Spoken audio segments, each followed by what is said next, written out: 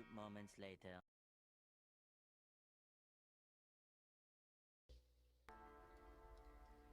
Hello, guys. Let's see if we can get this rolling. We're a little late today with the show, but at least I put the playlist out there on Discord so you guys could have watched it before this late in the day. I had to completely clean my PC out from the inside out. Hardware, dust everywhere.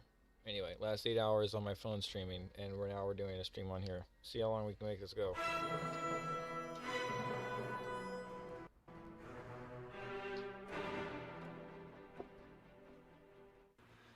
Have you ever wandered through a scrapyard and came across the parts of a monster just lying there in the wreckage? Well, that's how this machine came into being. This resonant tower is known as a Tesla coil. This particular one is just over 17 feet tall, and it can generate about a million volts at 60,000 cycles per second. Today we'll cover the chaotic history of this machine, then explore a scheme to boost its strike energy far beyond the traditional Tesla coil architecture. This coil began its life in 1990 at a local scrapyard I'd often visit in West Oakland. They had just started to demolish a huge ancient generator house, and their lot was quickly filling up with tons of quality bus work and switchgear. Now, any reasonable person who witnessed these piles of scrap would have thought, hey, here lies all the parts for a Tesla coil of proper dimensions. But one question remained. Where on earth could you drag several tons of scrap and assemble such a beast? Survival Research Laboratories was by far the best option. SRL was form. Survival Research Labs was also unique in that it didn't have the normal commercial motivations. Their main focus was to explore the extreme corners of machine design space. Inevitably, this resulted in the creation of many temperamental machines, which would often get into conflicts and direct large amounts of fuel and ordnance at each other and their local surroundings. So, after unloading a few truckloads of scrap, we began construction of the coil tower at SRL. After a few months of heavy fabrication and precision machining, and winding nearly a mile of secondary wire onto the coil form, the main parts of the coil tower came to life. You might say that the new Tesla tower experienced a baptism by fire of sorts, since it was immediately thrust into several hostile SRL scenarios. But the new coil tower held its own against the hostile machines it encountered there. The coil even committed suicide once, in the true survival research machine tradition. Strangely enough, this scrapyard coil turned out to be the largest operating coil in the world at the time, which presented us with several challenges towards operating this beast at full power on a very limited budget. For instance, all Tesla coils up to this point used single-phase AC power, but 40,000 watts was beyond the capacity of most single-phase AC feeds. So this became the first Tesla coil to use three-phase AC power. Ironically, not even Tesla's own coils used his patented three-phase power system. This was because Tesla didn't have an easy way to combine the three power phases into a single coil. Today, however, we can combine the three phases quite easily using an array of heavy high-voltage diodes. What do you suppose Tesla might have given for a set of these diodes from the future? On the other hand, Tesla might not have been very enthusiastic about using DC to solve the problem. But with high-voltage DC, the operator can now directly control the output power through the simple expediency of changing the rotary gap speed. This is far cheaper and easier than using the large adjustable transformers needed for traditional AC-driven coils. This was also the first Tesla coil to use discrete ring elements to form the toroidal high-voltage electrode. This was because a solid metal toroid of this size would have cost a king's ransom. So instead, we rolled aluminum pipe from the scrapyard into rings and TIG welded them into a discrete element form. The discrete element toroid seems to support long high voltage arcs quite well. Tesla coils can produce fantastically high voltages through the magic of resonant rise.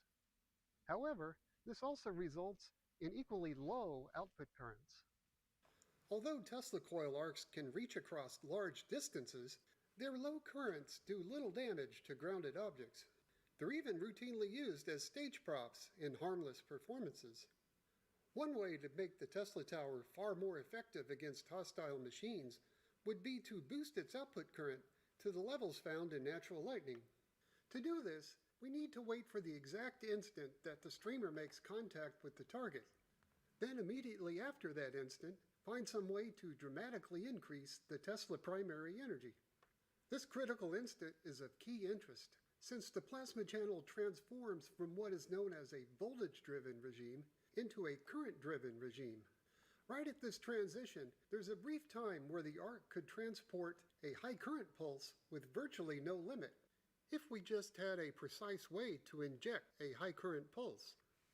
One way to launch the high energy pulse at this critical moment is a clever scheme called a pulse-forming network. It's a critically tuned ladder of high-energy capacitors and inductors, carefully designed to form a high-energy pulse and pass it safely through to the target, rather than into the components of the Tesla Tower itself. This last part is especially important if we wish to perform the experiment more than once. Now, to test this theory, all we need is a suitable pulse-forming network. Well, we happen to have one right here. This pulse-forming network can deliver a shaped pulse of over 50,000 amps, with a total energy of about 1,057 times the tower primary energy. If the pulse-forming network can actually boost the output energy by over 1,000 times, we'll need a more precise way to direct the arcs towards the intended target. Otherwise, the coil tower would throw high-energy strikes in random directions at the surrounding objects and people. That would be irresponsible and a poor demonstration of machine control. Towards improving machine control, I've designed and installed this field focusing electrode, which will allow the operator to launch the arc discharge towards the actual target. The field focusing electrode features an aiming servo and laser, which allows the operator to align the electric field focus with the target. I'll be operating the coil tower and the booster from the relative safety of the operator's console here, with suitable eye and ear protection, of course. Please, don't try this at home.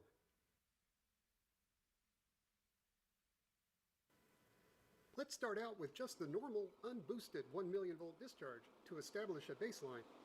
We'll use this 4-foot fluorescent tube to indicate any increase in the strike current.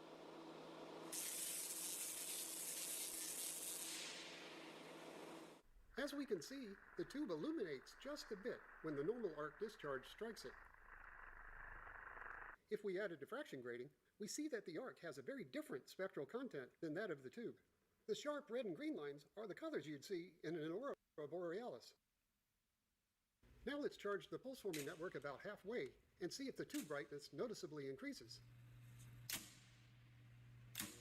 If the pulse-forming network can fire right on the critical transition, then the tube should become noticeably brighter.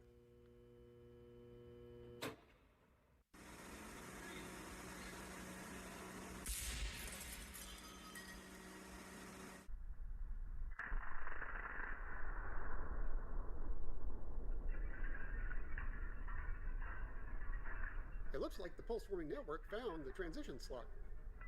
Unfortunately, it also exceeded the energy rating of the diagnostics by a critical margin.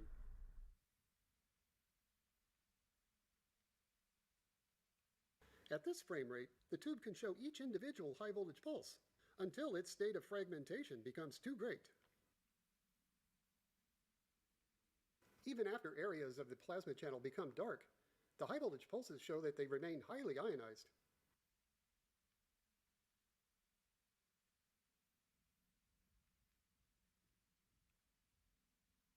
To measure the effects of the boosted arc on 3D structures, I've arranged a couple of test fixtures here.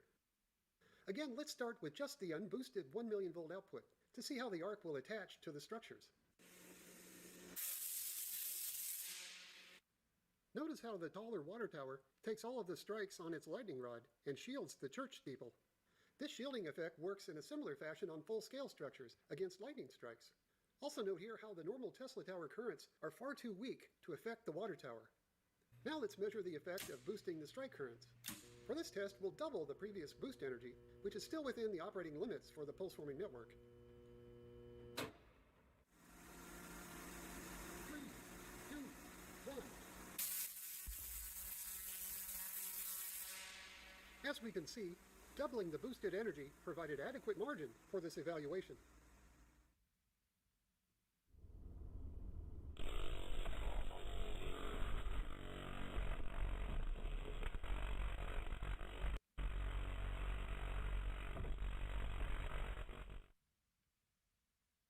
When the lightning rod vaporized, the superhot plasma trapped inside the water tank produced enough pressure to escape in a rather nonlinear fashion. It also turns out that highly molten 3D printed plastic is quite flammable. The high voltage arcs also demonstrate that the flames remain quite conductive.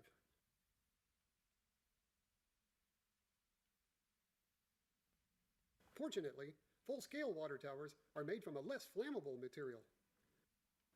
One might wonder what would happen now, given that the shielding effect of the water tower is gone. Let's use the empirical method to find out.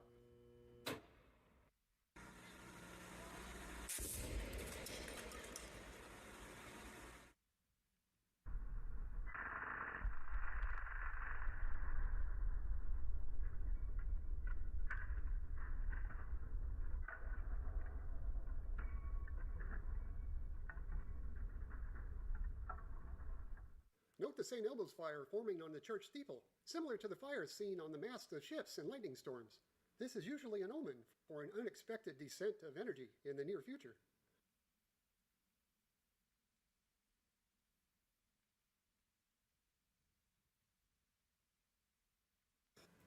The increased electric field on the unshielded steeple led to a direct arc strike, and ultimately to a loss of structural integrity.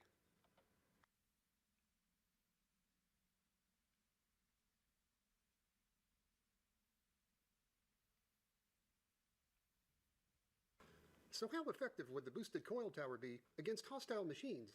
One critical component on these hostile machines is the fuel tank. It turns out that fuel tanks made out of steel easily shield the fuel against normal unboosted arc discharges. But could a high current strike actually penetrate the tank wall? Let's find out. Since we're dealing with steel here, let's go with the full level of charge. 3, 2, 1.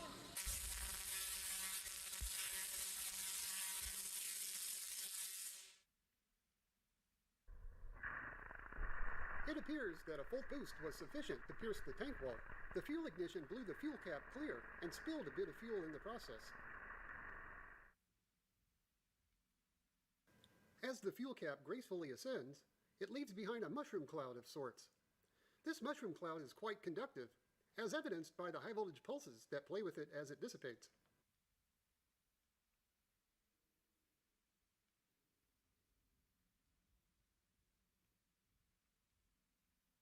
Hostile machines have other susceptible critical components as well, such as the rubber tires and the electrical system. To test these possibilities, it's best to use a full-size test vehicle. Here we have a Ford Econoline 250 with a thick fiberglass top that's suitable for repelling medium to high voltage attacks. However, the fiberglass top might be the best attack vector. Now, 24,000 volts is the maximum working voltage for this pulse-forming network. However, the temptation here is arguably overwhelming. 3, 2, 1. The high-energy strike pierced the fiberglass roof, strongly attracted by the electronics directly inside. Once inside, the high-current strike liquefied the power distribution wiring, creating visible faults in the cabling and the electronic appliances. 3, 2, 1.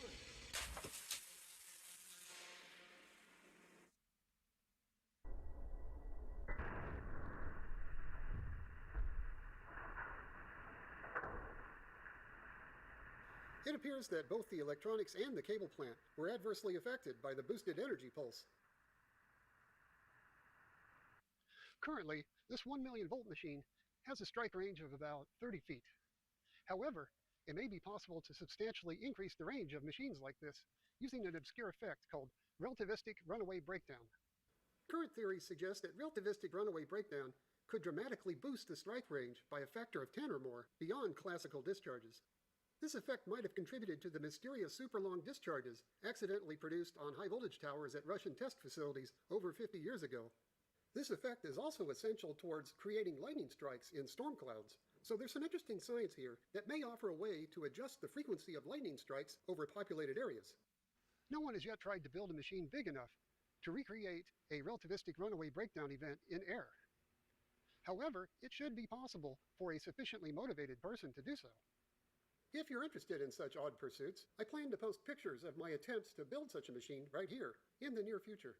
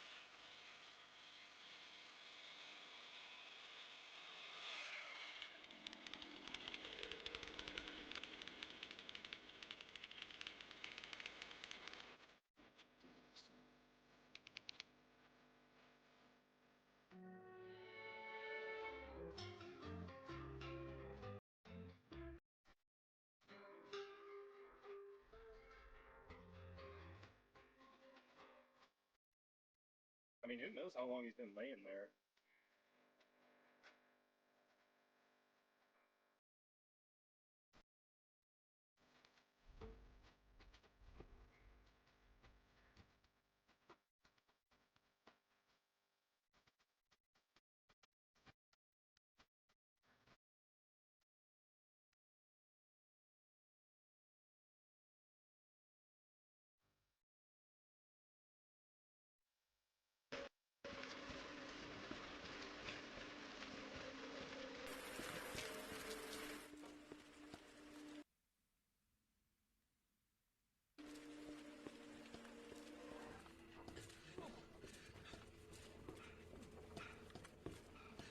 You all right? Don't move. I'll be back for you.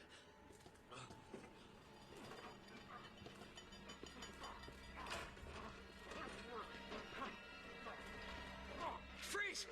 I'll shoot! Help.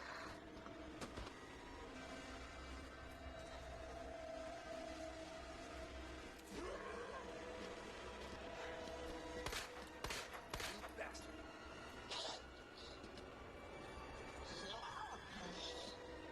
Yeah.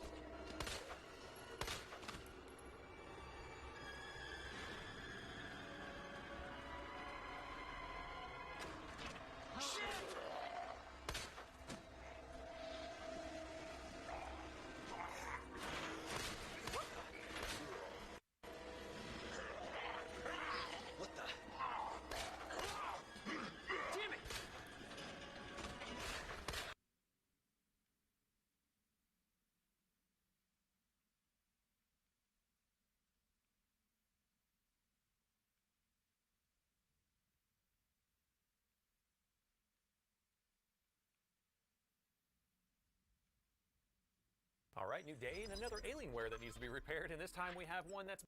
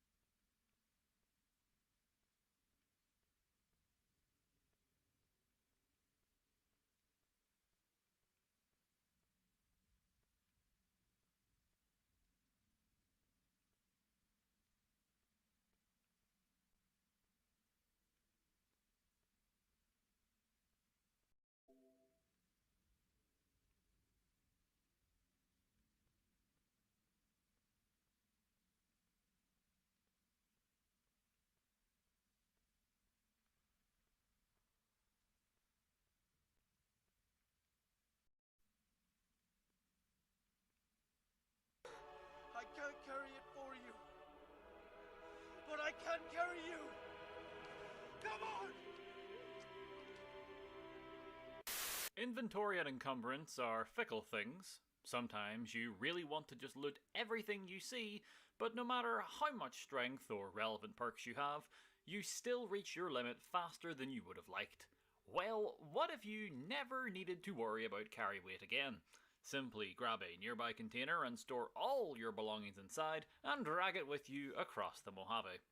Now you can have access to as many weapons, outfits and first aid items as you wish at the drop of a hat with no fear of ever being slowed.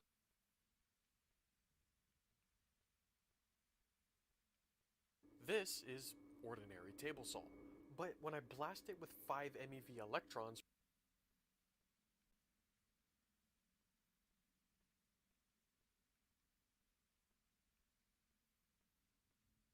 let's see it.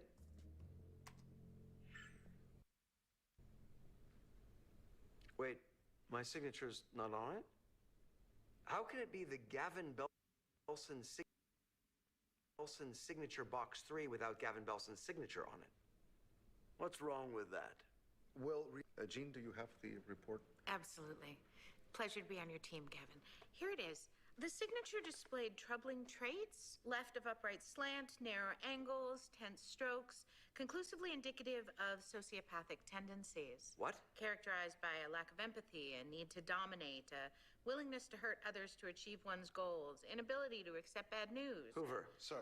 get this horrible woman the fuck out of my office now. I like it. It's just so edgy. Banksy is a very edgy artist. The edgiest.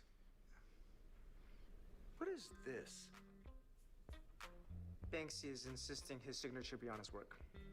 This is supposed to be my signature. On what planet does a signature have a signature on it? You know what? Fuck Banksy. We're on a campus full of literally thousands of the greatest creative minds in the world. Let's just crowdsource it with our employees. We'll make it a contest. People will feel empowered and part of the team. And it won't cost us shit. You see? This is what a benevolent leader does. Make it happen. This one came in third with 46 votes. Cute. Next. This one came in second with 374 votes. Nice. Feels solid. And with 9,986 votes, this by far was Hooley's favorite.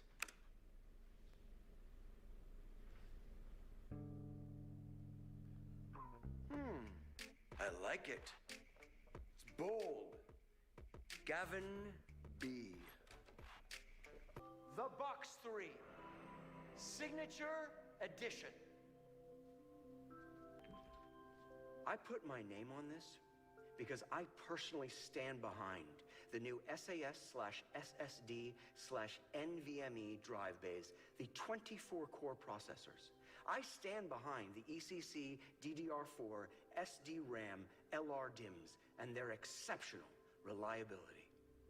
Will you stand with me?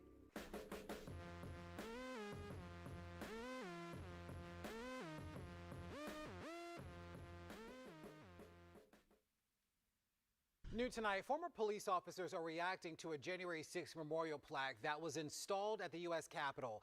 But the plaque is not in a location accessible to the public, and it was put up in the middle of the night. Sarah Robinson spoke with a former officer who was injured on January 6th. Officers who were injured that day believe this memorial is a slap in the face and believe it's doing the opposite of honoring their service, which is what it was intended for. I would have rather that it just sat in a box. It's been more than 5 years since this. January 6th, 2021, a group of pro-Trump protesters violently stormed the U.S. Capitol. Following the riot, 5 officers who were there that day later died. Others were seriously injured, including Michael Fanone of D.C. Police. It's spitting in the face of every police officer that plaque is intended to honor. Around 4 a.m. Saturday, a memorial honoring officers who responded on January 6th was installed. They did put it up in a place where the public won't have access to it. Fanone says the purpose of the plaque is to honor the officers who defended the Capitol that day. But he says the way this was handled does the opposite. I laughed because this is exactly what I would expect from this administration. Another insult to the police officers that served so courageously and selflessly. The plaque comes after 3 years of delays. Congress initially passed a law in 2022 requiring a memorial plaque for the officers and gave a 1-year installation deadline. It also required the plaque to be displayed on the western front of the Capitol, but House Republicans originally refused to install it. 2 months ago, the Senate passed a resolution directing the architect of the Capitol to display the plaque honoring the officers on the Senate side. At the end of the day, it's not worse than pardoning the 1,500 plus individuals that stormed the Capitol, including those that assaulted myself and so many other colleagues of mine. It reads, "On behalf of a grateful Congress, this plaque honors the extraordinary individuals who bravely protected and defended this symbol of democracy on January 6, 2021. Their heroism will never be forgotten." For now, the plaque remains on the Senate side of the Capitol until both chambers can agree to move its position to the West Front, which is where it was originally required to be positioned by law. Reporting in Washington, I'm Sarah Robinson, WUSA 9.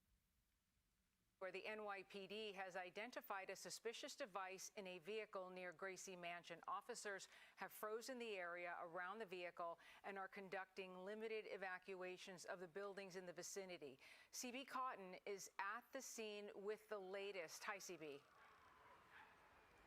Hey, Alicia. Well, we're here at the intersection of East 79th Street and East End Avenue, about 10 blocks from where all the chaos really unfolded yesterday outside Gracie Mansion, which is the home of New York City Mayor Zohran Mamdani. I actually want to step out of the way so you guys can get a better view of what we're seeing here behind me, because it's further down this street where the action is really taking place. They've sort of blocked us off here, though. So I'm going to step out of the way so you guys can see, and my photojournalist is going to push in.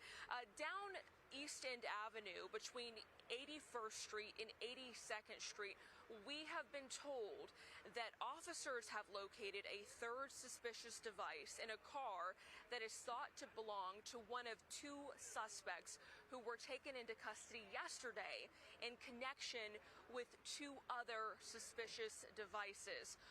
So now we've got a total of 3 suspicious devices that have been uncovered here in the Big Apple. And we know at this point from high-level sources and from the NYPD that at least one of the devices that has been confiscated is a confirmed IED.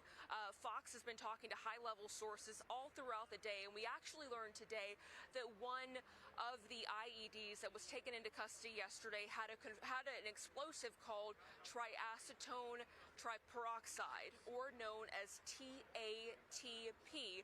Fox News contributor Paul Morrow talked about this earlier today, and he said this is an explosive that has been used in other high-profile deadly terrorist attacks across the globe. And so he really he talked repeatedly about how it couldn't be stated enough that New York City really avoided something potentially catastrophic here yesterday. So just to bring our viewers up to speed, there are 2 men now in custody, Amir Balat and Ibrahim Kayumi. They are both around 18, 19 years old. I have learned from a high-level federal source that both men are in federal custody and now being interviewed by the FBI in connection to these devices. A source has told our Bill Malhusian that both men are U.S. citizens. And so the NYPD Commissioner Jessica Tisch, she talked about how this all unfolded yesterday. She explained that there were 2 dueling protests. One protest was an anti-Muslim protest, and the counter-protest was a anti-Nazi, stop the Nazi protest. Clashes got underway, and that is when we saw things really escalate.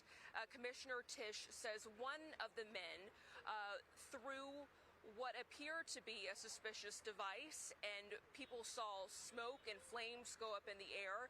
She says that man later ran down the block, got a second device from another person, and ignited that second device. And she later explained that both of these men were taken into custody, and we now know their names as Ibrahim Kayumi and Amir Balat. Again, they are both being interviewed by the FBI, and the latest that we see here on the ground is that members of the NYPD bomb unit and other high-level officers are out here looking at a car believed to be connected with one of these 2 men that has a third suspicious device that has been located here today.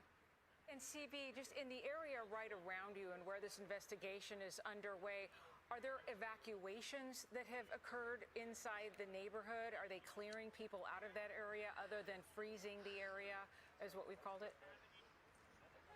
So we've been talking to a lot of the neighbors that live out here. This is, people know this area as New York City's Yorkville neighborhood. It's a very affluent part of the city, lots of high-end residential properties. And this is all coming as quite a shock to the people who call this area home. They are actually, many of them are being told they can't go back to their residence right now while police continue their work here down the street. A couple neighbors have told me they've not been given a time frame as to when they will be able to return home. So lots of the people who live here are very shaken up, very anxious. This really, marking another tense moment in what's been a chaotic week for the people who live right near Gracie Mansion. CB, I know you said that both of these individuals are American citizens. Do you have any idea if they're naturalized, birthright, if they were born here, came here from somewhere else? If so, where from? Do you have any other information on their background? Yeah, Joey, that is a great question, and that's something that our Bill Malhusian is looking into, communicating with his federal sources. All we know at this point is that the 2 men are U.S. citizens, but he is inquiring as to whether they are naturalized U.S. citizens. I will point out that the New York Post is describing and reporting from its sources that the 2 men were self-radicalized, and at least one of the men spoke to law enforcement about watching ISIS videos. Again, that is reporting from the New York Post, but I think it's pretty interesting context given what we are seeing and learning here on the ground. Certainly. CB, From what we can tell, this is leftover from yesterday with that clash of the protesters and the counter-protesters and everything that was going on. And I know that they have this area frozen, but from your NYPD sources and other reporting on the ground, do you get the sense that there's an ongoing threat in terms of that general area, the rest of the city? We talked to Paul Morrow earlier about potential other IEDs being planted other places. Do you have any more information for New Yorkers out there that are feeling a little bit uncomfortable today? Yeah, important question, Tommy. So based on what I'm seeing here on the ground, the posture from law enforcement doesn't lead me to believe that there is an ongoing active threat to the people who live in this neighborhood or New York City as a whole. Certainly it is still concerning to hear that some type of suspicious device was located inside this vehicle, but based on the way officers are moving, they're moving sort of slow, milling about this area, it doesn't look like there is an ongoing or active threat. It appears like these officers are trying to take an abundance of caution and make sure that this device is safely removed and transported to another area. Hey, CB, it's Joe Concha. Having lived on 96th Street, not too far from there, 80th, 81st East End Ave is not like a heavily trafficked area, right? I get that Gracie Mansion is there. That is the home of the mayor. But at the same time, the Boston bombers, reportedly had targeted Times Square, for example, with devices similar to these because that's obviously a high target area in terms of people being in one place. East End and 80th is basically a quiet neighborhood. And given that Zohran Mamdani isn't exactly aligned with President Trump on the Iran war, he's spoken out very passionately against it. A lot of this, probably to folks at home, isn't making a lot of sense in terms of Gracie Mansion being the only major so-called target in that area, considering who the resident is and how he feels about the Iran war, which appears to be aligned with, say, somebody who would be sympathetic with ISIS.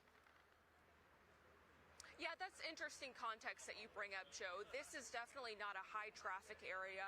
Again, lots of affluent families over here with young children, some elderly families. It's very quiet, and I walk through this area a lot. So it's not what you would think of as a typical target. But I should point out that the two men taken into custody were described by NYPD Commissioner Jessica Tisch as counter-protesters, as a part of the group that showed up to counter the anti-Muslim protest. So that might be more enlightening as to what could be seen as potential motivations with this ongoing investigation. Perhaps they weren't targeting Gracie Mansion. Perhaps it was the anti-Muslim protest that they were really eyeing. Again, we have to wait and see what details come out, but that is context I want to share. CB, I know we have to let you go, but I have one question for you, because while the four of us up here all work in this city off and on or all the time, you live in this city all the time. And when you consider the New York Post reporting that one of these suspects told law enforcement that they were self-radicalized, and now we're talking about IEDs in the city of New York, as a resident of this city, how does that strike you? How does that hit you when you're here every day? Alicia, it hits really close to home. I go to Carl Schurz Park every day that I'm off work. This is an area that me and my husband walk through consistently. It's very alarming. And I texted him today, my husband, and I asked if he was okay, because he was going on a walk to the park that's in this neighborhood. So people are very concerned. It's very alarming. Yeah, totally understandable. Thank you, CB. Be sure to like and subscribe for all the Fox News latest on YouTube, and catch full shows streaming now on Fox One. One last thing to cover is that we did have this fireball just now, the past few hours, fly over the Netherlands. So this fireball coming in, we just had, I think, 2 back-to-back in like 2 days over Canada.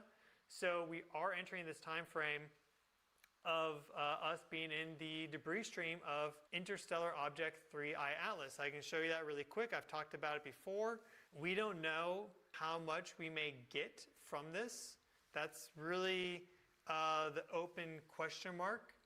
But we are certainly in the time frame. If we were to get debris from 3I Atlas, now would be the time. So let me show you.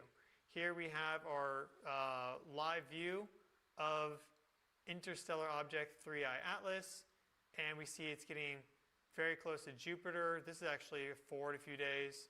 Let me go back to today. It's going to have its closest approach to Jupiter. This is a very benevolent thing, I think. On the 16th, we'll go forward to that. Right here is its closest approach to Jupiter, and you'll notice that Earth, at this point in time, is passing within this region that 3I Atlas moved through back in October, November. Okay? If we go back to that, you'll see it right here. Here's October, there's November, boom, it's out. So we're not going directly through the trail, but remember there was massive jets on 3I Atlas, and the radiative force from the sun doesn't push everything away, only pushes away grains of a small enough size. If things are bigger, you know, larger grains, pebbles, whatever, they can then circle into the sun. They will have some acceleration going this way, of course, because of the momentum of 3I Atlas in the beginning, but also remember there was this anti-velocity jet that we called the sunward jet for a long time, blasting off this direction. So it is possible that certain things were launched off at an anti-velocity to 3I Atlas, which around this time would be negative 68 kilometers per second. It's possible that they blasted off at relative velocities similar to that, and as a result are just falling in like this. And if there are some of certain sizes that have a slow enough infall rate, we will intersect them. So we're going to have to watch to see if we have more fireballs come in over the next month or two. But really this month right now is kind of the key window.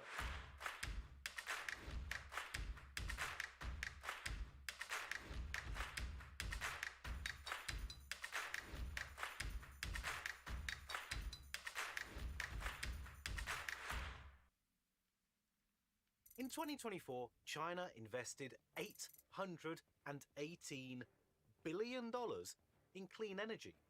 That is more than the United States, the European Union, and the United Kingdom combined. But the money alone doesn't tell you the real story. China's staggering clean energy industry. It is on track to have more than double the solar and wind capacity of Europe by 2025. China now controls between 80 and 95% of every stage of the global solar supply chain. Polysilicon, wafers, cells, modules, the equipment that makes them, the inverters that connect them to your grid, all of that flows through Beijing. And recently, engineers working on Western power grids discovered something inside Chinese-made solar inverters that changes the entire conversation.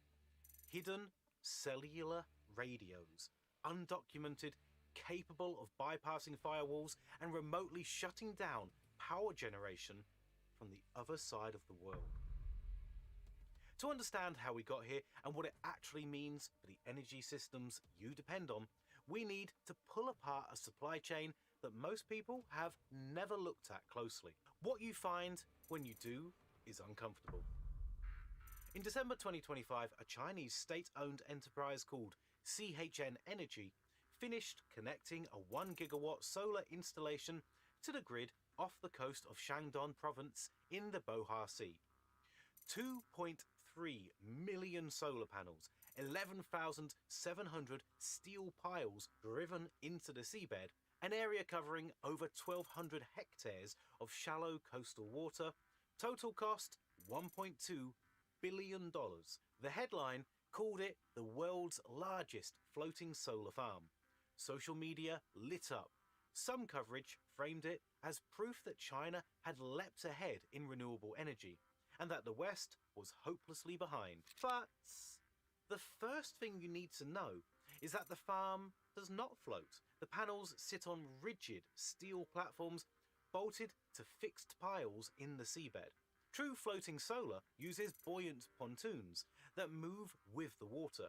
CHN Energy itself describes this as a fixed pile offshore photovoltaic project. The distinction matters because the engineering, the cost structure, and the scalability constraints are completely different. The second thing worth knowing? The claim that it powers millions of homes does not hold up.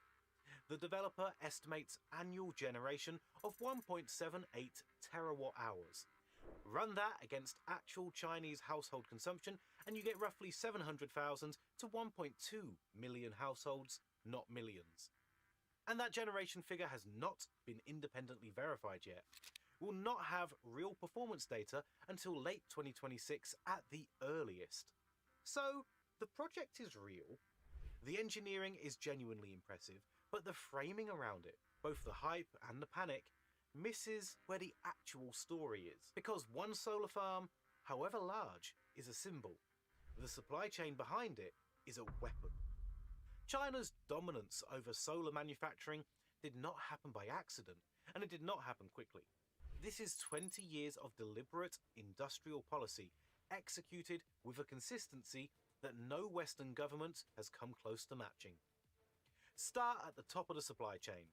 Polysilicon, the refined silicone that became solar, produces 93.5% of the world's supply.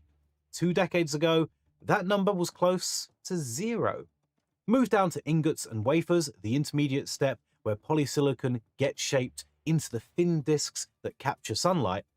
China's share, 95 to 97%. That is near total monopoly. Solar cells, 80 to 85%. Finished modules, over 80%. And every one of the world's top 10 solar manufacturing equipment suppliers is Chinese. How did this happen? Money and patience. Since 2011, China has poured over $50 billion into photovoltaic supply capacity. This is 10 times what Europe invested over the same period. In 2023 alone, Chinese companies added another $130 billion. China Development Bank provided $20 billion in direct financing to solar manufacturers. The result is a cost advantage that no one can touch. Chinese manufacturing costs run at roughly 45% of American costs and 55% of European costs. When you make the same product for half the price and you control the raw materials, the equipment and the factories, competition looks very different from the outside. But cost is only part of the equation. The other part is speed. In 2024, China installed 277 gigawatts of solar domestically. That is more than twice what the entire rest of the world added. China exported a record 240 gigawatts of panels the same year. And Beijing's target of 1,200 gigawatts of combined solar and wind capacity by 2030, a target that was supposed to be ambitious, was reached in 2024, 6 years ahead of schedule. By mid-2025, China's combined wind and solar capacity surpassed its thermal power capacity for the first time. In the first half of 2025 alone, China installed 210 gigawatts of solar. To put that in perspective, that 6-month figure exceeds the entire cumulative solar capacity the United States has ever built. Now, those numbers sound like a clean energy success story. And in some respects they are, but the picture gets far more complicated when you look at what China is doing at the same time. In 2024, China began construction of 94.5 gigawatts of new coal-fired power plants. That is the fastest pace of new coal construction in a decade. China accounted for 93% of all coal plant construction starts globally that year. An additional pipeline of 291 gigawatts of coal capacity sits in various stages of planning and approval. On the surface, this looks like a contradiction. Why would a country investing more in clean energy than anyone else simultaneously build coal at record pace? The answer reveals a strategy that most Western commentary misses entirely. In 2021, China experienced severe power shortages. Factories shut down, traffic lights went dark in some cities. That event traumatized Chinese policymakers. The official justification for new coal is that these plants serve as flexible backup for intermittent renewable generation, a reliability cushion. But look at the data more closely. over 90% of the coal plants receiving new permits are large-scale baseload units designed for continuous operation. They're not flexible assets. They're full-time power stations, and more than 75% of new coal capacity in 2024 was backed by coal mining companies protecting their market share, not by grid operators requesting backup power. So, the strategy becomes clearer. Dominate the future of energy by controlling the solar supply chain and building renewable capacity at record speed, while maintaining coal as a flexible floor and political concession to the domestic coal industry. Energy security maximization, bet on everything, depend on nothing external. The positive signal is real. Coal's share of Chinese power generation dropped to a historic low of 51% in June 2025. Clean energy sources met all new electricity demand growth in the first half of that year. Power sector emissions may have peaked, but the coal plants already under construction will come online regardless, creating overcapacity and, potentially, billions in stranded assets. Now that coal contradiction matters because it shapes how you should think about China's clean energy ambitions. They are genuine and they're strategic. The two things coexist. But the layer of this story that should concern you most has nothing to do with coal and everything to do with what is already connected to power grids across Europe and North America: solar inverters. An inverter converts the direct current produced by solar panels into alternating current that the grid can use. Every solar installation needs them, and roughly 70% of inverters installed globally in 2023 were made in China. In 2024 and early 2025, US-based energy security experts discovered something troubling: undocumented cellular radios embedded inside Chinese-manufactured inverters that were already connected to Western power grids. These devices were not listed in product specifications. They were capable of bypassing firewalls, and in theory, they could enable remote communication with the inverters, including remote shutdown without the grid operator's knowledge or consent. This was not a theoretical concern.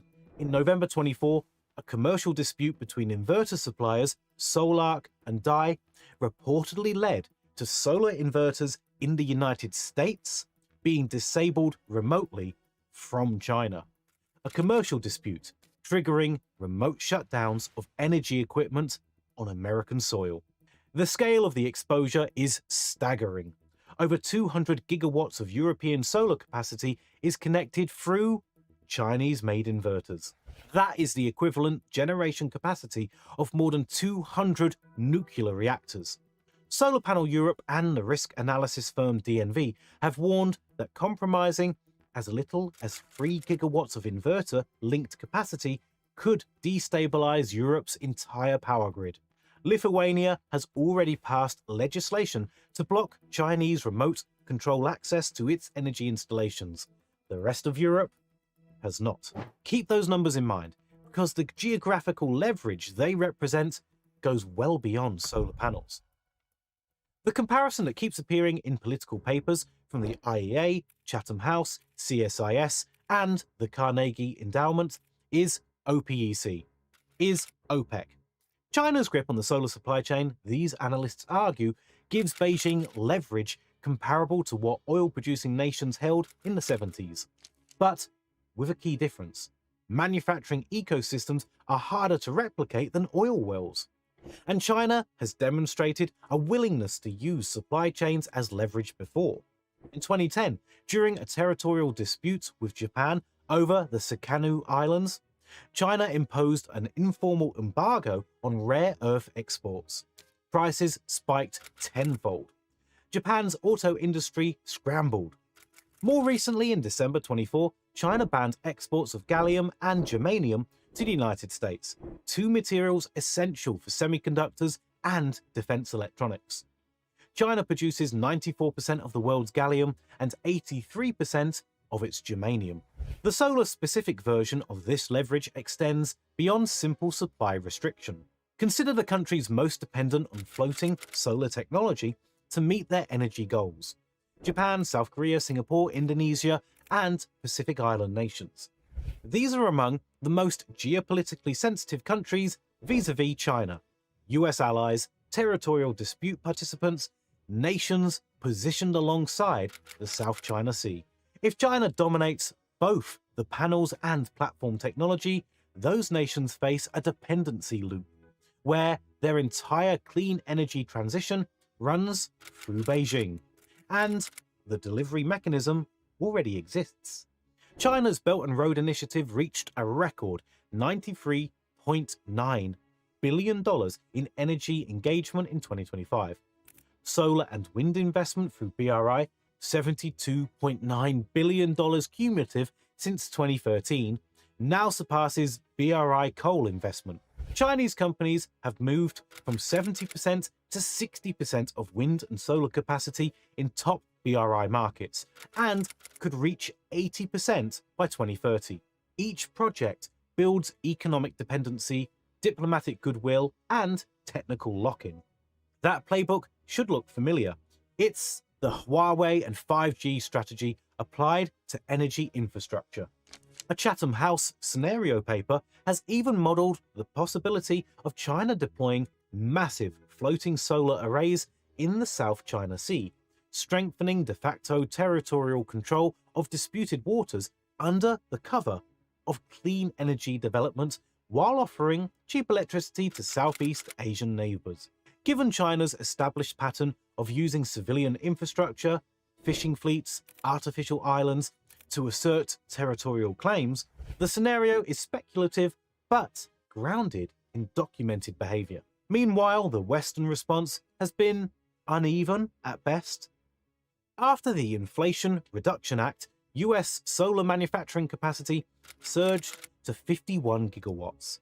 That sounds significant until you realise the only operational American silicon cell manufacturer is a single 1 gigawatt Suniva factory in Georgia. The US has no domestic wafer production at all. Europe's solar manufacturers are in what Solar Power Europe has called an existential crisis. Some firms, they warned, have weeks of survival left. And in 2025, the trajectory reversed further. The One Big Beautiful Bill Act, signed in July, accelerated the phase-out of Inflation Reduction Act clean energy incentives. US renewable investment dropped 36% in the first half of the year. American policy on clean energy manufacturing now changes direction with every administration, while China has maintained the same industrial strategy for 2 decades straight. That asymmetry, a 20-year strategy versus a 4-year political cycle, may be the single most important variable in this entire picture. So here is what the picture actually looks like when you put it all the pieces together. China controls 80 to 95% of the solar supply chain. It invested $818 billion in clean energy last year. It is building coal plants at the fastest rate in a decade and deploying renewables faster than the rest of the world combined. It has placed inverters with undocumented remote access hardware inside the power grids of its strategic competitors, and it's using Belt and Road to replicate that dependency across the developing world. The honest conclusion is uncomfortable. Slowing Chinese solar imports harm climate goals. Accepting them deepens strategic vulnerability.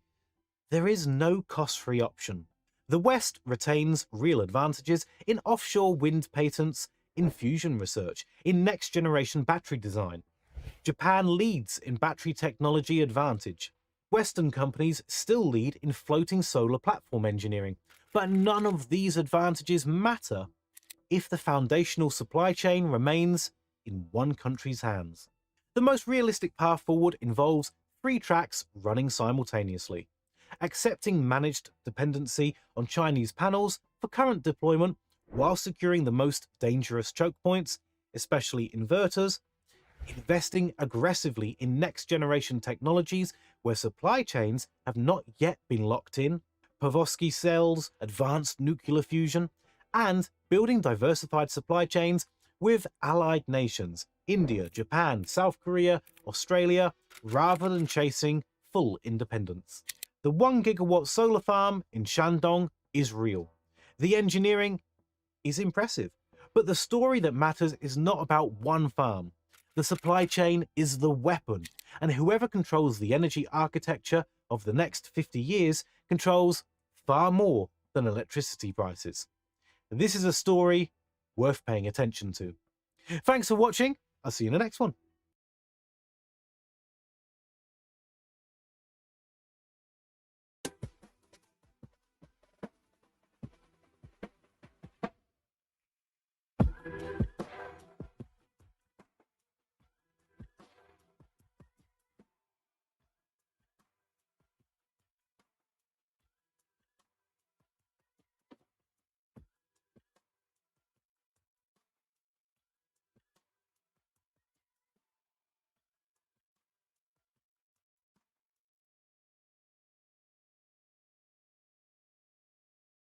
This has been insanely viral. Apparently, Joe Rogan had Steve-O, some woke Hollywood idiot, on his show, and he annihilated him. Steve-O was trying to push agenda stuff, ice bad.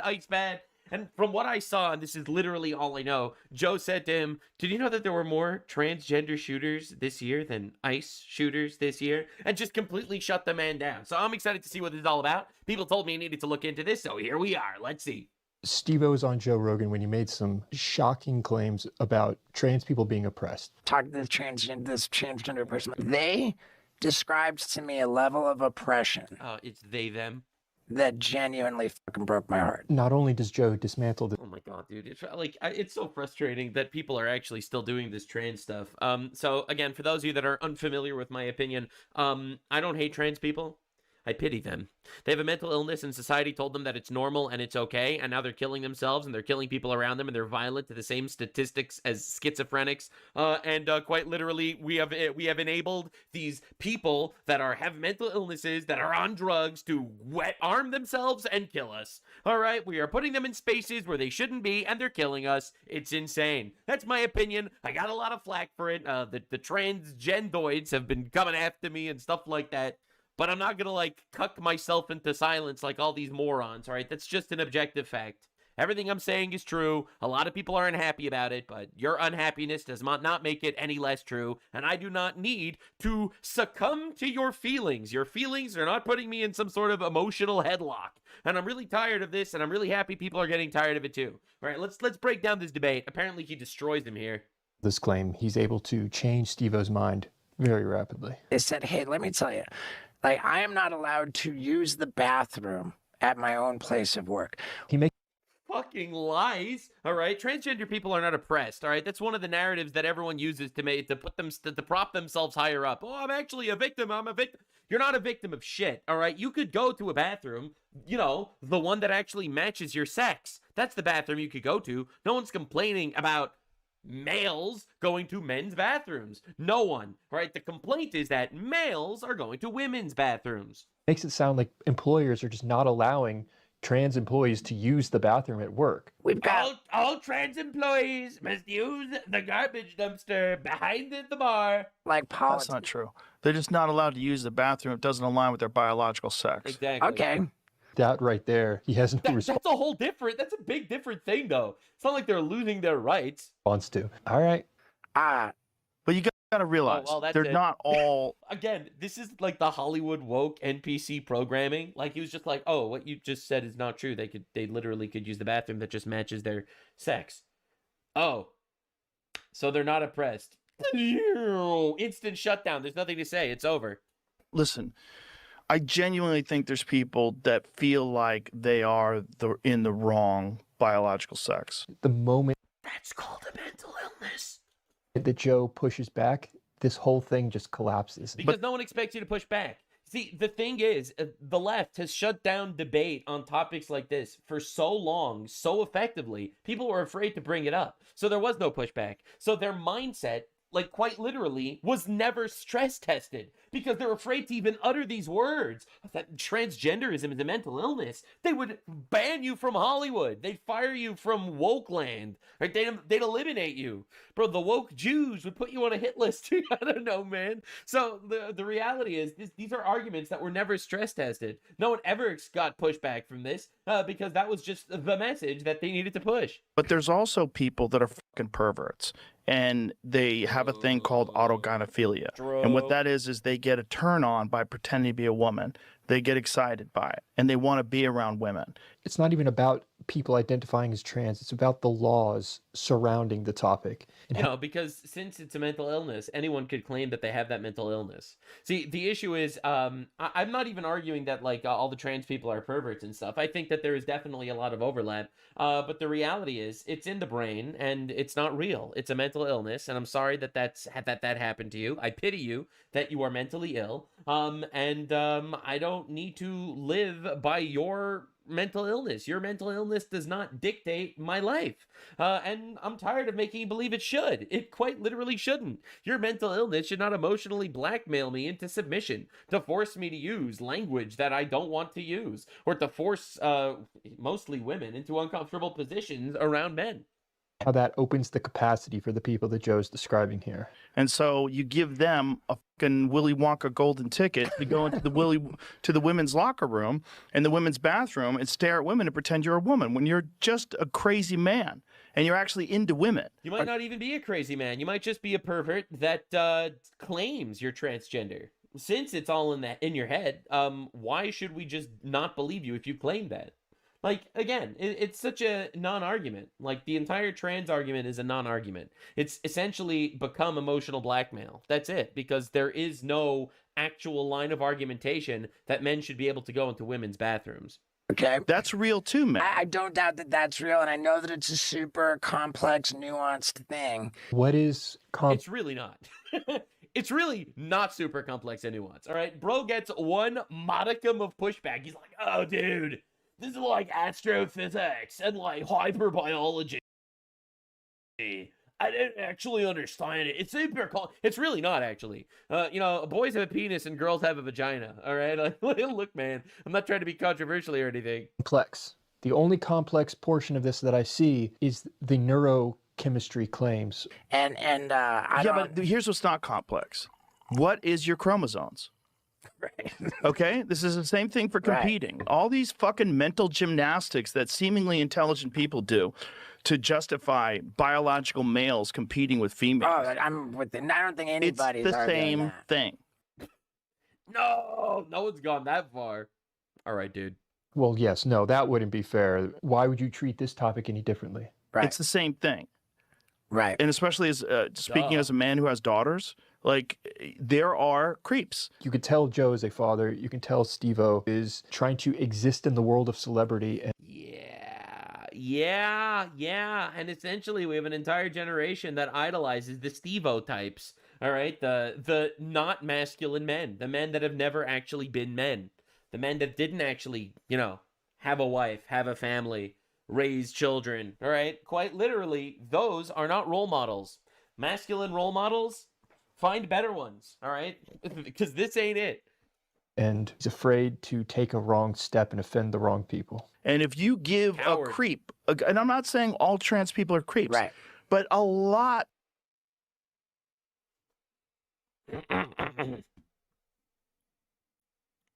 I am not saying that either, for the record. I am not saying that all trans people are creeps. Let it be known that I too am not saying that. Moving on. Of these fucking people that are in trouble for going into women's bathrooms dressed as a woman with a fucking beard and a heart on are just that. They're creeps. Right, okay. They're crazy men. Steve-O's left with no response. So, because bro's never engaged in pushback onto the sacred cow of woke ideology, which is transgenderism. Well, you've changed my mind. So you've got two things going on at the same time. For sure. You've got people with gender dysphoria that a mental illness genuinely wish they were a woman or genuinely wish Yeah, they're but I don't care what you wish. Your wishes are not my problem. man. And by the way, it's men that are the problem. No one gives a fuck about trans men going into the men's bathroom. Come on in. Who cares? The Problem is, people are going to flip. The reality, though, is that's because, largely speaking, men are going to be the abusive ones towards women and not women towards men. All right? So when you have a trans man, which is just a woman, going into a man's bathroom, the chances of that biological woman abusing a man is much slimmer than a man who's much physically stronger than women statistically going into the women's room. That's why people don't really care. This logic and claim, well, I personally care, though. Just for the record, I don't have the same stance as Joe Rogan on this stuff.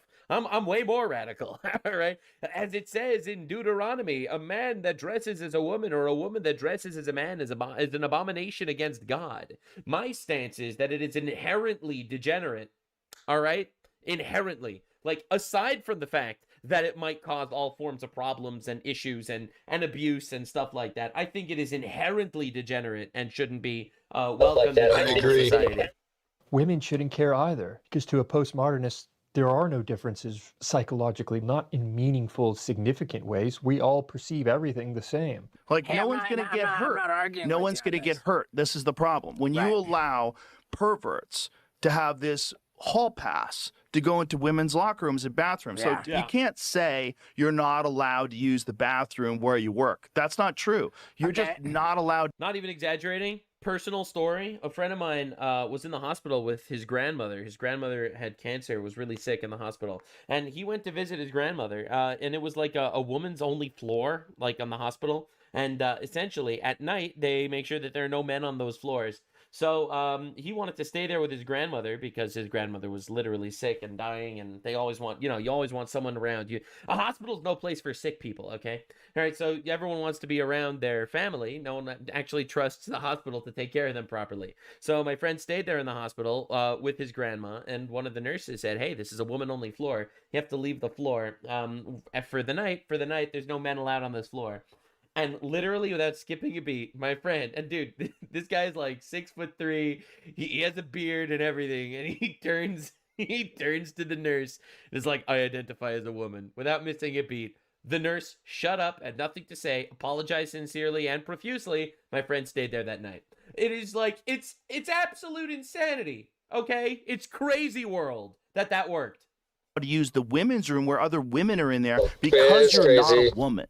And I know you wish you were a woman or whatever's going on. Okay. But these are not the doors you're looking for. Very good point. This is what's always amazed me. How is this suddenly changing your mind? How is your mind in a place to be changed when it comes to this topic? If you're a woman, talk to most women about this. And That's exactly what I told you. This is the NPCs that literally got their opinions downloaded by the Hollywood woke overlords. All right, and now they've been stress tested. These opinions got stress tested for the first time and instantly shattered. Unless they're insanely captured by this woke ideology where they can't see reality and the fact that perverts are still a real fucking thing. Yeah. And this loophole. You've given loopholes. Like, there's men in prison. I think it's like 47 biological males in California are housed in women's prisons. If you were sentenced to prison for the rest of your life and you're a man, why would you not identify as the opposite gender? Some of them are sex offenders. Some of them in Canada. There's a guy in Canada that they had to pay for his boob job while he was in jail for being a sex offender, and they put him in a women's prison. Yeah. I'm not arguing with There's men. But you are arguing that they are.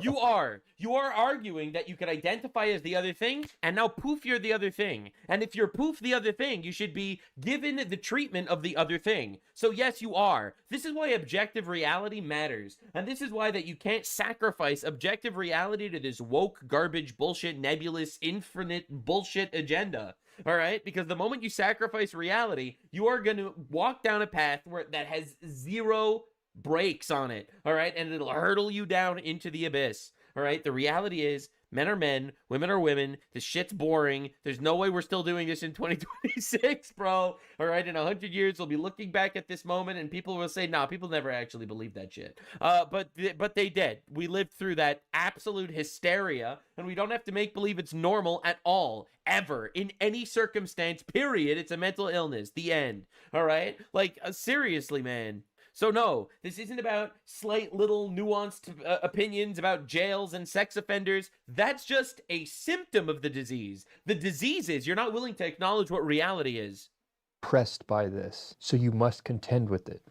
I'm not arguing with There's any of that. men who have pretended to be women, gone into women's prison, had sex with women and impregnated them. All they have to do is True story. identify, That happened. air quotes. When you just have to identify, that's it? There is no denying that if you allow me tomorrow to decide I am a woman and have access to those spaces, you are opening the door to potential catastrophe, regardless of the frequency at which it has occurred in the past. Oh yeah, I love when people are like, "Oh, but it's such a statistical anomaly. Who fucking cares? One is too many. A reality matters." This is a revelation to Steve-O? Oh, I didn't know that. Exactly. No operation, no nothing. Identify. That is bonkers.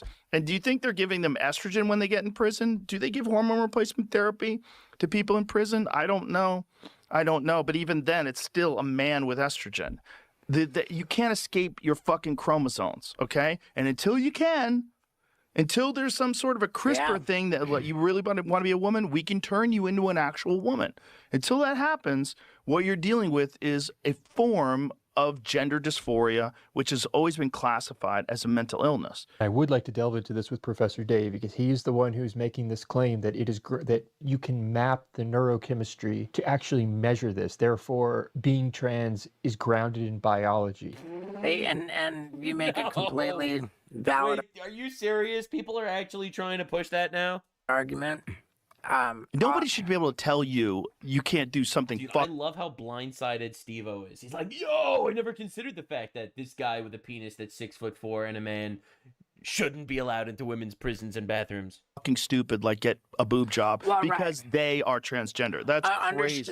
Understood. My experience was that I didn't get any of this, like, sense that this was a creepy pervert, anything like that. Who cares? I just thought They don't have to be a creepy pervert. Right. Right. But it's still a man. Understood. I just thought, man, I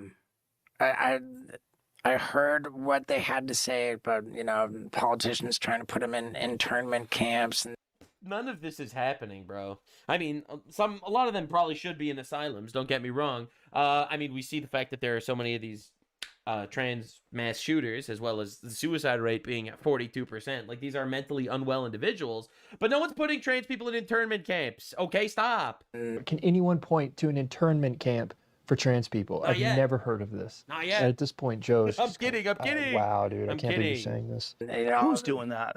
What politicians are saying they should be put in I think that internment there camps? was some kind there of... was- No, there there might be wasn't. one kook out there that's saying that to try to get Right. attention. There's no movement to try to put transgender people in internment camps. It's not. Okay, He's well right. then I'll land on this. Do you know who's Like, dude, and this is literally the shit they push. It's a trans genocide. It's not a fucking trans genocide to tell you that you're a man, okay? And you're never going to be a woman. That's not a trans genocide, right? They do the same shit. Oh, Trump is elected president. He's taking away women's rights. Dog, name one right that's getting taken away, all right? This shit's insane. And people just fall for this woke fear-mongering garbage to manipulate, quite literally, the retards.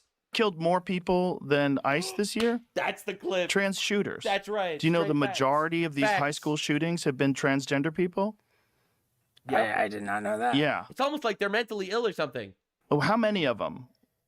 There was one recently. There was one in the Catholic Church. There was one in at a hockey game. There was one in Canada. Shot up a whole school. 10 dead. And yeah, it's a Like, lot. he's laughing uncomfortably, but yeah, it's a mental illness. There are more victims of trans shooters than ICE agents, and ICE protests became a whole thing. A lot of them. You know why? Because they're giving them psych medications. They're giving them a bunch of crazy hormones. Yeah. And a lot of Well- them probably. Well, and also they have mental illnesses, which is why they started on all that. So they're giving mentally ill people drugs. Wow. Probably have mental. And not drugs to stop the mental illness, drugs to affirm the mental illness. Understand? They're giving them hormones. Dog, do you see women on hormones? They be crying and shit, all right? I don't mean that it says an insult. It's just a fact. Women that get hormonal around their periods or pregnancies, like, dog, they be unstable. Okay, I'm not trying to be rude. That's just fact. That's life. That's biology. So you're literally taking that instability and putting it into mentally ill people. Oh my God. Struggles already. And they believe they are being oppressed, that there are politicians trying to put them in internment camps. Fill in the blank. And then they're Doesn't sound like schizophrenia. empowered by thinking that the world has done something bad to them, and that there's like a genocide against trans people, and they attack J.K. Rowling, and they attack all these people. Martina Navratilova, who's like a famous lesbian, for being a bigot because she doesn't want biological men competing with women in tennis. It's nuts, man.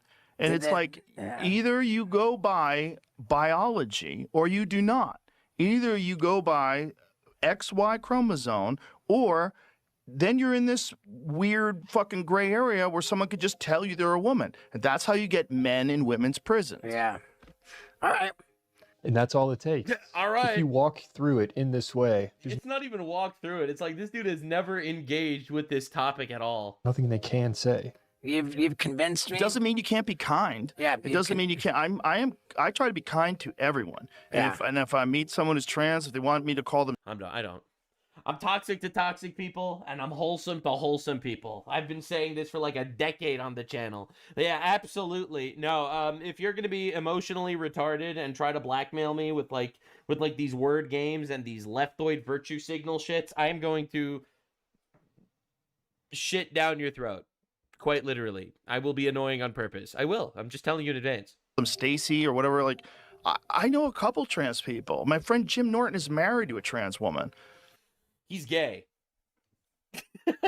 Your friend Jim Norton is gay. Yeah. I'm super cool with them. Hug her every time I see her. I'm cool with that. Yeah. But at Joe Rogan, you might have AIDS. I'm kidding. I'm a comedian. the end of the day, if I was a woman, I want biological women. I'm a comedian, please. Women in my. I think the solution is individual bathrooms whenever feasible. Yeah. No, the solution is stopping affirming mental illnesses. That's the solution. All right, Joe Rogan is like Women in my. I think the solution is individual bathrooms whenever feasible. Yeah. No, the solution is stopping affirming mental illnesses. That's the solution. All right, Joe Rogan is like sort of taking this middle path, like where he's he's trying to, mediate the amount of harm done and shit like that, while still not trying to step on the toes of the retards that are emotionally blackmailing society. Absolutely not. Tired of this shit. That's over. We're leaving it in the past. The solution is stopping to cave to retards. No more caving to retards. I'm tired of that shit. No. The solution is not affirming the mental illness. That's the solution. Emerson College, well, actually, they just made all the bathrooms unisex, meaning there are no men or women's rooms. You can literally just use any of them. They all have multiple stalls and urinals. And if you want to have an all-gender bathroom, good luck with the legal ramifications of that if it's a bar, because then any guy can fucking go in there, and any guy and girl can be in if it's a multiple stall bathroom. Right. But the solution is XY chromosome. And the solution is, like, if a guy walks into the men's room with a dress on and he's trans, just leave him alone. Leave him alone. Let him go to the bathroom. Like, what is the big deal? Yeah. There's a huge deal, all right? Normalizing this in society is a huge deal. It's inherently degenerate, and the reason why we can't normalize this is because it ends up, in my opinion, spreading like cancer. All right? Joe, you're not based enough, my guy. You got a long way to go down the radicalization rabbit hole. But let me radicalize you for a minute. Did you know that like over 50% of kids shows, like babies shows on Netflix Kids have some sort of transgender agenda being pushed into there? All right? Now, quite literally, if you look at the statistics, even though 0.001% of the population is trans, or whatever the fuck the number is, you will notice that families that have trans kids often have multiple trans kids, because the reality is this is a psychological virus. These kids, unfortunately, are groomed into this situation most of the time. Sometimes the mental illness is just biologically there. They have the mental illness. There's nothing you could do about it. People had this mental illness for a long time. And a lot of it is a social pathogen. It should not be in any media whatsoever under 18, ever, at all. Kids should not be exposed to this toxic ideology whatsoever. Dude, the suicide rate's 42%. What are we doing to our children by normalizing this into society? I'm glad Joe Rogan was able to collapse this guy's worldview on like the super fucking obvious stuff if you're not actually fucking brain dead, all right, which is you shouldn't be letting men into women's bathrooms and women's sports and women's prisons, which is the most obvious shit in the universe. But the actual based stance is no more caving to retards trying to emotionally manipulate you into following their false messiah. The actual solution is not affirming the mental illness, recognizing it's a mental illness, and also not allowing it into normal public life without it being viewed as degenerate or public indecency. I don't know. Maybe I'm a little too radical on that shit, but I just don't know why this needs to be accepted as a normal way of life to be introduced to children. I quite literally don't think that's remotely acceptable. Like at the end of the day, we have to understand that, like, what is more important, one person's feelings or the safety of all these women? And that is the flaw. Children and generation. I'm with you. I'm totally with you. This person's feelings should actually not be held into account at all whatsoever. When it's like the same idea as like some guy that he identifies as someone naked. All right, so he wants to walk around naked.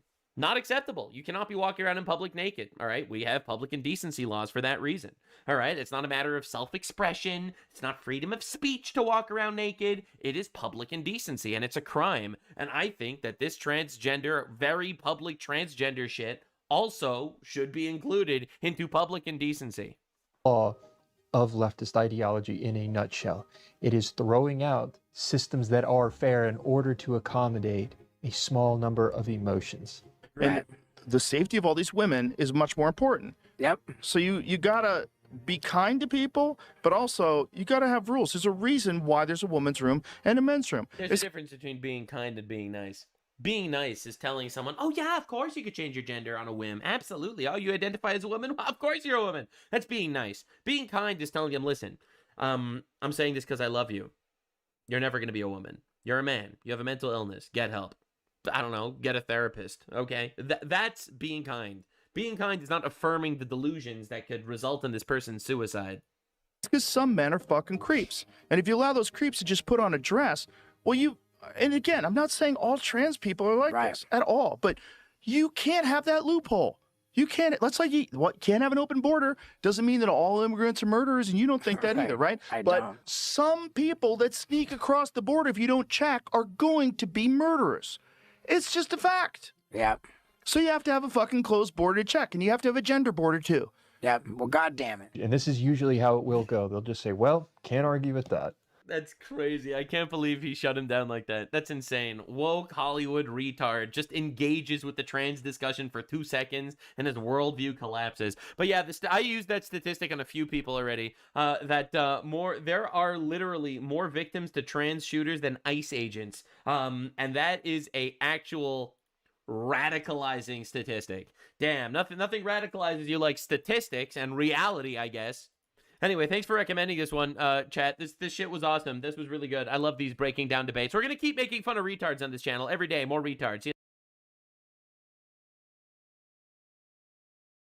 Some people are starting to get nervous about a tax hike that the mayor says is supposed to be a backup plan to taxing the rich. Find another way.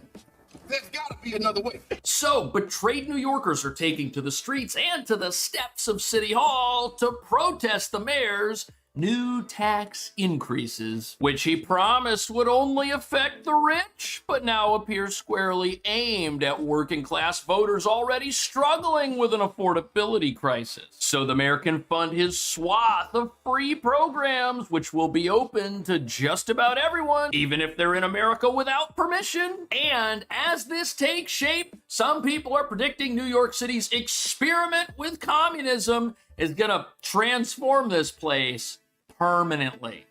Tenants, local officials, and organizations alike took to the steps of City Hall with a clear message. It comes weeks after Mayor Zoran Mamdani put out a plan to close a $5.4 billion gap in the city's budget. That's why Campbell was among the dozens of homeowners in Southeast Queens who turned out for what they say was an emergency response to the mayor. Do your job as mayor and leave our taxes out.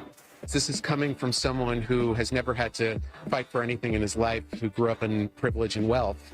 There's no restraint. They just come to us as if we're an ATM machine. She says the Mamdani tax hike, if it comes to fruition, will affect her tenants too. It's going to make it much harder for me to replace a boiler. Instead, I'm going to repair it. Patch a roof instead of replacing a roof. You are giving only two options. You're saying if we don't tax the rich, then I got to increase property tax. It will put us in a hole. We will be at a deficit.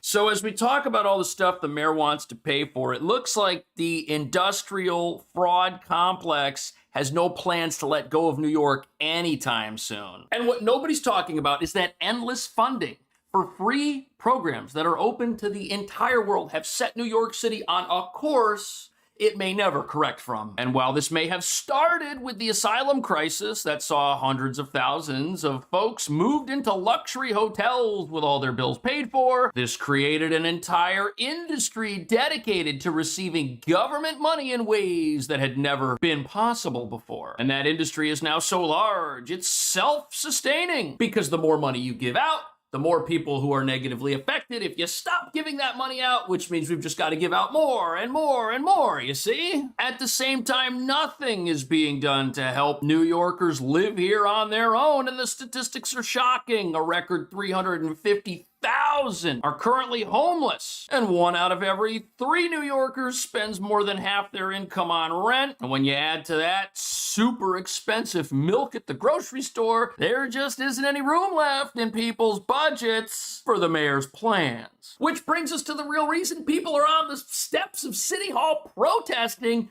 tax increases. These are people who think that if they have to pay for one more thing, that's it, they're gonna have to leave, and they might be right. But here's the bad news for all of the folks who are upset and feel betrayed by the mayor. Even if these property hikes get postponed, nobody wants to admit the number of millionaires here is finite and shrinking fast. Which means these taxes we're hearing about today, they're just gonna come back tomorrow. On top of that, if you're gonna hike up the rates for rich people to live here, these are the people who own businesses and rent out apartments. How are they gonna get their money back? They're gonna pass it on to their customers one way or the other, which means the affordability equation here doesn't really change. But wait, maybe New Yorkers are getting something back, which is better than what they're being asked to put in. Maybe this is gonna be a great thing and the city's best days are ahead of it. What we are rolling out today is for parents of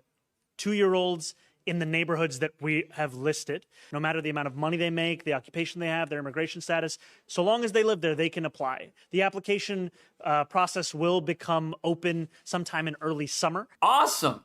Government-funded childcare programs that are being rolled out as quickly as possible, paid for by every single person who lives here. What could go wrong? Going to a lot of these daycare centers, we're trying to find a spot for our little boy Joey, but we thought maybe we could check him in the autism center because none of the daycare centers are open. Yeah, and how many kids do you guys have at this autism center? I can't give you a number now. So, are you a news reporter? My name's Nick. We're doing a little documentary trying to find little Joey a spot to put himself in one of these centers here. As America has learned recently, these types of programs, they might not attract the children the programs are designed for, but because this is America's largest sanctuary city that has billions of dollars to just dole out, no other city has that. And for that reason, some people think the fraud here is going to get even worse than what we've seen even in places like Minnesota. Hola, su hijo o hija está cumpliendo 3 o 4 años en el 2026. Usted puede registrarlos gratis. Cualquier padre de la familia de la ciudad de Nueva York, sin importar su ocupación, ingreso o estatus migratorio, es elegible para... Okay, so here's a connection that you really need to understand. As you just heard Alexandria Ocasio-Cortez say, everyone can sign up for these new programs in New York, no matter what their status is in the country. Now, that's because New York is a sanctuary city. These politicians, they think they're being very generous. But one of the ways that state auditors in Minnesota were able to catch fraud was they realized that the number of daycares greatly eclipsed the population, right? There was a major imbalance in some places, and they figured out, gee, hey, Governor Tim, should we look at this stuff? He did say no, by the way. But if you've got a sanctuary city with hundreds of thousands of people living in it who are undocumented, how do you prove there are or are not too many childcare facilities? You can't, which means the city is setting itself up to spend unlimited amounts of money on something that is already out of control. Free daycare for 2-year-olds this fall. We're expecting a second kid on the way, and so Universal 2 Care means that we are going to be able to afford to stay in New York. Alongside Governor Hochul Tuesday, Mayor Mamdani announced the first 2,000 2K seats. It will place at least $20,000 per child back in the pockets of parents across our city, and will make it possible for countless parents to return to the careers they love. Wait a second. There's only 2,000 seats. I can count the number of parents who are going to be able to return to the careers they love.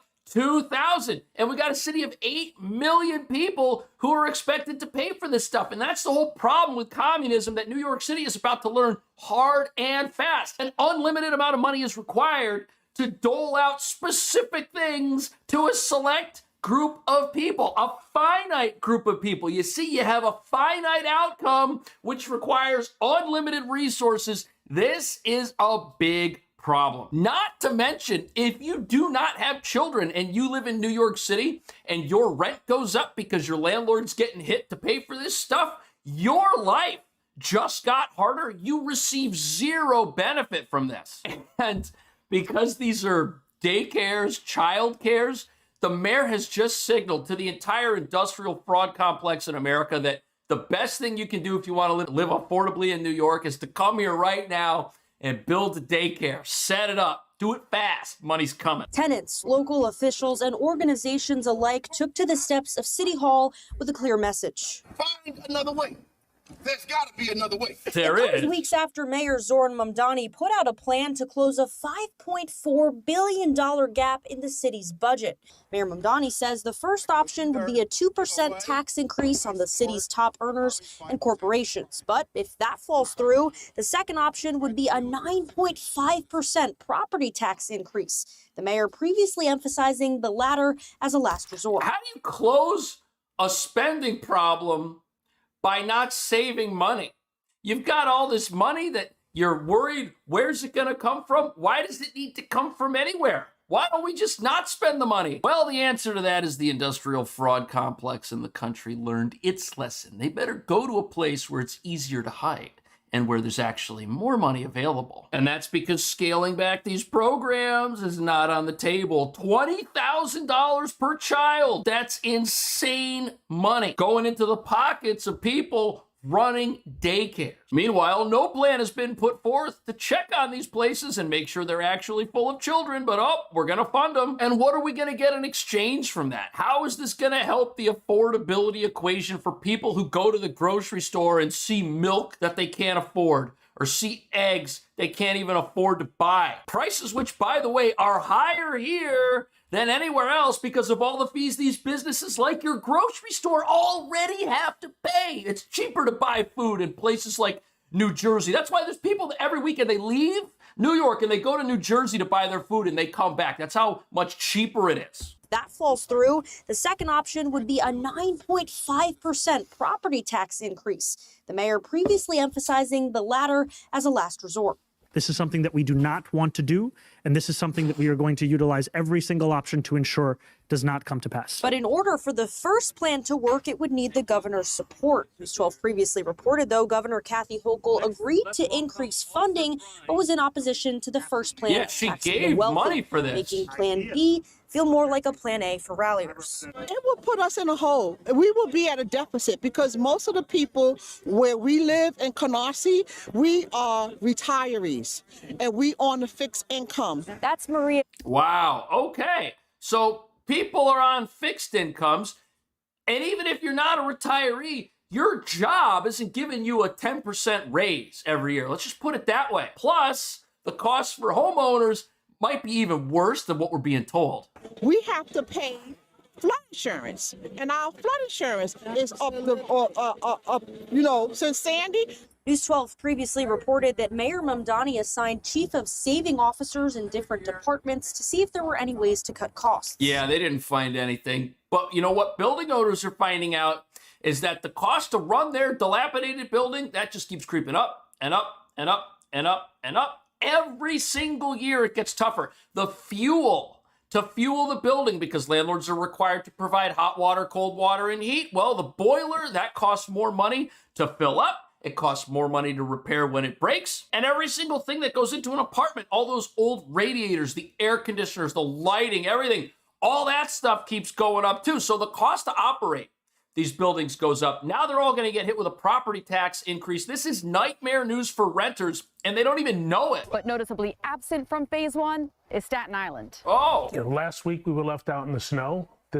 This week we're left out in the cold. Borough President Vito Fossella says after his residents waited days for snowplows to clear parts of Staten Island following last week's blizzard, they will now wait longer than the other boroughs for 2K. Why? But if there was a plan to put these things in place, shouldn't that have been a negotiation, a conversation to try to identify locations? Mayor Mamdani says this first phase is a result of partnerships with existing child care providers.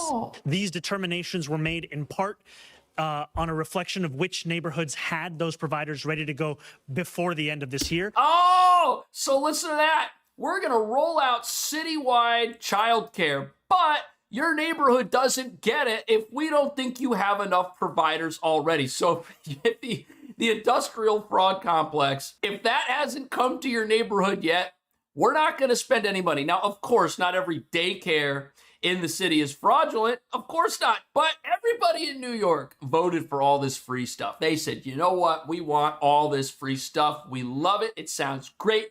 We got an affordability problem. Let's get the free childcare. Let's get the free grocery stores.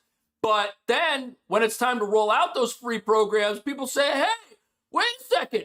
We wanted free grocery stores in every single neighborhood once. What do you mean there's only the first free grocery stores going over there and I got to pay for it, or the first free childcares are over here and you want me to pay for it? That's not what I voted for. Yes, it is. Yes, it's how it works. And also as a reflection of economic need. Applications for the first 2,000 seats will open this summer. It's going to fill up quick. Them 2,000 seats are going to be gone. They're like fascinated by them. It is a moth to a flame, I'm telling you. Constantly.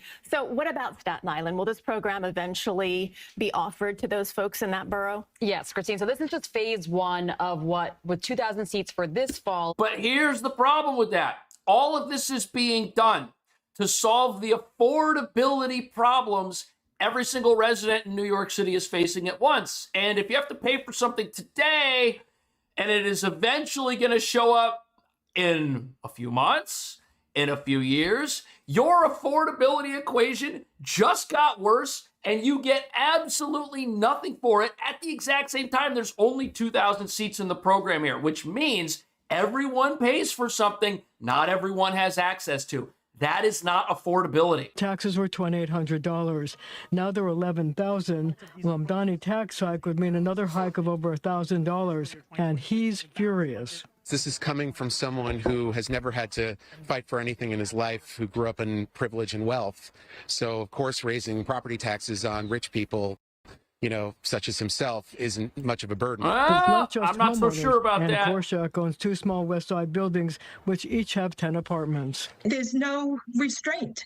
They just come to us as if we're an ATM machine. She says the Mamdani tax hike, if it comes to fruition, will affect her tenants, too. It's going to make it much harder for me to replace a boiler. Instead, I'm going to repair it. Patch a roof instead of replacing a roof. Those are the kinds of decisions you have to make when, 40% of your rent roll is going to the city in property taxes. 40% of the income from renting out apartments goes to the city. That means if you have a building with 10 apartments, 4 of those apartments you effectively collect nothing on. You got to run the whole building on the rent from the other 6 and repair it. And if you can't do that, what happens? You have to raise the rent. And you know something, the dirty little secret here, this landlady that we've got on the news, her taxes are going up either way. and it's her job to rent apartments because that's what she does for a living. If she's a millionaire, she's getting hit with the tax when it applies to millionaires. If she's not a millionaire, she's getting hit with the property tax. So one way or the other, she has to raise the costs for people to live in her building. And let's say she wasn't an apartment owner. Let's say she owned spaces that had commercial tenants. Well, the property tax hits them too. So you got some business, some restaurant you enjoy eating at, well, guess what? Their rent's going up too. If you got some business that sells little products that you like to buy, little trinkets that you like to go out and buy in New York, a little souvenir shop or something, guess what? Those are going to cost more too because their rent's going up. More painful. The mayor and Governor Kathy Hochul are digging in on their differences over what he wants from her To increase taxes on the wealthiest and the most profitable corporations. and what she says in return. I don't support a property tax increase on New Yorkers, and I'm not wavering from my position. It's an unusual dance playing out between the two Democrats who have endorsed one another.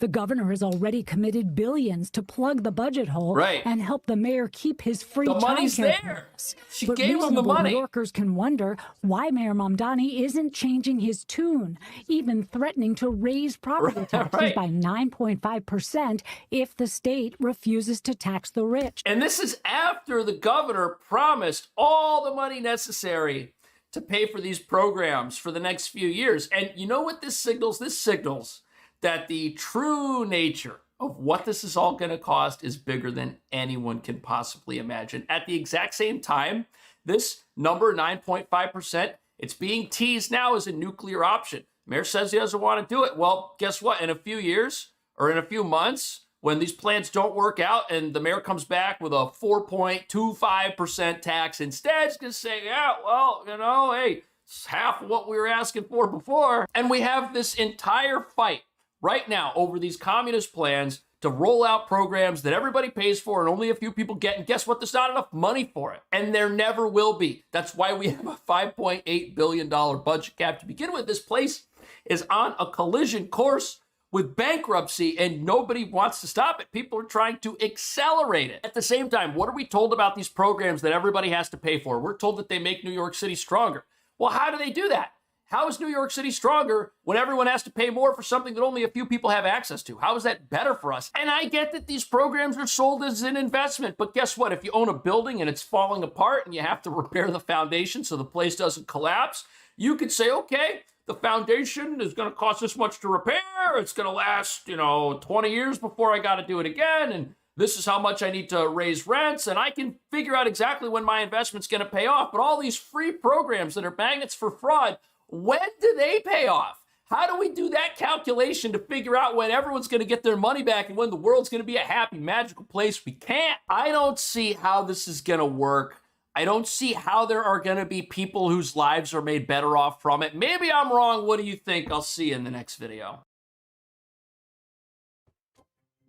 Beijing in chaos, shocking scenes as hundreds of thousands flee the city.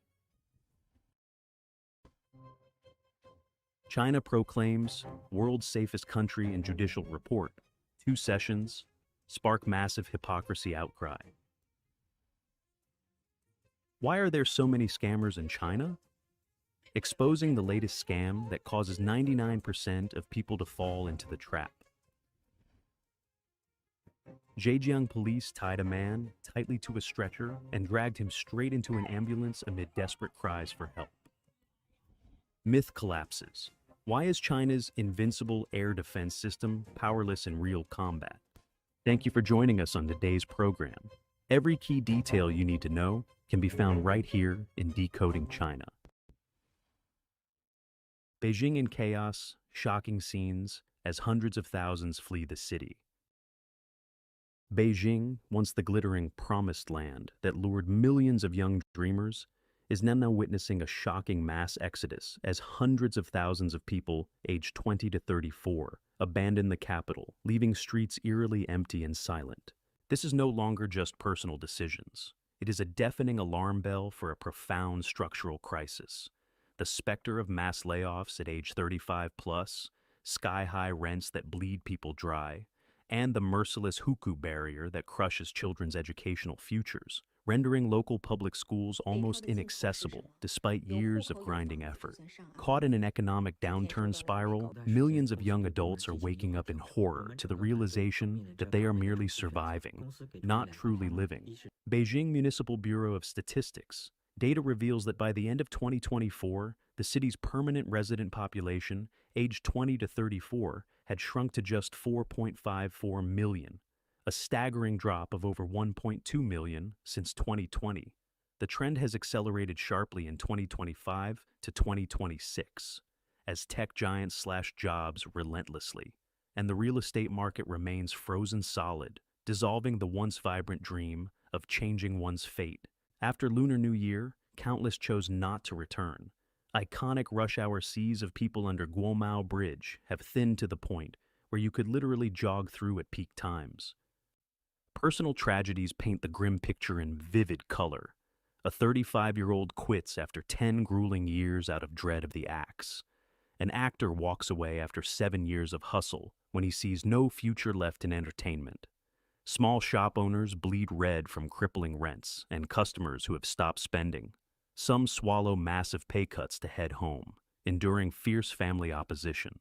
The iconic image, tear-reddened eyes staring one last time at the sparkling high-rises, has become the symbol of the end of Beijing's golden era. China's hukou system acts as an invisible net, trapping young people. No matter how hard they toil, their children struggle to enter public schools due to convoluted point systems and endless waits. Many families reluctantly return to hometowns for stable education. As one couple who moved back to Qingdao shared, life suddenly felt happier and lighter without the crushing monthly rent burden.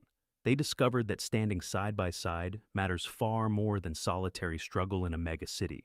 This is the inevitable fallout of China's aging before getting rich trap, a rapidly shrinking population, fast-aging megacities like Beijing, and weakening consumer demand.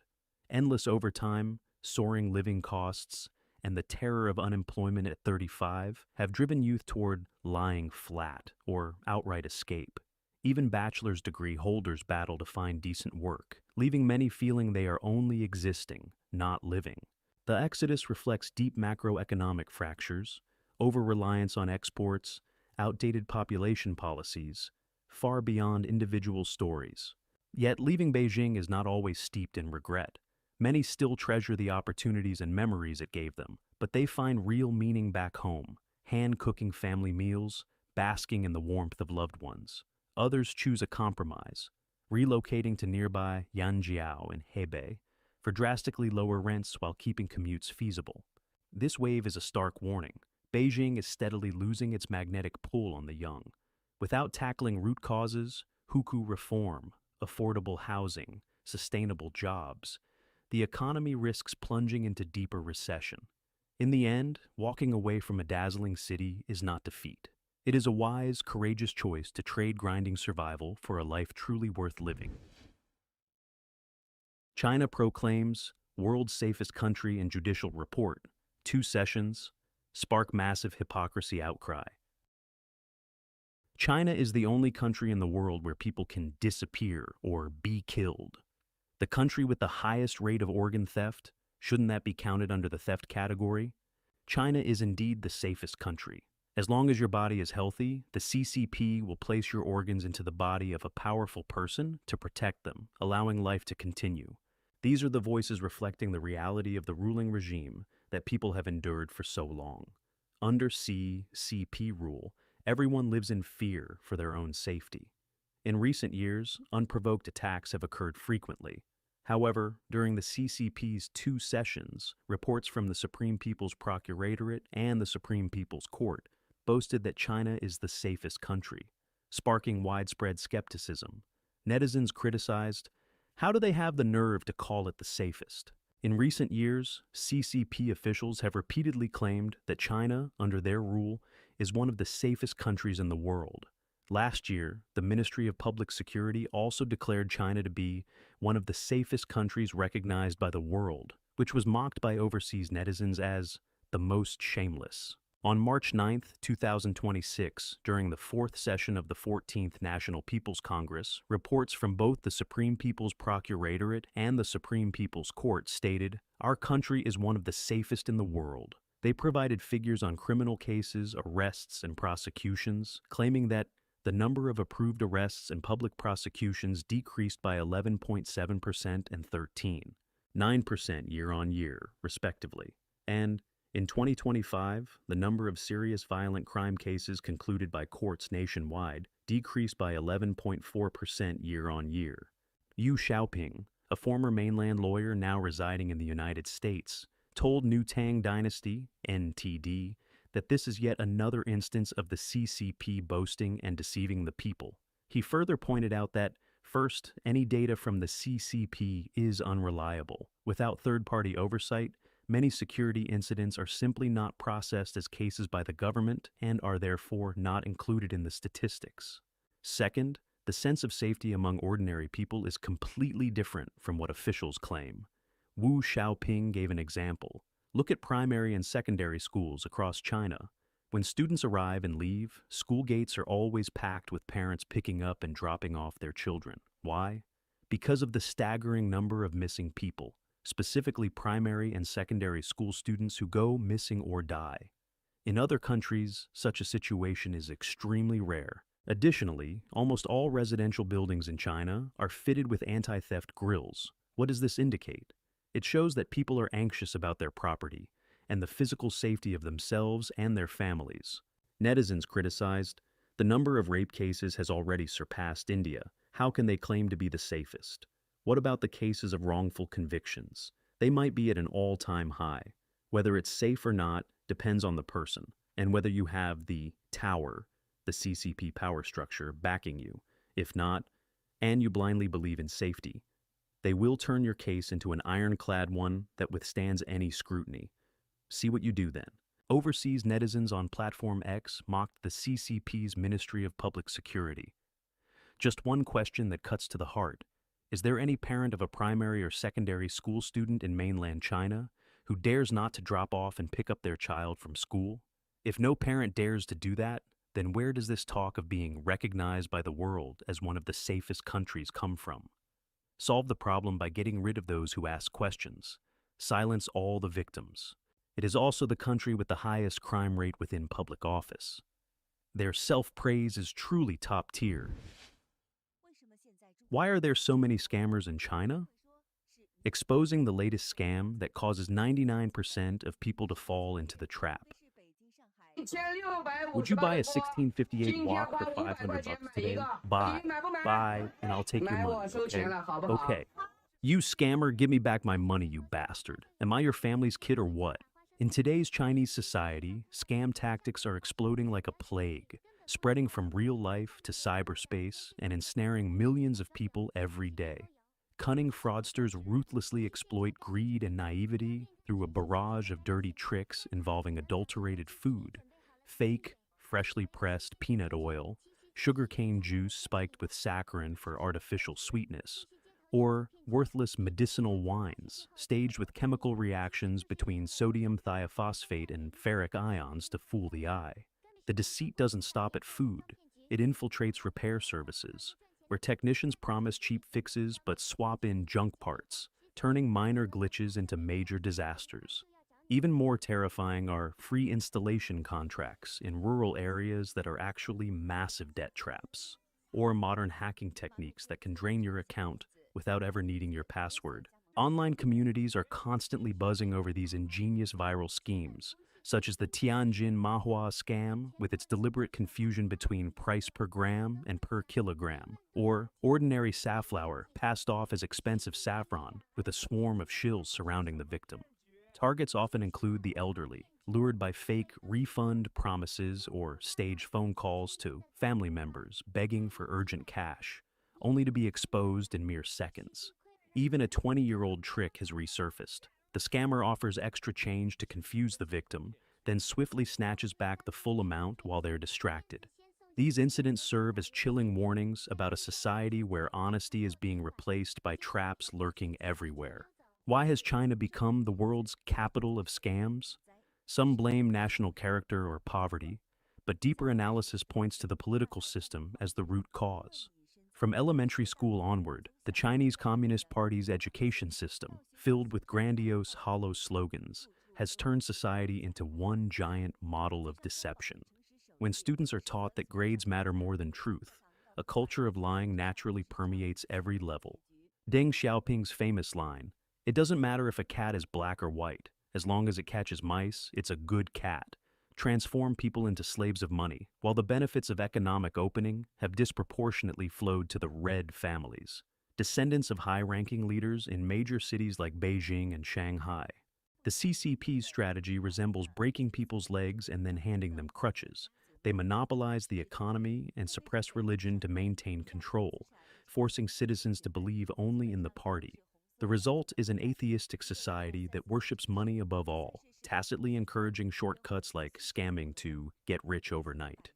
Even absurd fake news on social media can fool the public because people are accustomed to living surrounded by misinformation. Deep analysis reveals a dangerous loop.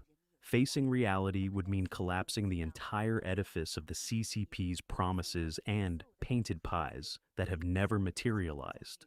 Heartbreaking stories of gullibility sound the alarm. One woman lost her entire 483,000 yuan, about $70,000, savings after mistakenly treating a beauty salon owner as a close friend and casually revealing her assets. Another fell into debt after believing fabricated 8 billion yuan, roughly $1.16 billion, balances on fake Alipay or WeChat apps, then turning around to accuse skeptics of jealousy. On a broader scale, many argue that the CCP itself is now the biggest scam group, as its promises rarely match reality. To avoid falling victim, we must recognize the true root. The deceit doesn't stem from inherent national traits, but from a system that nurtures it. Though scam methods may vary day by day, the universal lesson remains. Stay extremely vigilant and never trust what appears only on the surface. Zhejiang police tied a man tightly to a stretcher and dragged him straight into an ambulance amid desperate cries for help.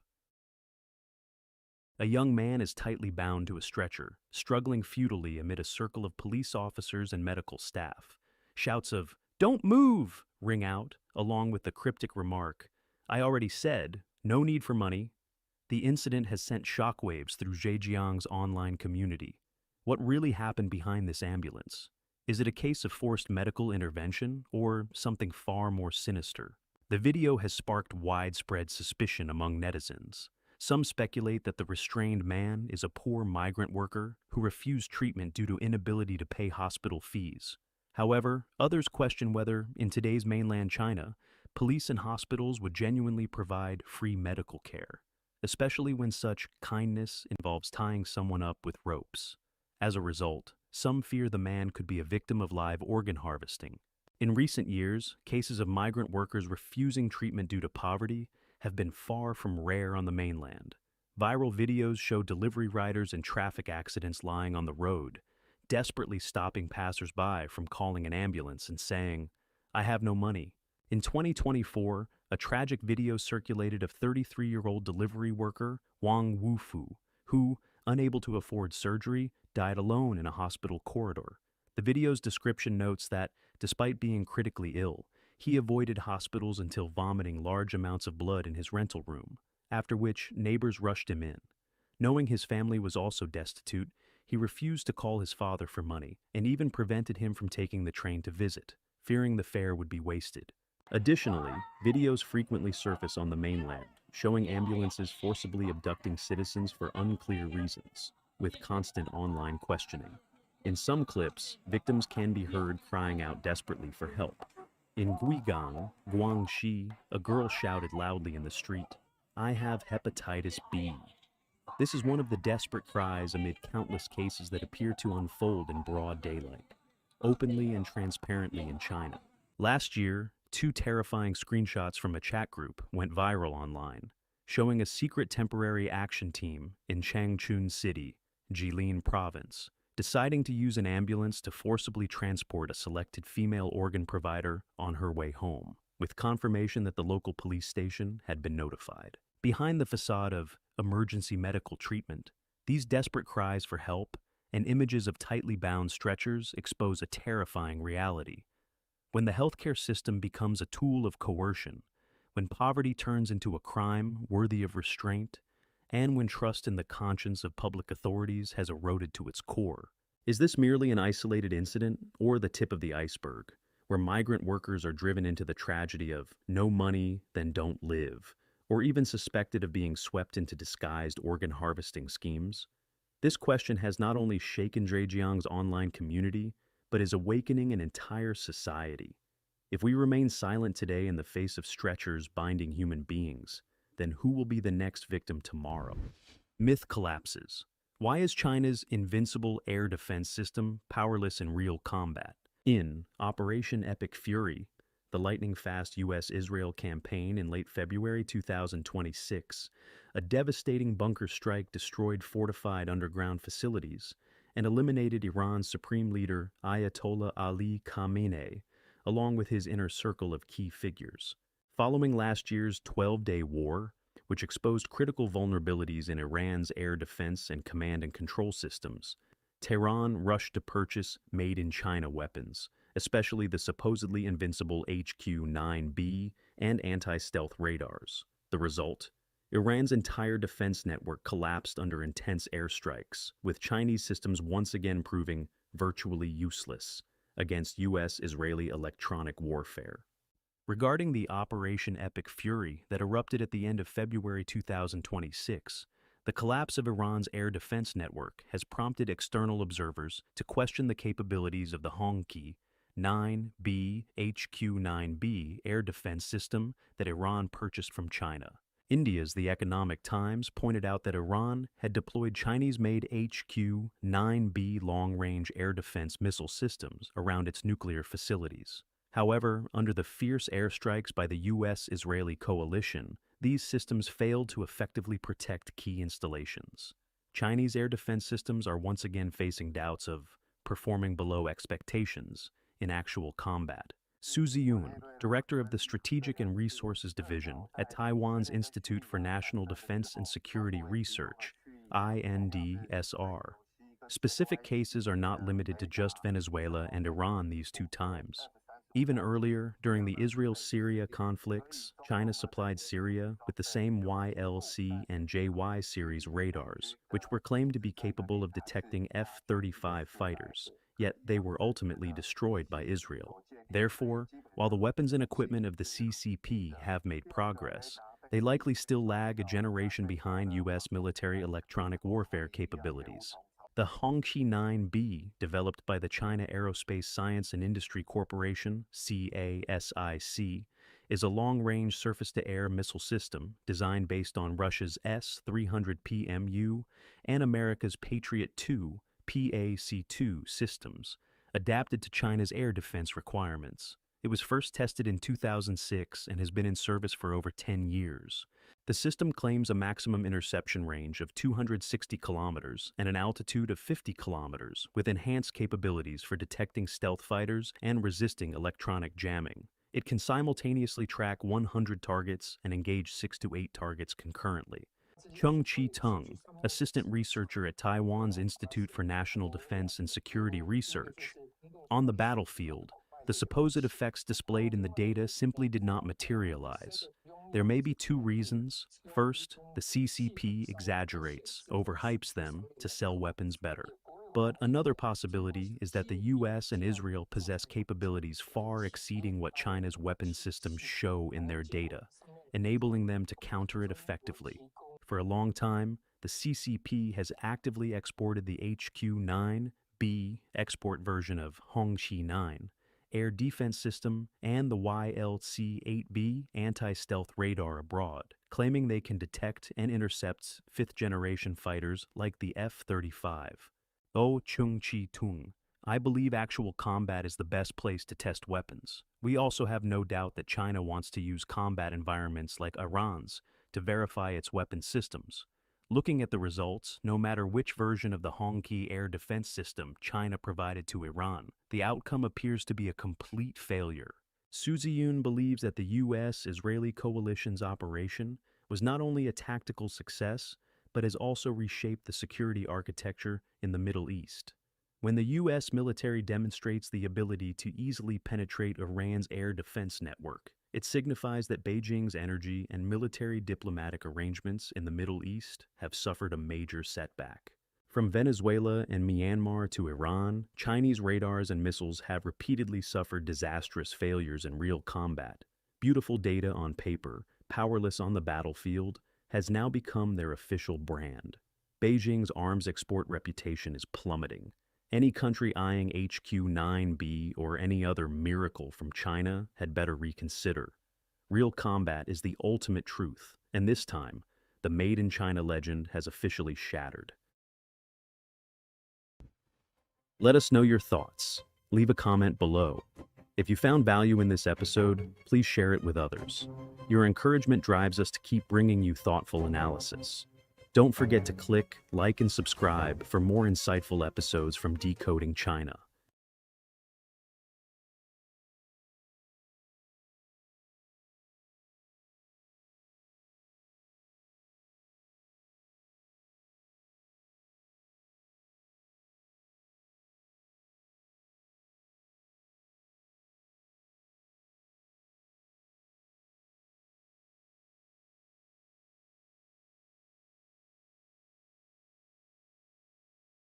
These mirrors are the most challenging large optics ever made. So that's why we're here at this special facility. The Giant Magellan Telescope it's our aspiration to build the next great astronomical observatory, the world's largest telescope. So the goal is to make a single coherent optical surface. We'd like to make a 25-meter mirror. So if we knew how to make one mirror 25 meters in diameter and then get it to the mountaintop, that's what we would do. But we can't, so we cut it up into small pieces.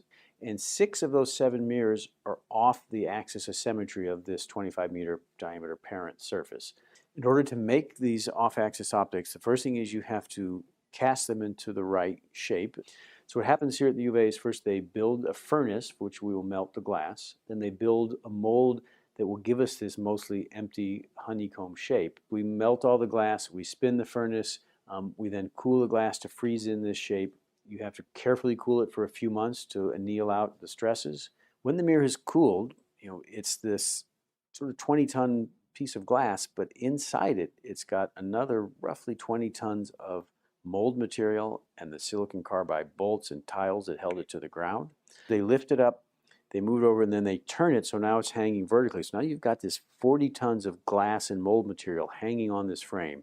And the first thing they want to do is get all that mold material out of there just to lighten the glass. So they go from 40 tons to 20 tons in just a couple of weeks. Then this same lifting fixture is turned face down, and the mirror will sit on that for the next year while we machine the back surface flat, polish it to make sure it's structurally solid.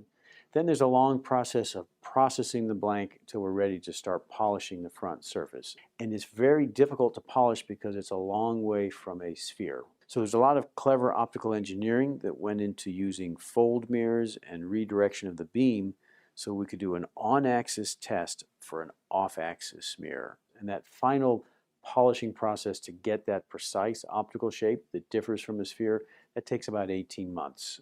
That'll get us down to nanometer level precision. And then in 2023, we should have the telescope on its concrete pier inside the rotating 22-story building. We'll put those mirrors in the telescope. We'll start to look at the stars for the first time. Within 2 to 3 days, any accounts that had my name on it in Chase Bank were cleaned out of all the money. I was so surprised.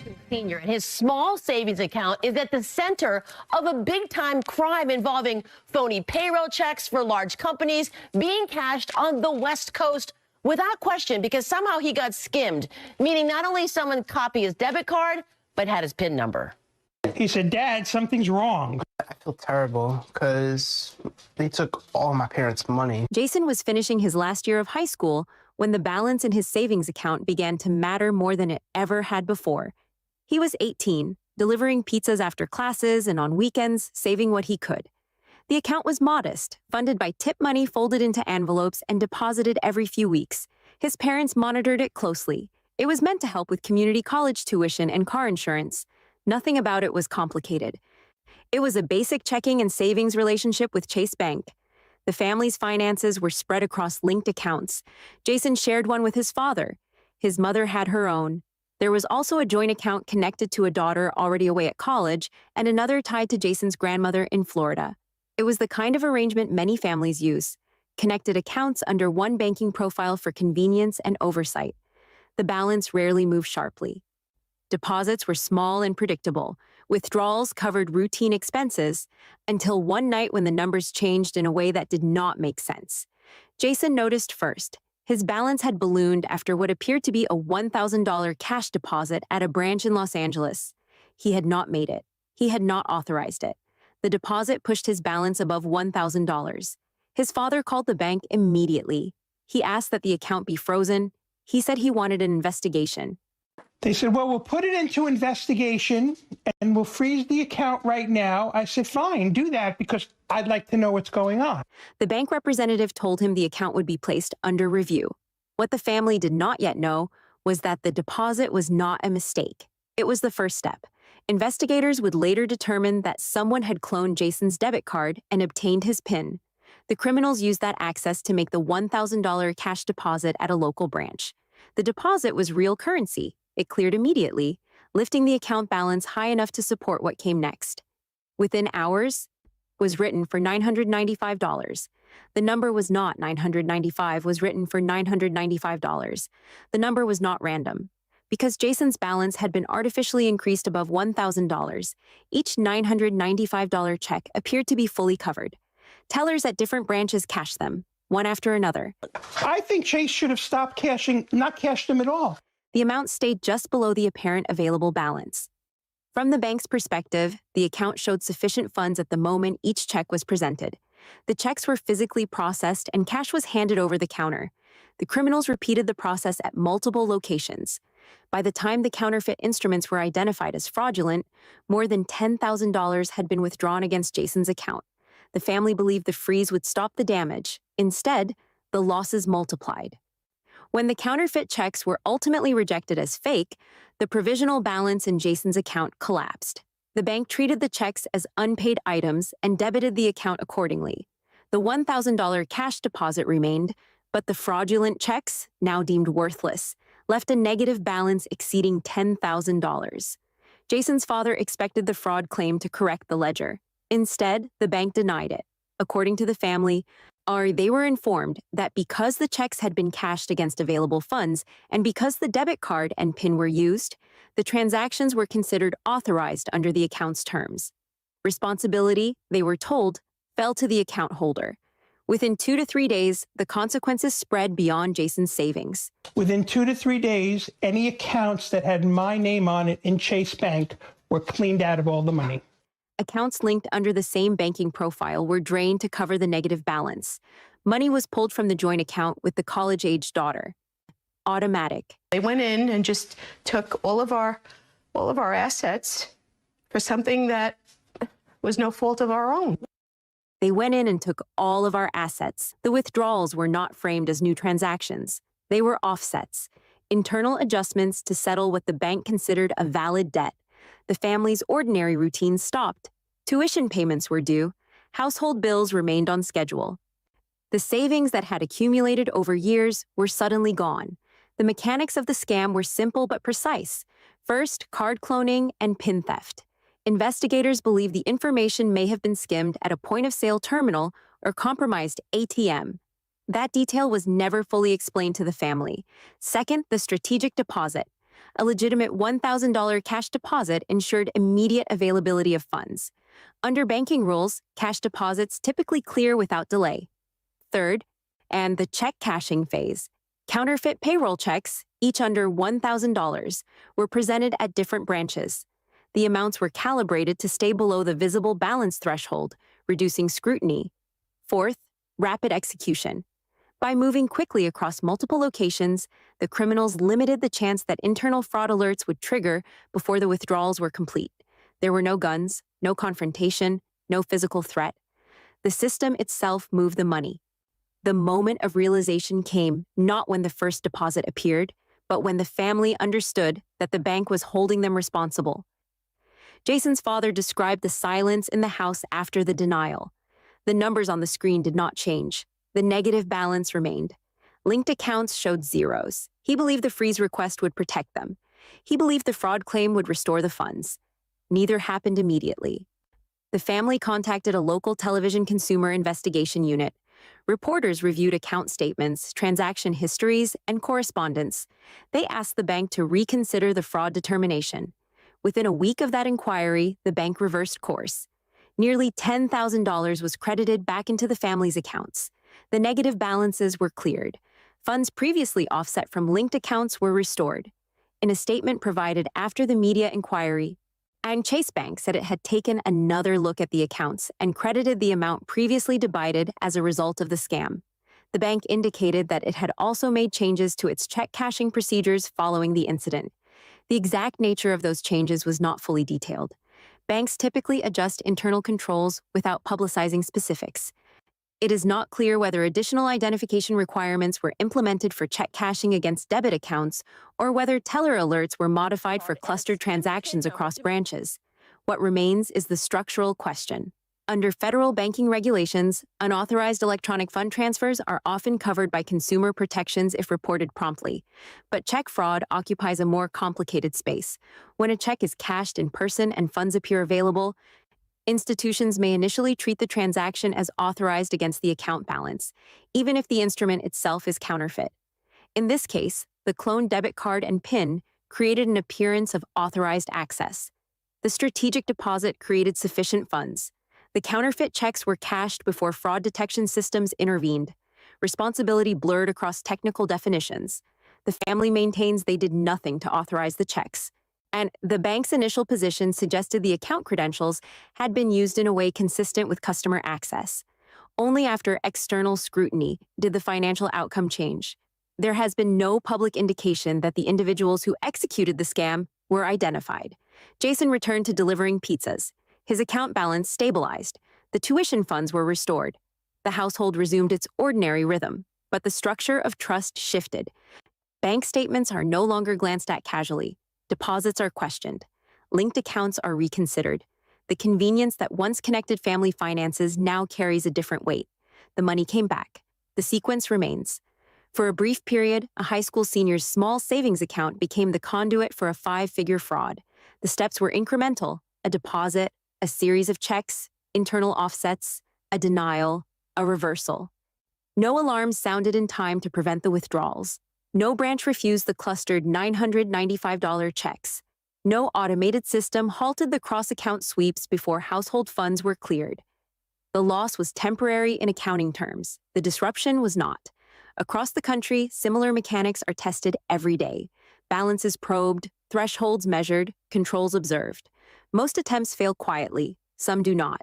In Jason's case, the numbers were eventually restored to where they had been before the deposit that started it all. The ledger corrected itself. The episode remains part of the family's financial history, a period measured not only in dollars, but in uncertainty. The bank says it has adjusted its procedures. The family keeps closer watch. The balance today reflects routine deposits again. Tip money, small transfers, ordinary life.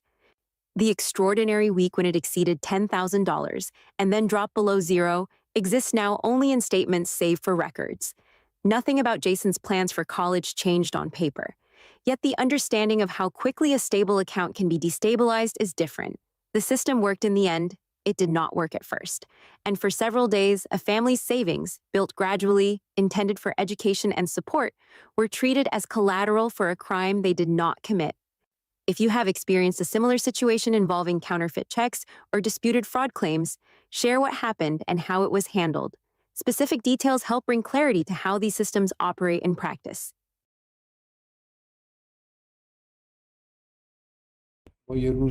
Back in the day, on the battlefield, we couldn't even bring out 2 cannons or 2 shells. Now, our long-range ballistic missiles can hit 2,000 miles. I set that range myself. I said 2,000 kilometers. Otherwise, they would have tried to expand it to 4,000 or 5,000 kilometers. I didn't allow it. Why? Of course, there's a reason. I personally pulled it back. I directly told them, you're not going beyond 2,000 miles at this stage. They always complained to me, saying, that won't work, but this 2,000 miles can still hit precisely, like pinpointing a needle.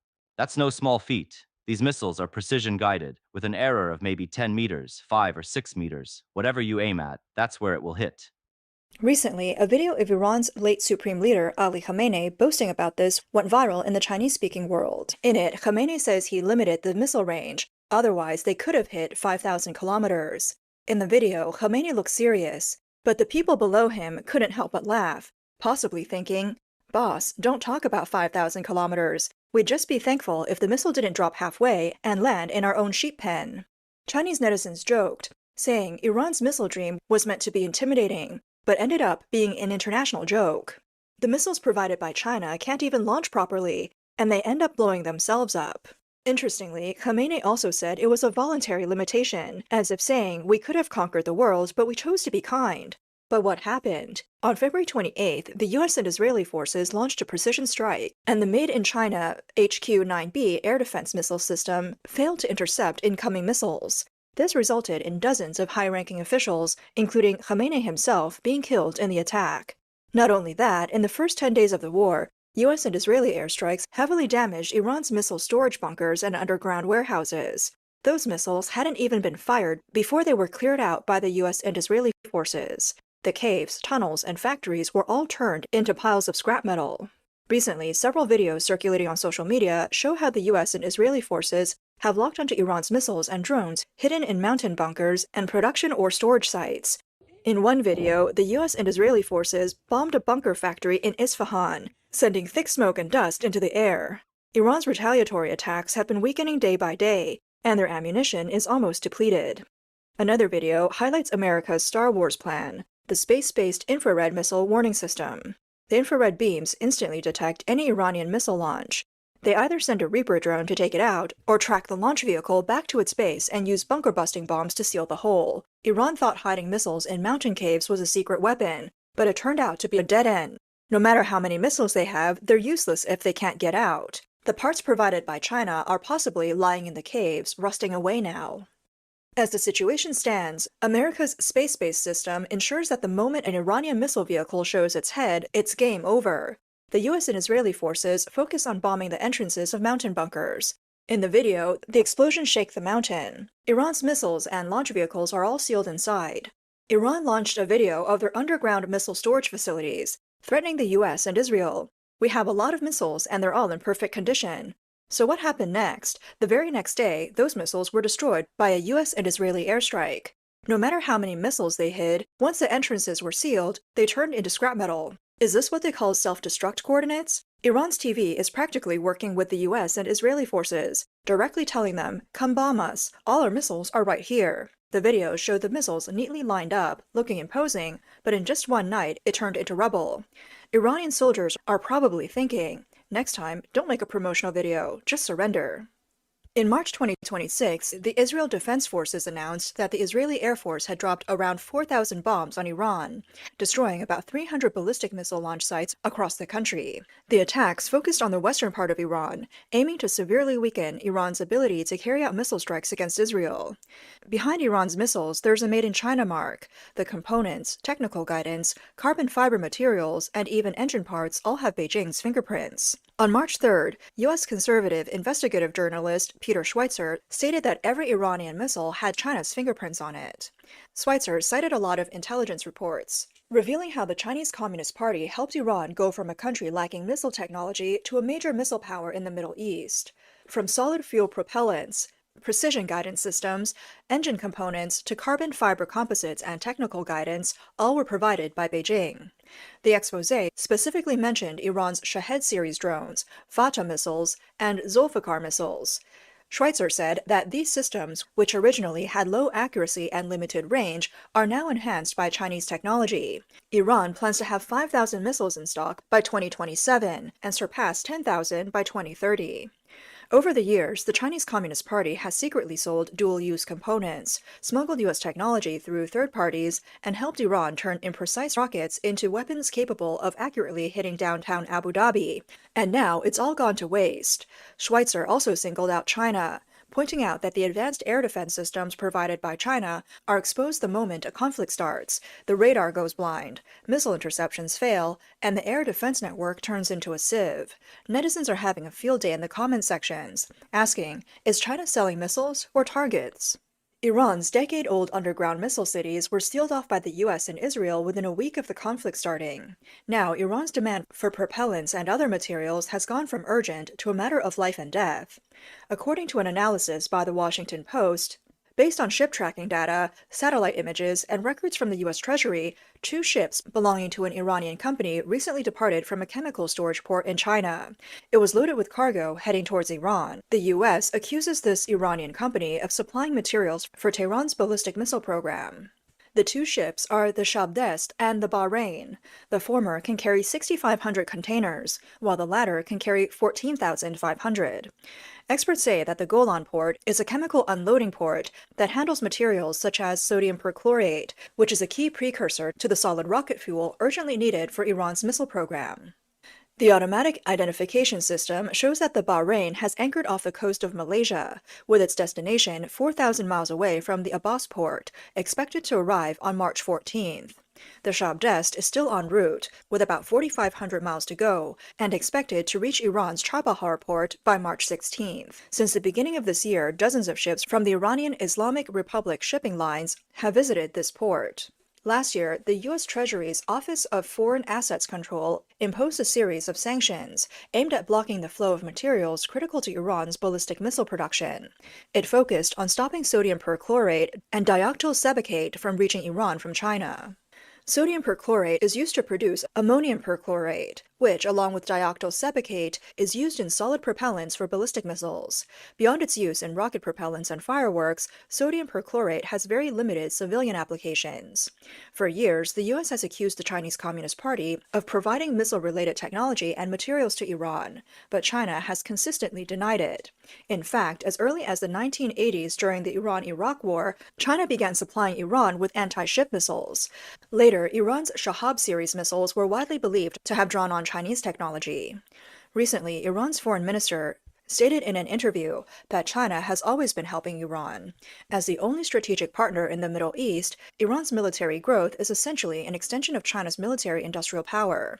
Multiple sources online show that factories across China have been working overtime to manufacture parts for Iran, including missile parts and drone components.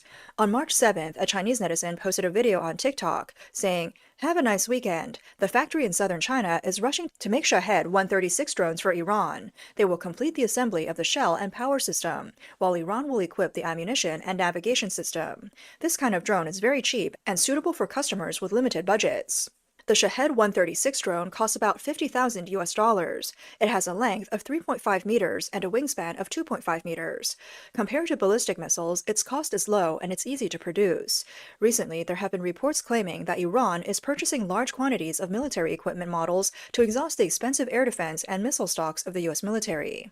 On March 10th, a Chinese military model company disclosed that Middle Eastern clients had purchased a large quantity of tank, radar vehicle, and fighter jet models for use as fake targets to lure enemy missile tanks. Since the outbreak of the US-Iran conflict, Chinese-made radar has become the target of mockery. On social media, many military fans and netizens have pointed out that Iran is using the Chinese-made YLC-8B surveillance radar, which is called a counter-stealth radar, and was just delivered to Iran in January this year. The YLC-8B is a UHF-band, long-range early warning radar developed by the China Electronics Technology Group Corporation. The official claim is that it has strong counter-stealth capabilities, with some detection range for low observable targets like the F-22 and F-35. Iran imported several sets of this type of air defense radar system from China at the end of 2025 and the beginning of 2026. However, during Operation Epic Fury, many of these counter-stealth radars were precisely destroyed or suppressed by U.S. stealth platforms like the F-35, F-22, and B-2. On February 6, Asia Defense Security reported that in order to strengthen strategic early warning capabilities and effectively counter the threat of U.S.-Israel joint airstrikes, Iran has deployed China's YLC-HB ultra-long-range counter-stealth radar systems along its western border and key parts of its southern coastline. The report further noted that this radar is recognized in the industry as a landmark achievement in China's long-range early warning technology, specifically designed to detect highly stealthy aerial platforms. It can maintain excellent accuracy in target recognition, even in environments with strong clutter and complex electromagnetic interference. A user on X platform, Bing Xie, remarked, "The most advanced Chinese-made counter-stealth radar system has been operating for more than 20 days. So why has it not worked?" They claimed every move of the US and Israel is under Iran's control, and that this counter-stealth radar would end US and Israel's air superiority. Wow, are these Chinese-made radar systems made of tofu? Another user replied, "They completely missed the point of the war. All that Chinese technology is now just scrap metal at the bottom of bomb craters." Many other commentators have humorously pointed out that Chinese-made radar systems Iran introduced performed like tofu projects on the battlefield, looking big and sturdy on the outside, but failing to effectively intercept strikes. In recent years, Beijing and Tehran have built a deep collaboration that goes beyond mere trade. This relationship not only involves energy and money, but also represents a global strategic layout aimed at undermining the existing international order and constructing an axis of evil centered around the CCP.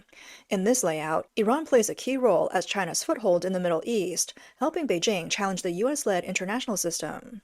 Independent scholar Lai Jianping pointed out that there are twofold motives behind China's support for Iran.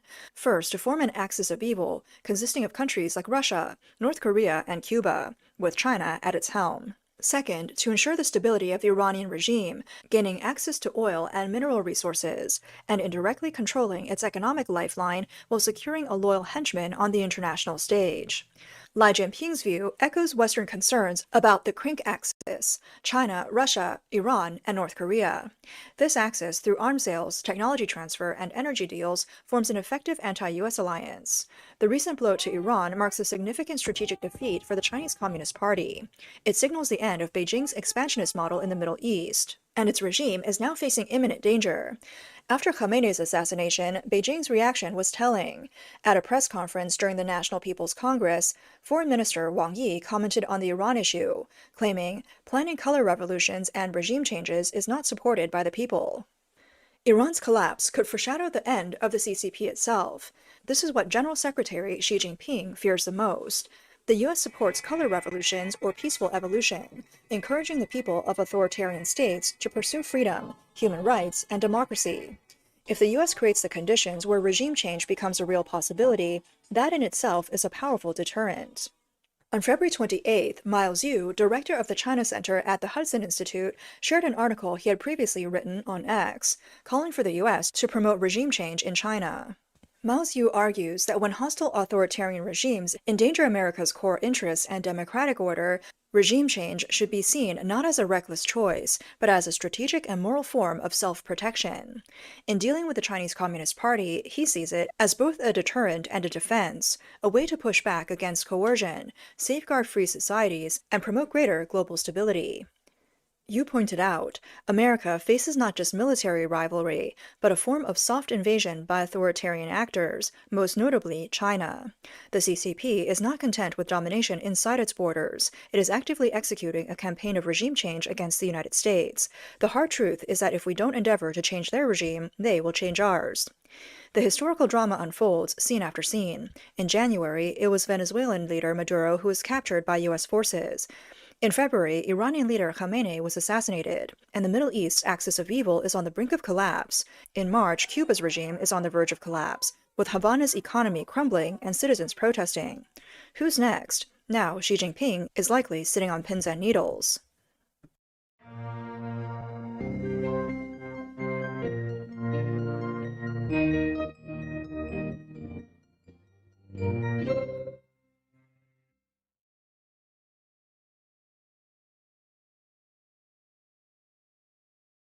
The dead internet theory is real.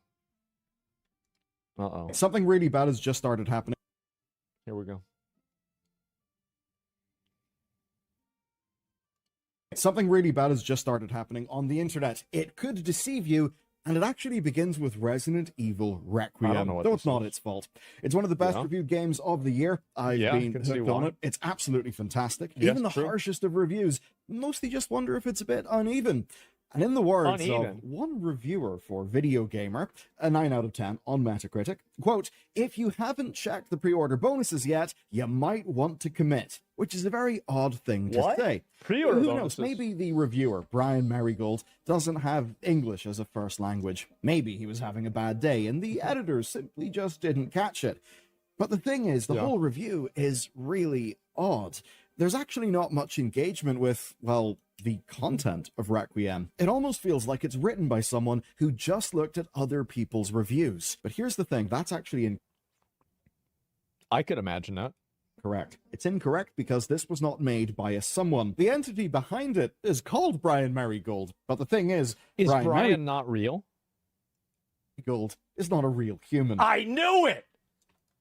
All this was flagged by Andres Aquino, who, by the way, is a real person and did actually review How do you Resident know Evil that? Requiem. Are you sure? He was checking the critical consensus when he found Video Gamer's review. Now, Yeah. here's the thing. Video Gamer isn't some tiny random site. Uh-huh. It's a UK game site that has existed for years, and it's Yeah. trusted enough to be in Metacritic. But this Metacritic should get rid of the publication reviews. I am a big fan of removing any sort of separation between critic reviews and user reviews. Critic review categories are DEI. review is clearly a fake review. Mm-hmm. It's seemingly just been cobbled together using previews and a language model.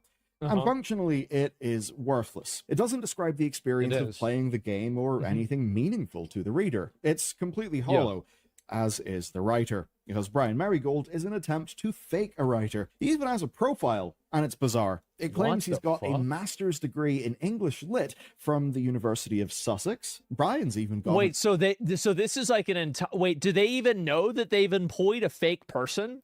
Is there a chance that somebody is just pretending to be this guy? This could be like, Rakesh in Pakistan that's just pretending to be Brian Marigold. X account, though it is blank, and we can see plenty of reviews and articles attributed to him. I think it could on be that. Video Gamer. Though curiously, there are even more attributed to him Uh-huh. that are about online casinos, so gambling. This is all quite weird, but it does make sense when you read his background and you see, quote, an experienced iGaming course. and sports betting analyst. But then you look Yes. at Brian Marigold's profile picture, where the file name is ChatGPT image October 2020. Didn't even change the file name. It has ChatGPT in the fucking file name. Are you kidding me?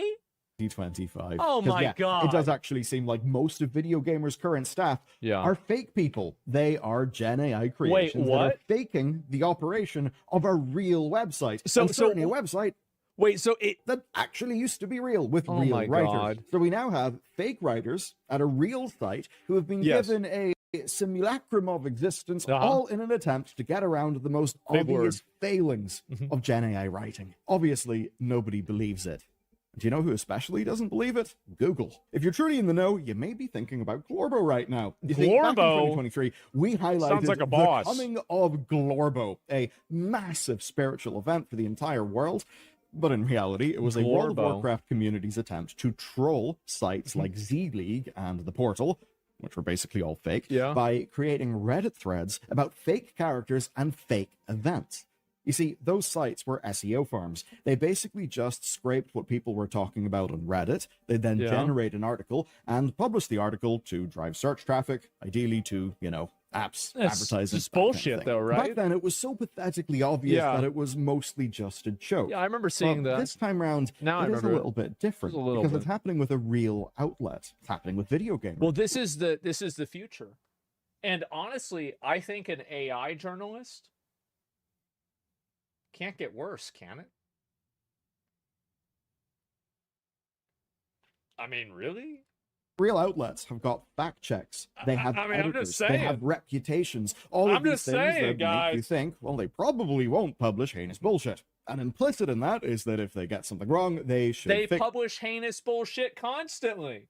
if they wanted people to worry about them losing jobs to AI, they should have done a better job than AI. It because, you know, they want you to come back. That's what I think. Obviously, sites like Z-League and the Portal are things that you've never heard of, don't trust, and, well, don't bullshit, really have any history. That means that Google stymies them, right? They don't appear at the top of searches. Sure. You see, Google search algorithms are supposed to be favoring actual authored content. So real writers Was that bylines and racism? editorial history. And that would mean Jesus. that a scraper can't just farm whatever the current, like, talked about game is to get to the top of Google and get a bunch of quick money for exploiting a system rather than ad system, providing something of value. But a site with a long legacy absolutely can do that. And that is why this fake review ended up on Metacritic and impacted the score for this game. Now, it's not there anymore, thankfully. Yes. Metacritic told Eurogamer that they will never include an AI-generated review, and that if they discover one, the cost is removal and severing ties with the outlet while they investigate, which is good. Wow, good. I mean, like, honestly, if they're not, as I said, I don't think that we should have any critic reviews, period.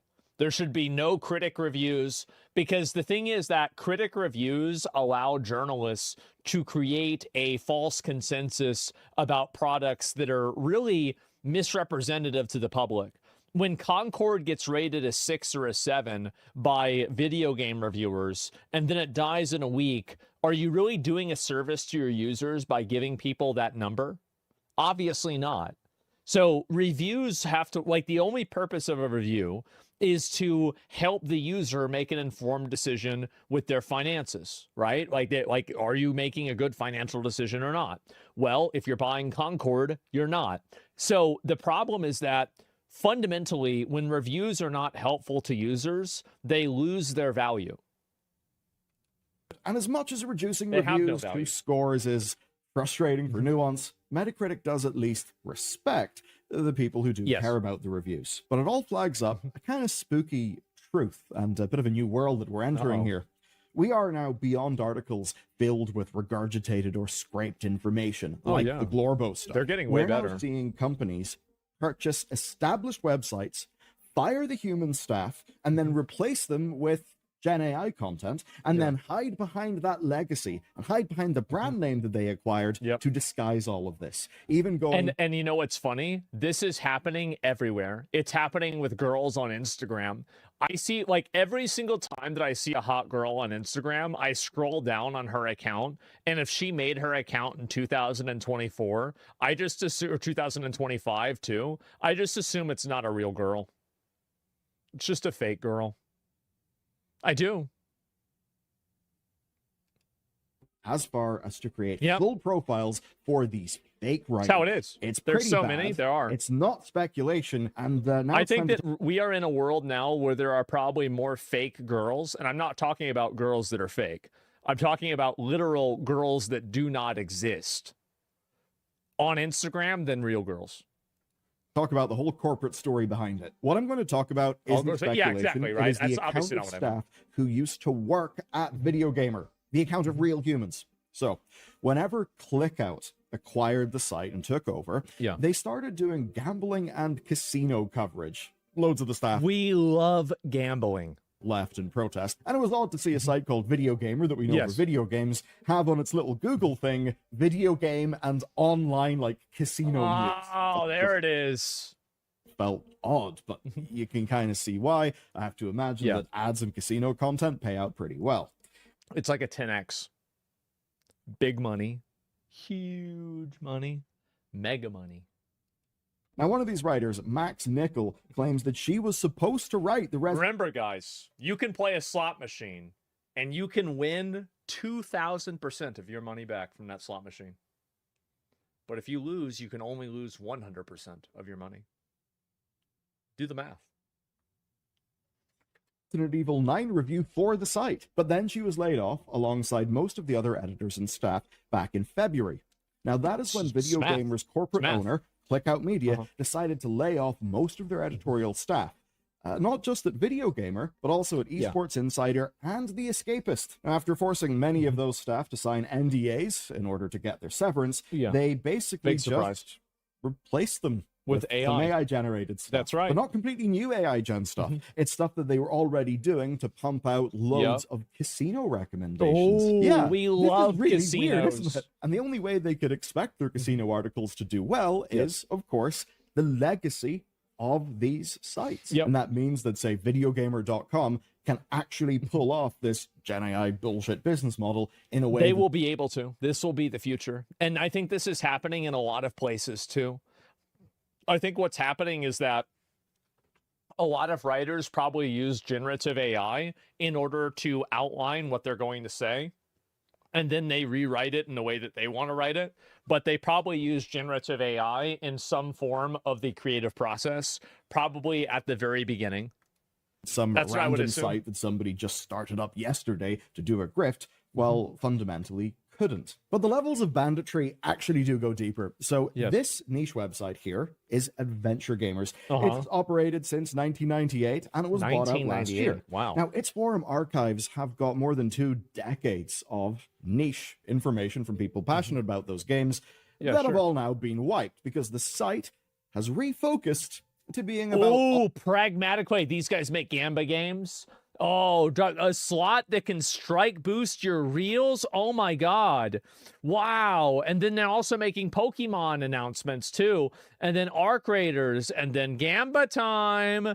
Gamba, EvoPlay launches Gems of Ra 3. This is another, I hate to say it, guys. I know which ones these are. I watch people gamble. I do. I like watching people gamble. It's like watching an ISIS execution, but it's in like really, really slow motion. It happens over like maybe 10 years. And so Gems of Ra 3 is it's the Egypt Gamba game, right? Obviously, the god of sun. I think Ra is the god of sun. Pots bring god-powered bonus boosters to ancient Egypt. Online slots and casinos, which is exactly what you would expect if you went to AdventureGamer.com. And what we see is that company after company, the pattern is the same.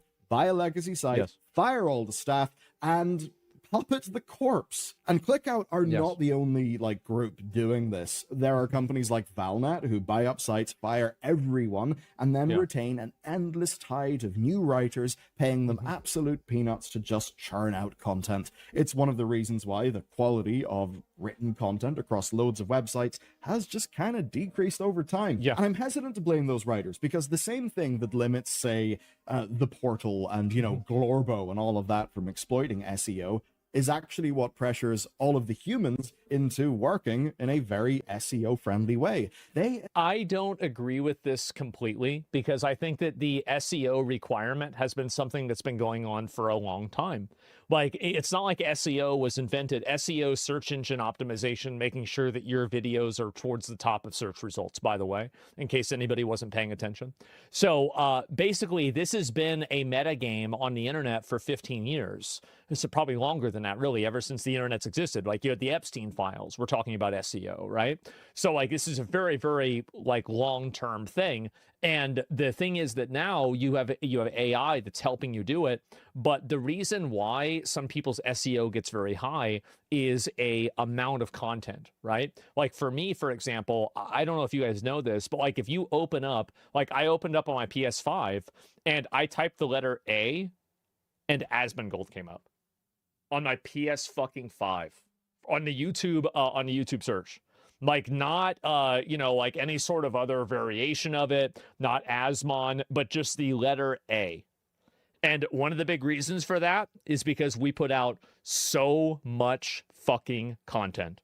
There are so many videos coming out that, big surprise, you're going to have a lot of people searching for it. Did you try it incognito? I was not logged in, and it was my console that I had just installed the YouTube app on, and I had never used it before, and I only had one game installed on it ever before. Essentially have to now. That's why you see guides across so many sites as one little example. So what we're seeing is very little traction on high effort, unique original reporting, and basically just the press and formalized structured outlets with meaningful backing kind of being pressured like never before on... Well, think about this, right? And Bellior remembers this. Do you remember all those dick-sucking retards that made all of their glowing reviews for New World and how amazing the game was? And all of their screenshots were from level 18. But then me, the actual virtuoso, that had 2 level 60 characters in the beta because I had a mental illness, was saying the game was bad, and then everybody was using these reviews to try to like fucking discount me and tell me that I was wrong. Well, I was right, just like all the other times, and everybody else was wrong. So the fact is that, but New World was like the biggest game in the world, right? It was the biggest game in the world at the time. And so, you know, maybe not in the world, but like it was a huge game, super popular. So like everybody wanted to get the review out fast. And because of that, they didn't actually review the game in a comprehensive way. And I think that that's one of the natures of like video game reviews in general and how they fall short in terms of long-term live service games. But the issue is that this has been going on now, and New World came out in 2021. So this has been like ongoing way longer than AI has existed. It's just that AI is another force multiplier for that same demand.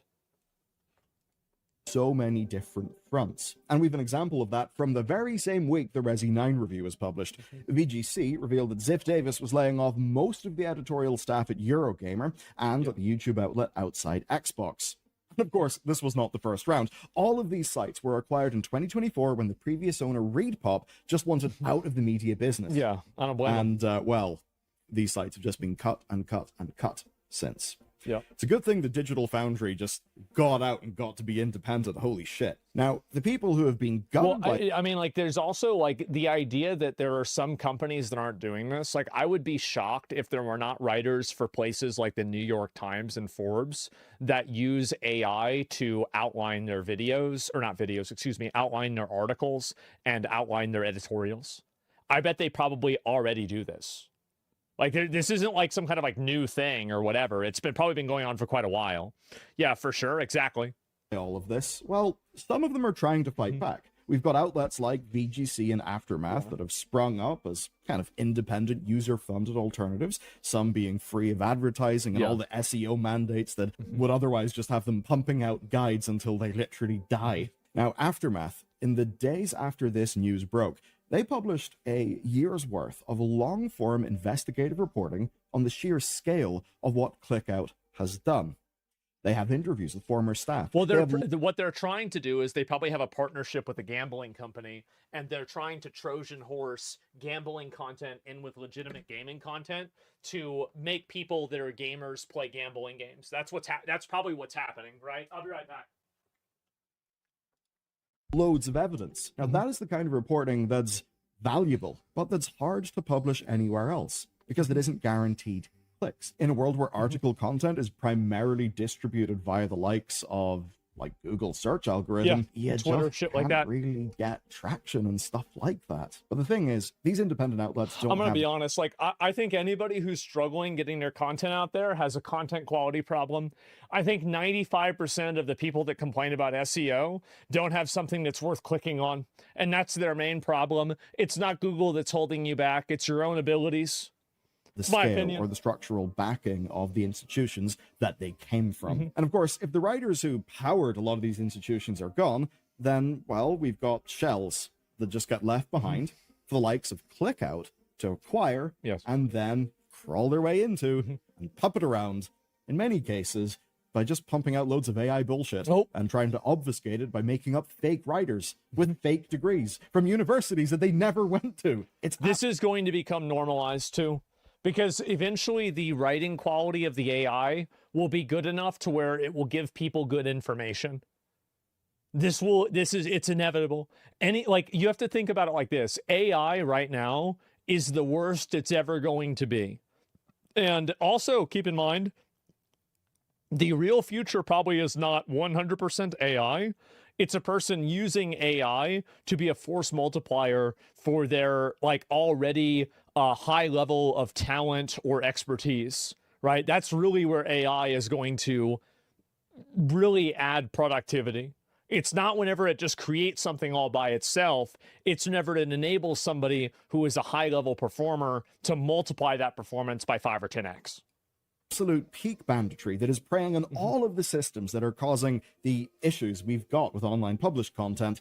But most importantly, it's preying on you. Resident Evil Requiem is the kind of game that is perfect for this type of fake review, because it's a highly previewed game. There's a whole series worth of writing to steal from, and the likelihood that someone would have a good experience with the game regardless of the review, because the game's bloody brilliant. Now, if it hadn't have been, then someone might have bought the game and wasted their time on something they really shouldn't have, because they believed a review that looked like a real review but actually was fake. Basically, because they put their trust in someone who doesn't exist.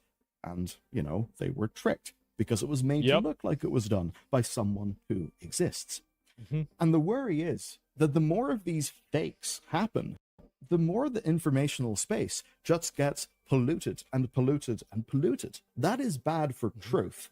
And I guess what it all comes down to here is... I think that in general, like, the big problem is that if something like this exists, you're going to have people that use it maliciously.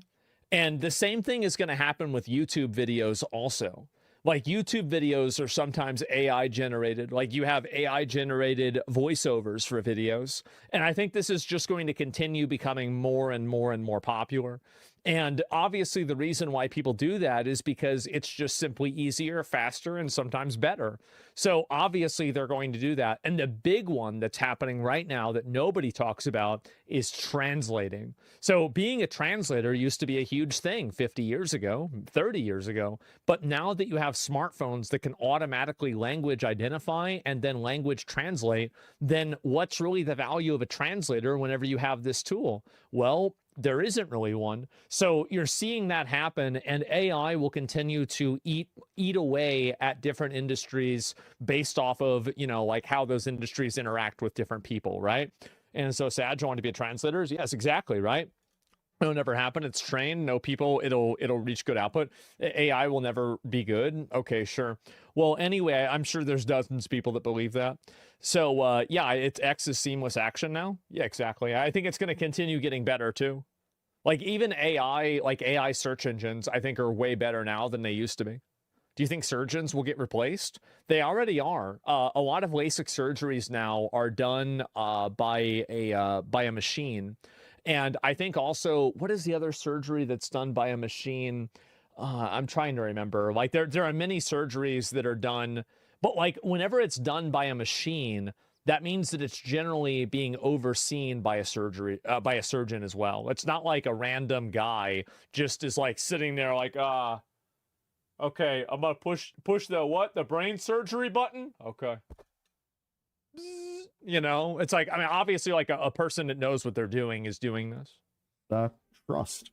And how everything is leading to a future where trust is just going to be in short supply. When you read or watch a review, you are taking someone else's opinion and considering it for how you plan to spend your valuable time. Shouldn't have done that to begin with. The review represents someone trying to communicate their experience with you. Even if you disagree with them, you trust that they're earnestly trying to do that. But I don't. Brian Marigold cannot communicate with you because Brian Marigold doesn't exist.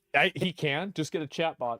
It's a pile of generated text designed only to manipulate online systems Totally and get fine. your attention. You cannot trust it. It is literally designed to deceive you and make money off you. Oh, this is bad. This is not something I thought that it was can good. continue. Okay.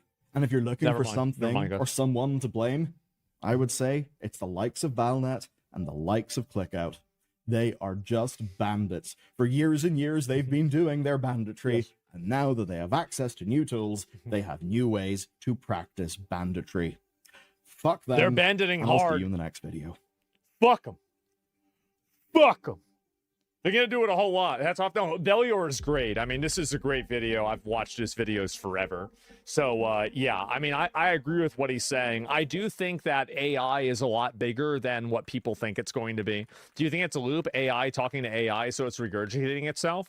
Well, that's a problem, and that problem eventually will be solved, right? I mean, obviously, that's it.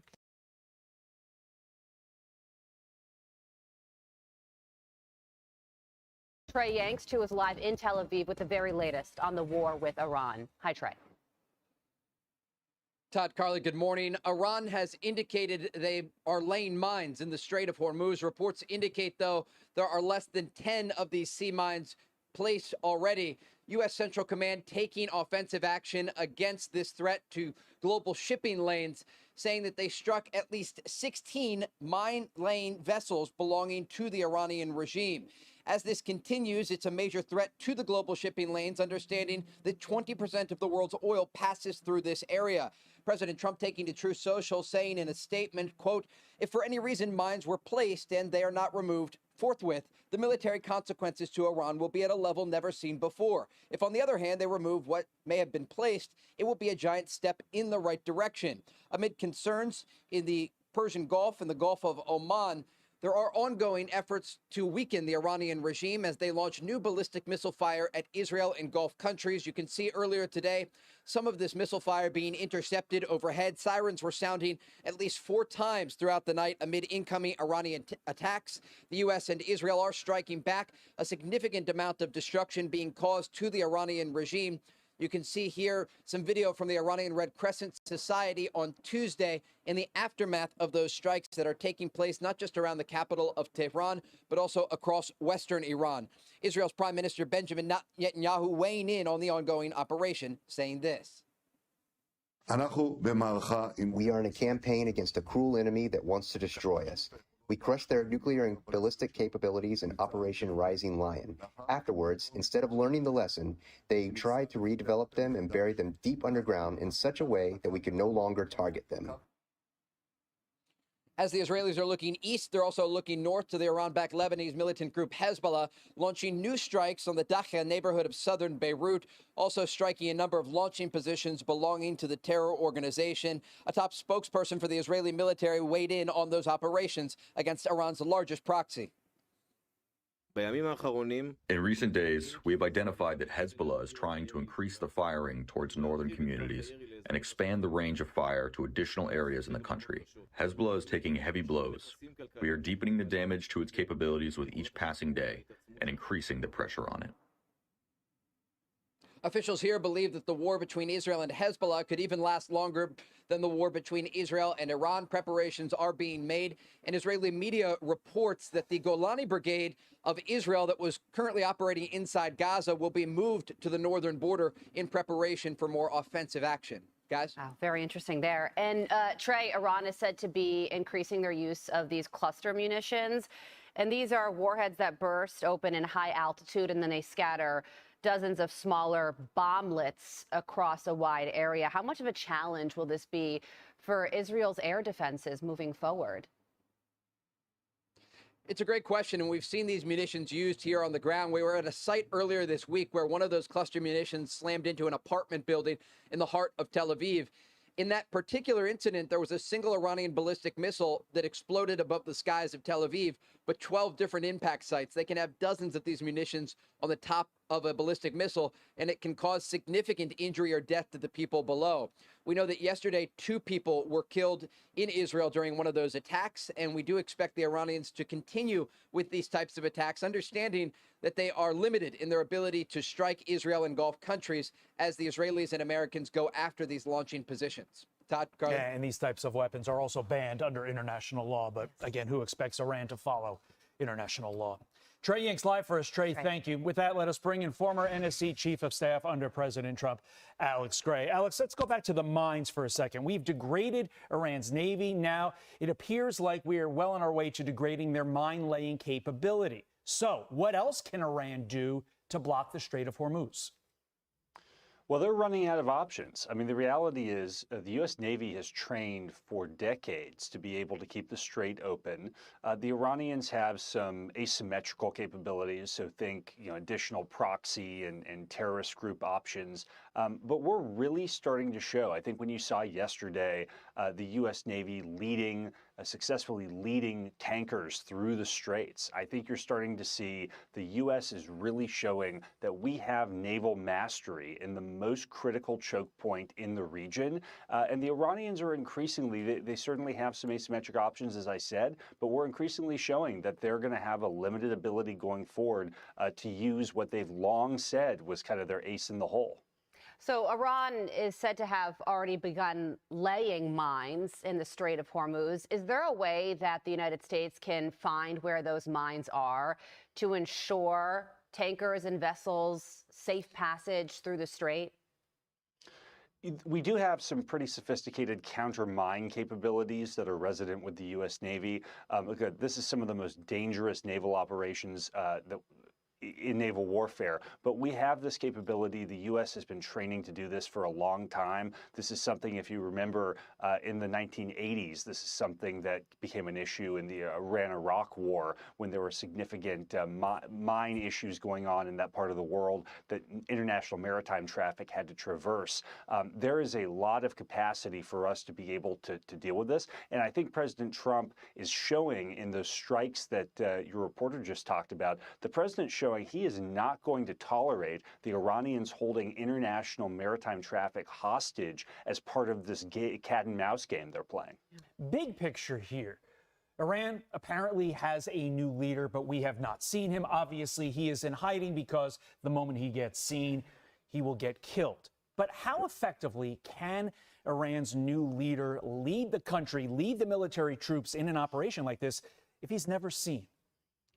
Yeah, the short answer is I don't think that there's going to be much effectiveness there. And we may need to start thinking about whatever the current post-Khamenei, the elder regime is, as something that's more temporary. Because I think what the president has made very clear is that he is looking for someone, even as we're degrading their operational capabilities in mines and drones and missiles, he's looking for an Iranian leader who understands that the chessboard has changed, and an Iranian leader who understands that the time of trying to pull us back and play whack-a-mole in the Middle East is over under President Trump's watch. And I think whoever that leader is, whether it's Khamenei the Younger or someone else, they're going to have a quick choice to make in the next couple of days about whether they're willing to kind of take the losses, move on, or if they're going to keep trying to play this game. I think if that's the approach they want to take, they have chosen the wrong American administration. Okay, and Alex, finally, forecasting things that could come. The New York Post has a headline, Why the Iran War May Come Down to Control of One Tiny Island. They go on to say an island 1/3 the size of Manhattan controls virtually all Iranian crude oil exports, and experts say its fate could be essential to President Trump's endgame with Tehran. They're talking about Karg Island, which handles roughly 90% of Iran's crude oil exports. And taking it out means that it would cut the military budget significantly. It would also really plug up basic services that keep Iran society functioning. But doing so and controlling that island apparently comes with significant military challenges. So what happens here?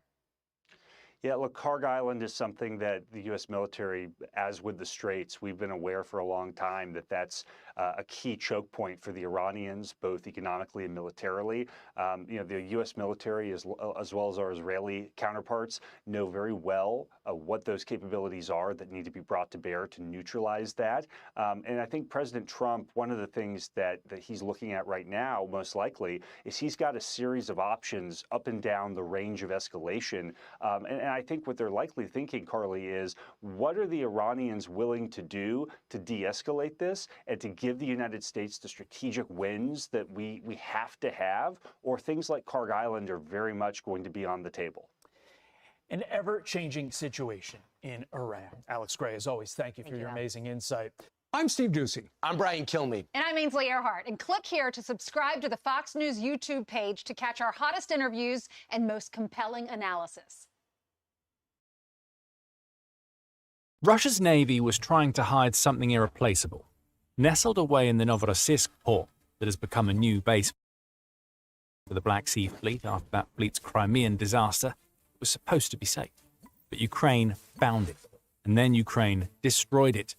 Ukraine has turned night into day, shattered an entire Russian naval port, leaving nothing in its wake, while delivering a death blow to a Russian fleet that was already practically useless in the war. On the night of March 1st and into 2nd, Ukraine unleashed a hellstorm of drones in the direction of what is now the Black Sea Fleet's main base in Novorossiysk. This was no simple attack. Ukraine combined its aerial and maritime drones to unleash a ridiculous amount of firepower that has shattered the Novorossiysk base and taken another 5 ships out of the fleet, supposed to be one of the keys to Russia winning the war that Putin started. We'll get to those 5 ships in a few moments. But before we do, news of the strike comes from the Dossier Shpiona Telegram channel, which also provides some of the numbers. That channel claims that Russia's air defense units have reported a horde of at least 200 attack drones, though we don't have any claims from Russia's defense ministry that these drones were shot down.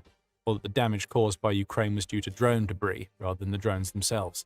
That's a rarity for Russia, and it tells us that Ukraine hit so hard that not even a ministry that constantly lies about Ukraine's strikes can hide this one. The great irony of this strike is that Novorossiysk is where Russia believed that its Black Sea Fleet warships would be safe. As far back as October 2023, ABC News was reporting that Russia had started to move its warships to this base, as Ukraine's missiles and maritime drones were absolutely shattering the fleet at its previous base in Sevastopol. This was a tactical withdrawal by Russia, the transfer of its most valuable warships to what was supposed to be a protected port that was outside of Ukraine's range, and even if Ukraine struck, contained enough defenses to make the damage negligible. Russia continued this withdrawal into 2024, but Andriy Yusov, who is a representative of Ukraine's main directorate of intelligence, made it clear that Russia's warships wouldn't be able to hide away for long. After the destruction of missile boats, amphibious assault ships, and a corvette, we don't see them at sea.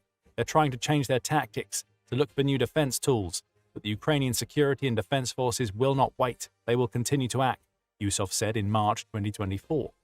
2 years later, Ukraine is indeed acting. Ukraine has been setting up for a strike like this for a long time, and we'll explain how later in the video, when we go into detail about what this strike means for Russia's ailing Black Sea Fleet. Plus, Ukraine hit a lot more than ships with this latest attack, so stick with us to the end to find out more. But before all of that, we have the headline strikes. 5 Russian warships have been hit, and all 5 are supposed to be playing key roles in Russia's attempts to occupy Ukraine. Let's do a roll call of Russia's warship losses. First on the list is the Valentin Pikul, which United 24 Media says is a Project 266M minesweeper that has sustained significant structural damage during Ukraine's nighttime drone raid. The use of the word minesweeper might trick you into thinking that this is a ship that didn't present much of an attack threat to Ukraine. That isn't the case. While the ship's primary purpose is indeed to sweep for mines, which makes the transit of open waters safer for Russia's other warships, the Valentin Pikul is something of an attacking powerhouse in its own right. Deigel explains more in a profile of the ship, which says that it can also serve as an anti-submarine warfare vessel. Immediately, that shows how this warship could be problematic for Ukraine.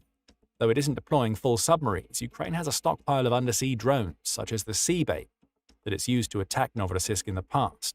The Valentin Pikul could have helped Russia to stave off some of these underwater attacks. Could have, but won't anymore. The ship is also a threat to Ukraine's aerial drones, missiles, and fighter jets. It's loaded with 20 Igla short-range surface-to-air missiles, along with a pair of 30mm AK-306 cannons.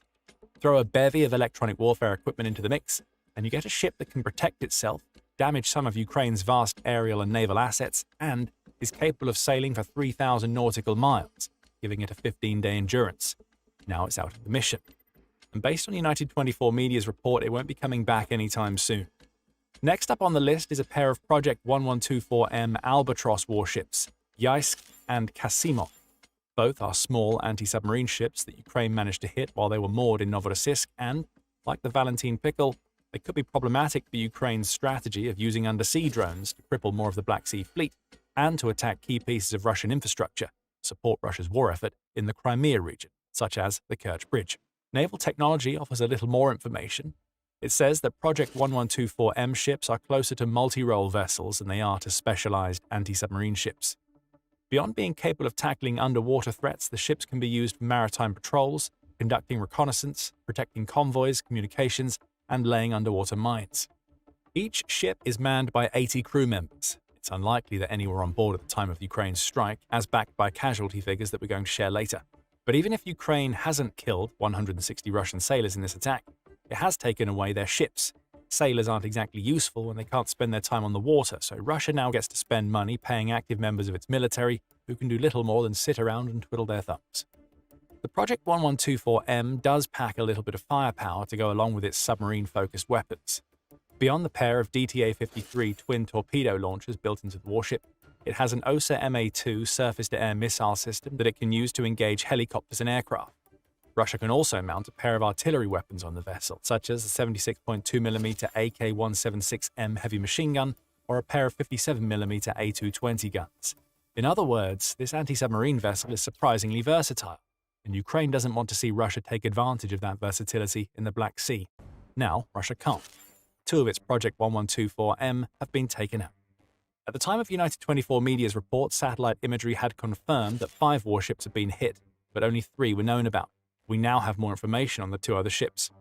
That information comes courtesy of Euromaidan Press, which reveals that ship number 4 on Ukraine's list of targets on March 1st and into 2nd was the Admiral Essen.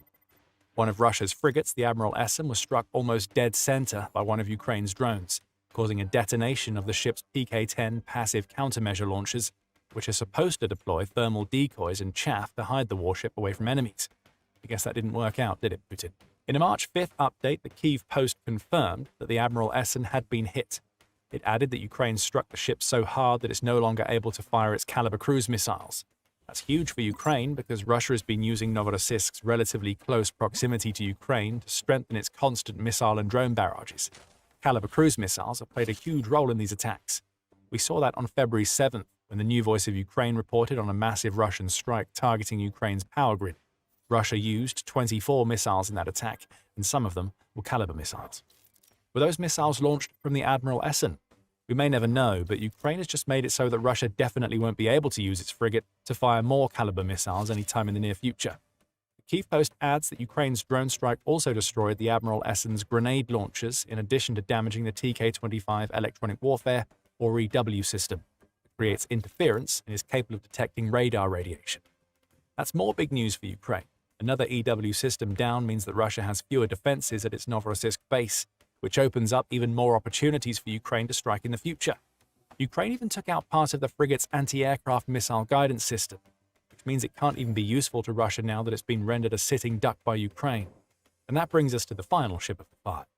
But before we get to that, there's a lot more where this came from. If you're getting value from the military show, don't forget to subscribe so you always stay ahead of the curve. Finally, we have the Molnaya missile boat, which Euromaidan Press says is a Project 1241 warship. Ukraine's drones scored direct hits on the stern section of that vessel, which it says houses the Molnaya's engine room, main engines, diesel generators, and a pair of AK-630M 30mm artillery mounts the ship is able to use in close-range air defense encounters against the very types of drones that struck it. Russia built all of its Project 1241 ships during the Soviet era and completed construction of 80 of them between 1979 and 84. That doesn't mean that Russia has a vast stockpile of these warships ready to replace what Ukraine just destroyed. Naval Encyclopedia notes that most of the 80 were exported to other countries, so Russia has lost a missile ship that was part of an ever-dwindling stockpile. Our repeated mentions of the Molnaya being a missile ship also clues you into the fact that it packs a lot more than the 30mm cannons. The ship can be loaded with SAN-5 surface-to-air man-pads, each loaded with 16 missiles that target aircraft and helicopters. These ships also have P-270 Moskit missiles, which are loaded into twin launchers on the upper deck. So, like several of the other ships that Ukraine obliterated during its March 1st raid, the Molnaya is a versatile, albeit aging, powerhouse that was supposed to be better than anything Ukraine could deploy in the naval aspect of the war. Now it's another smoking ship among a fleet of 5 that Ukraine struck with drones. And given its age, along with the fact that Russia doesn't make Project 1241 ships anymore, there seems to be little chance that Russia will be able to repair the damage. To add a little bit of insult to this massive fleet-wide injury, United 24 Media adds that military analysts have observed what it terms a dark spot on the pier where the Project 1124 corvettes we mentioned earlier were located. That dark spot could indicate that Ukraine's drones also hit the pier, or they could mean that a fire caused by the strikes on Russia's warships spread to the pier itself, causing yet more damage. And believe us, there is yet more damage. A lot of it, as we'll be digging into toward the end of the video. Before we get into everything else Ukraine achieved at a naval port that was supposed to be as safe as any that Russia had in the Black Sea, let's take a look at what this latest strike means for Russia. One thing is for certain. Whatever protection that Novorossiysk has isn't working. The entire point of relocating the most high-value assets in the Black Sea Fleet to Novorossiysk was to protect those assets against Ukraine's missiles and drones. The idea was to combine increased distance with better air defenses, along with the EW capabilities of some of the warships that made the journey, to prevent Ukraine from carrying out strikes like the one we've just seen. And in theory, it makes sense. Novorossiysk is significantly further east than the previous Black Sea Fleet base of Sevastopol, as there is about 300 kilometers or about 186 miles of distance between those two ports. Add the distance that Ukraine's weapons had to travel over the Black Sea to reach Sevastopol, and you see how distance comes into the equation. For instance, the export versions of the Storm Shadow missiles that Ukraine used to wreck some of the Black Sea Fleet during the earlier years of the war have a range of about 250 kilometers, 155 miles per the BBC. That puts much of the Black Sea and perhaps Sevastopol in danger. Novorossiysk, not so much. What Putin and his Kremlin cronies failed to account for is that Ukraine could build its own weapons capable of traveling far deeper than anything that it had when Russia started its withdrawal to Novorossiysk back in 2023. Now Ukraine has the likes of the Sea Baby, along with airborne drones that can travel hundreds or even thousands of kilometers. So a target that was once out of range is now very much within reach. Ukraine knew what was coming long before Russia figured it out. In fact, Russia never did figure it out. There would have been no warships in Novorossiysk if it had, though it's difficult to determine where else those ships could have gone without leaving the Black Sea theater entirely. In September 2025, the Ukrainian Navy spokesperson, Dmytro Pletnychuk, even warned Russia directly that keeping ships in Novorossiysk wasn't going to help. We will destroy them right in there, and they understand that fully well, Pletnychuk said. Fast forward to mid-December, and Ukraine did what Euromaidan press dubbed the impossible. Ukraine's drones managed to disable a Russian Varshavyanka-class submarine in Novorossiysk in an attack that took out yet another Russian asset capable of launching Kalibr cruise missiles. If Russia hadn't heard Pletnychuk's warning, this attack made it extremely clear. Ukraine had the means to strike the ships that Russia was trying to hide away in its far-flung port. Still, Russia did nothing. Ukraine took advantage of that fact on March 1st and into 2nd. With the December attack having exposed the frailties in Russia's Novorossiysk defenses, Ukraine had the blueprint for an even larger strike that has crippled yet more of the Black Sea Fleet. Russia couldn't stop any of it, and with another 5 warships down, Ukraine has opportunities to strike again and again. By the way, don't underestimate what this latest strike means for Russia in the Black Sea component of its war strategy. That strategy was already on the verge of being ruined before Ukraine carried out its latest strike. As Defense Express reported in a February 26th article, the Black Sea Fleet had already been functionally crippled long before the Novorossiysk attack. At least 25 of Russia's warships had been taken out by the end of February, amounting to about a third of the entire fleet's power. You can now add another 5 to that list. Its ability to project maritime power in the region and beyond has been severely constrained, as it's continuously compelled to adapt its tactics in a diminished operating environment, the outlet said of Russia's once feared fleet. Russia is well aware of its own Black Sea failings, not that it can do anything worthwhile about them. Heads have rolled in Russian naval command over the whole thing, and it seems like the Black Sea Fleet's current commander, Sergei Pinchuk, is walking on very thin ice after reports surfaced toward the end of January that the Kremlin was weighing the option of stripping him of his power. There would be no point. Russia's only option now is to keep its warships out of the Black Sea and as far away as possible. Pinchuk could be turned into the latest scapegoat for the country's Black Sea blunders, but whoever follows him still faces a Ukrainian problem for which there are no answers. Ukraine can hit Novorossiysk. There's nowhere else for the fleet to go but so far away that the one use that it still has, which is launching missiles at Ukraine from port, disappears. All of this brings us back to something we mentioned several times already. As devastating as it is for Russia to lose 5 more warships from the Black Sea Fleet, Ukraine's horde of at least 200 drones did even more damage than we see on those ships.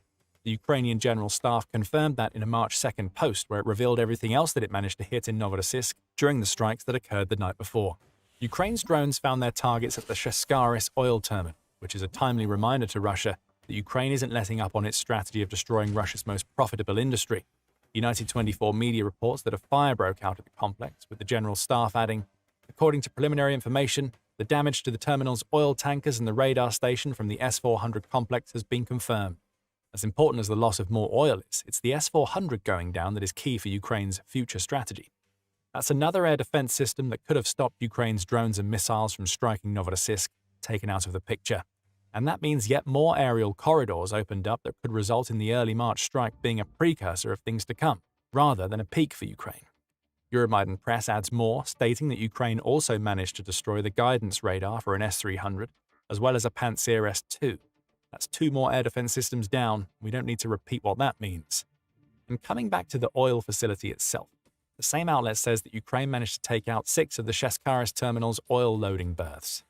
Those berths would have been receiving oil that passes through Crimea and ends up in Ukraine. With only 1 left, Russia is going to struggle to keep its troops supplied on the ground for the next few days at least. And finally, there are also casualties, at least 17 of them in fact. Euromaidan Press reports that 3 of Russia's sailors were killed in Ukraine's overnight strike, with a further 14 being wounded. We'd say that these are sailors that Russia isn't going to be able to use anymore, but with so many of its warships being turned into smoking wrecks, that was already pretty much the case. What we have here is a strike unlike anything that Ukraine has pulled off before. Ukraine has taken out Black Sea Fleet ships in the past, but never 5 in one night. It has hit Novorossiysk before, but never as hard as it hit the port on March 1st and 2nd. This is an attack that will be remembered for years. And that means it reminds us of what Ukraine pulled off on the ground in Siversk just a few weeks before. That was another operation, albeit a completely different one, that will go down in history once the war is over. You can find out all about it by watching our video. And if you enjoyed this video, remember to subscribe so you catch all of our coverage of Ukraine's latest and greatest strikes. And thank you as always for watching. Back to the Future. Could it actually happen with a real time machine?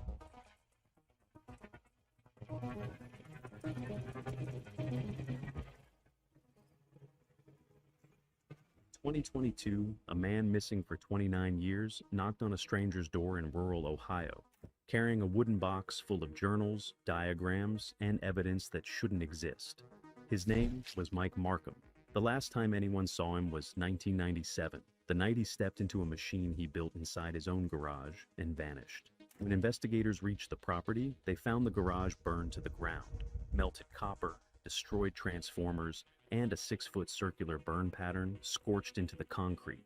No body, no remains. Just a handwritten note inside a metal toolbox that read, "It's not about time. It's about how you see things." For 3 decades, the world assumed he was dead. But Mike Markham came back, older, exhausted, carrying proof. I was devastated. I thought if I could build a time machine that I could go back and see him again and tell him what was going to happen, maybe save his life. Not of time travel, but of something that makes time travel look like a children's story.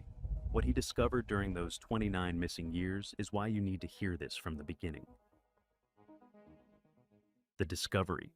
Mike Markham grew up in rural Missouri in the 1970s and 80s. No degrees, no funding. Just a kid dangerously obsessed with electricity, who scavenged transformers from junkyards, taught himself electronics from library books, and spent every free hour building anything that could throw a spark. And sometime in the early 1990s, that obsession led him to something he was never supposed to find. He had built a Jacob's ladder, 2 metal rods in a V-shape, high voltage, an arc of electricity climbing upward between them.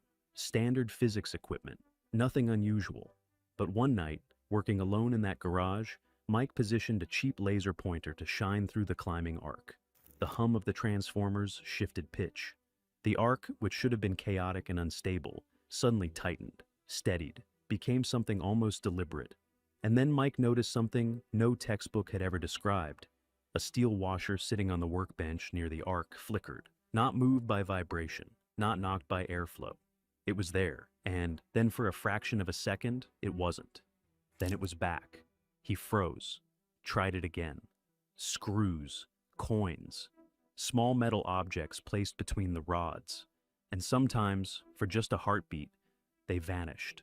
No sound, no movement, just a brief, impossible absence. A hole in reality where a solid object had been.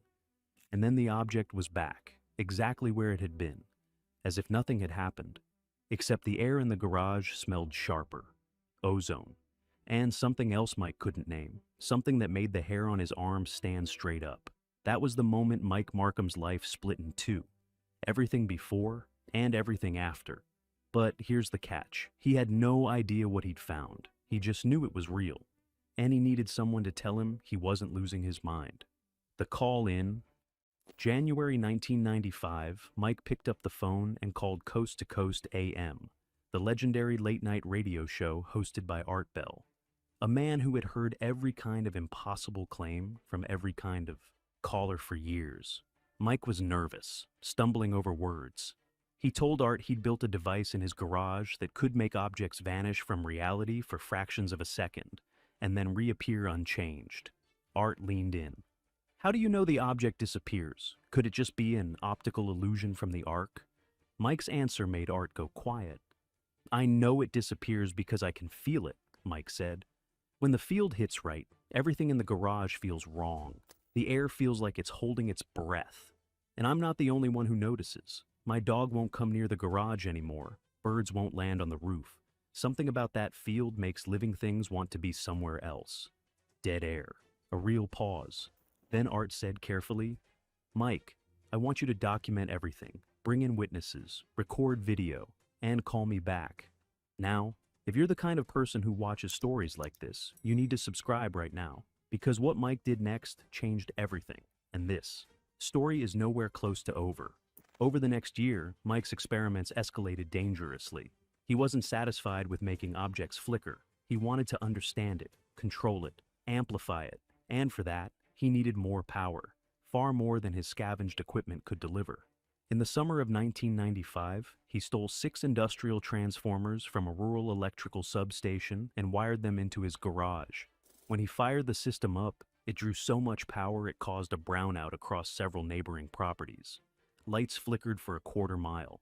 Utility investigators traced the surge straight to Mike's garage. He was arrested, 60 days in county jail. And get this, those 60 days made him worse. He spent every waking hour in that cell sketching diagrams, refining calculations, planning a bigger build.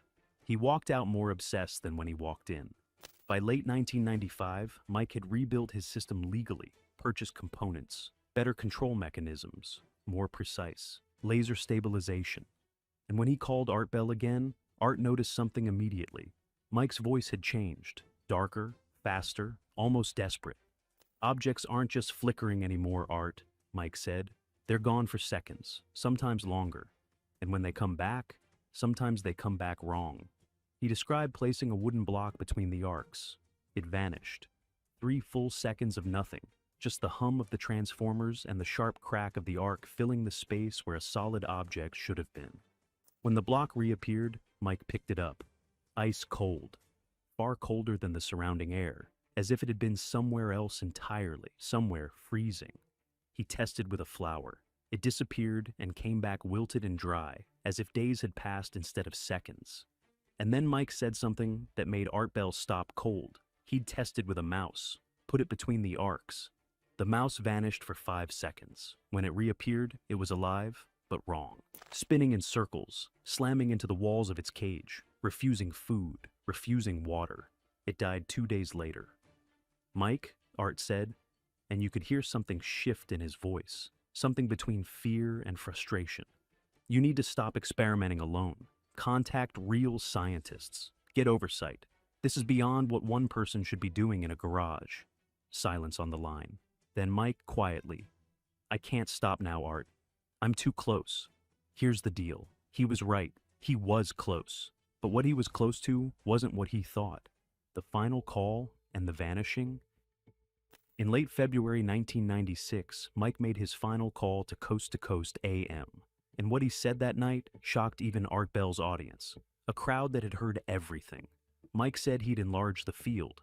It wasn't just affecting small objects anymore. He could step partially into it himself. And when he did, time felt different. "It's like everything slows down except you," Mike said. "You can see things happening in slow emotion. You can move between seconds. And when you step out, you realize more time has passed than you experienced, like you were gone longer than you thought." Dead silence on the line. Then Art asked the question everyone listening was thinking. "Mike, are you telling me you've built a time machine?" A long pause. Then carefully, "I don't know if it's time travel, but it's something. The field disrupts normal perception, or normal reality. I can't tell which, but I'm close, Art. I just need more power and a better stabilizer." Art tried to pull him back, bring in scientists, work within the system. But Mike's paranoia had taken root. Government surveillance, cars on his road that didn't belong there, people watching his house. The call ended with a promise. "I'll call back in March. I'll have proof. Video, measurements, everything you've asked for." That call never came. March 1997.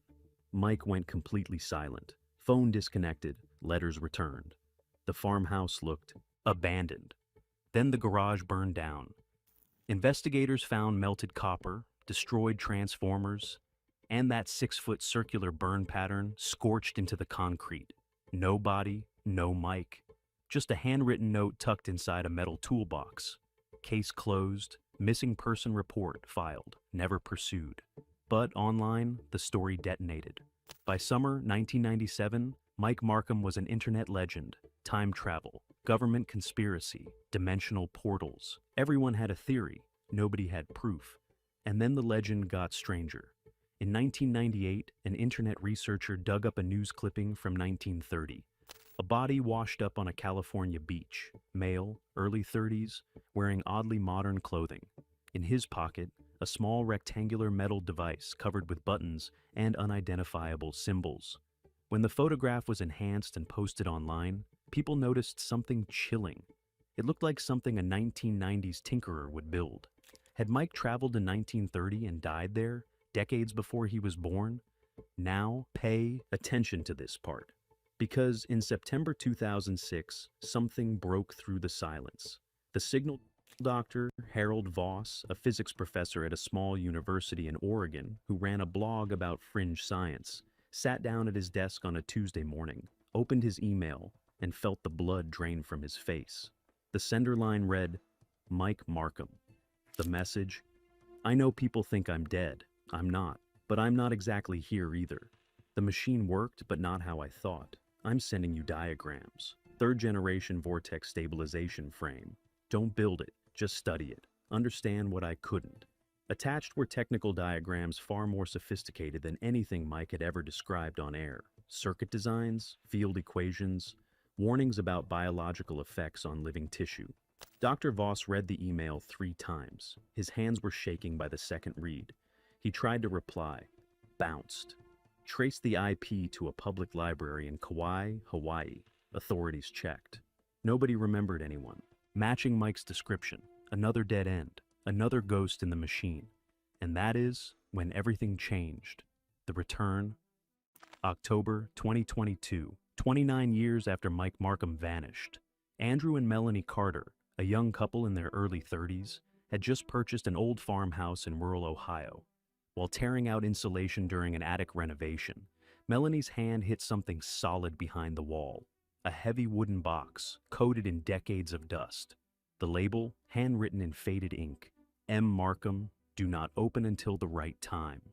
They pried it open together on the attic floor. Inside, journals filled with handwritten notes, circuit diagrams, and dates spanning from 1995 to 2021. Circuit boards, some burned, some pristine, wrapped in anti-static bags, and a Polaroid photograph showing a man standing beside a large ring-shaped metal frame. Date stamp, June 21st, 2021. On the back, in the same handwriting, it did work, but not the way I thought it would. But here's the catch. One of the journals contained the exact address of the farmhouse where the Carters now lived. Next to it, a note. Magnetic field stability optimal, safe storage location. They will find it when the time is right. How did Mike know this address? How did he know the Carters would buy this specific house? How did a box hidden years ago contain documents dated 2021?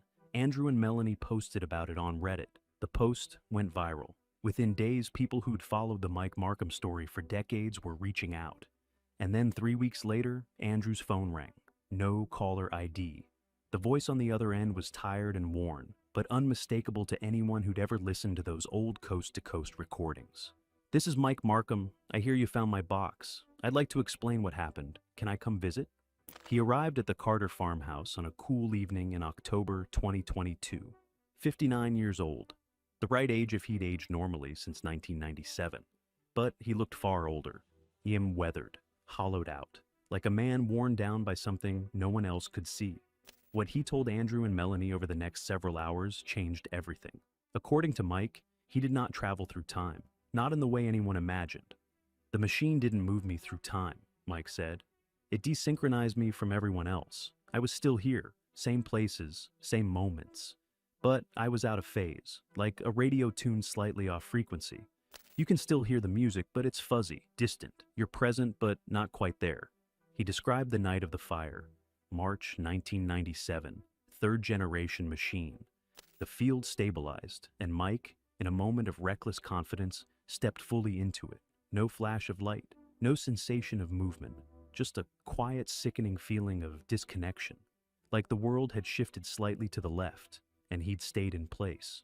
When he stepped out, everything looked the same, but hours had passed. The machine had overheated and caught fire. Mike escaped. But when he tried to contact people, something was deeply, fundamentally wrong. Friends recognized his face, but couldn't place his name. His landlord remembered renting to someone, but not the details.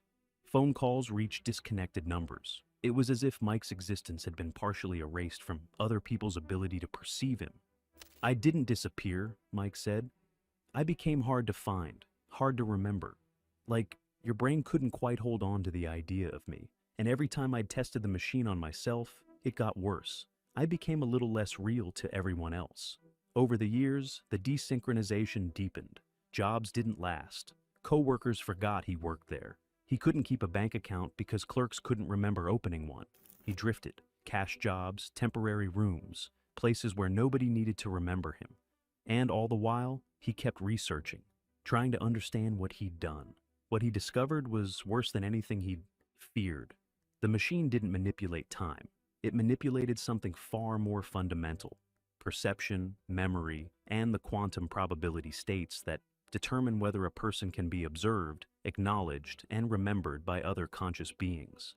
Every person exists because others remember them, Mike told the Carters. Memory creates reality, and I damage my ability to be remembered. You can see me now. We're talking, but it's fragile, and it's getting worse. The Carters asked the obvious question: why come back now? Mike said he was running out. Each exposure had deepened the effect. He could barely stay coherent to anyone for more than a few hours. Soon he'd become completely unmemorable, present but unperceivable, existing in the spaces between people's attention.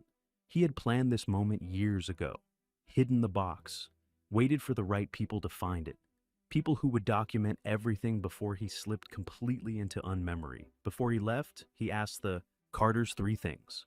Send the journals to a private research archive. People who would study the work without recklessly replicating it. Lock the attic. Some equipment was still magnetically active. And never try to contact him again.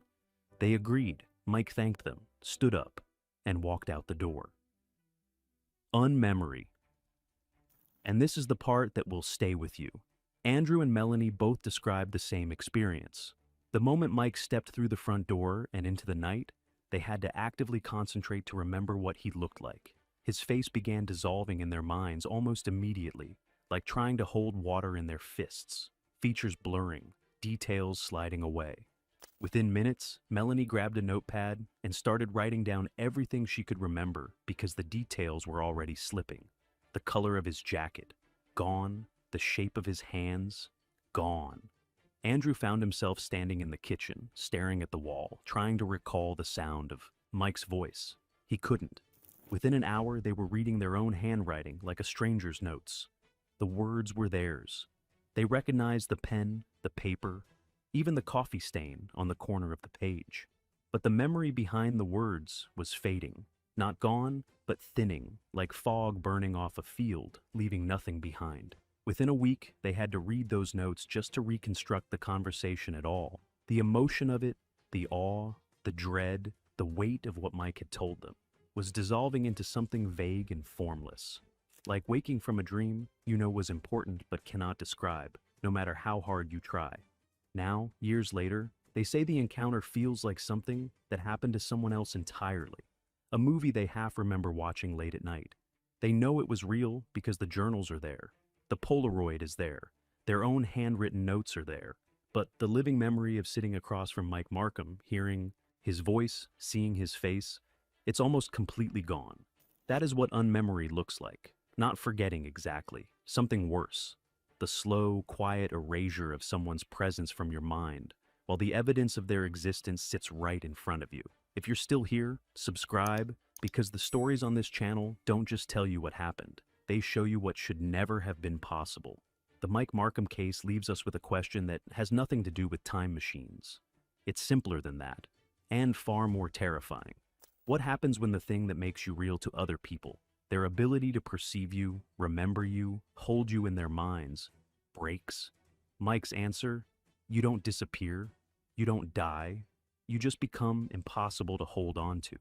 A face no one can quite describe, a name that slips off the tongue, a presence that dissolves the moment you leave the room, a ghost made of flesh and blood, haunting a world that has simply stopped noticing you exist. The Carters kept their promise. The journals were sent, the attic was locked. Since then, occasional unverified sightings, Someone matching Mike's description asking strange questions in university physics departments. A man at a conference who introduced himself as Mike Markham, but whom no one could remember afterward. Reports from shelters of a man with deep technical knowledge who never stayed long enough for anyone to learn his name. Traces, echoes, each sighting a little hazier than the last. Each witness a little less certain they saw anyone at all. The fading signature of a man slipping further into unmemory. Somewhere, Mike Markham is still out there, walking through a world that can barely see him, still breathing, still moving, still trying to be remembered before the last thread snaps and he falls through the cracks of reality for good, alive, present, and completely, irreversibly forgotten. The machine worked, just not the way anyone, not the expected, and the price was a fate worse than death. Mike Markham found a way to break reality, and reality broke him back. All right, y'all, we are back with another video. I definitely had to bring y'all this one. Seems like Dr. Phil is fed up with Ilhan Omar and Zoran Scamdunny. Not only that, he absolutely went off on Zoran Scamdunny's wife about a comment she made about October 7th. I'm pretty sure we all know what happened on that day. And I'm not going to spoil it. We're going to get to it in just a second. But like I said, Dr. Phil didn't hold any punches. Because like I said, he showed enough exposed Ilhan Omar for who she truly is. And we know that she's a liar. She can't get on any show and talk about anything other than Donald Trump. They always say that they care about the American people. But yet, every time they talk, it's about Donald Trump. They is mad. All of them is mad because President Trump approval rate is just through the roof, and they don't like it. They don't like anything he do. You even got Democrats like watermelon, kangaroo neck Adam Schiff that's sitting up there trying to go off on President Trump over Iran. So they got support for Iran, but not for the United States, not for President Trump, all because they hate him. But we about to get into it. I'm going to show y'all exactly what Dr. Phil had to say about all of this. So please hit the like button, subscribe to the channel. Shout out to everybody showing so much support. And shout out to the one that always watches the entire video. I appreciate all of you. And like I would say is Dr. Phil is just like President Trump. He one of those ones that ain't afraid to say whatever it is. He ain't holding back no punches at all. So let's dive straight into this. So a lot of y'all remember yesterday was Zoran Scamdunny with the two guys that had the bombs and stuff like that threw the bomb that was outside of Zoran Scamdunny's mansion. And he just want to refer to them simply as men. He don't want to say it was an act of terrorism, them having them bombs and stuff like that. But yet he want to call it white supremacy. He wanted to go on to blame white people. That's what Zoran Scamdunny wanted to do. So let's check this out. Before we get to Dr. Phil, they say breaking socialist mayor Zoran Scamdunny is at it again, shamelessly attacking peaceful anti-Muslim protesters while casting himself and the Muslim community as victims.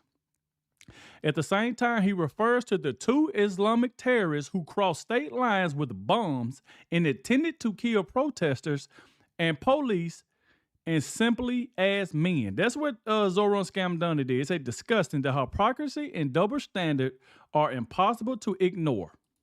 Neither of us were home at the time. This was a vile protest rooted in white supremacy entitled Stop the Islamic Takeover of New York City. Wow. I'm the first Muslim mayor of our city. Anti-Muslim bigotry is nothing new to me, nor is it anything new for the 1 million or so Muslim New Yorkers who know this city as our home. While I found this protest appalling, I will not waver in my belief that it should be allowed to happen. Ours is a free society where the right to peaceful protest is sacred. It does not belong only to those we agree with. It belongs to everyone. I will defend that right every day that I am mayor, even when those protesting say things that I abhor. Let me also be clear about something else. New York City will never tolerate violence. This man is full of freaking crap. He is full of crap. So the two guys that had the bombs, he didn't want to call them out. He calling them just men. He won't call it what it is. We all know what it is. When you got somebody like that had bombs, that traveled there, threw it outside of his house, outside of his mansion. This is ridiculous. Whether from protests or counter-protests. Many of the counter-protesters met this display of bigotry peacefully, with a vision of a city that is welcoming to all. But a few... In just a second, we're going to get to Ilhan Omar right after Dr. Phil go off on Zoran Scamdunny and his wife. We're going to get to Ilhan Omar, what Dr. Phil said about her too, so y'all just hold on. Let's go. Who did not. Two men, Amir Balat and Ibrahim Kayumi, traveled from Pennsylvania and attempted to bring violence to New York City. They are suspected of coming here to commit an act of terrorism. There is video of these two individuals. Why you won't just call it that? Just call it that. Throwing two devices towards the protest. The police department has determined that these were improvised explosive devices made to injure, maim, or worse. Thanks to the swift and decisive actions of NYPD officers at the scene, both men were immediately taken into custody, and the devices they brought taken off of our streets. And the thing about Zoran Scamdunny, he the same person that let these same two guys out. That right there is exactly what he would do. And it's by Benny Johnson. He said Mayor Mamdani blamed white supremacy Monday for the recent ISIS-inspired Islamic attack on NYC.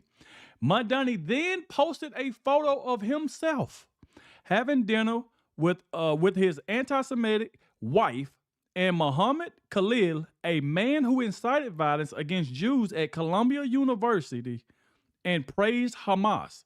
So here he go right here having dinner, him and his wife having dinner with this guy right here, Muhammad Khalil. That's why I said, man, I'm going to ask y'all this again, because it seems like I almost say this every day. Let me know in the comment section, do y'all feel sorry for New Yorkers? Do y'all feel sorry for them? Because like I said before, I don't. Because we warned y'all not to vote for Scamdunny. Y'all still ain't got, and I'm going to mention it just so New Yorkers will know. Every time I do a video on Zoran Scamdunny, he said he was going to freeze your rent. He said it was going to be government-run grocery stores. He said it was going to be free buses. He ran on affordability. Y'all ain't got none of that. None of it. It's like at this point, New York is just being destroyed every single day. It's like people can just come and do whatever they want in New York City. And then here he go right here. He's praising this guy. He's Zoran Scamdunny said for Muhammad Khalil this past year has been marked by profound hardship and by profound courage. A year ago, Muhammad was walking home through our city after sharing an iftar with his wife, Noor, when he was detained by federal agents, flown to Louisiana, then held in an ICE facility for months. In that time, he was forced to miss the birth of his first child. All of this for exercising his First Amendment rights and protesting the ongoing genocide in Palestine. And yet, even in the face of that cruelty, there has also been beauty, New Yorkers raising their voices and solidarity, a city refusing to look away. Muhammad won his freedom, and a father was finally reunited with his child. Last night, as we marked the one-year anniversary of his detention, Rama and I were honored to welcome Muhammad, Noor, and their son Dean to Grace's Mansions to break our fast together. Muhammad is a New Yorker and he belongs in New York City. So this is what Zoran Scamdunny just did. And if you see what Benny said, he said Mamdani posted a photo of himself having dinner with anti-Semitic wife and Muhammad Khalil, a man who incited violence against Jews. And he's sitting up here praising them. Had dinner with him. Invited him to Gracie's mansion. Like I said, that tells you everything you need to know. And like I said, Zoran Scamdunny also go on to say that his wife is a private person. That's what he said. He said his wife is a private person, but let's listen to Dr. Phil pretty much break down why Zoran Scamdunny is a freaking liar, when it comes to this. So check this out right here. It says Zoran Mamdani says his wife is a private person.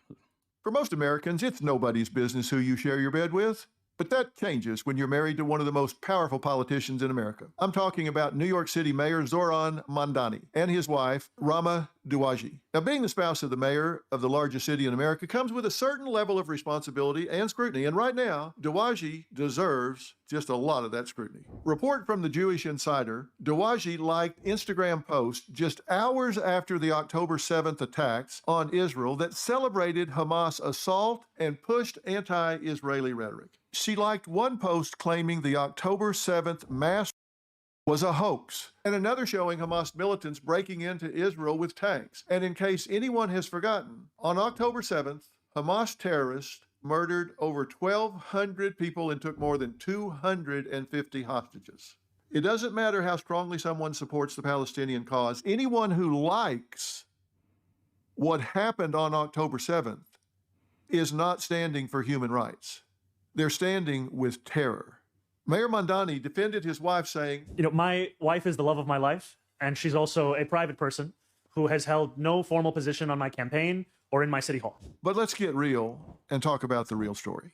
When you're the spouse of the mayor of the largest city in America and you're supporting the murder of hundreds of innocent Jews, trust me, that's not private.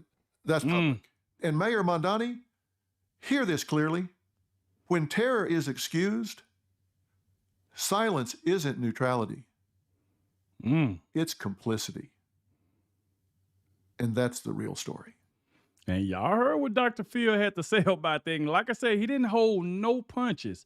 And like I said before, I think I showed some of this video the other day, but he didn't stop there. He went off on Ilhan Omar as well. So you can see right at the top, Dr. Phil nukes Ilhan Omar. And let's get into what Dr. Phil had to say about it. To have a democracy, a beacon of hope for the world to now be turned into one of the worst countries where the military are in our streets without any regard for people's constitutional rights. Wait. Stop here. You can't make this up. Who are we talking about here? Omar fled Somalia, a failed state, a country ravaged by civil war, corruption, and poverty. And she spent years in a Kenyan refugee camp. I hate that for her. I really do. She resettled in the U.S. as a refugee. So happy for her. She was given housing, afforded education, opportunity, freedom. She became a citizen in 2000 at 17. Again, so happy for her. Thank God she escaped that terrible life. And she was elected to Congress, one of the first Muslim women in the House. The American dream. She has every reason to be thankful. Is she? Not even almost. Instead, she spends her time bashing the very country that saved her and her family. Exactly. Bashing the country, bashing President Trump every chance she get.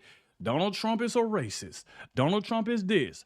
Donald Trump is older than me. He's going to be dead before I am because of his age. This is the stuff that comes out of this woman's mouth every single day. No matter if she's on CNN, ABC, CBS, no matter where she go, she talks down on President Trump. She called us in this country stupid. She called everybody stupid who voted for President Trump. This is what this woman does. And by the way, we all know she married her brother. So she should be gone anyway. Here's more of what I consider garbage. I mean, I grew up in a dictatorship. And I don't even remember ever witnessing anything like that. To have a democracy, a beacon of hope for the world to now be turned into one of the worst countries. How about just thank you? Thank you for giving me a soft place to land. Thank you for giving me a track to run on. Thank you for giving me somewhere to be and thrive and She ain't grow. gonna do that. And you know, here's the thing. She has the right to say what she's saying. Culturally, psychologically, I think it's disgusting. But does she have the right to say it? Yeah, she does. Just like I have the right to say it's absolutely disgusting. And whoever voted for her now knows who they voted for and should kick her ass to the curb. Most shocking, instead of gratitude for America, she has the unmitigated gall to just spew nothing but unwavering disdain. And this isn't new. In 2019, she said, This is not going to be the country of white people. in 2020, she said, we must She said it's not going to be the country of white people. Now, we've seen the videos of her saying that we should be more fearful of white men because they responsible and caused the most deaths in this country. Yet she said that and then turned around and married a white man. So it's just crazy to say something like that. We should be more fearful of white men in this country because they're the one who caused the most deaths, and then she goes on to marry a white man. Just ridiculous. Hi, Congresswoman Omar. You were just talking about how Trump's economy has failed the American people, but I think the American people really want to know how you went from a negative 65,000 before coming into Congress to over $30 million in just 7 years. My disclosure is public now. Yeah, it is. And so a lot of people now are looking into that and finding S. Crew Winery, a winery that doesn't actually seem to exist. Is that a real winery, or? Do you all actually look at and read things, or do you just ask silly questions? Well, it's listed in the financial disclosure, so can you explain it? Because we have a lot of questions about it, and things just aren't adding up. There's no real phone number. There's no real location. Why did you want to buy some wine? Probably not from you, to be honest. Recently stated that the American people should be afraid of the white man. They should be fearful of the white man. I never said that. Yeah, you're on video saying it. Our country should be more fearful of white men across our country, because they are actually causing most of the deaths within this country. I did not. Yes, you. Again, this is like what I said. You need to prepare yourself, because you can't continue embarrassing yourself like this. So I'm just a liar. What I was quoting was an actual study done by the FBI. Okay, thank you. Here, next time. All right, thank you, Congresswoman. Mantle the whole system of oppression. And like I said, that's stupid to even say something like that. Just to say something like that. White man is causing the most death. What?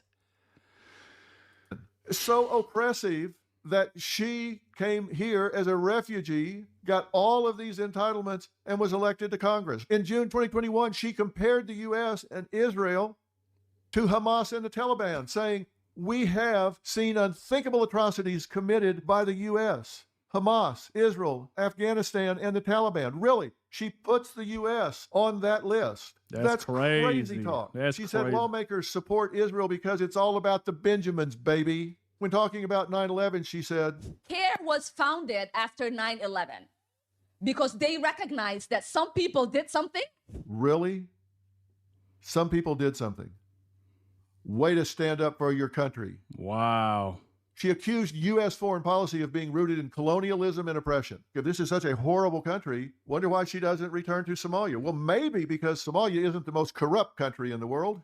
It's the second most corrupt country in the world. It's 179th out of 180. Somalia hasn't had a stable central government for decades.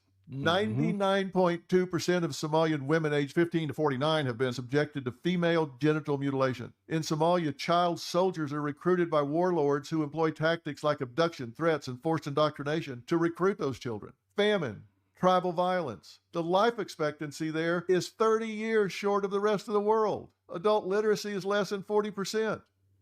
Religious minorities, they're persecuted. LGBTQ, killed. But in America, she rose from refugee to congresswoman. She has freedom of religion, freedom of speech, security, yet somehow we are oppressors? Get real, lady. Exactly. Get real. That's what I'm saying. Something is definitely wrong with this woman, man. Look at this. Ilhan Omar basically says Somalis would not leave no matter what Americans think. It's funny that she say that because Somalis have already been deported out of this country, and she knows she's next. So to get on there and say, "Oh, well, it doesn't matter what President Trump say. We ain't going nowhere. So who are you? Is you going to let them all come stay with you?" That's what I want to know. Is she going to let all of them come stay with her? And the reason why y'all hear Ilhan Omar brag about Minnesota so much, because she got Jacob Frey up there, the governor. The mayor. And then you got Tim Walz, which they both Democrat. They both stealing taxpayers' dollars. They both in on fraud along with Ilhan Omar. And that's the reason why y'all always hear her say, "We love Minnesota. We are Minnesotans." That's why she loves saying it, because that's the only place she can be to keep committing this fraud and knowing that Tim Walz, Jacob Frey, none of them going to say anything because they all in on it. They all in on it. So that's the reason why you constantly hear her brag about that. But listen to her right here talking about what President Trump ain't going to do to Somalis. He's always been a racist, a bigot, a xenophobic, and Islamophobic. We know that he called African nations a shithole in his first administration. We know that when he came down that escalator, he said he was going to stop Muslim immigration into this country. And so it is not surprising that he is going after black immigrants in this country, and it's Well, they always trying to make it a race thing. He going after black. He going after Mexican. He going after this. They always trying to make it seem like President Trump a racist. They always trying to make it seem like that. Really not surprising that he's choosing a black immigrant community that is also Muslim. But what I would like to say is that most of us are citizens. On our passport, it says we are nationals of this country. We love that Minnesota has welcomed us. Many of us have not been settled in Minnesota. We chose it as a home because the Minnesota people and the state is beautiful and very welcoming. And we are going to be here regardless of what the president has to say. Okay. So ain't this funny hearing her say that we gonna be here, but yet he's already been deporting Somalis and stuff like that. So this woman is just stupid, man. Like she is just crazy. Now, like I said, at this point, she's just saying whatever. And it's all about she just along with Chuck Schumer and the rest of the Democrats. Let's just keep bashing President Trump. Let's just keep bashing him. And that's the reason why, like I said, Bill Maher went off on Kangaroo Neck Adam Schiff the other day. Said, "Dan, that's all y'all do is bash President Trump, and it's not getting y'all anywhere doing it. So y'all can just sit there and keep bashing him all you want. What are you getting out of it? Because nobody believes you, nobody but Ilhan Omar and the rest of you Democrats that don't like President Trump." So like I said, y'all get in the comment section. Let me know what y'all think about this. Let me know what y'all think about what Dr. Phil had to say about it, because he wasn't afraid to say any of this stuff. So like I said, salute to Dr. Phil, man. Like I said, once again, thank you all for watching, especially the ones that made it to the end. And I'll catch y'all in the next video.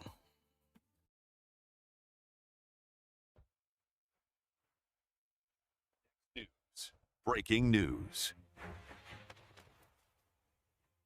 Breaking right now, President Trump just dropped a $300 billion bombshell that has the energy world absolutely stunned, while simultaneously putting the Iranian regime on notice that America will not back down. This is the kind of move we haven't seen in 50 years, folks. While the fake news media obsesses over manufactured crises, the Trump administration just executed a masterclass in energy dominance that protects American interests overseas and supercharges production right here at home. The globalists, they're panicking because they know what this means. What did Trump just announce that has the establishment complete meltdown? I'm going to tell you. But first, I'll tell you why it matters to you and your family. Because every time you fill up your tank, every single time that you pay your electric bill or buy groceries that were shipped across the country, you're feeling the effects of global energy markets. You don't even know it. You see, the Iranian regime has been threatening to choke off the Strait of Hormuz, the choke point where 20% of the world's oil flows through every single day. If they succeed, gas prices don't just go up, they explode, and your heating bill through the roof. The cost of everything you buy skyrockets. But here's what the corporate media will not tell you. President Trump saw this coming. He's been preparing for this exact scenario. While Biden spent 4 years destroying American energy independence, Trump has been planning the greatest energy comeback in American history. It isn't just about cheaper gas. This is about whether America controls its own destiny or whether we're held hostage by terrorist regimes halfway around the world. So you see, the stakes couldn't be higher. And you see, there's a national security angle that most people aren't even paying attention to.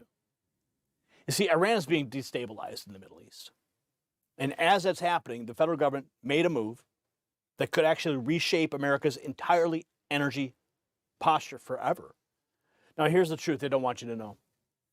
Nuclear subs or warheads, next-gen power grid, aircraft carriers, all depends on one thing. It's called uranium.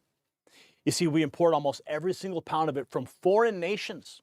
Not all of them are our friends either. See, this is not just about energy independence. It's about survival, because a nation that can't power its own military is a nation that cannot defend itself.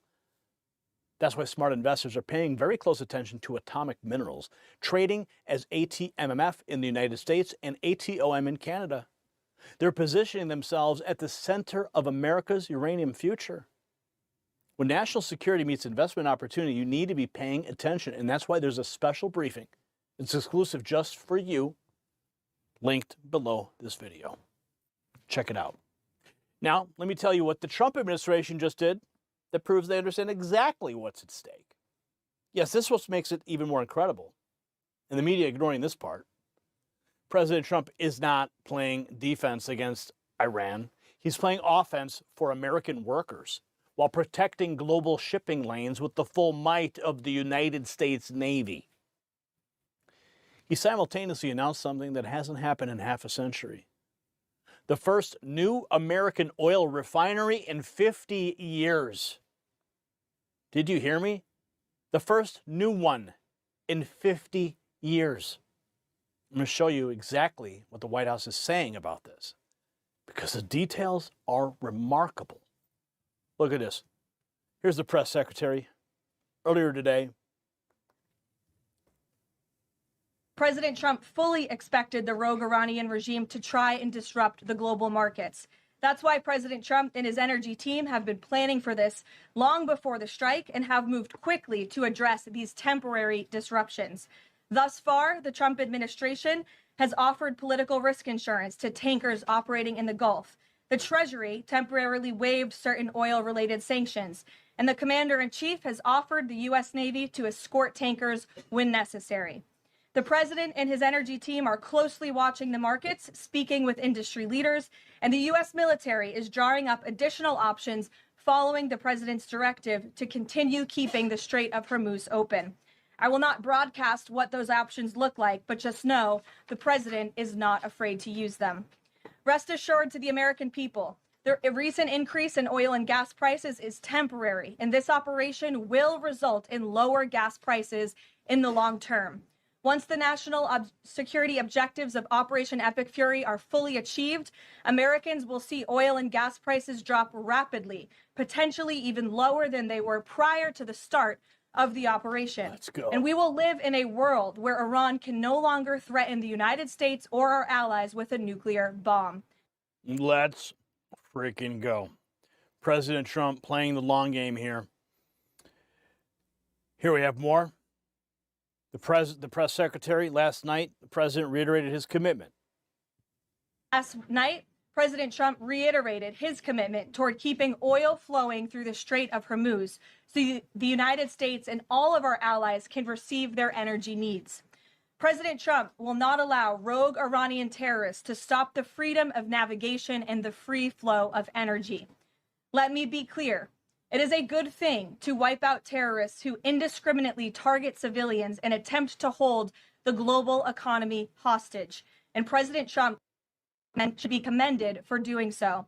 As the president made unequivocally clear to the remaining elements of this terrorist regime in his statement yesterday, if they do anything to stop the flow of oil or goods within the Strait of Hormuz, they will be hit by the world's most powerful military 20 times harder than they have been hit thus far.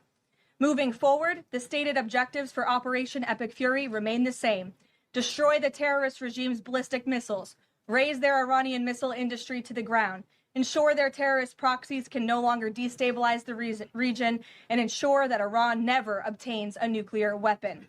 President Trump remains confident these goals will be accomplished in swift fashion. 20 times harder. We have not even begun to fight, my friends. Here's the U.S. Treasury Secretary, Scott Bessent. The Indians had been very good actors. We had asked them to stop buying sanctioned Russian oil this fall. They did. They were going to substitute it with U.S. oil. But to ease the temporary gap of oil around the world, we have given them permission to accept the Russian oil. We may unsanction other Russian oil. You know, the other thing Treasury can do here, Larry, is there are hundreds of millions of barrels of sanctioned crude on the water. And in essence, by unsanctioning them, Treasury can create supply. And you know, we are looking at that. We're going to keep a cadence of announcing measures to bring relief to the market during this conflict. And Larry, we're not done yet. We got more. Trump stuns the world by announcing a $300 billion deal for the first time in 50 years. We're opening a U.S. oil refinery. America is returning to real energy dominance. Today, I'm proud to announce that America First Refining is opening the first new oil refinery in 50 years in Brownsville, Texas. This is a historic $300 billion deal, the biggest in U.S. history. A massive win for American workers, energy, and the great people of South Texas. Thank you to our partners in India and their largest privately held energy company, Reliance, for this tremendous investment. It is because of our America First agenda, streamlining permits and lowering taxes that have attracted billions of dollars in deals coming back to our nation. A new refinery at the Port of Brownsville will fuel U.S. markets, strengthen our national security, boost American energy production, deliver billions of dollars in economic impact, and will be the cleanest refinery in the world. It will power global exports and bring thousands of long overdue jobs and growth to a region that deserves it. This is what American energy dominance looks like. America first, always. God bless President Trump. America First Refining, opening the first new one in 50 years. Let's frickin' go. Right down in Texas. So, let that sink in for just a second. President Donald Trump just secured a $300 billion deal, the biggest investment deal in United States history, to build the cleanest oil refinery in the world right in Brownsville, Texas. Thousands of American jobs, billions in economic impact, complete energy independence. This is what real leadership looks like. Well, the Democrats spent years telling me that fossil fuels were dead, that America needed to surrender its energy future to China and the globalists. President Trump was building relationships and crafting deals that will power this nation for generations. The establishment's furious because this proves everything that they said was a lie. America First isn't just a slogan, it's a policy that's delivering results. This is the Trump administration showing the world what happens when you put America first. You protect global energy routes with military strength. You stabilize markets with smart policy. You invest hundreds of billions of dollars into American workers, American jobs, and American dominance. See, the fake news will never give Trump credit for this, and that's why we have to spread the word. It's your duty to share this video with everybody you know. Did you see this on the evening news? Of course you didn't. I want you to text raw feed to the number on the screen. Stop what you're doing. Look at the screen. 844-840-4963. That is the secret number. That is where you have the ability to bypass the algorithm, to never miss a notification from me, because they come from me, not from some computer run by Google that thinks you don't deserve that notification. How many times do I hear people say, I didn't get the notification, I didn't get the notification. Wow, you're online still? Yeah, it's because they're burying us. Because we tell too much friggin' truth around here. Truth is treason in the empire of lies. And that is why you got to text raw feed to 844-840-4963. Get on that list. Now drop a comment. Tell me, do you think Trump's energy strategy is exactly what America needs? Yes or no? And if you still believe in subscribing and notifications, you can do that too. There's a whole mechanism below this video. You know the whole thing about subscribing, notification, tap the bell. But texting the raw feed to 844-840-4963 is a lot better. Because the establishment's trying to suppress our reach. And you could also check out our merch shop, right below the video. Find something you like. Go to the website, shop.nextnewsnetwork.com. We've got some gear. Let's see, wear your patriotism proudly. I'm Gary Franchi. Thank you for watching the Next News Network. Stay informed, stay free, and good night. The system controls information. Information control is power. They don't want you to see this. The truth only survives together. They don't want this shared. Share this now.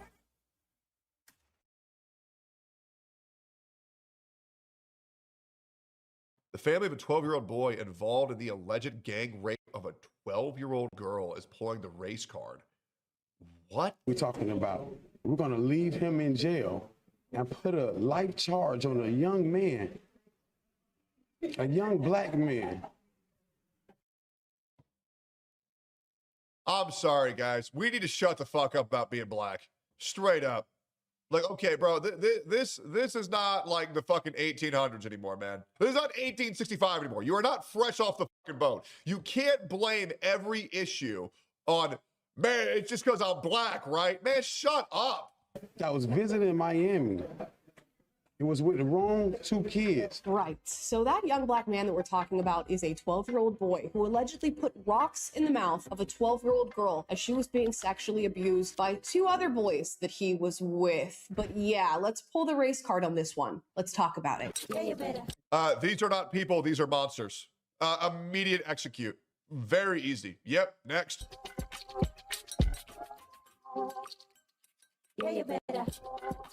That's fucking crazy. Guys, before we get into today's video, please like and subscribe. Now, today we're going to be talking about the story of a 12-year-old girl, as we should be focusing on the victim in this story, who allegedly was sexually abused when she encountered three boys at a local community center, I believe the story states. A 12-year-old boy by the name of Josiah Jones, who we're going to be focusing on later on, another 13-year-old boy, and a 14-year-old boy, who took her to a secondary location, restrained her, put rocks in her mouth, and then allowed one of these kids to sexually abuse her for up to 30 minutes.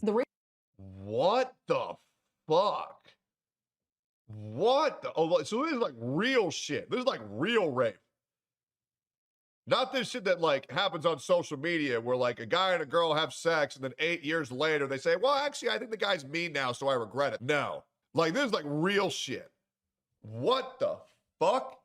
Bro, this is horrible. How the fuck are you this fucked up at 12? Rape only stopped when this young girl's father ended up calling her name. Now, all three of these boys are going to be charged as adults in the state of Florida for what they did to this young girl, which is stirring up. Hey, put them in alligator Alcatraz. That easy. A bit of controversy in the news and creating a discussion. Now, the father of one of the boys, his name is Mervyn Jones, has come forward to say that this is a young black man who we're charging here, and we should really think about, I guess, the racial dynamics of the story here. And the worst thing is that like pulling the, oh my God, judge, he's black. Oh my God, social media, this is happening to a black man. The reason why it's so frustrating is because it actually works. People fall for that shit. And they'll say, hey, they're only punishing this 12-year-old rapist because he's black. It's like, dude, I can't believe there are people who are this convinced to be victims their whole fucking lives that they will actually fall for rhetoric like this. You have to be so weak-minded, it's insane. This is a 12-year-old boy we're talking about. We're going to leave him in jail. Yes. And put a life charge on a young man. Yes. A young black man. Yes. I was visiting Miami. It was with the wrong two kids. Now, he goes on to point out the age of the kids. I believe those kids are now 14 and 15 years old as they're going through these court proceedings. And he says not only did his 12-year-old son at the time get mixed up with the wrong group of kids, but also that the allegations are bogus. So are the allegations bogus, or did your 12-year-old get mixed up with the wrong set of kids? Of course, he's making an emotional plea to those who are listening that he was just a young black man who is visiting Miami, as if the race of this individual has anything to do with the crime that he committed against a 12-year-old girl who also happens to be a black victim in this case. I think she deserves justice. And if the justice system has decided to try these three as adults, then so be it, given the... And this wasn't just like rape. This was like super, like these are not humans. These are fucking monsters. Putting rocks in their mouth. This is fucking terrible. Nature and the heinousness of rocks in mouth. Yeah, the dude put rocks in the girl's mouth so she couldn't scream. The crime that they've committed here. As I said before, this 12-year-old allegedly put rocks in the mouth of this young girl to keep her quiet as she was being raped for 30 minutes in this crime. Now, the 12-year-old that we're talking about, Josiah Jones, is being charged as an adult with aggravated battery and false imprisonment for assaulting this girl and restraining her as the assault continued. I don't know how people like this, and kudos to this woman, keep a clear head while talking about this insane behavior. There's no other word to call these. They're not humans at this point. They're monsters. To have been conditioned to do things like, and I'm not going to lie, this reflects very poorly on the parents, right? The sins of a father should never weigh on the children. But like, if your children are that fucked up, hey, I'm sorry, that has to be a product of parenthood. At the hands of another boy, and I personally don't see anything wrong with that, again, given the nature of this crime. These are felonies that, if convicted, will follow him for life, and they have, I believe, pleaded not guilty at this point. This means he could face prison time. Of course, he will not be able to vote. He will not be able to own a firearm in the future. And again, given the nature of what you've done, I don't know what else you expect here. And we're getting mixed messaging from other family members who are now getting themselves involved in this case. The mother of Josiah Jones, while these court proceedings were going on and while people were being interviewed, was heard screaming, crying, quote, "It's not true. He's only 12. So again, we're hearing the allegations are bogus, but he got mixed up with the wrong group of people. What he did didn't happen, but also he's 12 years old. You guys let me know what you think in regard to this case. Now, this next video is going to, I think, blow a lot of your minds. This is a video. You know, the worst thing is, with the way society's going, these kids fucked up by doing this to a black chick. Because if they did it to a white chick, they could probably do it a social media post and get a GoFundMe to raise $500,000. Oh, and if you don't believe me that if this chick was white, they would garner a mass amount of sympathy, I want to remind you of the black kid who stabbed brutally to death the white kid at high school and then got awarded with $500,000. Yeah. This shit is crazy. Yeah, Carmelo Anthony. Yep, that's a real thing. A black kid stabbed to death a white kid, and then the lawyer and the father said, "Man, they only doing this shit to us because we black. They trying to hold us down because we black." They do a GoFundMe and they raised over $500,000. And you want to know why the black kid stabbed the white kid to death? Because the black kid was in the wrong tent for a track and field meetup, and the white kid said he needed to go back to his tent. And so he stabbed him to death. And then his brother held his now stabbed to death brother in his arms while he bled out. And Carmelo Anthony got $500,000 for that. Yep. Imagine that. It's crazy. Video allegedly made by one of the aunts of the kids who was also being charged for this crime. Now, which one? I don't know. It's not stated here, unfortunately. Let me show you what she has to say. And Sean Duran, he don't give a he's savage. So he like, you been talking about you wanted to do this to me. You finna, do me like this. He didn't do nothing. He didn't do nothing. Jesus Christ. So I guess he got aggressive with her, and she was like, "Oh no, I'm not finna do that. I'm not finna sleep with all of y'all. I'm only sleeping with him." So I guess whatever happened, while they was running the train on her, the lady who stayed upstairs must have on her way down to check her mail, or you get what I'm saying, drop her garbage or whatever. She seen them, because how the building is made, where the lady who seen the kids is like right there, and the farm is right there. So you can look over her balcony and see everything was going on in the farm. So I guess she spotted them. Oh my God. So in the mix of her spotted them, she like, "What y'all doing in there?" So that's when she wanted to yell, "Y'all stop, y'all stop, y'all stop." But she went home. She never told her mama anything. Going on 2 days. So let's go ahead and pause here. If you're not following the ebonics that you're listening to in... Can I say that, or is it racist if I say that? Can you say, I don't know, can a white man say that? I'm 22% black. Can I say that? This video, I'm glad she said it. I was thinking it. I ain't even gonna lie. essentially stating that the 12-year-old girl was interested in at least, I guess, one of the boys, but did not want to sleep with the rest of the boys. So then the boys proceeded to run a train on her. For those of you who do not understand what that means, that's when they're all getting involved sexually, one after the other, which in this situation with somebody who isn't consenting would qualify as gang rape. Yep. Although the charges are not reflecting that. So we're getting conflicting stories here. She goes on to say that the young girl didn't tell her mother what happened. And that must explain, you know, a large part of this situation being untrue, because why wouldn't you go and tell somebody if you were sexually assaulted? As if that doesn't happen all the time. Let's continue watching. A lot of people who get raped or sexually assaulted have a very hard time coming out about their story. I had a very hard time myself with this. Now, this is very different than people who had consensual sex and then one of their friends from college convinced them that they were raped or sexually assaulted. Very different. But when you go through a traumatic experience like this, it's very hard to talk about. Yeah, it is. Because you feel disgusting.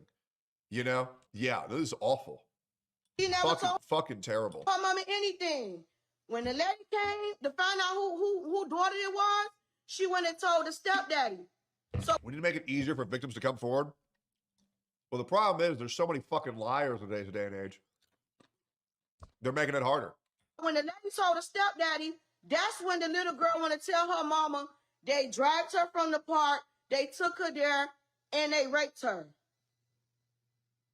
I ain't justifying nothing. Let me tell you something. I ain't finna sit here and read y'all comment. I got on here to check her. If you go, I'm not justifying anything. I got on here to check her, as in to set the story straight on the young 12-year-old girl who is accusing these boys of rape. Now, let me set the record straight for this lady. If a girl does not want to have sexual intercourse with the parties involved, and the parties involved continue to restrain that girl, put rocks in her mouth, and have sexual intercourse with her, she has been raped. Now, as she states here in her very own video, she says the girl did not want to be involved in what went down, and the boys proceeded to run a train on her. Man, this is almost more self-incriminating than a Mizkif stream. That's called rape. And, you know, many communities, all communities have issues with sexual assault and sexual abuse, particularly as it pertains to children. We've spoken about that at length on this channel. There is an overwhelming issue within the Black community with this problem. And another issue that coincides with the sexual abuse and assault that happens in all communities, but also in the Black community, is the justification of the sexual assault and sexual abuse. And when you're dealing with somebody like this, just so ghetto, okay? Their justification for the abuse will just blow your mind. And when I tell you this happens, This is real trap shit. Certified hood classic. I didn't do nothing. Okay. all the time, it happens all the time. This sort of allowance of this behavior. And when you mix this video with the rebuttal from the father that this is a young Black man who was just visiting Miami and got mixed up with the wrong group of people, but also the allegations are bogus, you have the perfect cocktail to create a child like this who goes to commit crimes of this nature. Not to mention the father himself, it seems, has a lengthy rap sheet himself with Man, I bet he got all those just because he was Black, right? Yep. Oh, yeah, nah. I bet it's just because he Black. Yeah, well. To the surprise of fucking nobody. Jesus. Who would have thought everybody with an IQ above 67? different crimes that he's committed, at least in his past. This creates the outcome that we're now experiencing right now. And I don't know what else you're meant to do in a situation like this other than start to give very heavy penalties for crimes such as this to try and stop them from happening. Okay. And if that involves this 12, probably now 13-year-old, another 14-year-old and a 15-year-old being tried as adults for what they did, this horrible thing that they did to this young girl, so be it. Do we need to watch more of this video? Let's just watch a little bit more in case, just to see if she turns a new leaf or turns a corner in her justification of the assault of this young girl. Go tell the story. Tell the story the right way. Don't get on here trying to make it seem like my nephew on a run for none of that. Because if he get direct file too, he already got a lawyer. But Do we think that this type of like this voice they do we think it's real? Or do we think it's like the gay person voice? Like, oh my God, yes, slay girl. Like I'm positive behind like closed doors, like these fucking gay dudes just like, they're like, oh my God, thank God. Okay, now I can finally stop talking like this. Like, it's got to be put on for show, right? Like, there's no way people actually do this, right? There's no way. It's not real. There's no way. There's no way. It's real. The gay voice is also real. No, it's not. No, it's not, and you'll never convince me it is. I know at the end of the day, your daughter ain't telling the truth. Your daughter only pressing charges because you forcing her to press charges. Your daughter. Have you ever met someone intelligent that talks like this? Like, genuine question. Like, have you ever like, oh, that was a very insightful conversation. Well, that was a great point that you made, LaQuisha. Fuck no. Like, they always be going on about some crazy shit. You know? Like, always. I've never heard somebody talk like, wow, that was a very great conversation. Ever. Ever. It's nuts. Like, it's like a self-report, bro. Was never a virgin before she got touched. Jesus. All these videos get to me, not only for the instance that they're covering, but the fact that you can just watch this and know that it's happening all the time. All the time, especially in a culture like this that perpetuates it even further and goes on to blame the victims for what they've experienced, to say things like she was not a virgin before she was touched. Oh, and I know so many of you are going to hop in the comments and share stories that are very similar to this experience. And I don't want to make this just a simply a black thing. This happens with all races in all communities. I stated that earlier, but there is just a particular cultural element to this video and this story that I know is going to resonate with a lot of people because it's been their experience and it's been the response that they've gotten from family members trying to come forward about their assault and sexual abuse. I guess we'll see. You know, there is a world where these are just 3 black men who are being completely abused by the criminal justice system, and these are false allegations. Yeah, there's a world, but it ain't this world. That are just completely made. There's a world where I have hair. It ain't this one. Made up to go after, you know, 3 young black boys who are future doctors. But there's also a scenario where these things that are being alleged are absolutely true, or absolutely what happened. And guess what? People need to be held accountable. And at this point, with the video I'm seeing and the response I'm seeing from some of the family members who are connected to these young boys, when some of y'all say we have to start going after the family members for how these kids turn out, I'm starting to feel that. And I don't know how you do it. We see it happen with kids who. That's why I say being a good parent is the most important job in America right now, because there are so many shitty parents. It's insane.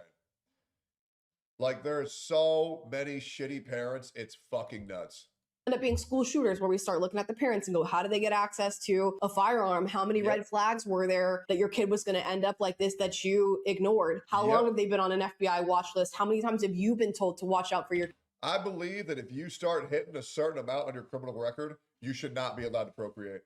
I really hate to be that guy, but if you have more than 5 criminal charges, hey, you lose the right to have babies, because we know what type of kids you're going to raise. We already know. Repeat offenders should not be allowed to procreate. Kid, and you missed that, because when I'm looking at, they're lucky enough they get to live. They should not be allowed to bring another life into this world. They absolutely should not. These parents and looking at this aunt, I'm starting to connect the dots as to how these kids turned out the way they did. And some may say it sucks to see a 12-year-old, a 13-year-old, a 15-year-old, whatever age these kids are right now. Like, this is how more black kids are going to end up when they get raised from birth, because their parents are fucking failures, being told that, oh, America hates black people. America be holding down to blacks. Oh, man, Donald Trump is evil. Everybody hates you. We live in a racist world. White men are evil. White people are evil, right? Like, when you tell a kid from birth that he must be a victim and that the world is against him, he's never going to try to overcome that.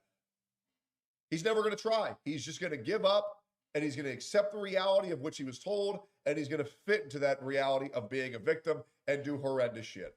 We got to stop this shit. Hey, man, I would be down for an IQ test to be passed to allow people to have a birthing license.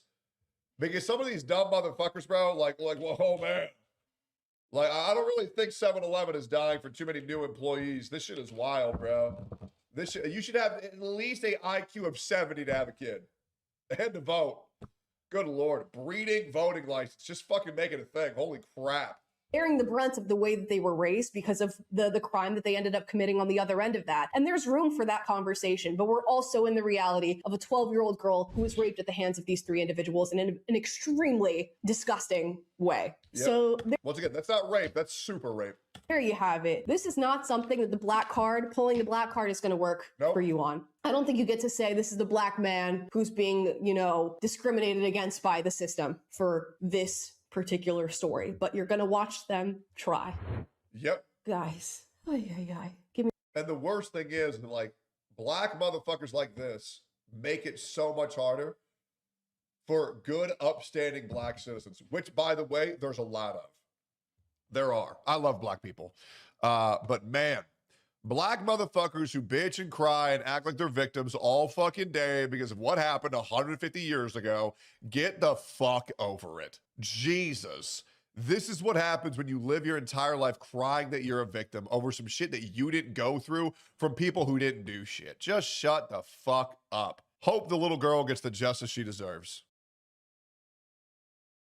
I used to think that drinking tap water was just fine and safe, but I no longer believe that. So the question is this $16 water filter just as good as the one that costs $300? Well, let's find out. In the first test, we'll see which water filter performs the best at removing copper. Then we'll see which one does the best job with chlorine and fluoride. We'll also see which one clears up water the best. Finally, we'll cut open all the water filters and see how they're constructed. At a price of only $16, the least expensive water filter we'll be testing is made by WaterDrop. They claim it's NSF and ANSI certified. They claim a 3-month or 200-gallon lifespan. It has a capacity of 7 cups. They claim it reduces chlorine. We're going to test that. And the WaterDrop is made in China. Soak the filter in tap water for 10 minutes. Let's kick off our first test and let's continue using distilled water which has 0 parts per million of dissolved solids. Let's begin using these water test strips. The distilled water that I'll be using passed the test and doesn't appear to contain any of the 17 contaminants. Let's create our test water first by adding 5 gallons of water into this water jug. The water inside the water jug is still at 0 parts per million. The water also passed the test for the 17 contaminants. Let's add 40 milliliters of copper to the water. I'll stir the water to make sure that the copper is spread throughout the water as evenly as possible. And the water is now at 94 parts per million of copper. As expected, the test strip is showing that the water is very high in copper. Let's see how long each water filter takes to filter 2 cups of water, and then we'll test the filtered water for copper. It took very close to a minute to filter 2 cups of water for the WaterDrop. I'll toss out the first 2 cups of filtered water and then run 2 more cups of contaminated water through the filter. The water started off at 94 parts per million and now it's down to 81 parts per million. Unless the filter is exchanging something for the copper, it appears that there's a lot of copper still in this water. According to the test strip, there's still a lot of copper in this water. So let's use a tester specifically designed to test copper in water.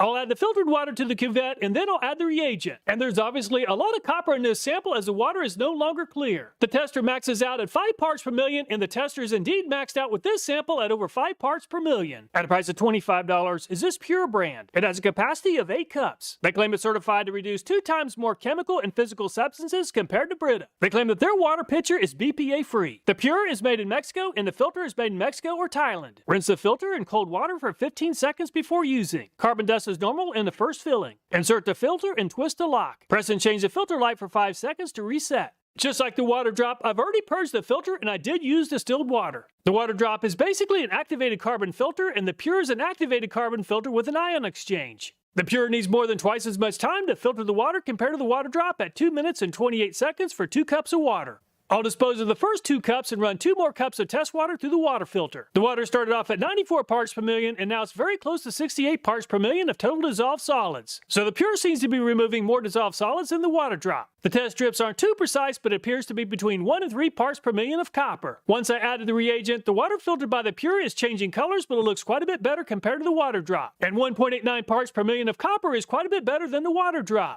At a price of $28, is this Amazon Basics brand. It has a capacity of 10 cups. WQA certified against NSF 42, 53, 401, and 372 standards. It's supposed to remove quite a few different contaminants. The pitcher is made in Poland and the filter cartridge is made in the UK. The Amazon Basics is making a lot faster progress than the Pure at filtering 2 cups of water. And the Amazon Basics is finished in 1 minute and 28 seconds, or about 1 minute faster. I'll continue to toss out the first 2 cups of water, and I'll filter 2 more cups of water that have the high copper levels. And 72 parts per million is a little bit higher than the Pure. After adding the reagent, there appears to be quite a bit of copper remaining in this water. And the results from the tester show 3.12 parts per million, which is better than the water drop, and not quite as good as the Pure. At a price of $34 is this Zero Water brand. It's a 10-cup ready-to-pour 5-stage water filter. They claim 0 total dissolved solids for improved tap water taste. Just like the previous brands, this one is also certified. The Zero Water is assembled in Mexico with imported components. And the Zero Water even comes with a TDS meter. Twist filter into the bottom of the reservoir. Tighten the filter until there's a complete seal between the filter, blue O-ring, and reservoir. Fill reservoir with cool or ambient water directly onto the filter. Discard the first 2 reservoirs of water and replace the lid. With the Zero Water, the water has to travel through 5 different stages before the filtering process is finished. As you might expect, the Zero Water takes the most amount of time yet at 2 minutes and 48 seconds for 2 cups of water. Let's repeat the process one more time.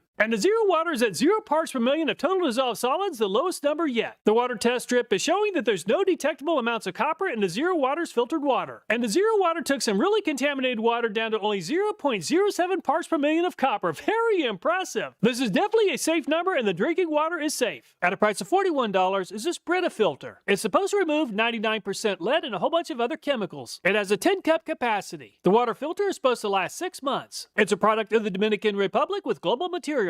The Zero Water filter is on the right, and the Brita is on the left. There's a huge difference in size between the 2 filters. Press firmly to ensure that the filter is secure. Go ahead and add cold tap water. Pour out the first 3 pitchers of water. Brita has a much smaller filter than the Zero Water, and it's also filtering water a lot faster. This is probably the most popular water filter brand in the US. The question is it the best water filter? And the Brita is finished in about 1 minute and 30 seconds, which is pretty fast. Brita is a feminine name with Scandinavian and Germanic origins, and it means exalted one, strength, or high one. And the Brita is at 73 parts per million, but the question remains, is that copper, or did the filter exchange the copper for something else? And there's definitely a lot of copper in this water, as it now looks purple. And the tester is completely pegged at 5 parts per million. At a price of $52 is this Life Straw brand. The pitcher has a capacity of 7 cups. They claim the filter will last for 264 gallons or 1 year. The activated carbon plus ion exchange cartridge lasts 40 gallons. They claim it reduces chlorine, lead, and a whole bunch of other chemicals. They also claim protection against bacteria and parasites. And the Life Straw is made in South Korea. Rinse the carbon filter under cold water for 1 minute. Put the filter housing back in the pitcher and run 1 batch of water through the filter. Remove the filter housing and pat dry. Pull down and twist the bottom cap of the filter housing to remove. Install carbon filter into the housing cap. Press cap back onto housing. They don't call this system the Life Straw for nothing. After 6 minutes, I stopped the camera. And we're now back at 33 minutes, and the Life Straw is finally finished filtering 2 cups of water. Let's go ahead and filter 2 more cups of water. Life Straw uses a microfiltration membrane, activated carbon, and ion exchange. And the Life Straw is showing around 28 parts per million. Since this filter does use ion exchange, is there still copper in the water? Is it possible that those dissolved solids are now safe for ions such as sodium? And the Life Straw did a great job of removing the copper at only 0.03 parts per million. Very impressive. At a price of $70 is this AquaGear brand. They claim it removes 20 times more contaminants than a traditional pitcher. They claim third-party tested to filter lead and chlorine. They also claim that it keeps the good minerals in. They claim the filter is supposed to last 120 gallons or 3 times longer than most standard filters. And the AquaGear is made in the USA. Attach or hold the flushing assembly to the faucet. Run water for 2 minutes through the filter at low pressure. Screw the filter cartridge onto the reservoir securely. Place the reservoir into the pitcher and secure the lid on top of the pitcher. The AquaGear is quite a bit faster than the Life Straw at around 3 minutes and 43 seconds for 2 cups of water. I had to condition the aqua filter using my home tap water, which is around 250 parts per million. This is definitely going to throw off the TDS results, but let's go ahead and test the total dissolved solids anyway. 92 parts per million is pretty high, but some of that is from the tap water. And the AquaGear's filtered water appears safe to drink at only 0.24 parts per million, which seems pretty good. At a price of $79 is this Epic Water brand. They claim it eliminates 99.9% of contaminants. They claim it removes 2,000% more contaminants than leading water filter pitchers. It's supposed to be good for 150 gallons of fresh water. They claim it's been tested against official testing standards. It has a capacity of up to 10 cups. According to the manufacturer, this filter system does not remove 100% of the contaminants in the water. And the Epic Water system is made in the USA. I'll go ahead and fill the reservoir with cold tap water and let it filter through completely. I'll go ahead and throw out the first 2 jugs of filtered water. I believe that the Epic Water system uses both carbon as well as an ion exchange system. system. And the Epic water takes quite a bit longer than most of the other brands at around 5 minutes and 8 seconds. According to the TDS meter, only 4 parts per million. The Epic water doesn't seem to be experiencing too much color change with the reagent, and 0.26 parts per million of copper should be safe to drink. At a price of $80 is this Seychelles brand. They claim it's a pH-enhancing filtration system, designed to remove lead, mercury, asbestos, and chromium, and several other contaminants. Water has to pass through both water filters for several minutes under pressure from a faucet. It's supposed to enhance the pH up to 9.5.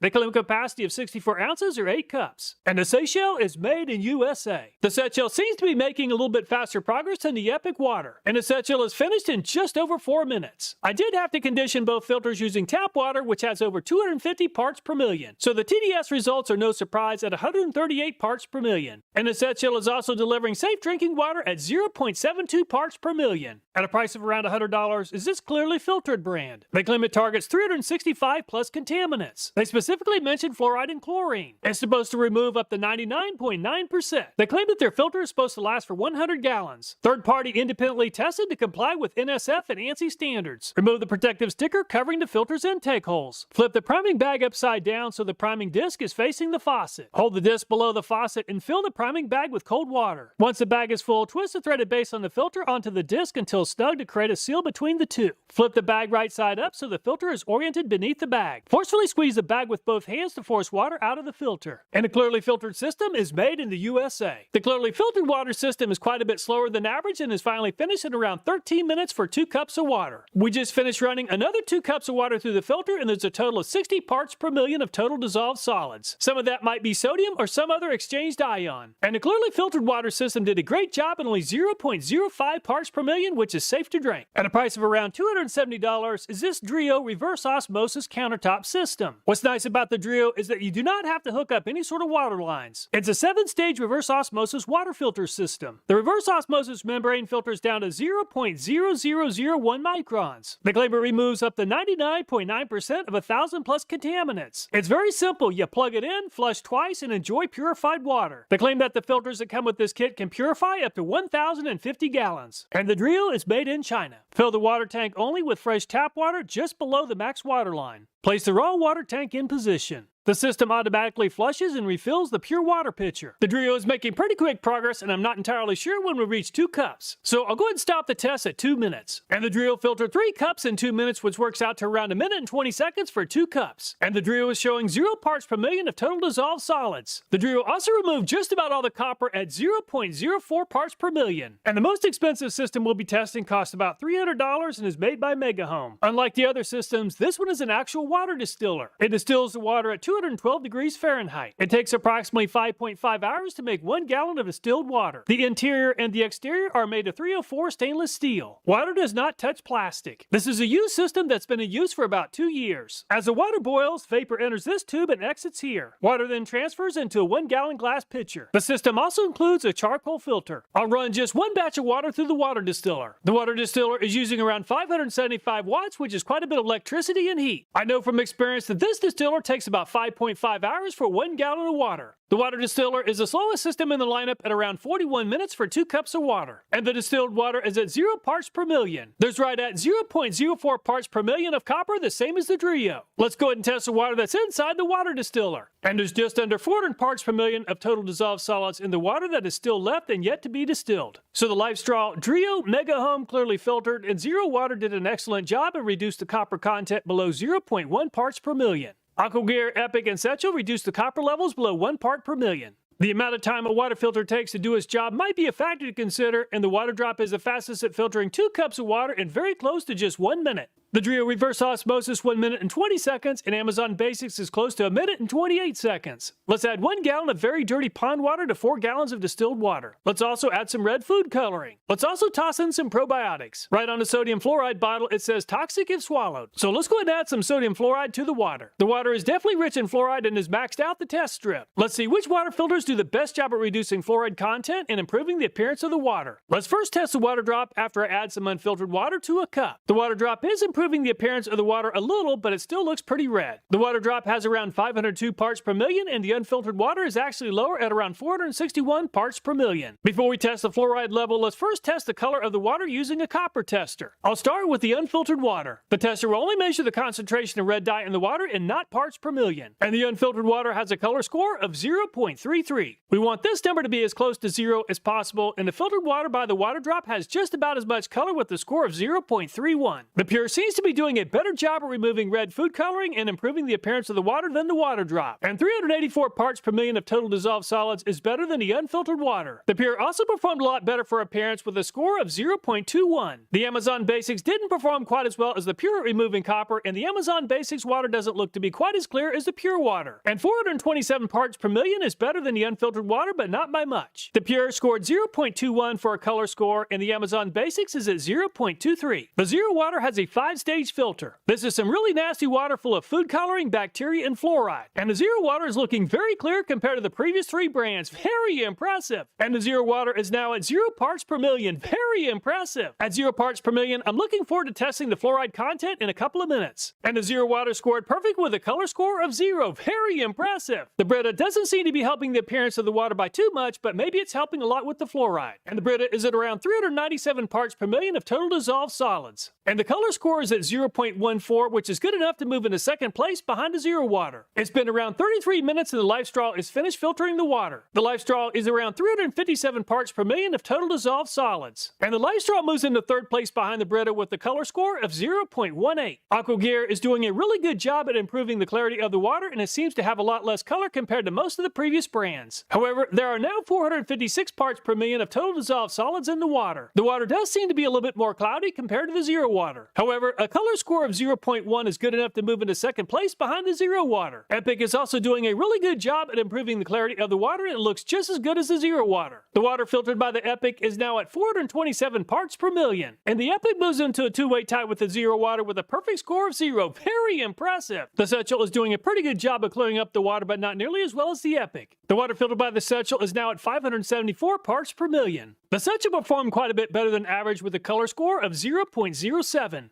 The Clearly filter is doing a really good job of clearing up the water. It's been around 13 minutes and the water is worth the wait at only 177 parts per million. And the Clearly filtered water scored perfect on the water color test with a score of 0. The Drio is a reverse osmosis system and is working very quickly and the water looks crystal clear. And the water filtered by the Drio is at 10 parts per million, which is pretty good. And the Drio also scored a perfect 0 on the color test. The Mega Home Water Distiller system is the slowest water filtering system in the lineup, but is it worth the wait? The Mega Home Water does look crystal clear just like the water filtered by the Drio. And there's only 3 parts per million of total dissolved solids. And the water distiller did a great job with a perfect score of 0. Just because water has total dissolved solids doesn't mean that the water is unsafe to drink. However, the Zero water came out on top at 0 parts per million. The water distiller finished in second place at 3 parts per million and Drio reverse osmosis third at 10. So 5 of the water filters cleaned up the water and scored a perfect 0 for water clarity. According to a study referenced by the U.S. Department of Health and Human Services website, high levels of fluoride exposure were associated with lower IQ in children. Not good.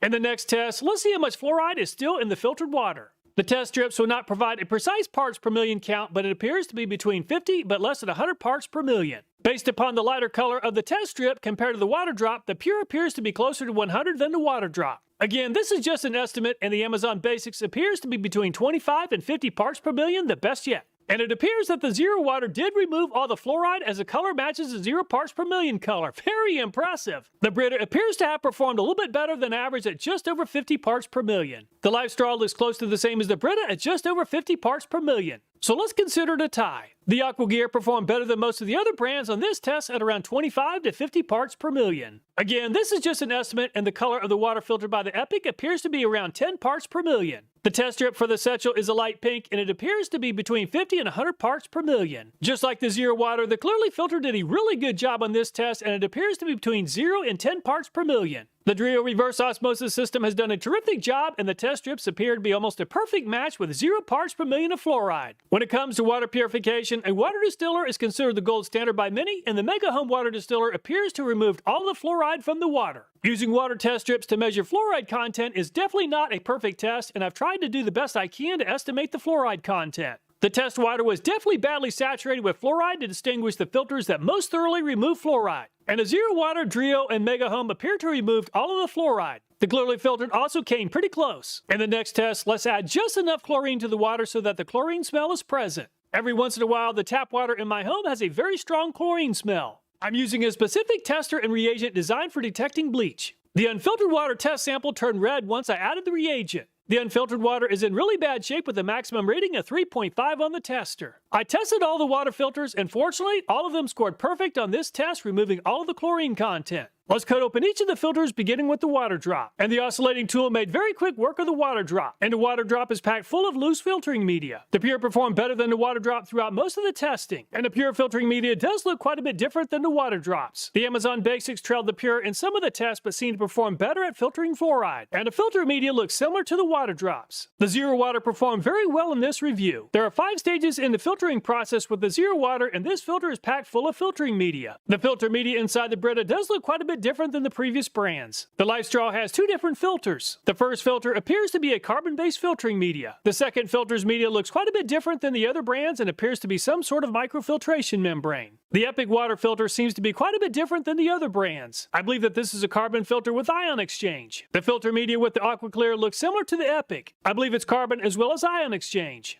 The Satchel has 2 of these filters and they're both the same. The filter media looks similar to the AquaClears. The Clearly Filtered performed very well in this review compared to most of the other brands. And the filter media looks much more robust and complex than the previous 5 brands. So which water filter is the best? The left side of the scorecard contains some basic information about each brand. It was not included in calculating the winner of the review. I decided not to include total dissolved solids in calculating the winning score since not all total dissolved solids are unsafe in drinking water. The graded categories are on the right side of the chart and I've converted the raw performance into a first to last place ranking. And the Drio Reverse Osmosis and the Mega Home Water Distiller tied for first place with an average finish of 1.25. Beginning with the Drio, it's pretty expensive at a price of around $270, but the filters are supposed to last for around 1,000 gallons. It's a pretty quick water filter and it does an amazing job of cleaning the water. If it fits within a budget, it seems like a great choice for families that go through a lot of water as this thing works quickly. The Mega Home Distiller is another great system. It does use quite a bit of electricity and is pretty slow at around 41 minutes for 2 cups of water.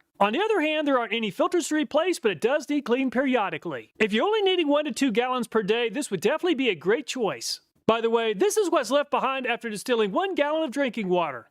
Looks worse than the pond water. If it's all about the budget, I really like the Zero Water, and this would definitely be my choice at a price of around $34. It filters water pretty quickly, and it does a terrific job. The Zero Water strips the water of just about everything, and for that reason, the filters will probably have to be replaced more often than most of the other brands. However, if you buy the filters in bulk, you can acquire the filters for around $12 to $13 each. Some people want a water filter system that leaves the minerals in the water. Me personally, I'd rather take everything out and add back the minerals that I want to consume.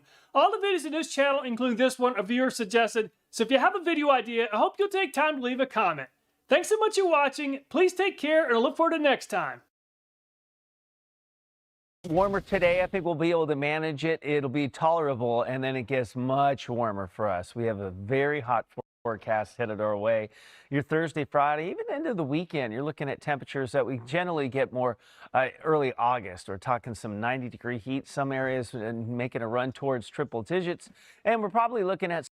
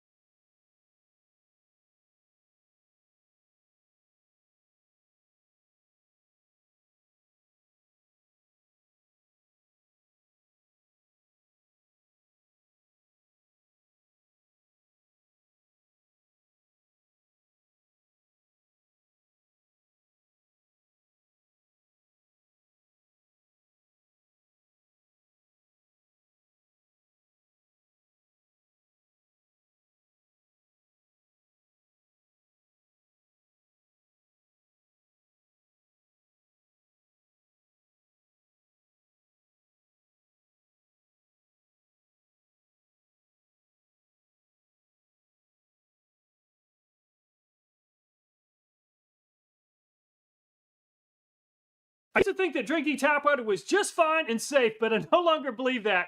So the question is this $16 water filter just as good as the one that costs $300? Well, let's find out. In the first test, we'll see which water filter performs the best at removing copper. Then we'll see which one does the best job with chlorine and fluoride. We'll also see which one clears up water the best. Finally, we'll cut open all the water filters and see how they're constructed. At a price of only $16, the least expensive water filter we'll be testing is made by Waterdrop. They claim it's NSF and ANSI certified. They claim a 3-month or 200-gallon lifespan. It has a capacity of 7 cups. They claim it reduces chlorine. We're going to test that. And the Waterdrop is made in China. Soak the filter in tap water for 10 minutes. Let's kick off our first test and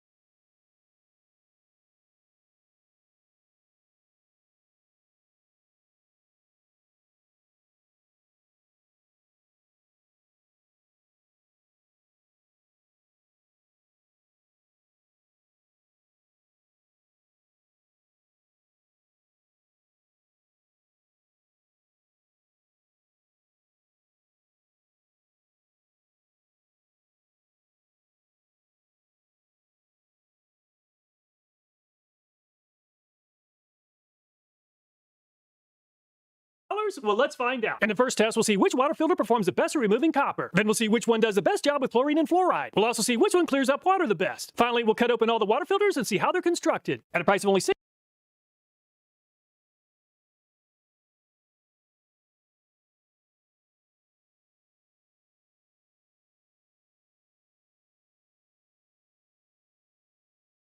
$16, the least expensive water filter we'll be testing is made by Waterdrop. They claim it's NSF and ANSI certified. They claim a 3-month or 200-gallon lifespan.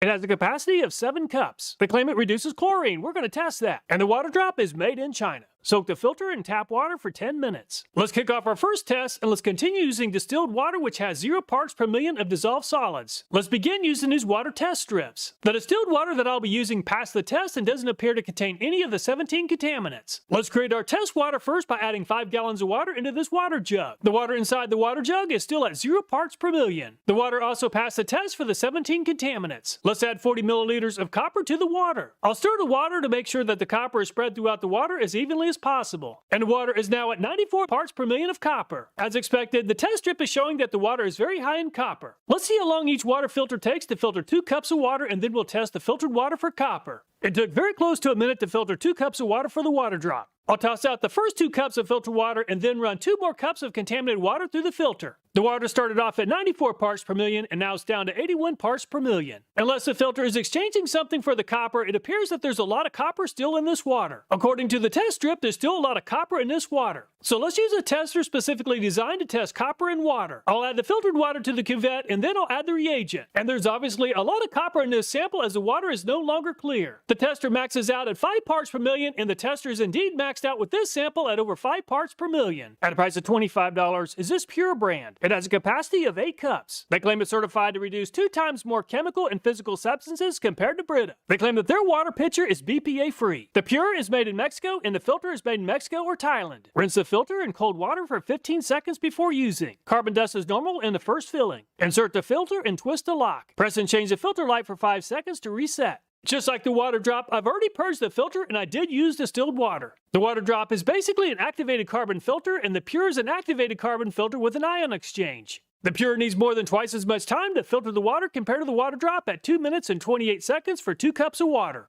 I'll dispose of the first 2 cups and run 2 more cups of test water through the water filter. The water started off at 94 parts per million and now it's very close to 68 parts per million of total dissolved solids. So the Pure seems to be removing more dissolved solids than the water drop. The test strips aren't too precise, but it appears to be between 1 and 3 parts per million of copper. Once I added the reagent, the water filtered by the Pure is changing colors, but it looks quite a bit better compared to the water drop. And 1.89 parts per million of copper is quite a bit better than the water drop. At a price of $28, is this Amazon Basics brand. It has a capacity of 10 cups. WQA certified against NSF 42, 53, 401, and 372 standards. It's supposed to remove quite a few different contaminants. The pitcher is made in Poland and the filter cartridge is made in the UK. The Amazon Basics is making a lot faster progress than the Pure at filtering 2 cups of water. And the Amazon Basics is finished in 1 minute and 28 seconds or about 1 minute faster. I'll continue to toss out the first 2 cups of water and I'll filter 2 more cups of water that have the high copper levels. And 72 parts per million is a little bit higher than the Pure. After adding the reagent, there appears to be quite a bit of copper remaining in this water. And the results from the tester show 3.12 parts per million, which is better than the water drop and not quite as good as the Pure. At a price of $34, is this Zero Water brand. It's a 10 cup ready to pour 5-stage water filter. They claim 0 total dissolved solids for improved tap water taste. Just like the previous brands, this one is also certified. The Zero Water is assembled in Mexico with imported components. And the Zero Water even comes with a TDS meter. Twist filter into the bottom of the reservoir. Tighten the filter until there's a complete seal between the filter, blue O-ring, and reservoir. Fill reservoir with cool or ambient water directly onto the filter. Discard the first 2 reservoirs of water and replace the lid. With the Zero Water, the water has to travel through 5 different stages before the filtering process is finished. As you might expect, the Zero Water takes the most amount of time yet at 2 minutes and 48 seconds for 2 cups of water. Let's repeat the process one more time. And the Zero Water is at 0 parts per million of total dissolved solids, the lowest number yet. The water test strip is showing that there's no detectable amounts of copper in the Zero Water's filtered water. And the Zero Water took some really contaminated water down to only 0.07 parts per million of copper. Very impressive. This is definitely a safe number and the drinking water is safe. At a price of $41, is this Brita filter. It's supposed to remove 99% lead and a whole bunch of other chemicals. It has a 10 cup capacity. The water filter is supposed to last 6 months. It's a product of the Dominican Republic with Global Materials.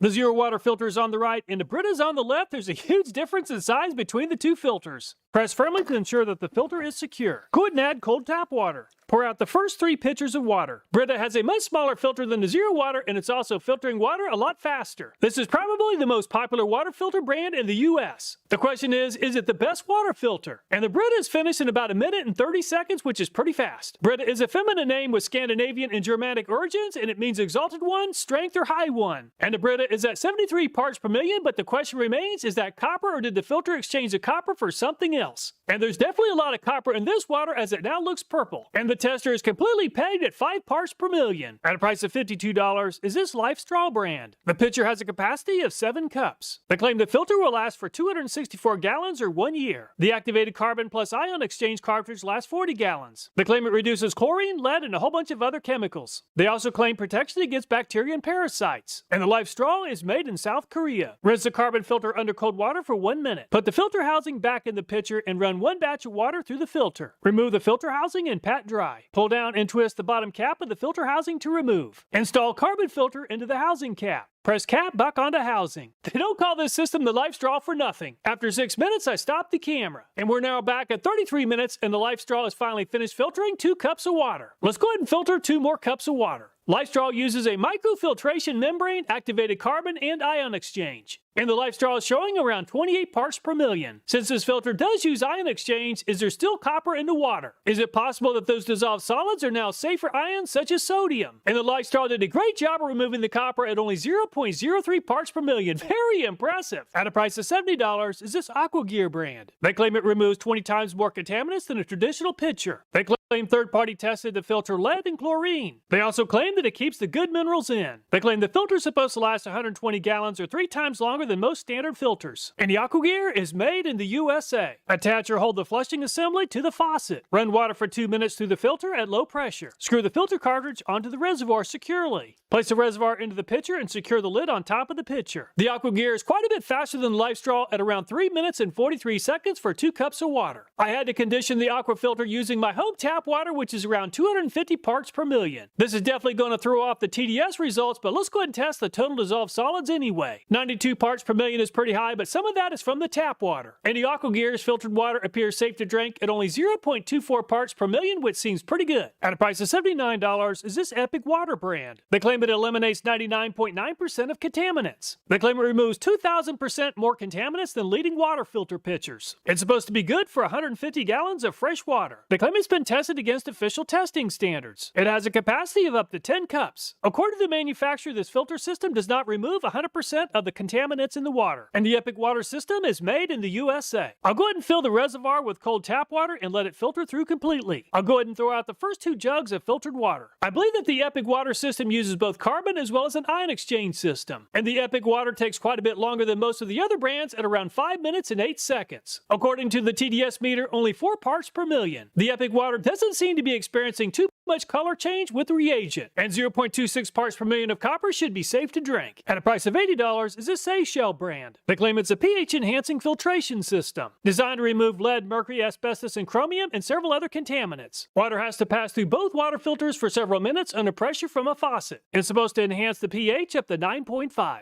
They claim a capacity of 64 ounces or 8 cups. And the Seychelles is made in USA. The Seychelles seems to be making a little bit faster progress than the Epic Water. And the Seychelles is finished in just over 4 minutes. I did have to condition both filters using tap water, which has over 250 parts per million. So the TDS results are no surprise at 138 parts per million. And the Seychelles is also delivering safe drinking water at 0.72 parts per million. At a price of around $100, is this Clearly Filtered brand. They claim it targets 365 plus contaminants. They specifically mention fluoride and chlorine. It's supposed to remove up to 99.9%. They claim that their filter is supposed to last for 100 gallons. Third-party independently tested to comply with NSF and ANSI standards. Remove the protective sticker covering the filter's intake holes. Flip the priming bag upside down so the priming disc is facing the faucet. Hold the disc below the faucet and fill the priming bag with cold water. Once the bag is full, twist the threaded base on the filter onto the disc until snug to create a seal between the two. Flip the bag right side up so the filter is oriented beneath the bag. Forcefully squeeze the bag with both hands to force water out of the filter. And the Clearly Filtered system is made in the USA. The Clearly Filtered water system is quite a bit slower than average and is finally finished in around 13 minutes for 2 cups of water. We just finished running another 2 cups of water through the filter and there's a total of 60 parts per million of total dissolved solids. Some of that might be sodium or some other exchanged ion. And the Clearly Filtered water system did a great job at only 0.05 parts per million, which is safe to drink. At a price of around $270, is this Drio reverse osmosis countertop system. What's nice about the Drio is that you do not have to hook up any sort of water lines. It's a 7-stage reverse osmosis water filter system. The reverse osmosis membrane filters down to 0.0001 microns. They claim it removes up to 99.9% of 1,000 plus contaminants. It's very simple. You plug it in, flush twice, and enjoy purified water. They claim that the filters that come with this kit can purify up to 1,050 gallons. And the Drio is made in China. Fill the water tank only with fresh tap water just below the max water line. Place the raw water tank in position. The system automatically flushes and refills the pure water pitcher. The Drio is making pretty quick progress, and I'm not entirely sure when we'll reach 2 cups. So I'll go ahead and stop the test at 2 minutes. And the Drio filtered 3 cups in 2 minutes, which works out to around 1 minute and 20 seconds for 2 cups. And the Drio is showing 0 parts per million of total dissolved solids. The Drio also removed just about all the copper at 0.04 parts per million. And the most expensive system we'll be testing costs about $300 and is made by Megahome. Unlike the other systems, this one is an actual water distiller. It distills the water at 212 degrees Fahrenheit. It takes approximately 5.5 hours to make 1 gallon of distilled water. The interior and the exterior are made of 304 stainless steel. Water does not touch plastic. This is a used system that's been in use for about 2 years. As the water boils, vapor enters this tube and exits here. Water then transfers into a 1-gallon glass pitcher. The system also includes a charcoal filter. I'll run just 1 batch of water through the water distiller. The water distiller is using around 575 watts, which is quite a bit of electricity and heat. I know from experience that this distiller takes about 5.5 hours for 1 gallon of water. The water distiller is the slowest system in the lineup at around 41 minutes for 2 cups of water. And the distilled water is at 0 parts per million. There's right at 0.04 parts per million of copper, the same as the Drio. Let's go ahead and test the water that's inside the water distiller. And there's just under 400 parts per million of total dissolved solids in the water that is still left and yet to be distilled. So the LifeStraw Drio Megahome clearly filtered, and Zero Water did an excellent job and reduced the copper content below 0.1 parts per million.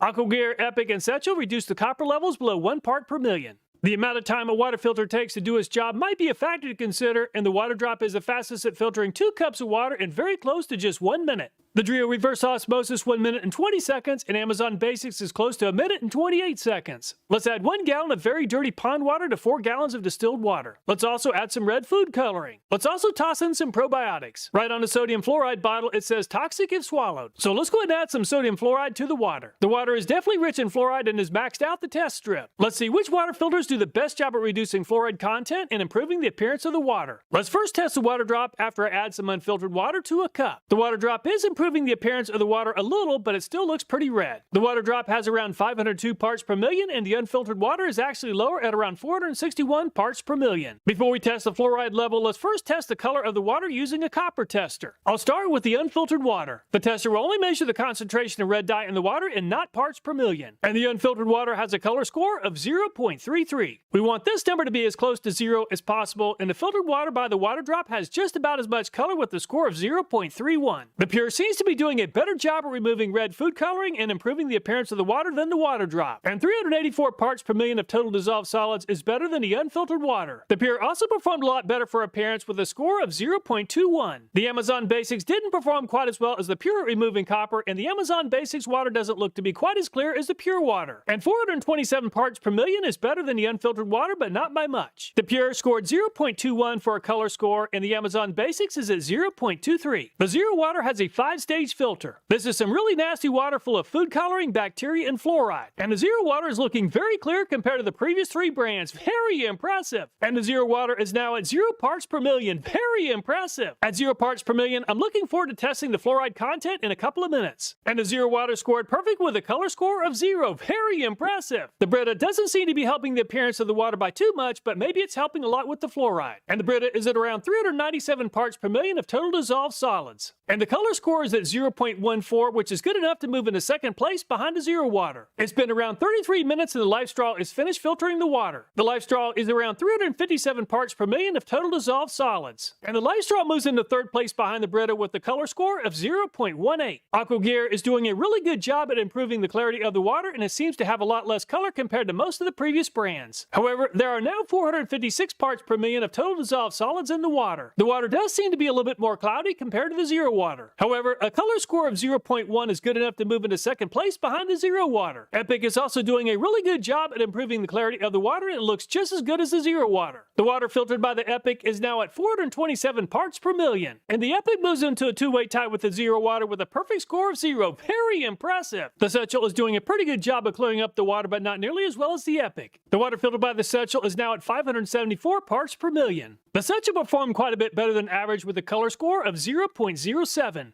The Clearly filter is doing a really good job of clearing up the water. It's been around 13 minutes and the water is worth the wait at only 177 parts per million. And the Clearly filtered water scored perfect on the watercolor test with a score of 0. The Drio is a reverse osmosis system and is working very quickly and the water looks crystal clear. And the water filtered by the Drio is at 10 parts per million, which is pretty good. And the Drio also scored a perfect 0 on the color test. The Mega Home Water Distiller system is the slowest water filtering system in the lineup, but is it worth the wait? The Mega Home Water does look crystal clear just like the water filtered by the Drio. And there's only 3 parts per million of total dissolved solids. And the water distiller did a great job with a perfect score of 0. Just because water has total dissolved solids doesn't mean that the water is unsafe to drink. However, the Zero water came out on top at 0 parts per million. The water distiller finished in second place at 3 parts per million and Drio reverse osmosis third at 10. So 5 of the water filters cleaned up the water and scored a perfect 0 for water clarity. According to a study referenced by the U.S. Department of Health and Human Services website, high levels of fluoride exposure were associated with lower IQ in children. Not good.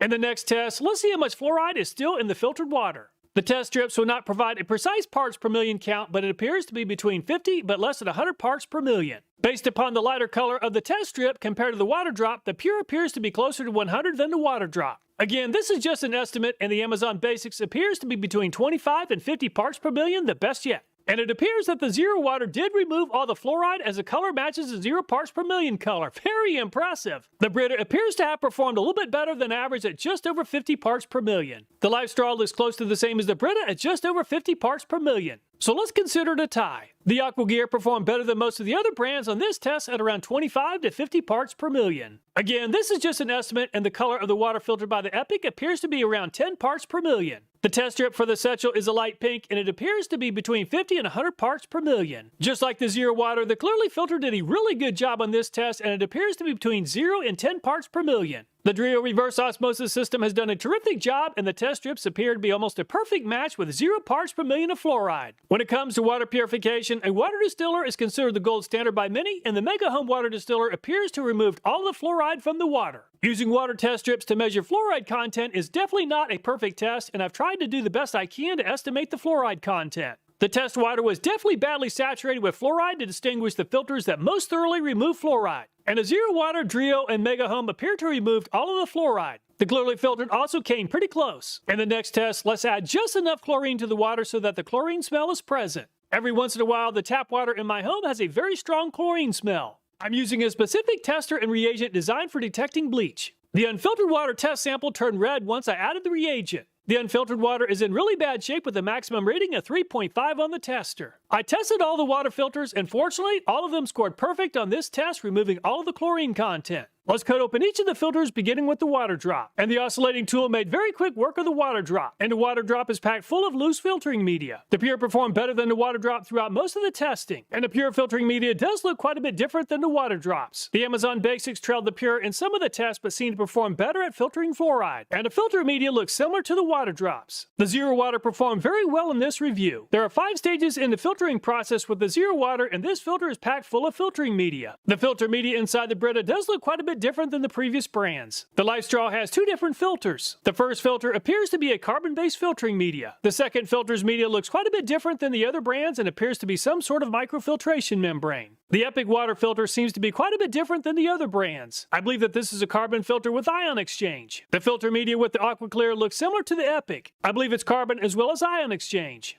The Satchel has 2 of these filters and they're both the same. The filter media looks similar to the Aqua Clears. The Clearly filtered performed very well in this review compared to most of the other brands. And the filter media looks much more robust and complex than the previous 5 brands. So which water filter is the best? The left side of the scorecard contains some basic information about each brand. It was not included in calculating the winner of the review. I decided not to include total dissolved solids in calculating the winning score since not all total dissolved solids are unsafe in drinking water. The graded categories are on the right side of the chart, and I've converted the raw performance into a first to last place ranking. And the Drio Reverse Osmosis and the Mega Home Water Distiller tied for first place with an average finish of 1.25. Beginning with the Drio, it's pretty expensive at a price of around $270, but the filters are supposed to last for around 1,000 gallons. It's a pretty quick water filter and it does an amazing job of cleaning the water. If it fits within a budget, it seems like a great choice for families that go through a lot of water as this thing works quickly. The Mega Home Distiller is another great system. It does use quite a bit of electricity and is pretty slow at around 41 minutes for 2 cups of water. On the other hand, there aren't any filters to replace, but it does need cleaned periodically. If you're only needing 1 to 2 gallons per day, this would definitely be a great choice. By the way, this is what's left behind after distilling 1 gallon of drinking water. Looks worse than the pond water. If it's all about the budget, I really like the Zero Water, and this would definitely be my choice at a price of around $34. It filters water pretty quickly, and it does a terrific job. The Zero Water strips the water of just about everything, and for that reason, the filters will probably have to be replaced more often than most of the other brands. However, if you buy the filters in bulk, you can acquire the filters for around $12 to $13 each. Some people want a water filter system that leaves the minerals in the water. Me personally, I'd rather take everything out and add back the minerals that I want to consume. All the videos in this channel, including this one, a viewer suggested. So if you have a video idea, I hope you'll take time to leave a comment. Thanks so much for watching. Please take care, and I look forward to next time. Warmer today. I think we'll be able to manage it. It'll be tolerable, and then it gets much warmer for us. We have a very hot forecast headed our way. Your Thursday, Friday, even into the weekend, you're looking at temperatures that we generally get more early August. We're talking some 90-degree heat, some areas and making a run towards triple digits, and we're probably looking at some records falling as well. Right now, we're 52 degrees. We're 5 degrees cooler than yesterday at this hour, and you might be thinking, well, for 5 degrees cooler, how are we going to be warmer today? Remember, we had some clouds yesterday morning that kept our temperatures relatively comfortable. Cloud coverage acts as a blanket. We don't have the clouds this morning, so we've stripped the clouds out of the atmosphere. All of that daytime heating yesterday is now escaped, so we're chilly at the surface, but that just means once the sun comes up, we're going to warm up quicker, and we will get warmer today despite the cooler start. Yesterday was 70 degrees, average 469, so pretty much right where we typically sit. Today we'll go a little bit warmer, and the heat advisory and the wind advisory starting to kick in. So we still have the wind advisory. No, the winds are going to pick up. The wind advisory is up towards Santa Barbara, Ojai, Santa Clarita. We had this yesterday, and it's still set to expire at 9 a.m., but will still be breezy. The heat advisory and the heat advisory, excuse me, that's in advance of the heat. The heat's really going to kick in, so we'll get warmer today. If it was just a one-off, we just got into the 80s today, mid-80s, we'd be okay, no problem. But this is the start. So the heat advisory is saying, hey, we're advising everyone that the heat is going to become an issue, and more so tomorrow and continue into the weekend. So we're trending a little bit northerly.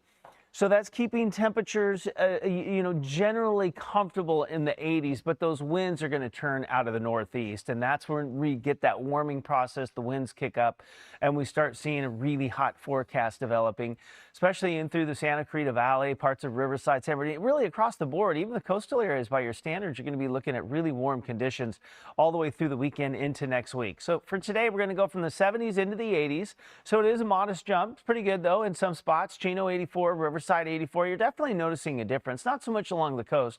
You're still going to be affected by a little light sea breeze, and that'll keep temperatures very comfortable.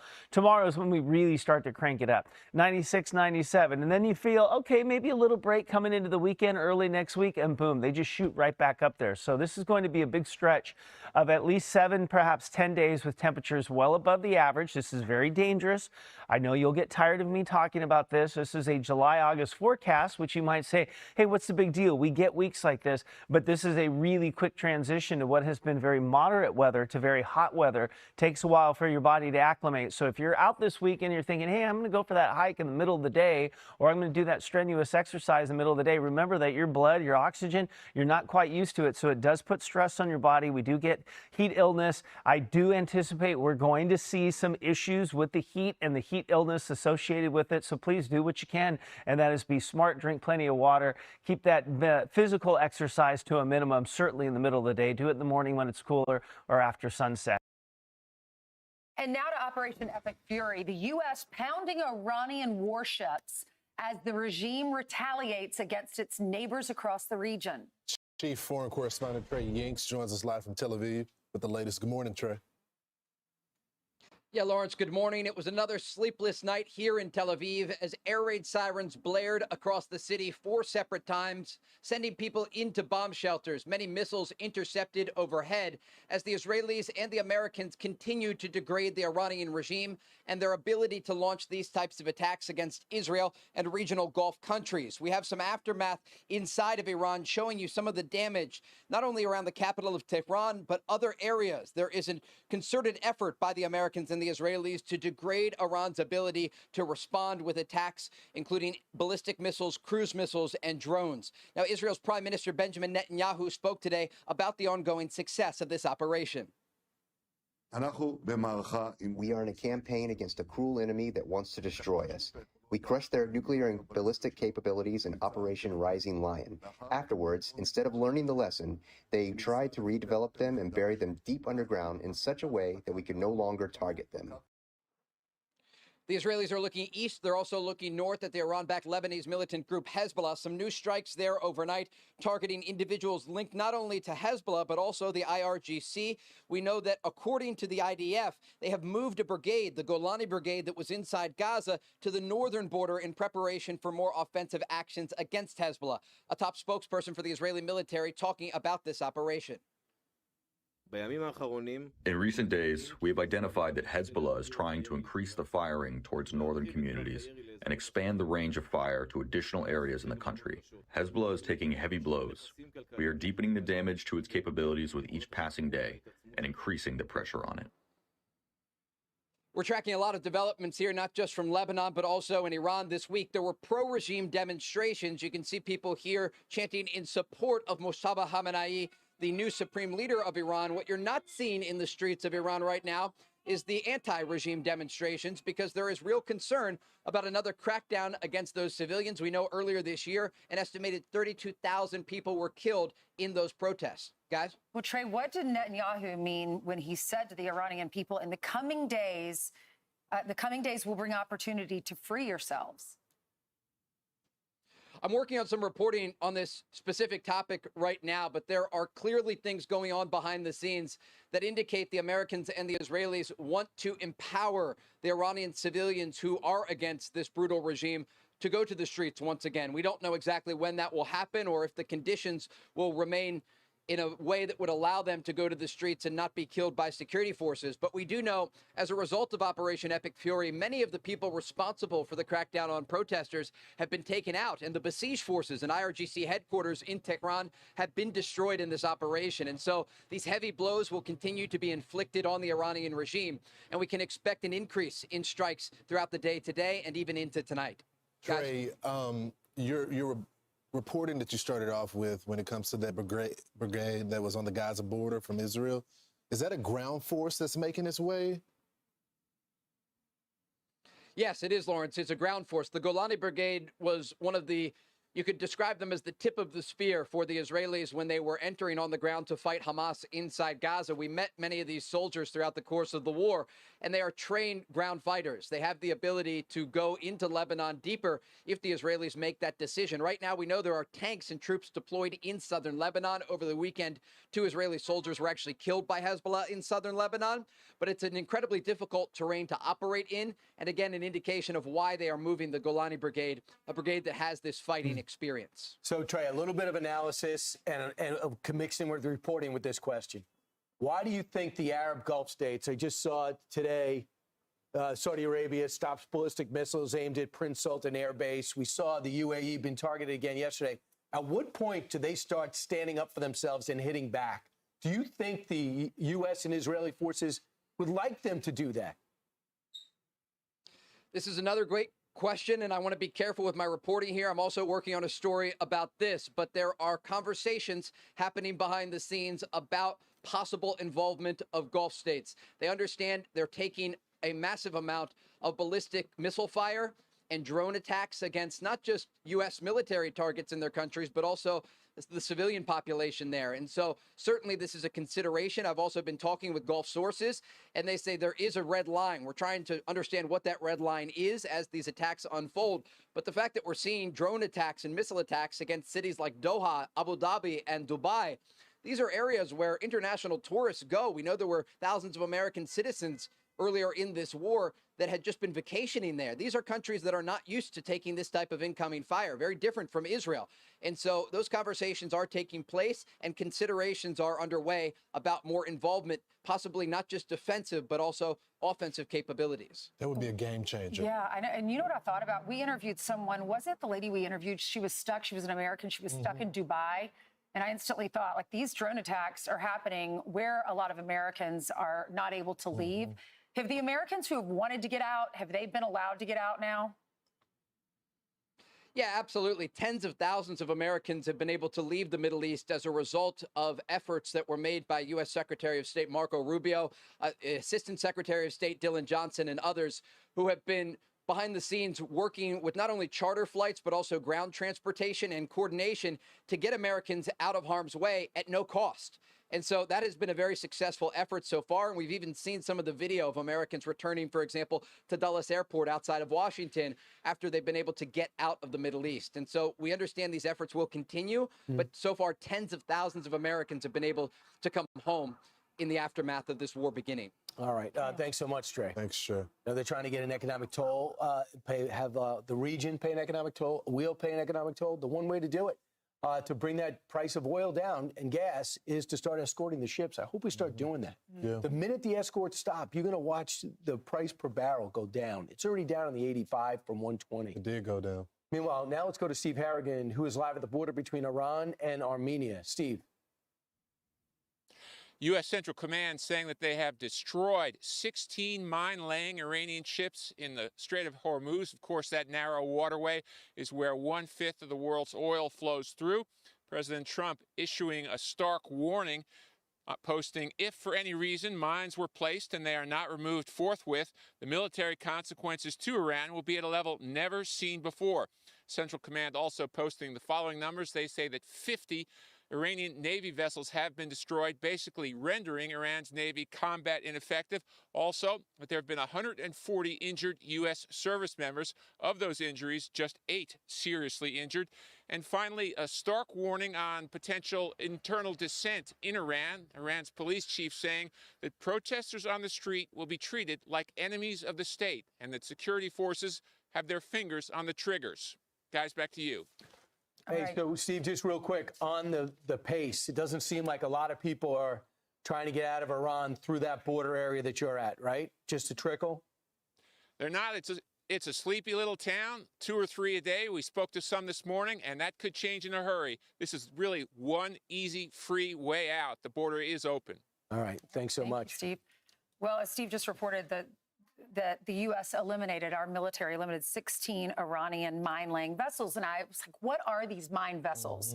And they refer to Iran deploying these naval mines via small boats in the Strait of Hormuz to disrupt global oil shipping. The mines are used for blockading the narrow Strait of Hormuz. They are considered cheap but deadly underwater weapons designed to deny access, damage commercial tankers, and close the waterway. And Donald Trump has said he will completely destroy these mine-laying vessels. 10 of them were inactive, he said, that he previously destroyed. But he says, if you do this, we will hit back harder. Yeah, I mean, why the Iranians thought that they could do any type of combat operation within the water and we not find out about it is ludicrous to me. Their Navy has no shot going against our Navy as well as the intelligence that we have. But General Jack King was talking about the operation. And have they been successful thus far? Watch. The offensive operation is succeeding daily to strip away all of their offensive capability, ballistic missiles and drones. And we're penetrating underneath the ground to underground sites to get those missiles, take down those launchers, take down the transportation that moves them, take down the command and control. It is a systematic, deliberate approach to do it. And the same thing with the drones. And the proof is there. Objectively, the percentage of their ability to retaliate is down way over 90%. That is quite remarkable in itself. Right. With those boats, it looks like we've destroyed 50 of the main naval vessels that they have, but 80% of the small boats are still out. And they say they got it between 2,000 and 5,000 mines. So they have to stay on top of it. But if they could just get the escort, a system of escorting these barges out, then oil and gas will begin to drop. And guess what? China, we only get 5% of our oil and gas there. China gets about 50% of their oil, and their oil goes through there. So the world would benefit from that. I just wonder how soon until we decide to grab that Karg Island, where 90% of all the Iranian oil is shipped. We have that. You want the ultimate leverage. We have it. There it is on the map. Yeah, I mean, I just think that that's something the president's talked about since the 80s. Everyone knows it, and that would really get their attention.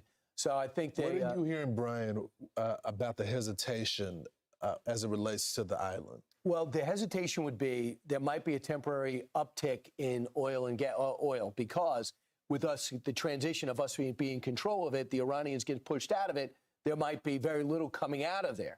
But Iran can't exist economically without it.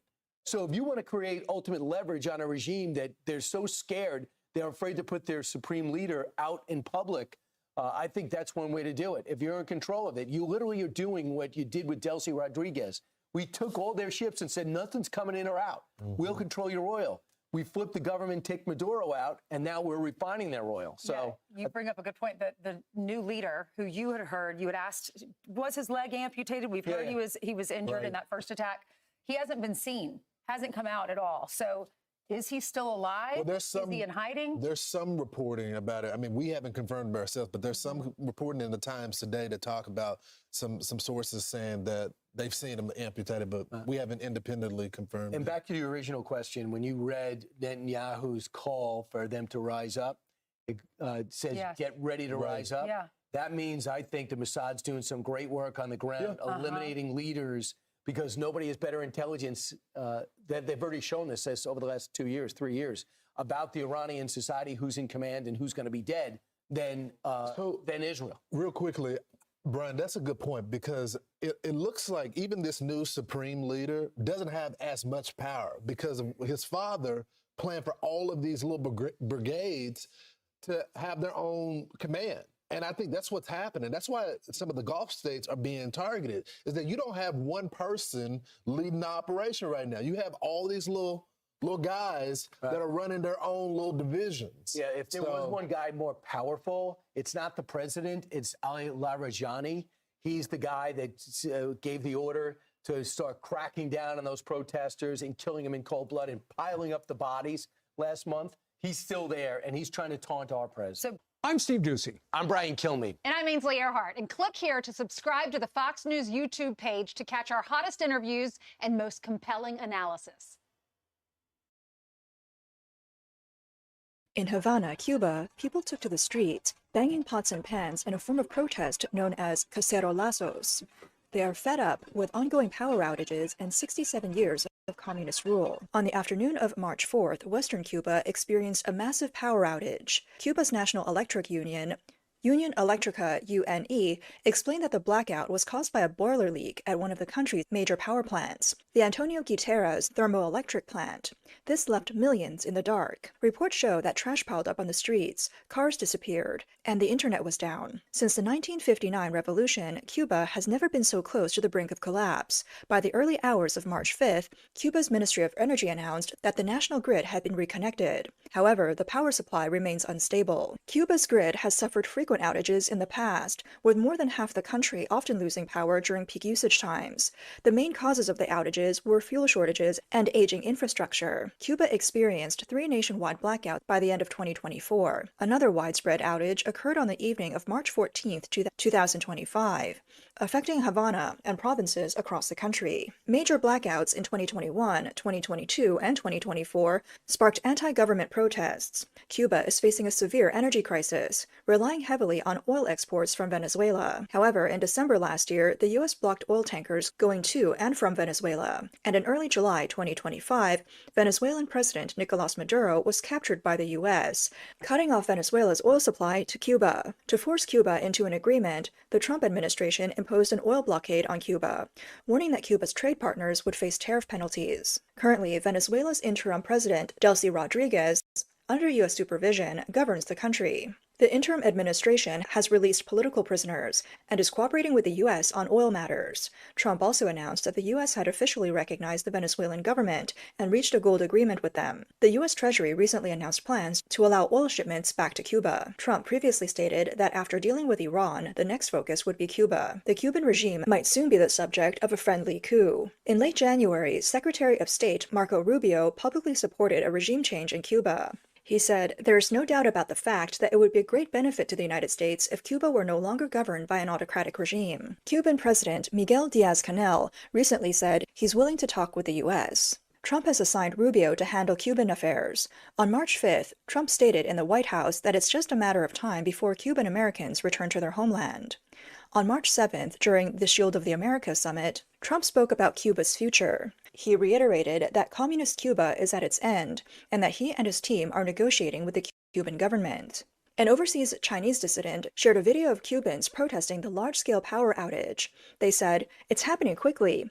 First Venezuela, then Iran, now Cuba, and next it'll be China." Recently, Trump's actions globally have been seen as targeting the Chinese Communist Party. Let's take a look at the next U.S. target. Cuba and its connections to the CCP. The relationship between the CCP and Cuba is one of the closest socialist alliances in the world today. Both governments often describe each other as good friends and good brothers. This close relationship spans political, ideological, economic, military, and intelligence areas, with significant recent developments in the military and intelligence fields. On September 28, 1960, Cuba was the first Latin American country to establish diplomatic ties with Communist China. At that time, under Mao Zedong's leadership, the Chinese Communist Party and Fidel Castro's government shared a strong ideological alignment and held strong anti-U.S. sentiments. After Castro took power in 1959, the Cuban regime struggled due to the U.S. economic embargo, and many of its economic measures failed. Cuba benefited from Soviet aid at the time. By the late 1980s, the Soviet Union was providing Cuba with about $4 billion annually to sustain its economically imbalanced regime. The CCP also faced multiple challenges, including consolidating its power, the existence of the Republic of China in Taiwan, the effects of the Korean War, a weak economy, and tensions with its major ally, the Soviet Union. After the Sino-Soviet split intensified in the 1960s and 70s, relations between Cuba and the CCP became strained. It wasn't until the 1990s that relations between the CCP and Cuba began to improve. By this time, the Soviet Union had collapsed, and Cuba's economy plunged due to the loss of Soviet aid. Under General Secretary Xi Jinping, the CCP has maintained close relations with Cuba, which remains one of its few communist allies left in the world. Since 2022, the CCP's expansionist ambitions have grown, and China and Cuba officially proposed and repeatedly reaffirmed the establishment of the China-Cuba Community of Shared Destiny. In September 2025, the two heads of state met and issued a joint statement. Cuba has supported the CCP on several international issues, including Xinjiang, Tibet, Hong Kong, human rights, and Taiwan. The CCP has also helped the Cuban government enhance its population surveillance. Chinese companies such as Huawei, TP-Link, and ZTE have built telecom infrastructure for Cuba. In 2021, amid an economic crisis, Cuba experienced large-scale protests, and the Cuban government used CCP technology to shut down the national internet, blocking protesters' communications. The CCP also supports Cuba in opposing the U.S. economic blockade. China is one of Cuba's top 3 trading partners and its largest source of imports. The CCP plays an important role in Cuba's petrochemical and infrastructure projects. It also buys Cuba's zinc and nickel, which are crucial materials for the global energy transition. In November 2018, Cuba officially joined the CCP's Belt and Road Initiative, but this led the country into China's debt trap. China is one of Cuba's largest single creditors, but Cuban officials rarely disclose specific figures. U.S. think tanks and congressional hearings have repeatedly cited Cuba as a negative case of the CCP's Belt and Road in the Western Hemisphere. They criticize that Cuba's dependence on China has deepened since joining the BRI.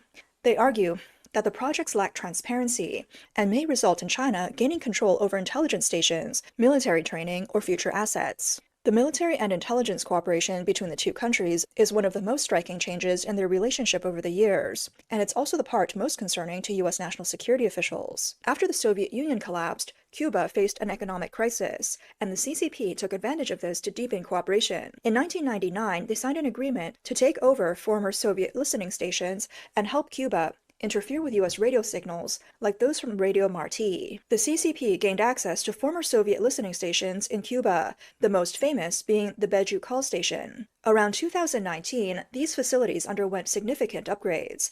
In recent years, the CCP has invested $8 billion in Cuba's infrastructure projects, including telecommunications networks built by Huawei and ZTE. Satellite images from 2024 and 2025 show that at least 4 major suspected Chinese intelligence stations in Cuba are under continued expansion or upgrading. The largest and most active, Bejucal, added a large circular antenna array in 2025.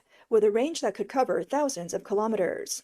Other sites included Huajie, Cala Bazar, and El Salao. El Salao is particularly close to the Guantanamo Bay Naval Base. These Chinese facilities can monitor U.S. bases in the southeastern U.S., including MacDill in Florida, King Bay Submarine Base, and aerospace launch sites. They may even impact commercial communications and signals related to the Panama Canal. In June 2023, the Wall Street Journal exposed an agreement to establish new electronic eavesdropping facilities, which the White House later confirmed had been operational for years. The U.S. Southern Command, think tanks, and congressional hearings have repeatedly warned that Cuba has become China's most important intelligence outpost in the Western Hemisphere, and a potential military springboard just 145 kilometers from the U.S. mainland.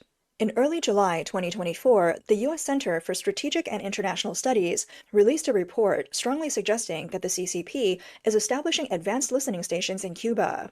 The U.S. plays a significant role in China's backyard, Taiwan and the South China Sea, while China is demonstrating its ability to exert similar influence in Cuba. The deeper China's involvement in Cuba, the more complex the geopolitical landscape becomes, further confirming that the U.S. and China are entering a new Cold War, with Cuba potentially becoming a flashpoint for the conflict. Gordon Chang, author of The Coming Collapse of China and a U.S. columnist, has also warned that due to Cuba, a war in Asia could spill over to U.S. soil, possibly involving nuclear weapons.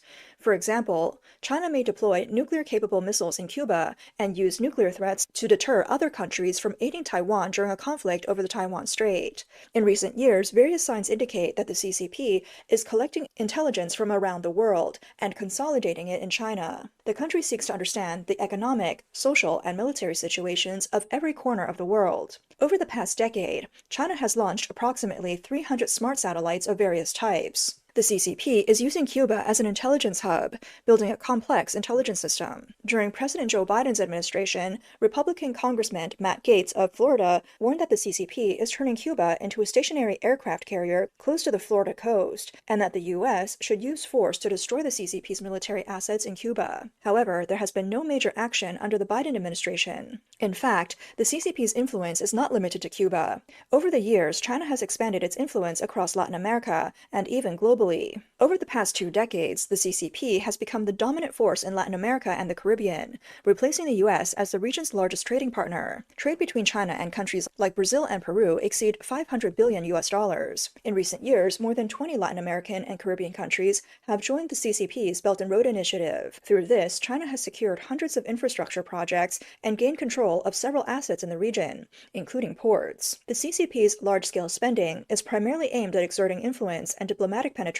Since 2016, 5 Latin American countries, Panama, the Dominican Republic, El Salvador, Nicaragua, and Honduras, have cut ties with Taiwan in pursuit of more benefits and established embassies in Beijing. However, 7 of the 12 countries that recognize Taiwan's sovereignty are in Latin America. The CCP has also actively provided surveillance and satellite equipment to countries in the Western Hemisphere. At least 11 space facilities in Latin America are associated with China, including Bolivia's 2 largest ground satellites, which can be equipped with back-end access for Beijing. The CCP not only seeks to collect signal intelligence, but also plans to further expand its military presence globally. Currently, China's only publicly disclosed overseas military base is in Djibouti, Africa. In 2023, The Washington Post cited leaked Pentagon documents, reporting that China aims to establish at least 5 overseas military bases and 10 logistical support bases by 2030. However, it has not been confirmed whether these bases will be completed. China has been strengthening its military ties with Latin American countries,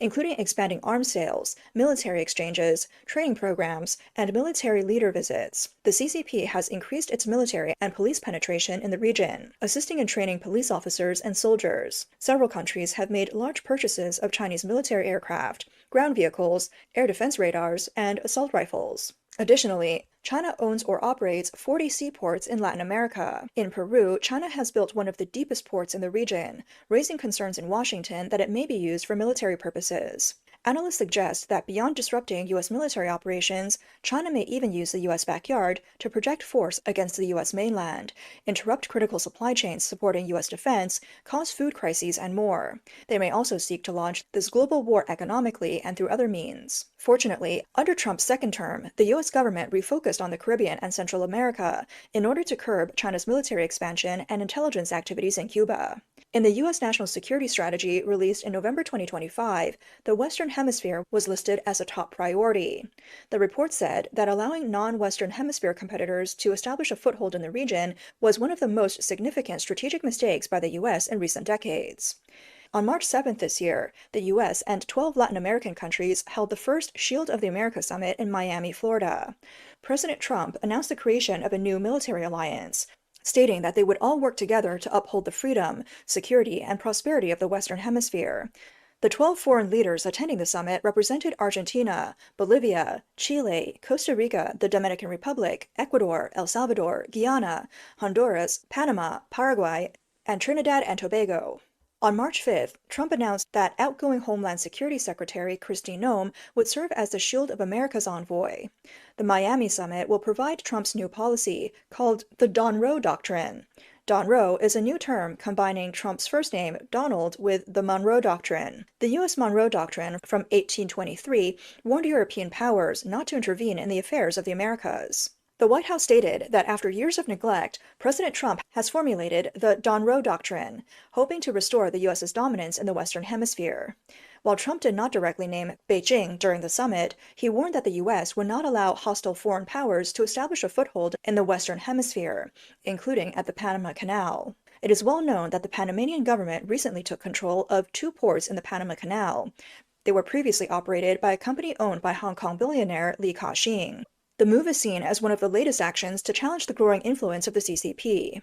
In early January this year, the U.S. Drug Enforcement Administration, in cooperation with the U.S. military, captured Nicolas Maduro in Venezuela's capital.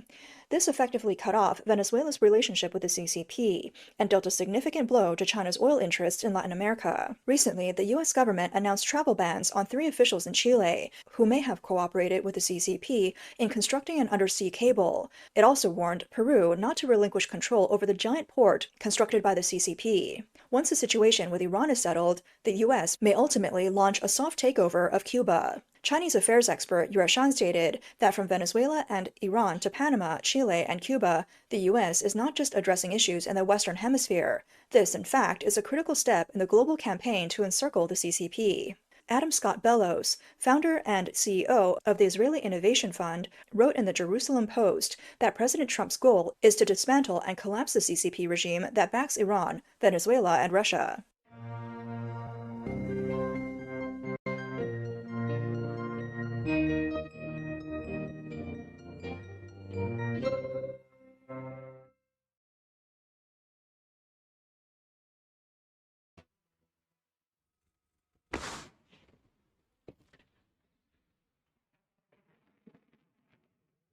Major firepower on display in the Middle East as the chairman of the Joint Chiefs of Staff lays out key objectives in Operation Epic Fury Day 12. The Joint Force remains focused on 3 military objectives. Continue to destroy Iranian ballistic missiles and drone capability. Second, we continue to strike the Iranian Navy and their capabilities in order to do things like sustain movement through the Straits of Hormuz. And third, we continue to start working on and going deeper into Iran's military and industrial base in order to prevent the regime from being able to attack Americans, our interests, and our partners for years to come. Meanwhile, Iran attempting to lay down mines in the Strait of Hormuz, but U.S. forces acting quickly. They took out 16 Iranian mine-laying ships in the area. Let's bring in retired Navy captain, former Pentagon official Brent Sadler. Brent, the warning might have been effective, blowing up the ships, but they still have 80% of those little boats that they say can carry 2 to 3 mines available to them. No, absolutely. I mean, it's a terror approach. They put a few mines in the water. They can actually cause a lot of reaction on the defensive side to clear those mines. But the end results that even that's not going to really keep the straits closed as much as like insurance rates, making it too expensive for the shipping companies to even go through the Gulf. So it's a combination of kinetic, but also financial. So getting that strait open, it was, oil is at 120 a barrel. Now it's down to about 85 a barrel. It'll be around that. And I'm sure we'll feel a little bit at the pump. But do you think that the American people should say, okay, this is the sacrifice we have in the short term to ultimately take down the enemy of our country for the last 47 years, and ultimately we'll be saving money in the big picture? Oh, absolutely, and saving lives. I mean, the 47th president taking out this regime after 47 years is kind of interestingly coincidental. But absolutely, it's in our best interest. It's also in the region's best interest to save lives and also perhaps even have a better economic forecast in the future. But again, the oil spiked, and we've seen this from time and time again in crisis in the past, and then it drops very rapidly.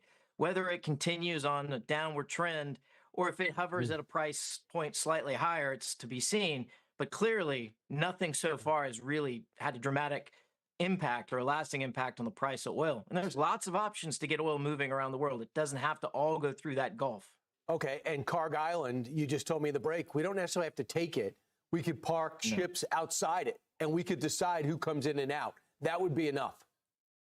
That's correct. You don't have to have physical control to actually control the oil or the trade, actually, for that matter, going in and out of Iran. You could do a reverse straits control on them. The Iranians have always threatened to actually shut down the Straits of Hormuz.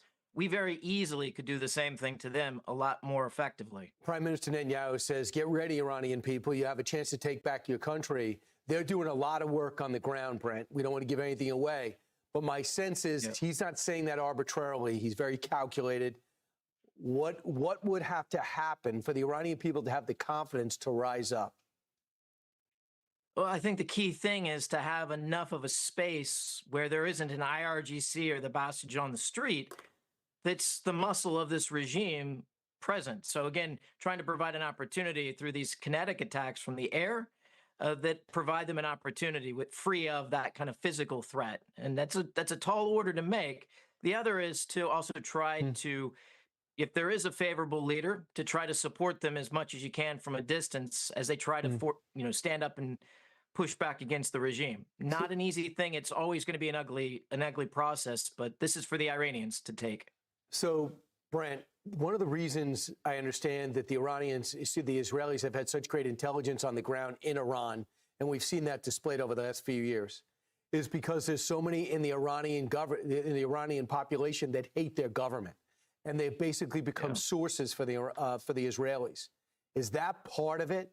Do you think that they finally tapped into all their contacts, and this is a legitimate go? This isn't rhetoric. This is a legitimate go sign that's about to be installed?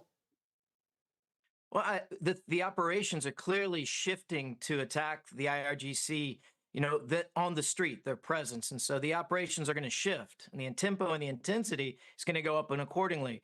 I don't think the Mossad or the Israelis have spent all of their resources to get to this point. And I do think a large part of why we're seeing so much effectiveness on their part is because the Iranian people are so disaffected. In past protests, you had roughly about half the population that was clearly disaffected. In this most recent, back in January, where the regime killed upwards of 32,000 protesters, you had indications that well over 80% of the population, for a host of reasons, were very disaffected with this government. The problem is the reasons for being disaffected go from economic to religious to political. It's not a unified, opposition, so to speak. And it took over a year in the 79 revolution. Hopefully it won't take that long to get rid of this 47-year terror regime. Brent Sadler, thanks so much. Appreciate it. Thank you. Be sure to like and subscribe for all the Fox News latest on YouTube and catch full shows streaming now on Fox One. As the bombs fell during the U.S.-Israel-led Epic Fury operation, Iran's supreme leader Khamenei was eliminated. However, the operation may have buried not only a dictator but also the grand vision of a new global order, one that Chinese leader Xi Jinping had envisioned, a world where the East rises and the West falls. For Beijing, Iran has never been just a simple oil supplier. It is an indispensable piece in its global strategic chessboard. In 2021, the two countries signed a 25-year cooperation agreement with Beijing committing to inject around $400 billion for infrastructure and energy investments. 90% of Iran's oil exports go to China, supporting Beijing's energy needs. Its strategic geographic location also provides a land route for the Belt and Road Initiative, bypassing U.S. naval control. The deeper value lies in the ongoing tensions and conflicts fueled by Iran and its regional proxies in the Middle East. These tensions have effectively diverted U.S. global strategic resources and attention. This proxy war model has forced Washington to commit substantial military, diplomatic, and intelligence resources to the region, granting China more leeway and time to advance its strategy in the Indo-Pacific.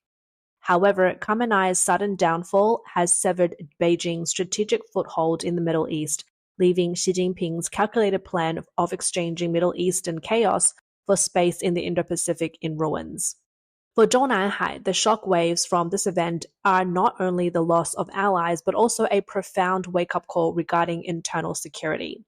Intelligence infiltration, electronic surveillance backlash, and targeted elimination have gone from theoretical threats to real-life examples. The underground bunker and tight security system Khamenei relied on proved ineffective against modern technology, instilling deep fear among Beijing's leadership, particularly Xi Jinping. For the Chinese Communist Party, the only potential benefit of this conflict is the hope that the US will once again become bogged down in the Middle East, exhausting its military resources. While the US-Israel coalition continues to destroy Iran's military infrastructure, a secret blood transfusion operation is taking place thousands of miles away in Chinese ports. According to the Washington Post, two vessels belonging to the Islamic Republic of Iran shipping lines, IRISL, the Shabdis and Barzan, recently departed from the Gaolan port near Zhuhai, China. Notably, IRISL has been on US, UK, and EU sanction lists due to its involvement in Iran's ballistic missile program. Analysts suggest that these vessels are likely carrying sodium perchlorate, a crucial chemical for producing solid propellant for ballistic missiles. Simply put, without it, missiles cannot be launched. The timing of this operation is highly significant. While Tehran's military machinery is being destroyed, it is also quietly being rebuilt with China's tacit approval and support. Beijing, with its full administrative capabilities, could have easily detained the vessels under any bureaucratic excuse, such as customs inspection, yet they choose to let them pass. Currently, these ships are heading towards two crucial Iranian naval hubs, Bandar Abbas Port and Chabahar Port, both of which are vital logistics centers controlling the Strait of Hormuz. This scene clearly reveals that Iran's ballistic missile program is not operating in isolation. It is heavily reliant on international supply chains and, more importantly, needs countries like China to secretly supply life support in the background. Meanwhile, China's intelligence ship Liaowang 1 was spotted docked in the international waters of the Gulf of Oman. This 30,000-ton signal intelligence vessel equipped with 5 radar domes can track 1,200 airborne and missile targets simultaneously with a sensor range of 6,000 kilometers. Analysts suggest that the ship is likely collecting intelligence on US and Israeli naval and air operations. While it has not been confirmed whether the information is being shared with Iran, its location and timing suggest potential support for Iran's defense efforts. Additionally, Tehran University professor Hamza Safavi revealed that Iran views Russia and China as its two strongest allies. Although they did not directly intervene in last year's 12-day war, they have provided assistance in areas such as electronic warfare equipment, military intelligence, and satellite data. Safavi is speculated that since the war's end, Iran has significantly upgraded its technical capabilities, although the real-world effectiveness remains to be tested. Recently, social media personality Lao Den exposed claims that a person close to Xi Jinping had been passing critical information to U.S. intelligence agencies, revealing China's financial support for Iran's nuclear program. This reportedly led President Trump to adopt a preemptive strategy striking Iran. A list allegedly submitted to the CIA reportedly details China's provision of heavy water centrifuges and complete weapons production equipment to Iran. Even more startling, intelligence suggests that within 3 to 6 months, Xi Jinping may cross a red line by directly providing Iran with semi-processed nuclear bombs and highly enriched uranium. This leak raises serious concerns about nuclear non-proliferation. Traditional nuclear development requires a lengthy uranium enrichment process, but if China were to transfer highly enriched uranium or nuclear bomb components, Iran could bypass significant technological bottlenecks. This semi-finished assistance is unprecedented and carries immense risks. Intelligence indicates that Xi Jinping will take decisive action to preserve Iran's regime. Despite all of Xi Jinping's precautions, he failed to prevent an insider leak. If this is indeed a case of internal information being leaked, Trump's strategic logic becomes clear. First, the urgency. Within the 3 to 6 months window mentioned in the intelligence, if Iran acquires semi-processed nuclear bombs or highly enriched uranium, it will close the nuclear threshold, dramatically increasing the cost of U.S. intervention. A preemptive strike becomes inevitable. Second, the ultimate pressure strategy. Trump has consistently applied maximum pressure on Iran. If China's support is about to cross the red line, decisive action is necessary to maintain deterrence in the Middle East. Lastly, cutting off the axis of evil. To Trump, China's deep nuclear ties with Iran are not just a challenge in Middle Eastern affairs, they are a direct challenge in global hegemony. Striking Iran weakens China's overseas strategy. Commentators suggest that this leak helps explain China's unusual reaction after the US-Israeli action. Hours after Khamenei's removal, Beijing did not immediately condemn the act, but instead urgently ordered its embassy in Iran to burn documents, including military sales records, oil procurement data, and even details of the 25-year China-Iran agreement, likely to prevent them from being intercepted by US-Israeli forces. Some observers outside of China analyze that if China did indeed provide intelligence support, technical aid, or targeting capabilities to Iran, insisting on attacks on US military assets in the Middle East, this would go far beyond neutrality and would constitute a strategic act of assistance. The Chinese government has consistently emphasized non-involvement in conflicts, operating for years in the gray zone by offering assistance capable of weakening the US, while strictly controlling the scale and traces of such actions to avoid direct military retaliation.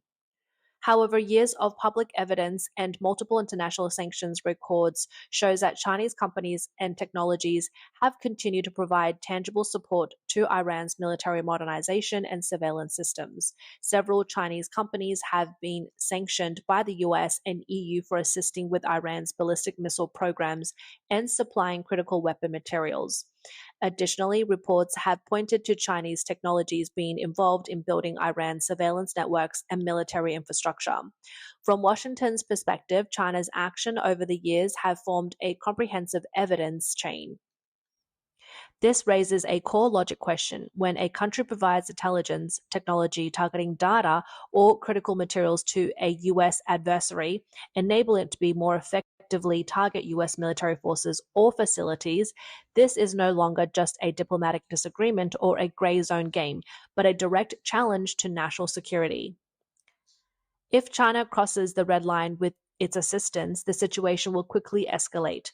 China would no longer be seen as mere bystander or economic partner, but as the most prominent and covert long-term threat that the US faces in the Middle East and globally. Many analysts believe that US officials have already viewed China as the behind-the-scenes major player in the Middle Eastern geopolitical game and are now in the phase of calculating the final account. Against this backdrop, Trump's upcoming visit to Beijing in late March cast a heavy shadow over the forthcoming Xi-Trump summit. Signs indicate that Beijing is attempting to ease tensions caused by a series of strategic setbacks through diplomatic channels. On March 8th, Chinese Foreign Minister Wang Yi discussed US-China relations with a notably different tone. He emphasized that as major powers, China and the US cannot change each other's existence, but can adjust their interactions through mutual respect and by adhering to the bottom line of peaceful coexistence. Wang also noted that this year is a big year for US-China relations, with high-level exchanges already on the agenda. Both sides need to prepare thoroughly for these engagements, create a favorable environment, manage risk, and eliminate unnecessary disruptions. His remarks reflect Beijing's urgent need to de-escalate bilateral confrontation. Xi Jinping clearly does not want to see the relationship worsen. Previously, Wang Yi also publicly stated that the agenda for high-level exchanges between the US and China has already been set. This signals that Beijing might be preparing to make significant concessions. According to Bloomberg, a Boeing order from China worth up to 500 aircraft is expected to be officially announced during Trump's visit. This is seen as a heavy gift for the meeting. Independent commentators have cited Beijing insiders revealing that after the recent purge of high-ranking military officials, Xi Jinping is placing great importance on this meeting with Trump, aiming to alleviate tensions in US-China confrontations. He may be prepared to make significant concessions on trade issues, and there's even speculation about the possible release of Hong Kong media mogul Jimmy Lai. All these moves signal Beijing's desperation to exchange concessions for breathing room. This is far from the East rising, West falling narrative. It's essentially an acknowledgement of defeat. Before the summit, the US has already demonstrated its capabilities and resolve through a series of actions systematically eliminating Beijing's little brothers. On January 3rd, the US swiftly captured Venezuelan President Nicolas Maduro, ending his decade-long reign. Maduro's regime had long relied on China's financial lifeline, with Beijing providing massive loans, oil purchases, and arms sales in exchange for a foothold in South America and cheap energy.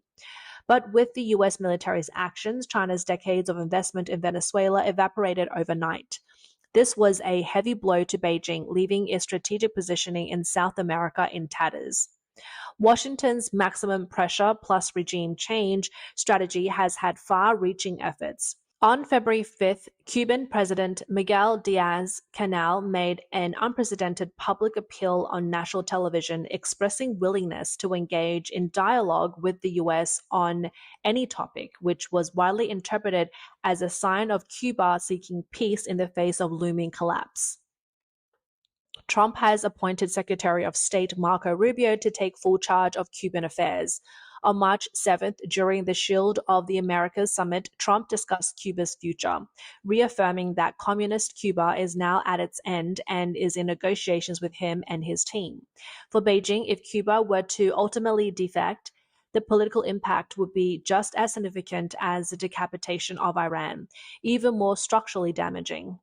First, the ideological symbol is shattered. Cuba has long been touted by the Chinese Communist Party, CCP, as the anti-American socialist beacon and a comrade and brother.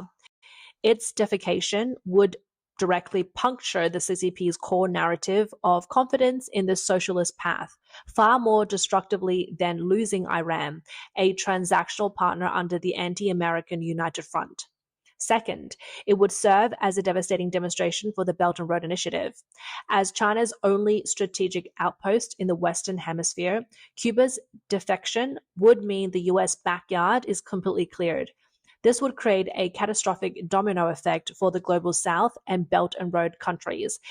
If even staunch Cuba can't hold out, what future is there for those following China? Lastly, China's enormous financial aid would be rendered worthless. During Xi Jinping's era, China poured vast amounts of aid into Cuba, including energy, food, and solar projects as part of a political promise of socialist brotherhood.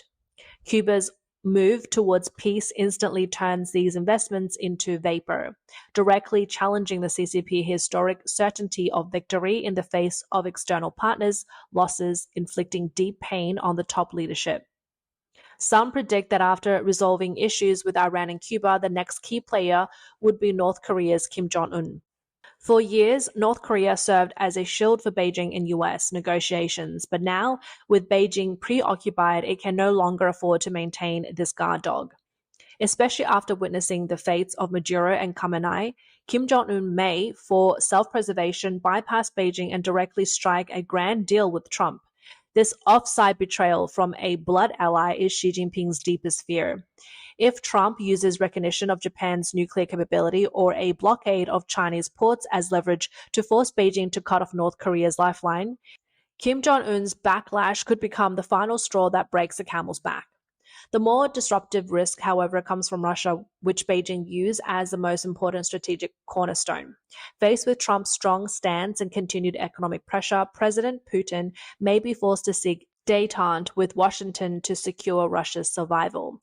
If Putin chooses to compromise, the China-Russia strategic cooperative partnership seen by Beijing as a core pillar against the US will face collapse.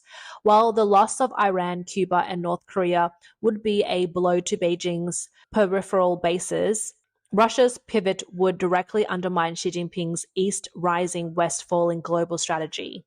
As Beijing's authoritarian axis crumbles, America's democratic alliance is rapidly consolidating. On March 19th, Japan's newly appointed Prime Minister, Sanae Takaichi, will visit the White House, marking the pinnacle of this trend. This visit is far from a routine matter. It is a high-level strategic coordination akin to a wartime cabinet. The core issues of the discussions point directly at Beijing's vulnerabilities. First, finalizing the scenario where Taiwan's crisis equals Japan's crisis and seamlessly integrating Japan's counterattack capabilities into the US military system. Second, cementing the technological strangulation of China by cutting off advanced semiconductor and AI technologies, accelerating the creation of a de-Chinanized global supply chain, and third, coordinating actions to dismantle the China-Russia alliance and address the North Korean issue. For the CCP, Takaichi's visit is a heavy blow. It shatters Beijing's last hope of driving a wedge between the US and Japan and clearly signals that if a Taiwan crisis occurs, China will face a Japan closely tied to the US military equipped with powerful long-range strike capabilities. This will raise the cost of any military action against Taiwan to levels China cannot afford. From Iran to Venezuela and now to Cuba, Beijing's carefully nurtured anti-American ironclad friends are rapidly disintegrating. Meanwhile, Japan, the neighbor Xi Jinping fears most, has become increasingly assertive, and its ties with the US are tighter than ever. This all points to the fact that while Beijing dreams of East rising, Washington is rewriting the global rules through action. Xi Jinping's dream will, like Khamenei, be buried underground. The new world order at its headstone will no longer be East rising, West falling, but the complete collapse of the dictator's alliance.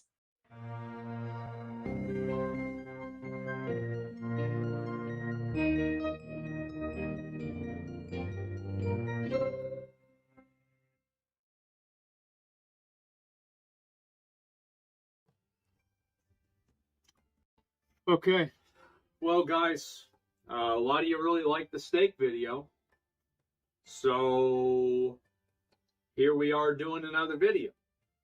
And I want to say that I apologize. I actually lied to you in the first video. I said I only knew how to make one meal.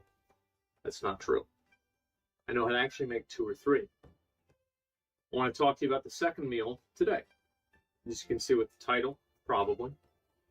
Today I'm going to teach you how to make something that's a lot more exotic, extravagant, and I hear from some people this is something that originated all the way over in Italy. Today I'm going to teach you how to make a pizza. Now, it's a lot that goes into this, a lot of time, and actually does take more time overall than making a steak. So this is an unfortunate thing with it, but you can let it cook and then walk away. And then, like, you forget about it, you come back, it's burnt, and then, like, you have to eat the middle, and so, you know, it's like a whole weird thing that, like, I do pretty much every time, and you almost burn the house down. It is what it is. So, yeah, obviously I'm wearing a hoodie today, not my normal shirt. The reason for that is because we don't really have any heating in my house, and I think the temperature right now is 38 degrees. And I'm not complaining about this. This is fine. Whenever it gets below freezing in the house, it makes me feel like I'm on an adventure, so I don't mind it. Anyway, let's go ahead and get started with the pizza. First thing you're going to need in order to make your pizza at home is you're going to need your pizza. So as you can see here, this is the Totino's. Let's read this out together. Party pizza. Who's ready for a party? Well, it's almost 2 a.m., so I am. The reason why we get Totino's pizza and not the other ones is just simply the price.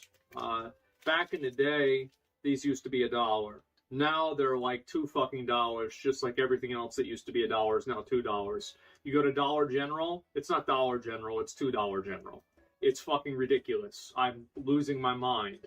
And this is another thing before I get into the pizza thing. You see how all these fast food restaurants, we used to have the dollar menu and they changed it to the value menu thinking that we wouldn't fucking notice that? Nah, bitch. $2.79 for fries is not value. It's a joke. So anyway, I go down to the frozen section in the grocery store, and they have these different other types of pizzas, right? You've got DiGiorno. It's not delivery, it's DiGiorno. Bitch, it's DiGiorno. It's obvious, and if it's not, you need to go to the doctor. Number 2, you've got Red Baron. It's more like Robber Baron. This shit is $11. I can go to Domino's, and for $8.64 after tax, I can get a 3-topping large pizza that I can guarantee you will blow the dick off of any Red Baron pizza. So that leaves us with the Totino's pizza for $2. These used to be my struggle pizzas, and I had a lot of fun using them and eating them then, and we still eat them now. So the next thing you need, obviously, is you're going to need your ingredients. Now, the ingredients for the pizza are actually, I don't know where the fuck to put that. The ingredients for pizza are actually pretty simple. Number 1, you do need the pizza. Number 2, 3, and 4. We got 3 ingredients that we're going to be using. Ingredient number 1, we have 1 pepperoni, yes, but what about second pepperoni? We got more pepperoni. It doesn't really matter what kind of pepperoni you get, as long as it doesn't say turkey or vegan or anything stupid on it, you should be fine. And then the next thing you got is mozzarella.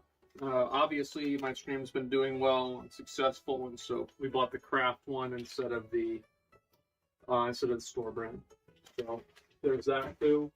Most importantly, 6th graders would know this as weed, but us that have graduated would know it's called oregano. So we're going to be using oregano on the pizza. Now, there is an order for this, and the people at many of these, like Blaze Pizza, places like that, well, they put the oregano on last. Well, they're fucking wrong. You don't do that. You put it on first. That way, I've always done it that way. So that's why you do it that way. Yeah, I don't know if that is the right way to do it.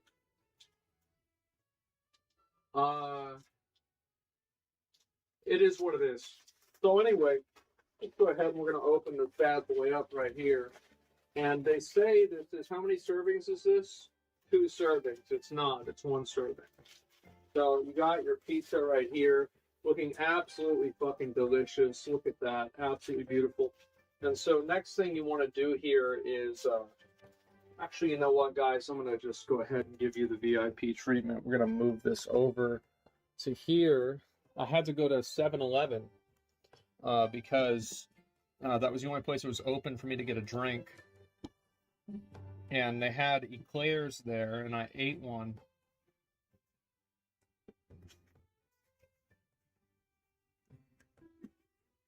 Okay.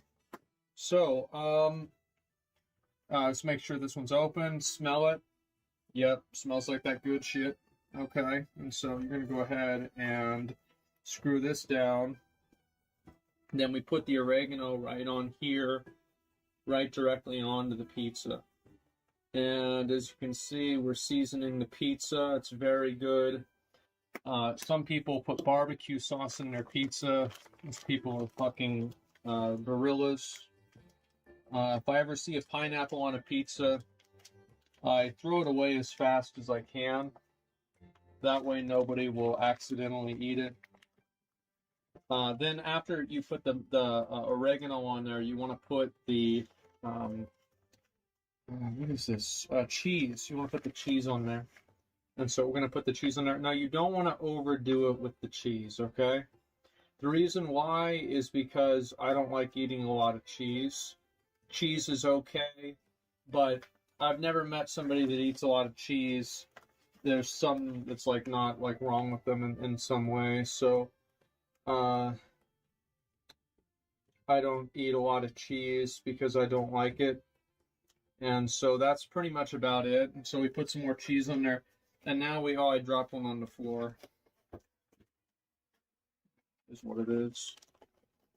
So next thing we got to close this up. You close it up, that way it's closed. And there we go. And you have the Hormel pepperoni. So open this up. And you do want to keep this in the refrigerator, because if you don't, well, it molds either way, actually, trust me. But it's not a big deal. If you're eating a lot of pizzas, you're never going to get to that point. Make sure to smell it. It's been in the refrigerator for a while, but apparently not too long. So we want to talk about like pepperoni placement too. This is something a lot of people that are fucking stupid don't understand. You don't want to put the pepperonis on top of each other, really. You want to line them up to where it's like a grid. Think of it as like a, like you're trying to like, what's a good metaphor for this? Let's say you're trying to bomb a city, okay? And you're looking for the right way to do it without overlapping, because it's like you've already bombed some of the buildings, so you don't want to do that again. So you want to have very minimal overlap with these pepperonis, and that way, well, I mean, that's, you know, there it is. And so we have the pepperonis right here, and I kind of fucked up, and I don't like the way this one looks. It's going in the garbage. Looks like a piece of shit to me. And that's a yellow pepperoni. I've never seen a yellow pepperoni before, but the garbage has. So now we have our pizza, and as you guys can see, it has all the ingredients perfectly and carefully placed in exactly the part that it needs to be. Let's go back over here. I want to move this and just sit this down so you guys can see this. All right, yeah, that's a bit better. So we already made our pizza here, and as you can see, or could see, the pizza is perfect. Now, people say I don't wash my hands, and the reason for that is I don't get my hands dirty. However, pepperonis do have this like greasy stuff on them, so I will actually wash my hands in this very limited circumstance. Apparently, I don't know why all the water in the sink is yellow, but we'll just use the other side of it. It is what it is. It's probably just something stupid. Who cares? And anyway, maybe move some of the wood stuff out of there. Yeah, that is yellow. Is this like cream soda? That's crazy. I was actually drinking cream soda earlier today. That was delicious. Anyway, I'll wash my hands off. The reason why I always keep my hands clean is because I grew up, I was really skinny, and I would always have to pull my pants up constantly. So I would never want to get my pants dirty because I wear the same pants for like a month. And it's like, I wouldn't want people at school to see me wearing dirty pants. Now I'll wear the same pants, that's fine, but I wouldn't want to wear dirty pants. So I got to the point where I would never get my hands dirty because then I have to pull up my pants and I get my pants dirty or my shirt dirty. And it's like, I'm going to wear this for like the indefinite future. Like, let's not mess shit up now. So the next thing you need is you need a place to cook it. Actually, let me put this stuff away. It's like 2 a.m. This is old oregano. We don't need that. It goes in the fucking garbage. So this part's a little bit complicated. I do have an oven,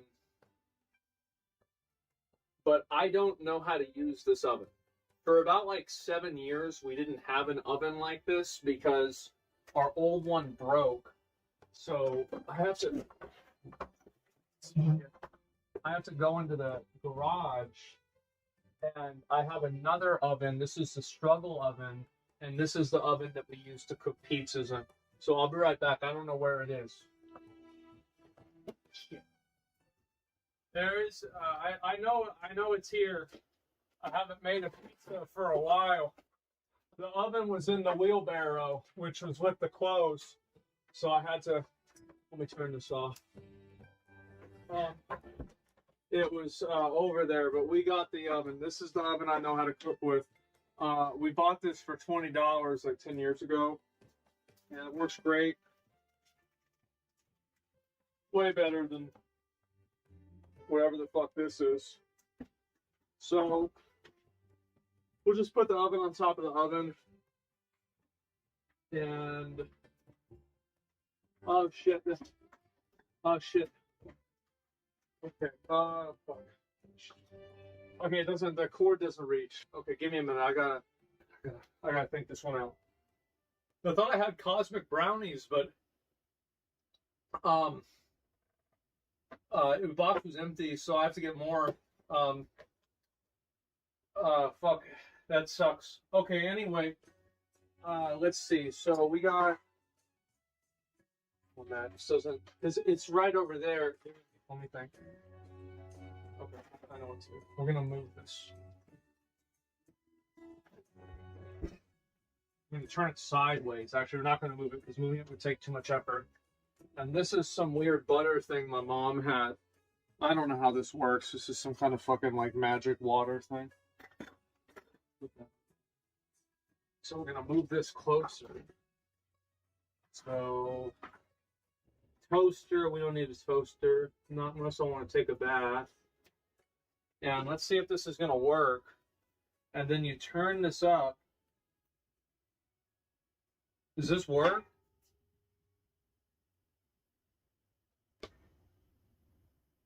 It's going like, so I think it is. Give it a minute. Okay, let me put this on it. Man, I have no idea how this fucking thing's actually supposed to. Is it on or not? Just give me a minute, guys. It is.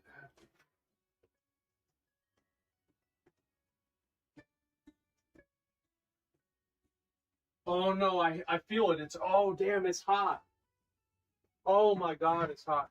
Okay, so here's what you do is you want to take your pizza, take a look at this. This is once again the pizza. Absolutely delicious. And we're going to take the pizza and we're going to put it, get this, we're going to put it in the oven. And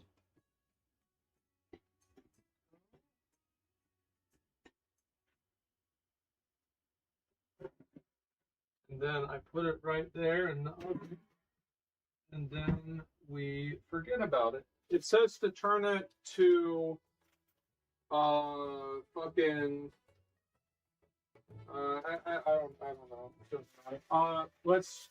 I think we'll just put it at like 400 or something, because like that's pretty hot, I think.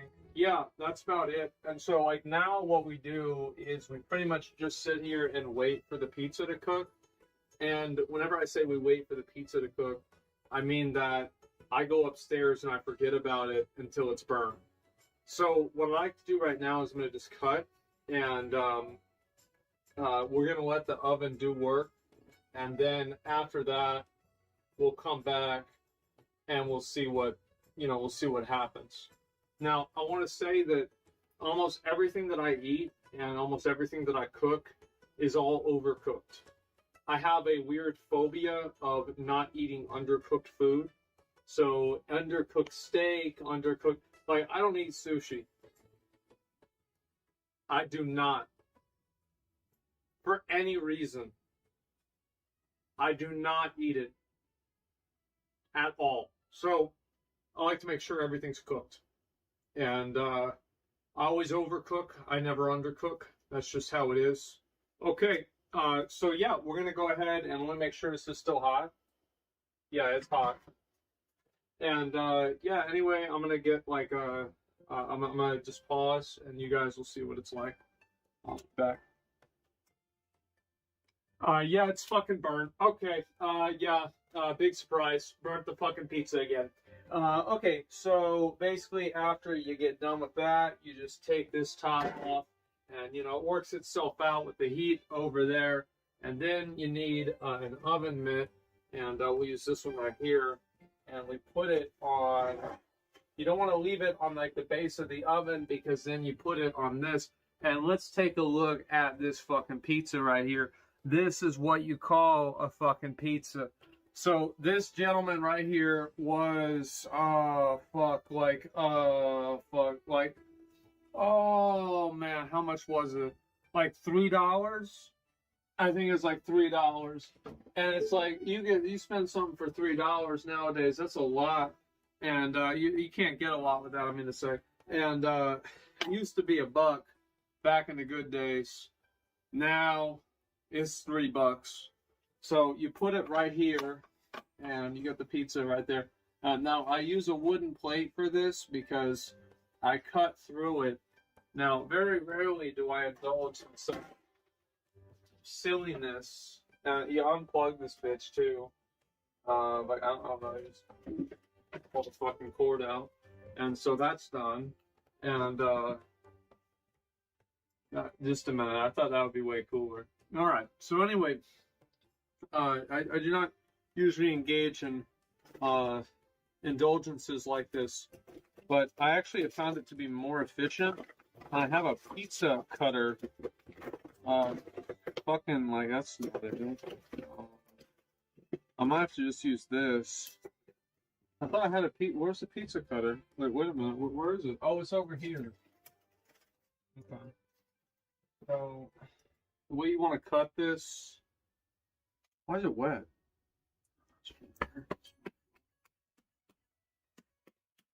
That's good. All right. So we got the pizza right here, right? So now what we're gonna do is we're gonna cut the pizza. All right, we're gonna do this together. All right, here we go.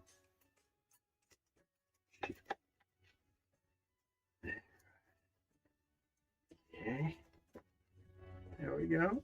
And then on this one right here.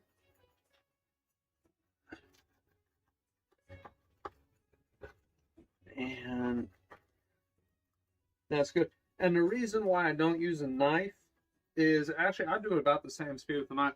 But like if I use a knife, then I have to wash a knife.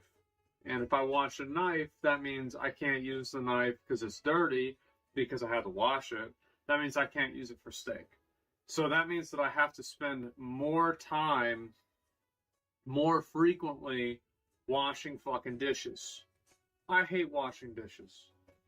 If I could get a plastic knife a plastic fork to eat with all the time, I would do it. It would be a lot easier and better for me. Just put that back in the water. And there's the pizza.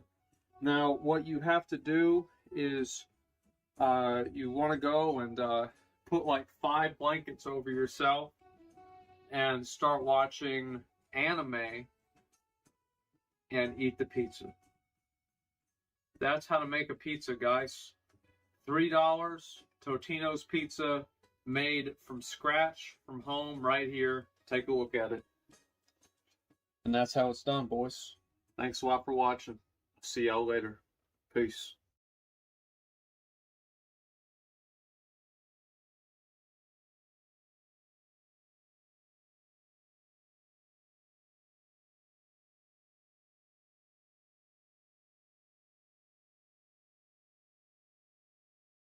Hassan, oh wow. I think I might believe in karma now. Wasn't he crashing out yesterday? Him saying that nobody wanted to collab with me? Literally last night. But like it's something I'm really never planning on doing again, collabing with or having anything to do with these people ever. Yeah, no, everyone was like on their fucking hands and knees being like, why won't Asmongold come and fucking smell bad at our parties? No, it's because he's a weak and insecure man and very desperate for our admiration. He's like a fucking living skid mark. And it's because he wants to fucking farm people's approval. You're talking about me farming approval. Meanwhile, you are fixated around viewer count. You're reading my viewer count more often than I am. You're talking all the time about how much attention I'm getting on Twitter. You spread just pure out misinformation and lies about me. And that's the difference between myself and Hassan, is that I will never say something about Hassan that I know isn't true. Last night that happened. And now... For context, John Kiriakou, the ex-CIA officer that has been going viral in the past weeks, apparently was scheduled to come on Hassan's stream. But after learning more about him,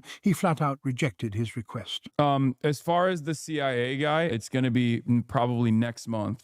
As I saw recently that John's going on Hassan Piker's stream. A lot of his rhetoric is anti-American. His community is also extremely toxic. Curious as to why you're associating with that. I'm not going on Hassan Piker. Hassan Piker reached out to me and I said, no, thank you. I've got nothing scheduled with him. I'm not going on Hassan Piker. Wait, what? Hassan Piker reached out. Okay. He said he is. I don't know why he's like now saying he's not. And I said, Man. no, thank you. I've got nothing scheduled with him. Wow. Wait, what? I don't understand. That is a strange response, I'll be honest. You don't have to prove that $5 subscription immediately by being incredibly fucking annoying. Okay? I'll be honest. You guys are fucking toxic. You're literally toxic. Every single one of you is instantly proving the $5 donation from that hater. You do get really fucking annoying at times. Like, this is one of those moments. Yeah, also, he goes on Tucker Carlson in Russia Today. What do you mean I'm too fucking toxic? Yes, and then you're too un-American for that. That's bad. The communities It's are really reflection of bad. the creator. I know, The except community- I do regularly Except- try. But yeah, don't be that way. You guys do need to be fucking less annoying regardless of the situation because you piss me off. And that's unacceptable. This is I don't give a just- fuck this is- about like this is not just- having wow. John Wow. Kiriakou. He doesn't on, care. He doesn't care, guys. He's totally unbothered. community He's is that not guy. He doesn't care about that at all. unimaginably annoying. Yeah. It's literally less than 24 hours after he was shit-talking me that nobody wanted to collab with me. Meanwhile, maybe I should see if that guy wants to come on my stream. John Kiriakou. Let me pull him up on Twitter. This must be him. I can DM him. Do I do it? I mean, like, I don't even really like collabing, but I think this would be really funny. I can do it. Wait for a week. It looks opportunistic. Because it is. What do you mean? Oh, it looks opportunistic. Yeah, because it fucking is. Are you okay? No, I'm not okay. How can I be okay? I hate all of you. Next news. Breaking news. Breaking right now, President Donald Trump just went absolutely nuclear on Congress, and the entire legislative agenda of the United States government is now frozen. The president has declared he will not sign a single piece of legislation until Congress passes the Save America Act. Speaker Mike Johnson just confirmed it on C-SPAN. Trump is shutting it down. No more deals, no more compromise, no more waiting. While Trump goes to war for election integrity, Senate Majority Leader John Thune is blocking the very bill that 90% of Americans support. Elon Musk just fired a warning shot at Thune. And folks, this is about to get ugly. Is this the final showdown to save American elections? Well, I'm going to tell you what's at stake here, Patriots. It's not just about some piece of legislation that's collecting dust on Capitol Hill. No, this is about your vote, your voice, and whether American citizens and only American citizens decide the future of this nation. After the Biden administration allowed tens of millions of illegal aliens to flood across our border, the integrity of our elections has never been more vulnerable. The Save America Act does what 83% of all Americans, including 80% of Democrats, already support, requiring proof of citizenship to register and voter ID to cast a ballot. It's common sense, folks. Nearly every country on earth requires voter ID, so why shouldn't America? Here's what should terrify you. Senate leadership is playing games while the clock ticks towards 2026. If John Thune continues blocking this bill, every illegal vote that gets cast cancels out the vote of a law-abiding American citizen. That could be your vote, your spouse's vote, your children's votes erased. You see, President Trump understands the stakes, which is why he's willing to shut down everything else to get this done. Speaking of protecting what matters most to American families, I'm going to tell you about something that is hitting your wallet right now. In case you didn't know, there's new numbers out of Washington that show inflation is on the rise again. Another threat to you, your savings account, and your retirement. While Trump fights to save American elections, you need to be fighting to save your financial future. So ask yourself an honest question. Does your dollar go as far as it did 10 years ago, 5 years ago, even last year? The answer is no. And what does the next decade look like if your savings, if your portfolio lacks exposure to gold? One of history's most reliable economic hedges. So it's time to rethink your strategy. Gold has kept up with inflation, and in many periods outperformed. And that's why I want you to call Noble Gold Investments today. Get their free 2025 gold guide plus a free 10th ounce American Gold Eagle with qualifying purchases. Don't let Washington's failures drain your retirement. Go to nextnewsgold.com. That's nextnewsgold.com. Let's get back to the explosive fight in Washington because it just got even more intense. This is what the mainstream media will not tell you. Amy Kremer just dropped the receipts on John Thune, a video from 2024 where he said he'd hoped for other options besides Trump. You see, he's not just blocking the Save America Act, he's trying to wait out Trump and MAGA entirely. And Elon Musk sees it. When someone asks if Thune realizes how badly he's messing up, Trump's two-word response sends shockwaves through Washington. Not yet. That's not just a comment, folks. That's a warning. Let's take a look at what the Patriots are saying. President Trump, he says he's working overtime to get Congress to pass the Save America Act. The Save Act, and nobody knew what the hell the Save Act. Have you been seeing? I've been working overtime the last month. It's called the Save America Act. And I saw Schumer yesterday. We will stop Save America. He's getting killed. They can't do it. And then the things within the Save America are so good. But just the title. So we had that with MAGA. Greatest name of all time. Make America Great Again. MAGA. It just worked. You know, I had something, Keep America Great. It was good, but it didn't have that MAGA. You know, there was nothing you could see. I had CAG. And CAG, I said, you know, no longer, that's not good. But MAGA is great, and we'll always respect MAGA. We love MAGA. We're never going to let you down with MAGA. But this one's even better if you think about it. This says America. We're going to save America.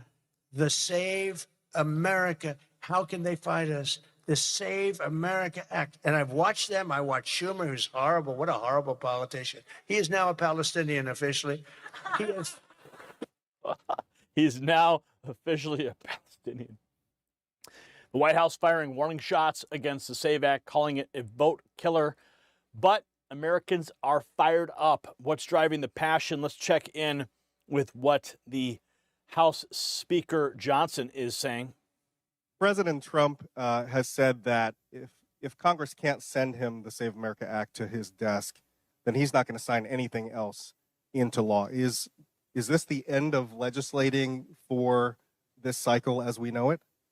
No, it's not. And I'll talk with him about that. We'll work with him, as you know, under the Constitution. If legislation was sent to the president's desk and didn't sign it for 10 days, it would become law automatically. So, but I understand what he's trying to emphasize: the importance of this priority, how critical it is to not just to him, but to the American people and to all of us. And so, it takes no convincing among House Republicans to agree to that priority. But I think he wants to send a signal to the Senate in particular that he's very serious about this, and I think the signal's been received. Signal received, but has it been acted upon? Americans overwhelmingly back photo ID requirements to vote. Pass the SAVE Act now. It's common sense. Nearly every country on the planet requires it. Take a look. This is the poll. 83% favor, 16% oppose photo ID to vote. It's no brainer. Really it is. Now wait till you see this. You understand why John Thune won't bring the SAVE Act to the floor. Trump is the Republican nominee. Would you support him? Well, I'm hoping, Leanne, to have other options, and I think we're gonna have a robust primary process. So that is a hypothetical, and I know everybody says, "Well, it's a cop out. You don't want to answer that question," but it truly is at this point very preliminary. And I guess what I would tell you is, I hope we have other options, and I think we will have other options. Game over. Yeah, that pretty much tells you where his mind is. And then we have this: Elon Musk issuing a sharp public warning to Senate Majority Leader John Thune over his continued refusal to bring the Save America Act to a vote and get it passed. Does John Thune realize how bad he's effing up Elon Musk? Not yet. Yeah. Elon Musk responding to Gunter Eagleman with just two simple words. Do you support using the talking filibuster to advance the Save America Act? What does Mike Lee have to say? Over the last few months, tens of millions of Americans have jumped on the cause of supporting the Save America Act and using the talking filibuster to advance it. I regret that some in Washington tonight are dismissing all those who feel this way and who have weighed in as somehow paid influencers or the product of paid influencers. This is wrong. So if you're hearing this message and you agree with these objectives, please redouble your efforts. Make clear this is not the product of paid influencers. These are real Americans doing what Americans do best. Amen. No, this is not some grass AstroTurf campaign. Not at all. The White House today passed the Save America Act. President Trump is urging Congress to pass the Save America Act, one of the most critical pieces of legislation in our nation's history. The Save America Act is overwhelmingly popular with all Americans because each provision is rooted in common sense. The Save America Act has 5 simple requirements as requested by the President of the United States. Number 1, voters have to show ID to cast a ballot in an American election. Very simple. 90% of Americans, including more than 80% of Democrat voters, agree with this.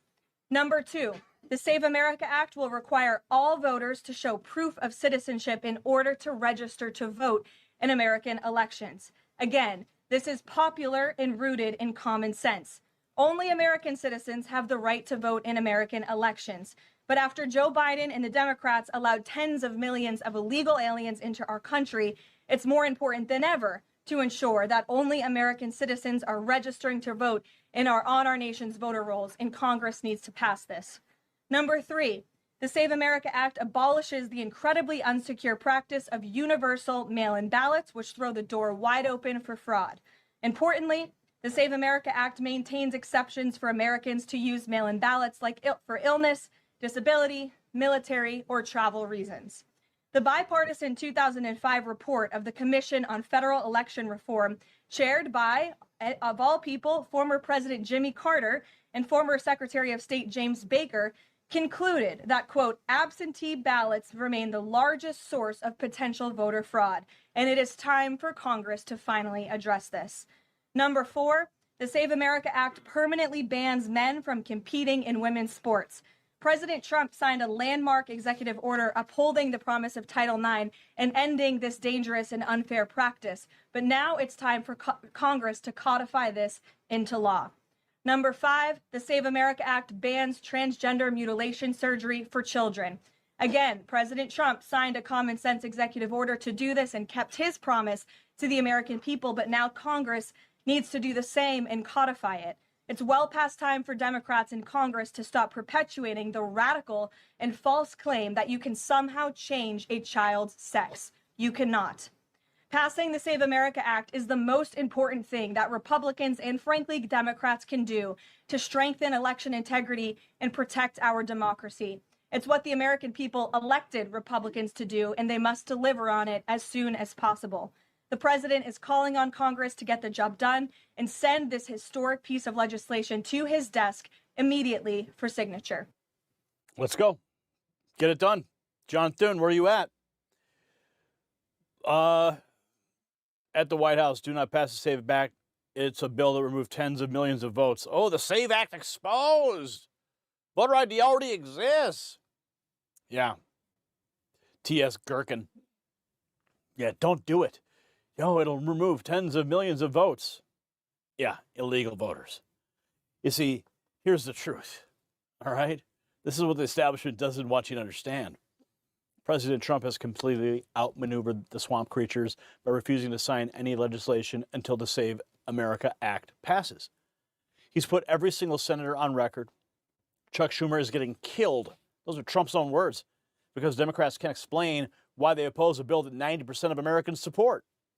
And of course the left is panicking. They're desperate.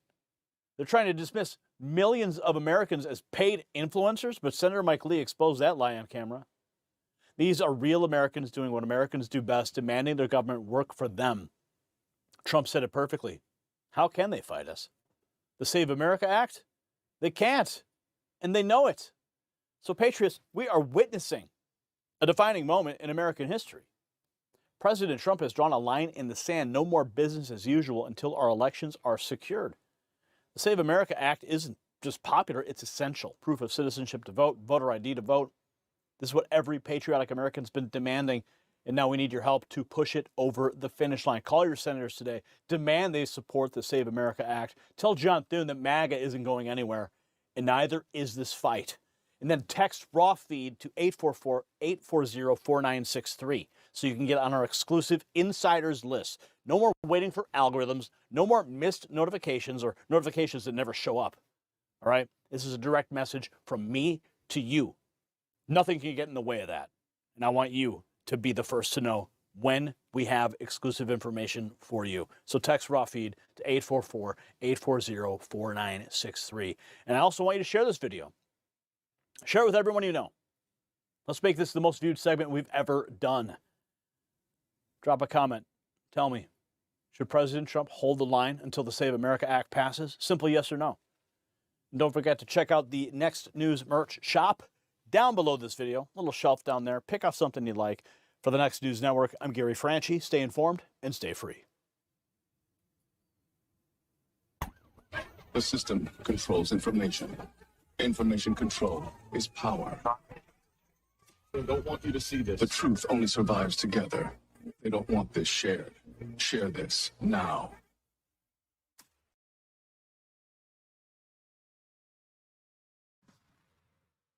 On March 6th, the news that the U.S. aircraft carrier USS Abraham Lincoln had been hit again sparked a frenzy in mainland China's online space. 中东局势彻底收不住了。我们先来看一条爆炸性消息。 The situation in the Middle East is completely out of control. Let's start with a shocking piece of news.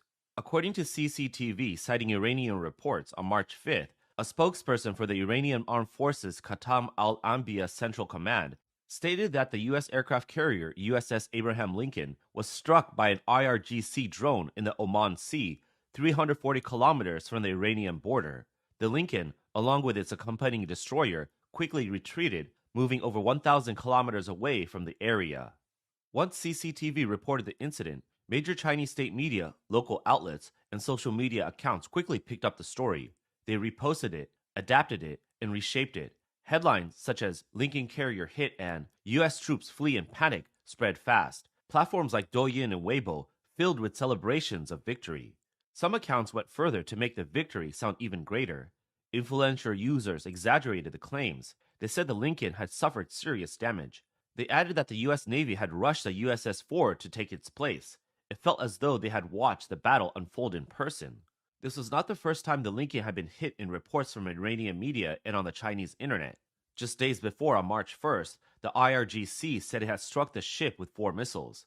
The carrier has faced many such so-called accidents. Yet the real story is often different. While some kept celebrating the defeat of the U.S. Paper Tiger, the U.S. Central Command, or CENTCOM, gave a clear denial. Rather than show anger, CENTCOM posted on X. The message carried a hint of sarcasm. CENTCOM's official statement. First, the Iranian regime claimed and reclaimed 5 days in a row that it sank USS Abraham Lincoln, CVN-72. Now the regime claims the aircraft carrier has miraculously resurfaced and left the battlefield after encountering Iranian missiles and drones. Need we say more? To support its claim, CENTCOM also shared a high-definition photo showing the Lincoln sailing safely in the Arabian Sea the same day. In addition to the aircraft carrier, a US F-15 fighter jet also didn't escape the media unscathed. A report about another US F-15 shot down was detailed by a Chinese content creator. 实锤了，又一架美军 F-15 被击落了。 It's official, another US F-15 has been shot down. The last time 3 F-15s were shot down in Kuwait, the US tried to explain it away, saying they weren't hit by Iran, but by a Kuwaiti F-18. By this time, the US can't hide the truth. It happened inside Iran's territory. However, 2 US pilots ejected and were later rescued by helicopter from deep inside Iran. By all rights, Iran should have captured the pilots immediately after shooting down the F-15. Why were they rescued instead? There's only one explanation. There was an insider helping them. Otherwise, the US wouldn't have been able to find and evacuate the pilots before Iran. The video gained 80,000 likes. The comments section overflowed with excitement. Some users cheered. This is the first country in the world brave enough to openly strike a US aircraft carrier. Kudos to Iran. However, one person replied, "The first to bomb Pearl Harbor was Isoroku Yamamoto." That comment started a heated debate. One user shot back angrily, "How can you compare Yamamoto to Iran? You're just Japanese trash." It seems a country has gathered so many enemies that people can easily pick the wrong side in these arguments. In response, U.S. Central Command or CENTCOM issued another refutation. Rumors circulating on social media of a U.S. F-15E crash in Iran early Wednesday are baseless and not true. This rumor even sparked creativity among online users. A parody video titled, "Iranian Mystic Pilot Persian Magic Carpet to Shoot Down F-15" went viral, joking that Iran had deployed the ultimate weapon, Aladdin's magic carpet. Since the U.S.-Israel military actions against Iran on February 28th, Chinese state media has gone into replay mode, widely sharing Iran's external propaganda. Weibo's trending list featured "Iran wins again" and Douyin was flooded with fake videos. On March 7th, CCTV's Douyin account, CCTV Quick Look, posted another major video. On March 6th, the Iranian Islamic Revolutionary Guard Corps issued a statement saying that during the 17th round of Operation Real Commitment 4, Iran's hypersonic missiles and attack drones broke through the U.S. THAAD defense system, striking Israel's Ministry of Defense building and Ben Gurion International Airport. Bypassing THAAD, striking the defense ministry, each phrase hit the target for online commenters. Media outlets like China News Service and Wuhan Broadcasting quickly followed, some claiming severe damage and others declared it reduced to rubble. Social media influencers quickly created more content. Iran launched another missile attack on Israel earlier this morning, and Tel Aviv is now in ruins. Iran's resolve to resist is growing stronger. Iran's foreign minister took a direct shot at Trump. On March 6, Iran launched its 20th round of attacks against Israel. In earlier attacks on March 5th and 4th, Iran not only struck Israel's defense ministry headquarters, but also turned several blocks in Tel Aviv into rubble.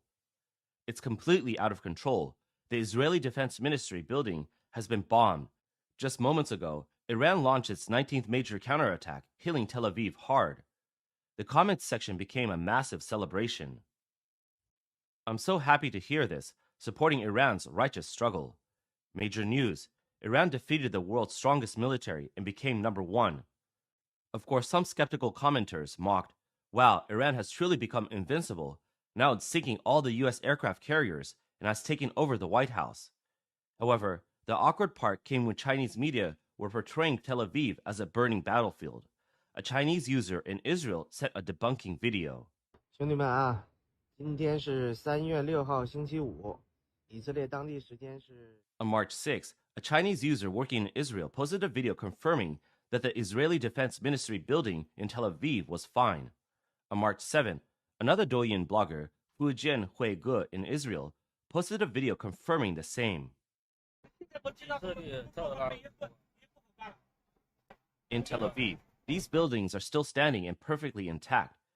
When I came back and looked again, I can confirm that Tel Aviv is not like what the social media reports. It's not a war zone with destruction everywhere as they claim. There may have been a few small explosions, but honestly, I didn't see the devastation they described during my trip. Chinese state media exaggerated Iran's achievements. They claimed that Iran's art student created a $10 graffiti to trick the US and Israel into firing millions of dollars worth of missiles. They compared it to an old story saying, "Just like borrowing arrows with straw boats, now we have graffiti to deceive missiles." Once again, some people celebrated this supposed victory. One user on Weibo wrote, "These days, state media keeps reposting Iranian battle reports. We know these reports are 99% fabrications. At the same time, marketing accounts flood the internet with AI-generated videos, modified videos, and edited videos. It's clear they are desperate, but it is all in vain. Many fake videos were exposed. One used footage from the Tianjin explosion and falsely claimed it showed an Iranian bombing of Tel Aviv. Another AI-generated video showed a rocket from the Alliance sinking an old Imperial battleship. It was presented as proof that Iran sank a U.S. destroyer. A short video titled, "Iranian Pilot Perishes with Enemy Ship," turned out to be a recording from a video game. Old footage of an Iraqi mosque was passed off as a funeral procession of Khomeini. On March 1st, China News Network posted a video. It claimed an Iranian missile turned into a fireball and pass by buildings in Dubai. A later post criticized the action. It said, "State media has gone so far as to use a night sky parachute performance from years ago to spread rumors. They are really going all out." A user searched the situation in Iran on Douyin and found the following claims. 1. Iran hit the U.S. aircraft carrier and the Lincoln withdrew thousands of miles. 2. Iran hit Amazon's data center and the U.S. panicked. 3. Only Chinese ships can pass through the Strait of Hormuz, leaving the U.S. powerless. 4. Trump is terrified. The White House called a priest to pray for U.S. troops. 5. Iran issued a fatwa, offering a bounty to assassinate Trump, and Trump is panicking. The user blocked several social media accounts in one go, adding, "If investment decisions are based on Douyin, you'd end up losing everything." A user in Zuhe, Bow to Life, summed it up well. After Khamenei's death, all these Chinese media outlets became a laughingstock.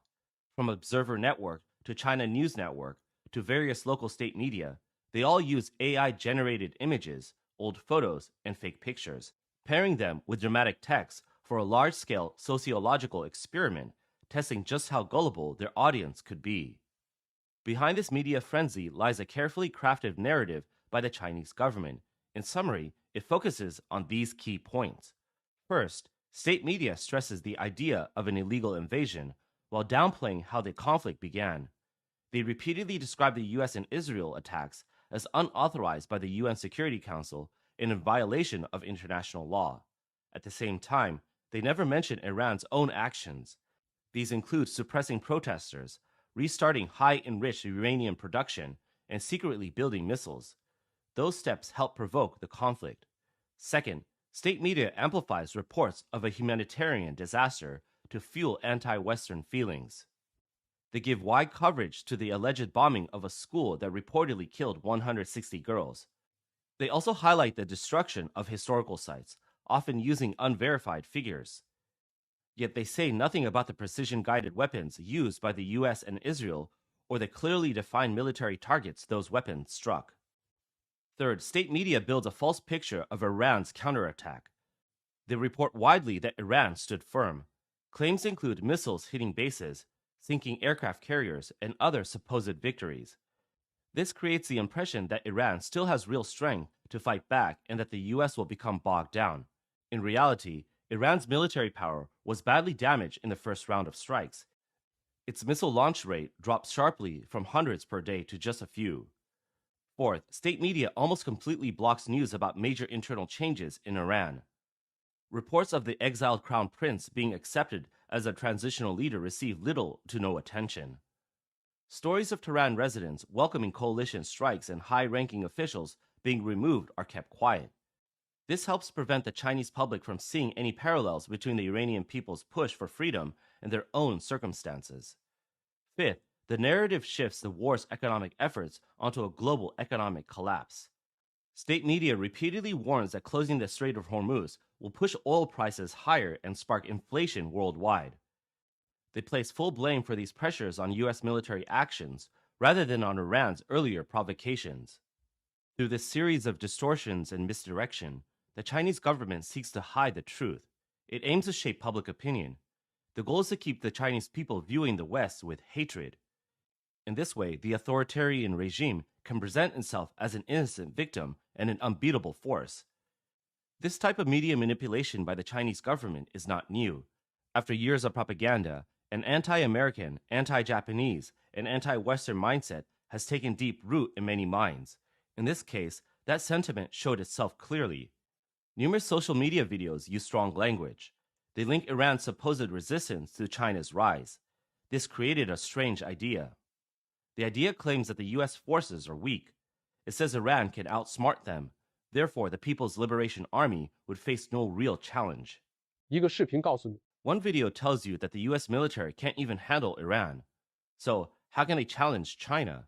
The U.S. has exposed not just tactical issues, but systemic corruption. This isn't a superpower. This is the real face of a paper tiger. So when the U.S. is getting beaten up by Iran, how could they face the People's Liberation Army? 伊朗现在最牛逼的贡献 Iran's most impressive contribution right now is showing the world just how vulnerable the U.S. really is. Now it's clear that Iran is the one who stripped the U.S. bare. Middle Eastern countries have now seen that the Patriot THAAD, these American star systems, can't even protect their own skies. In the future, they'll turn east, seeking solutions through Chinese defense systems. These videos follow a very similar line of reasoning. They belittle the US military and praise Iran, even describing its tactics as a simplified version of China's strategy. From this, they reach the conclusion that China will win. They ignore basic military principles. They also oversimplify the true complexity of war. In the end, they reduce everything to a paper tiger exposed story. This approach fits perfectly with nationalist feelings. Another group of videos takes the narrative further. They claim the Chinese flag acts as a protective talisman for Chinese people overseas. This pushes the idea of the country's strength to its highest level. 惹谁都别惹中国，打谁都不要打五星。 Never mess with China. Never attack the 5-star flag. Wherever the 5-star red flag flies, that's where the safe zone is. You might think China's withdrawal is just a lonely airplane or a ship going deep into enemy territory, but what you don't know is that in the unseen corners, the Navy's ships have already locked onto their targets. This glorification of political symbols, combined with the attitude that anyone who offends China will be punished no matter how far away, creates a strong propaganda echo chamber. Inside this bubble, China appears as an invincible middle kingdom. The West is viewed as corrupt, decaying, and weak. People raised in this environment often develop hostility towards any voices that criticize China or praise the West. Even in this tightly controlled media space, many reasonable voices still speak out. They show frustration, sarcasm, or helplessness. Their goal is to deflate these exaggerated narratives. Chinese journalist Liu Yaodong wrote in an article titled, "When Cognition is Hijacked by Stance, the US-Iran War Becomes a Mirror." The article states, "A war that affects countless lives and shakes global geopolitics has been turned into a national cognitive test. So-called experts who once spoke with confidence before the war are now nothing but a disgrace. In essence, they have replaced logic with stance and reasoning with bias. This absurd cognitive loop has already formed a process: hero worship, information manipulation, and logical fallacies." The article continues, "The most iconic part of this farce is not the experts being proven wrong or the spread of rumors. It's how many people are willing to be hijacked by stance. They give up the right to think. Those who believe the rumors are led by emotions and have lost their basic judgment. They have also lost their cognition and clarity." 我们必须足够的愚蠢，才能感觉到自己生活幸福。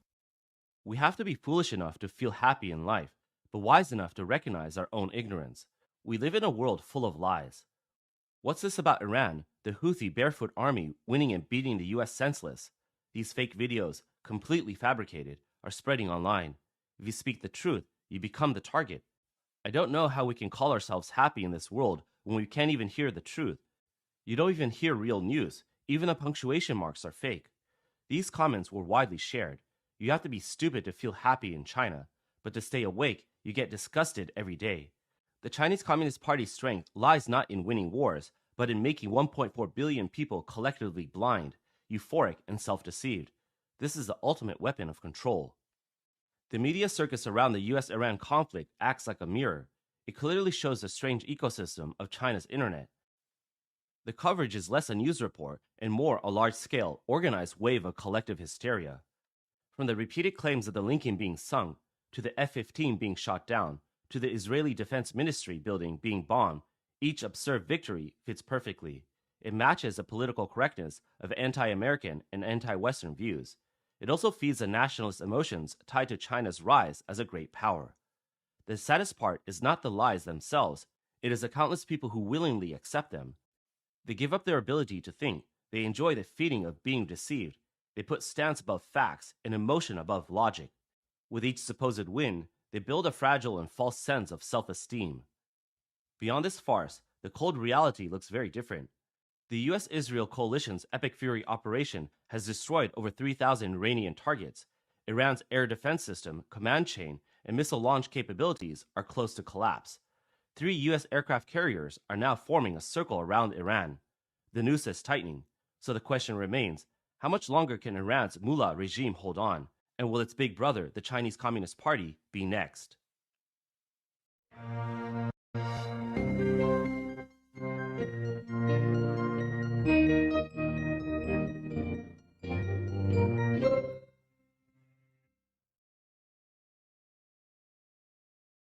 The investigation into the ISIS-inspired terror plot in New York City has spread to Pennsylvania. New video shows one of the suspects allegedly buying a 20-foot fireworks fuse just days before the attempt. And this comes as the FBI finds explosive residue in a Pennsylvania storage unit they believe is connected to this plot. Meantime, Mayor Zohran Mamdani confirms the FBI found a suspicious package near Gracie Mansion. Officials later determined it was non-life threatening. Currently unclear if the package is connected to the earlier incident. Joining us now, former DHS Deputy Assistant Secretary and former Acting ICE Director Jonathan Fahey. Jonathan, how far can law enforcement go to track someone when they make a purchase like this, a fuse, chemicals that could have an innocent purpose or, in this instance, could be used to make a bomb?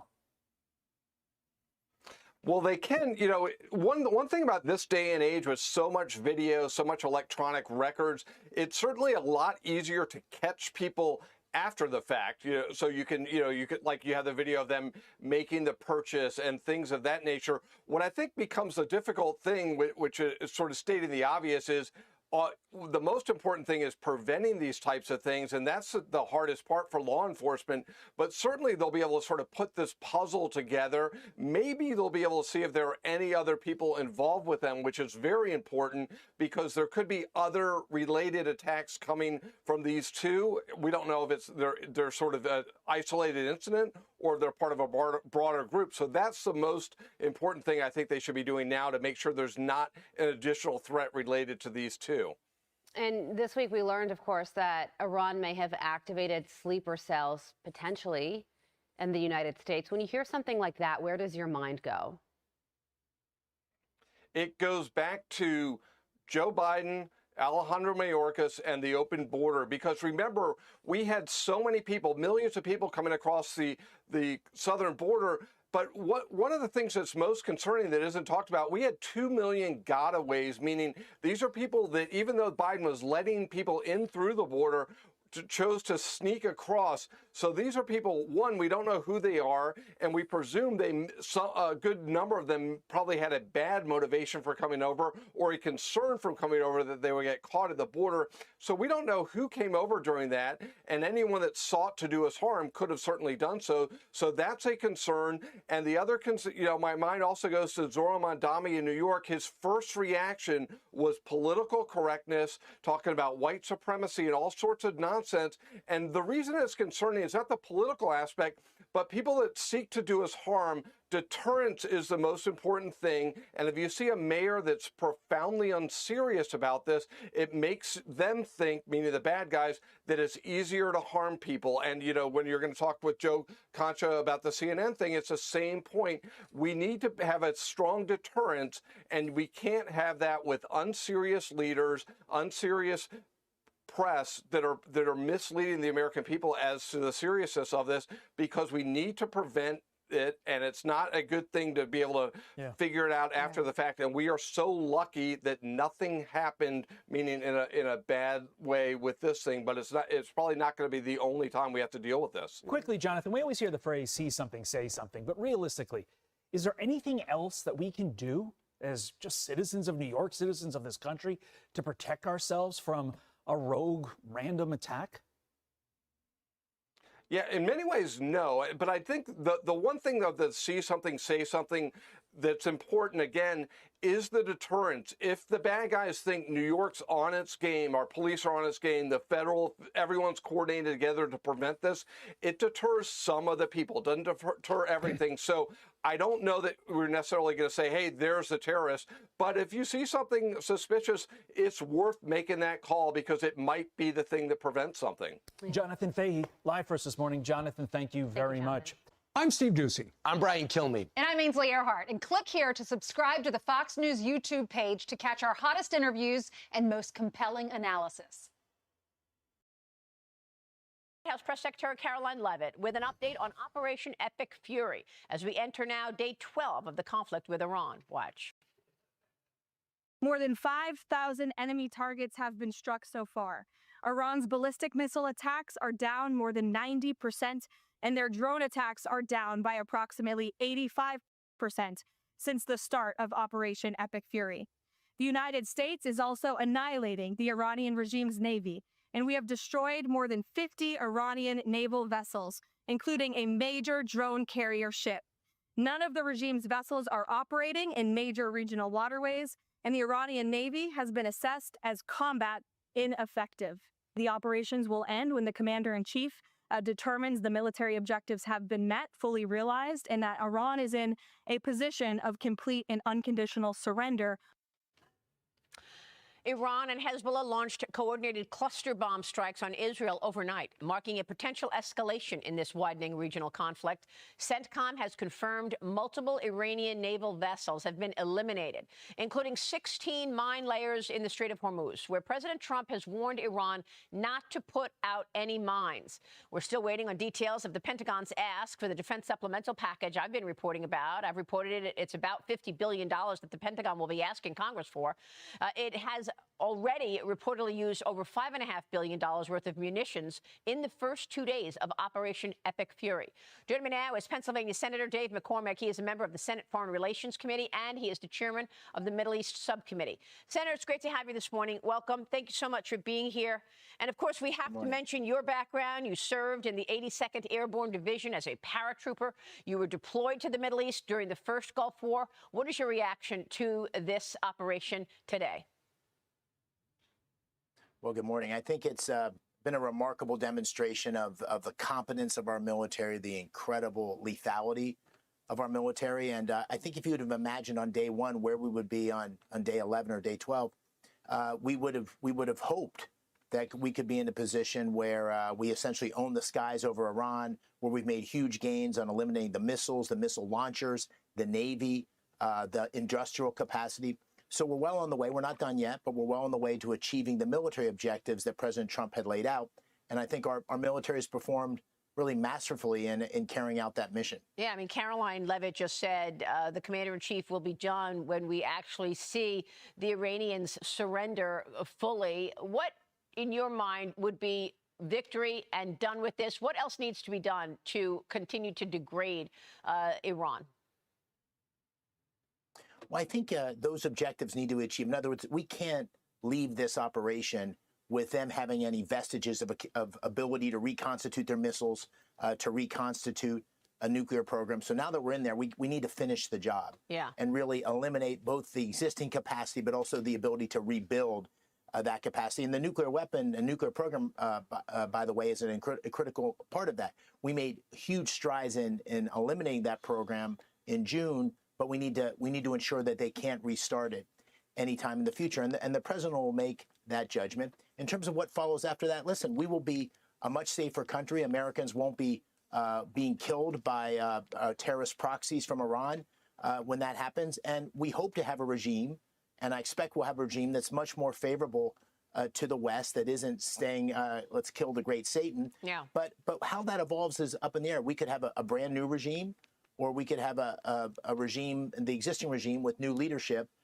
Whatever it's going to be a much better situation than the first day of the operation. Yeah, and the president was very clear about this, that, you know, along the way we will have disruptions. And I thought what Jack Keane, the general who joined me yesterday, made a great point in terms of all of this worry around oil prices, which have, of course, become one of the impacts of this war. Here's General Jack Keane with me yesterday. Watch this. Oil prices have gone up. Heck, oil prices went up when Putin invaded Ukraine. It went up to $143, right, and it's sitting at 90 now.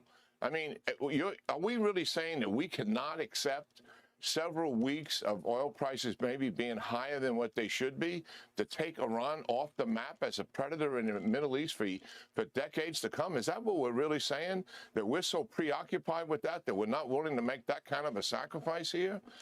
I think not. I mean, I think we got to open our eyes, get a little clear-eyed about what is really happening here. And if we fall prey to walking away on this prematurely over oil prices, we've just given Iran a win. Your thoughts, Senator? Well, two things. You know, America was scarred by 20 years of war in the Middle East, and so they're skeptical of foreign entanglements. The president's made clear that that's not going to be the case here, that we're going to accomplish the military objectives and then pull back. With regard to oil, listen, the oil prices spiked in 1990 when we invaded Iraq based on the first Gulf War. Right. The administration is taking huge steps. The IAEA voted yesterday for a huge release that will hopefully be approved on Wednesday. The insurance product that the administration has put in place. There's a number of things to mitigate oil prices, but the most important thing is to destroy the Iranian regime, and that may take a couple more weeks, as the general said. And then ultimately, we're going to have a much more stable oil markets. The Straits of Hormuz will be safe. And two of the biggest suppliers of oil in the world, Venezuela and Iran, are going to be much more favorably disposed to the West than they've ever been in decades. So I think in the end, when the dust settles, this is going to be a much more favorable environment for energy. It's going to take a little while to get there. And thank God America has energy dominance, and places like Pennsylvania are unlocked under the administration leadership of President Trump. Yeah.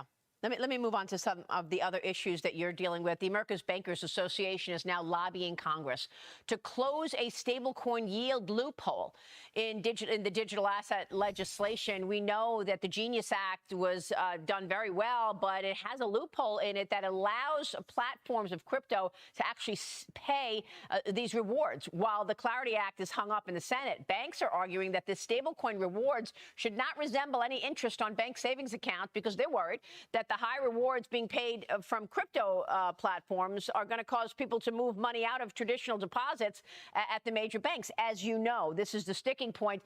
And you know, you're still talking about this compromise negotiation underway. Where does this bill stand, Senator? And what do you want to say about crypto platforms paying rewards with the banks pushing back on that issue? Well, it's really important that we get this framework finished and passed into law.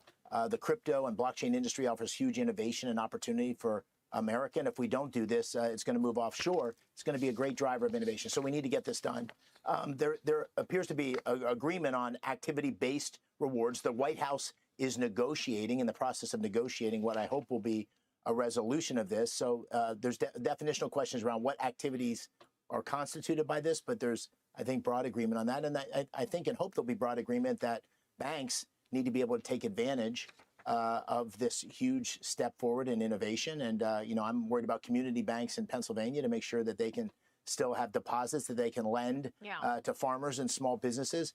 But I think there's going to be a path through this, and there needs to be, because ultimately, if this is left in the hands of regulators in the next administration or some future administration, we may not have the certainty for investors that we need for this industry to really grow. Yeah, no, I understand that. I spoke with Brian Armstrong, the CEO of Coinbase, who's, you know, lobbying to say, look, we should be able to pay rewards. But I thought that it was agreed upon by both sides that there would be no rewards paid. But it feels like there are some back doors here. Like, for example, if you're in a membership program, well, then the crypto players can pay a reward. And of course, is it in the crypto players' best interest to just delay? Because in the meanwhile, you've got that loophole in the Genius Act that's allowing them to pay rewards right now. Do you support getting rid of that loophole? I don't think there's any benefit in delay. In other words, I think getting an agreement now is what's going to be best for the industry and allow crypto and blockchain to grow and prosper, which I think is a national priority. And in terms of activity-based rewards, I do think there's general agreement on activity-based rewards, and I think the final resolution will include that. And then the real question is how you treat storehold of wealth, whether it's in banks or the crypto exchanges, and that's I think one of the sticking points that the White House is helping to negotiate. So bottom line, when are you expecting the Clarity Act to move forward? Well, I think it's up in the air, honestly. I think we have to have resolution. We had hoped to have a final vote in January. And obviously, there's lots of other big things going on, like Iran and Save America and other things. So I don't think it's in the next week or two, but hopefully we'll get it done this spring, and it's really important that we do. Well, the other thing going on is the SAVE Act. President Trump is urging Congress to pass this thing, restore funding to the Department of Homeland Security while you're at it, as more than 100,000 federal employees remain without pay for day 26. Now, Senate Majority Leader John Thune is planning to bring this bill to the floor, we understand, next week, but he's rejecting this use of a talking filibuster to force passage, saying that there are not enough votes to alter the rules. Senator, what's your take on this? Do you believe that this is is ever going to get to President Trump's desk? I mean, the president says he's not going to sign any new bills into law until the Save America Act is on his desk. This is so important. I mean, I feel this very personally. I won by 15,000 votes out of 7 million cast. Every vote has to count. Just in Pennsylvania last week, March 6th, a guy named Mahdi Sacco was arrested. He was an illegal immigrant who was supposed to be deported in 2000. He's been charged with voting 5 times as an illegal immigrant in presidential elections. So this is a real thing. More than half of America doesn't trust our voting systems. 80% support voter ID. So I'm a big proponent of this, co-sponsor of it. I think we've got to force the Democrats who are standing in the way of this to describe to their constituents why they're opposed to an 80-20 issue. So I think we've got to have a vote sooner rather than later. And I hope that's next week. And listen, I would be in favor of the talking filibuster as a way to force the Democrats to defend an unsustainable position. Yeah. I don't think we've got the votes on the Republican side for that, but I do think this is a critical issue for ensuring the confidence of voters. And it's not just Republicans. 80-20, Democrats and Republicans. It's a big deal. I'd love to know what your colleagues on the left think about this guy who voted 5 times. Yeah, it's indefensible. This is not it. You cannot defend this. I know. And that's why I think it's so important to get the Democrats on the floor to say why they are standing in the way of something that's common sense. And by the way, something I campaigned on. At least get them to explain their position. Nobody understands this. Senator, good to see you this morning. We're watching your work, as always, and we appreciate you. Dave McCormick joining us. Stay with us. We'll be right back.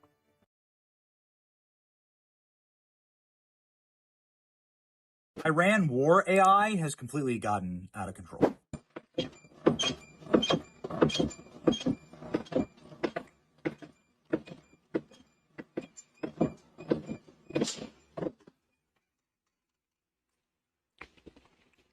Whoops. I don't know how I feel about that. I'm very confused. Don't know how I feel. Let me know what you think in the comments. Donald Trump is on the verge of a bold move.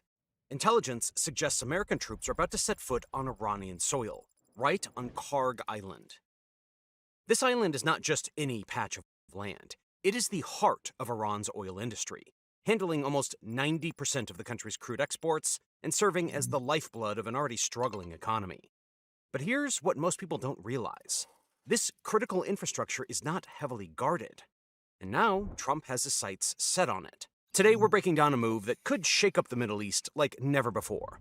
We will look at why Iran and its allies, China and Russia, are on edge, and how this single vulnerability exposes the surprising fragility of even the most powerful authoritarian regimes. To really get why Donald Trump keeps thinking about sending special forces into Iran, we have to start with the backbone of the country's economy, oil. Iran sits on roughly 208 billion barrels of proven reserves, ranking 4th in the world. Even under heavy sanctions and now war, it still managed to export about 1.5 to 1.6 million barrels a day before disruptions spiked. At current prices hovering near $85 a barrel amid the conflict, that is serious cash flowing in daily. This is not just about crude moving overseas. It is the cash that pays government salaries, funds subsidies, and bankrolls military operations. Oil quietly holds the system together. Remove it, and the networks keeping the government alive weaken fast. Most of this oil does not travel through pipelines. It goes by tanker across the Persian Gulf and through the Strait of Hormuz, one of the world's most critical choke points. On top of that, almost all of Iran's exports come from one location, which makes the system surprisingly fragile. That location is Karg Island, sitting just 25 kilometers off of the southern coast. From afar, it looks calm, maybe even peaceful. Up close, though, it is anything but. Zoom in on satellite views, and Karg reveals itself as a small coral atoll, about 20 square kilometers of rugged terrain with massive storage tanks rising like metal mountains, long jetties stretching into deep water for supertankers, underground pipelines feeding from fields across the country, and a full-scale airport runway built for heavy traffic. Maps show it tantalizingly close to Bahrain's U.S. fleet base, with Qatar and Saudi shores in sight, making it a stone's throw for American forces dominating the Gulf. This little island is where most of Iran's oil exports pass through. Basically, controlling this tiny island is like controlling the country's economic lifeline. Karg's story runs deeper than wartime scars. It's a piece of American history, confiscated in plain sight. Before the 1979 Islamic Revolution, much of the island's oil infrastructure was built and owned by U.S. companies, pumping crude under American oversight. The revolution seized it all. Just as foreign assets were taken in other cases like Venezuela, Trump now sees an opportunity not to destroy them, but to reclaim control intact. Amid ongoing U.S. and Israeli strikes cratering runways, radars, and command centers elsewhere, Karg sits eerily untouched, a glaring clue. Recent reports, including from Axios, confirm administrative officials actively discussing seizure via special forces. This is often tied to securing high-enriched uranium stockpiles at sites like Isfahan. As of right now, the island remains spared not from mercy, but strategy. It could serve as a refueling point for further incursions, a base for operations, or even a lever to pressure China by dictating oil flows to its refineries.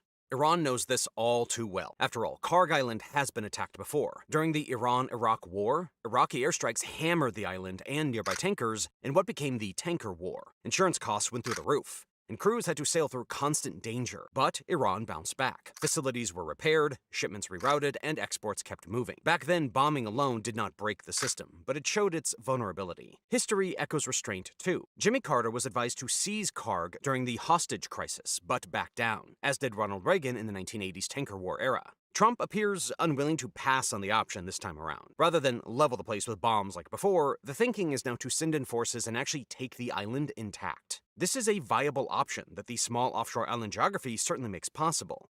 Given the resistance Iran has been putting up against the US and Israel, taking all of Iran would be nearly impossible. It has 80 million strong-willed people, and its terrain is made up of vast mountains and deserts. But a single island, however, that is a far more achievable target. A focused operation could neutralize defenses and take the terminals with relative speed, perhaps turning the spigot into a tool of diplomacy, with Iran receiving drips of its own oil revenue contingent on good behavior from the regime or its successors. Adding to its confidence is the fact that the U.S. already has a powerful footprint in the region. The Fifth Fleet is based in Bahrain. That means warships patrol the Gulf daily, and carrier strike groups rotate through with thousands of sailors and aircraft ready to deploy. That presence means the first phase of any operation is already within reach. American air raids have already been pounding Iranian defenses, degrading radar stations, knocking out missile batteries, and leaving much of Iran's air force grounded. Trump has been quick to highlight these strikes as proof of overwhelming U.S. dominance in the Gulf. According to his latest statements, dozens of Iranian aircraft have already been destroyed or disabled, runways cratered, and command centers disrupted. He has emphasized that the campaign is not just about weakening Iran's military, but about dismantling its ability to project power beyond its borders. The strikes have also targeted Iran's coastal defense network, which was designed to protect strategic locations like Karg Island. Trump has claimed that these operations have already stripped away much of Iran's surveillance capacity. This has left its radars blind and its missile batteries crippled. By his account, the U.S. has achieved near total control of the skies over the Gulf, setting the stage for naval forces to tighten their grip on Karg. In his updates, Trump has framed the campaign as a decisive step towards cutting off Iran's economic lifeline. He has pointed to Karg Island as the critical node, stressing that once the air raids finish neutralizing defenses, U.S. naval forces will be positioned to blockade the island. This will prevent tankers from entering or leaving. With the Strait of Hormuz already under Iranian threats and tanker traffic slowing, locking down Karg would freeze Iran's oil exports completely, cutting billions in revenue almost overnight. But controlling the waters alone is not enough. Ground forces would need to secure the island itself. Marine units, trained for amphibious assaults, could land once defenses are suppressed. Helicopters and landing craft would deliver troops directly to critical infrastructure.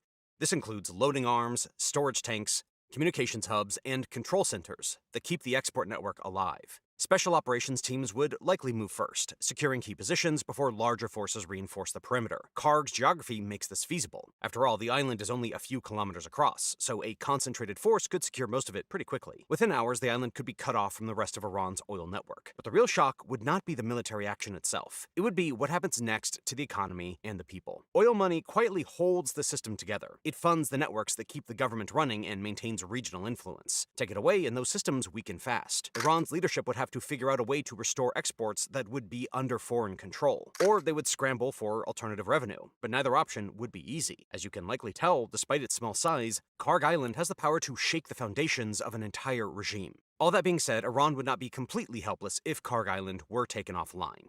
One alternative already exists. In 2021, Tehran opened up the Gorey-Jask pipeline, a project designed specifically to reduce reliance on the Persian Gulf export terminals. Instead of loading crude at Karg and sending it through the Strait of Hormuz, This pipeline carries oil from Bushehr province across the country to the port of Jask on the Gulf of Oman. On paper, this system can move about 1 million barrels per day. But in reality, the numbers are much smaller. Actual flows are believed to sit closer to 300,000 barrels a day, partially because the supporting infrastructure around Jask is still incomplete, and partially because ongoing regional tensions have disrupted operations. Even so, the pipeline gives Iran a lifeline. It creates a way to keep some exports moving, allowing tankers to load outside the narrow waters of the Strait of Hormuz. That could keep a trickle of revenue entering the country, while officials scramble to reorganize their oil trade. But this backup plan has clear limits. Karg Island handles the overwhelming majority of Iran's crude exports, and the Jask terminal simply cannot absorb that volume. Even if the pipeline ran at full capacity, it would still move far less oil than Karg processes during normal operations. In other words, it might soften the initial economic shock, but it cannot fully replace the island's role in Iran's export system. There's also the question of vulnerability. Pipelines like Gorey-Jask stretch for more than 1,000 kilometers across remote terrain. That makes them difficult to defend. A single, well-placed strike, or even sabotage in an isolated area, could interrupt the flow of crude. The same infrastructure that gives Iran an escape route could quickly become another weak point. So while the pipeline offers breathing room, it does not solve the deeper problem. A major disruption at Karg would still slash government revenue. The Iranian rial would likely keep sliding, and the government would struggle to maintain the subsidies that many families rely on. When those benefits start disappearing, economic frustration can quickly spill into the streets. In that sense, the pipeline might buy a little time, but it can't stop the pressure from building. And that's exactly why losing Karg hits the regime so hard. Not just in the wallet, but in the story that they've sold their people for decades, that they're unbreakable. You see, for more than 4 decades, Iran's leadership has built its identity around one simple story: defiance. They tell their people that they stood up to the United States in 1979, pushed through decades of sanctions, and survived every attempt to isolate or weaken them. That narrative has become the foundation of their legitimacy. But losing Karg Island to American troops would rip that story apart overnight. This would not just be about lost oil revenue. It would be a public humiliation that the government could not easily hide or explain away. State television might try to spin it, but there's only so much propaganda can do when the images are this clear. American forces controlling the docks, tankers loading oil under foreign supervision, flags flying where the Iranian Authority once stood. Those pictures would travel instantly across the country and around the world. And once people see that, something deeper will begin to crack as the myth of unbreakable strength starts to fade. For years, many Iranians have quietly doubted the competence of their leadership, but fear kept those doubts buried. Seeing such a symbolic loss would make those private thoughts feel suddenly shared. People begin whispering what they have believed but never dared to say out loud.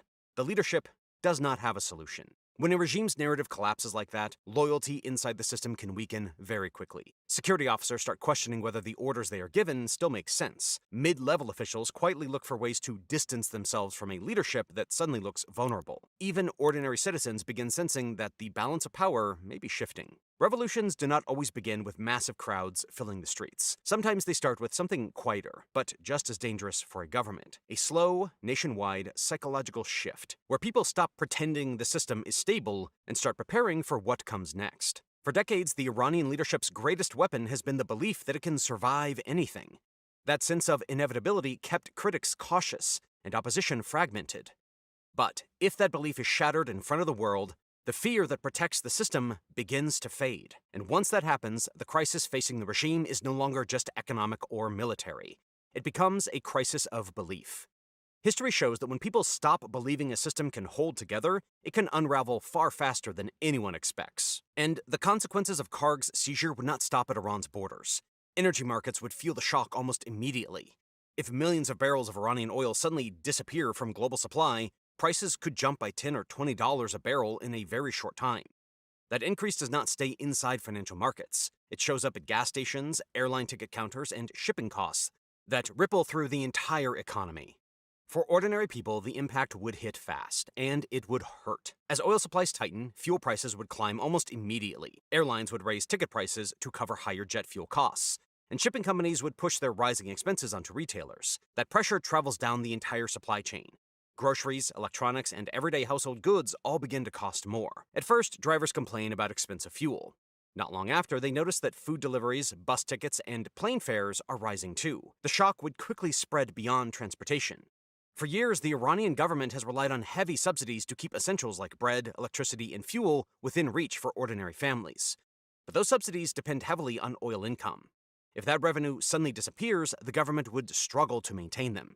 Families would face a double squeeze as utility bills and food prices climb while the value of their wages continues to erode. Inflation would eat away at paychecks, savings would lose purchasing power, and the rial would likely slide even further against foreign currencies.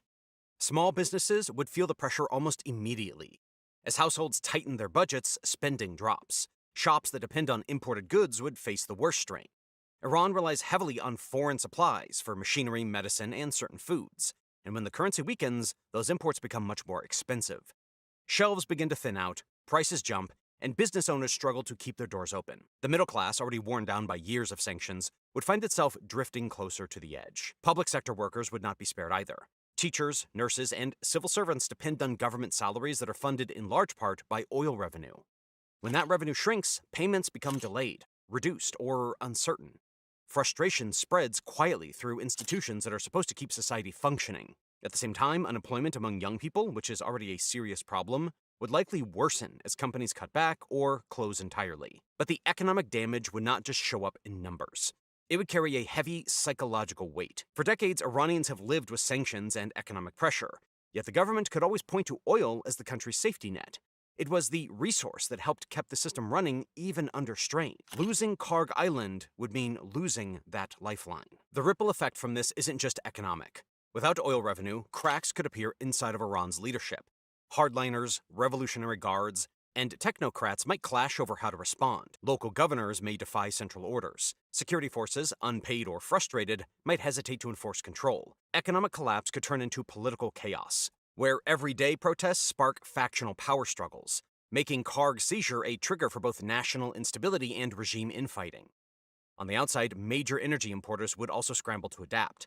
China and India are among Iran's largest oil customers, and both countries would need to move quickly to secure alternative supplies. Beijing could respond by strengthening naval ports around key shipping routes in the Gulf, signaling that it intends to protect its energy lifelines without directly entering a conflict. India, meanwhile, might rush to lock in additional crude from Saudi Arabia or Iraq to avoid shortages at home. That scramble for replacement oil would tighten global supply even further. As large buyers compete for barrels from the same producers, prices climb higher, adding fuel to inflation in economies around the world. What begins as a disruption on a small island in the Persian Gulf quickly turns into a chain reaction that touches households across multiple continents. The geopolitical effects could run far deeper than a simple disruption of oil flows. Iran's regional partnerships are built on financial muscle, and oil revenue is the lifeblood that sustains them. If that income suddenly shrinks, Tehran would have far less money to bankroll allies and proxy groups across the Middle East. Militias in Iraq, Syria, Lebanon, and Yemen rely heavily on Iranian funding and weapons. A sudden shortfall would weaken their operations, creating gaps in conflict where Iran has long been a decisive player. Those gaps would not remain empty for long. Rival powers from Saudi Arabia to Turkey would rush to fill the vacuum, reshaping the balance of influence across the region. The ripple effects would extend into multiple flashpoints. In Syria, diminished Iranian support could weaken Russia's position. In Lebanon, Hezbollah's funding stream would shrink, reducing its ability to project power. In Yemen, Houthi forces would struggle to sustain their campaigns. Each of these shifts would invite new actors to step in, whether regional rivals or global powers, accelerating instability and competition. What begins as an economic shock in Tehran could cascade into a reordering of alliances across the Middle East and beyond. Taken together, this is why Karg Island carries such enormous strategic weight. Losing it would not only strain Iran's economy, it would force governments and markets around the world to adjust in real time. Oil flows would be rerouted, alliances would shift, and households from Asia to Europe to North America would feel the consequences in their daily expenses. One small island in the Gulf could suddenly become the center of a global economic shockwave. Now, let's look closely at one of Iran's biggest helpers, Russia. Russia is already struggling in its costly and unprovoked war against Ukraine. If Karg Island were taken, it would not only cut off Iran's money, but also hit Moscow's war machine hard.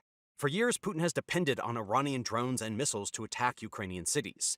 Tehran has sent thousands of Shahed drones that crash into civilian areas, destroying power stations and killing innocent people. If Iran's oil money dries up, those factories stop running. No money means no production, no shipments, and Russian forces are left exposed, scrambling for weapons they cannot afford. Putin could wake up one morning to find his drone supply gone, leaving his army weaker than ever before.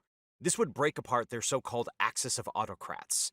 Putin would be left more isolated, shown to be dependent on a partner that is now too poor to help him. The stakes are huge. Fewer drones means more Ukrainian lives saved. A weaker Kremlin would be forced to spend its limited funds on its own failing military, and the world would see that backing dictators like Iran comes with real consequences. In the end, the fall of Karg Island would speed up Russia's decline. What Putin once called a grand plan would turn into a desperate fight for survival, with his war machine stripped of one of its most important lifelines. All of that being said, Iran is not the kind of country that would sit quietly while one of its most important islands is taken. For decades, Tehran has built a military strategy based on disruption instead of direct confrontation. Rather than trying to match powerful navies ship for ship, Iran focuses on tactics that create chaos and uncertainty. Fast attack boats move quickly through shipping lanes.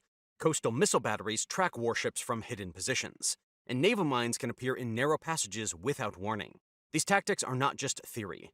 Iran has used them before, and they can shake global trade quickly. At the start of Operation Roaring Lion, Iranian forces used the same playbook to pressure ships moving through the Strait of Hormuz. Even small attacks on tankers can rattle energy markets because insurance costs rise right away. Shipping slows, and oil prices climb. The world saw this during the tanker war of the 1980s, when small strikes caused big shocks in global trade. The danger goes beyond the water. Iran has built a network of proxy forces across the Middle East, giving it the power to widen a conflict almost overnight. Strikes on U.S. bases and allied targets have already begun. What started as a fight over Karg Island could quickly spread into a larger regional war. Missile launches are increasing, cyber attacks are more frequent, and the risk of clashes spilling into nearby countries grows every day. Once those networks activate, the fight would not stay in the Gulf. Iran's partners operate in several conflict zones, including the Red Sea.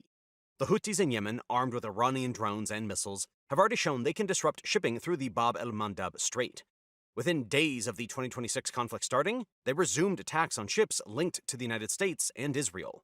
This threat is real. Since 2023, Houthi forces have attacked more than 100 ships. This puts pressure on a trade route that carries about 12% of global goods. Escalation here could draw in multinational navies trying to protect shipping. At the same time, the risk of strikes on Saudi oil sites rises, while militias in Iraq or Syria could target American bases. What begins with one island could spread into many confrontations across the region, and the consequences would not only be military.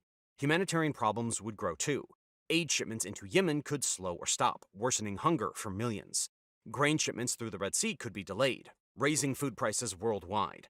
Coastal communities near conflict zones could be caught between drone strikes, missile launches, and naval patrols. What started as a move against Iran's oil could become a crisis touching everyday lives far beyond the Gulf. Iran would also look at ways to strike without being seen. Cyber attacks are one of its strongest tools. They can hit shipping software, tanker tracking systems, or port operations far from the battlefield. A disruption in these systems can slow trade almost as much as missiles. Pair that with drones harassing supply ships, and even a small U.S. presence on Karg Island would face constant pressure. That changes the nature of the operation. Taking the island might be quick, but holding it would mean non-stop defense. Air systems would need to stay alert day and night. Naval patrols would watch shipping lanes constantly. Every convoy bringing supplies could be a target. Modern war is not just about soldiers on the ground. It is a contest between entire systems. There's also a more dangerous possibility. Losing Karg Island could push Iran to speed up its nuclear program. Despite heavy strikes on sites like Natanz, Fordow, and Isfahan, experts still believe Iran has hundreds of kilograms of enriched uranium. Some of it may already be hidden underground. If Iran lost its main oil income, leaders might decide they have nothing left to lose.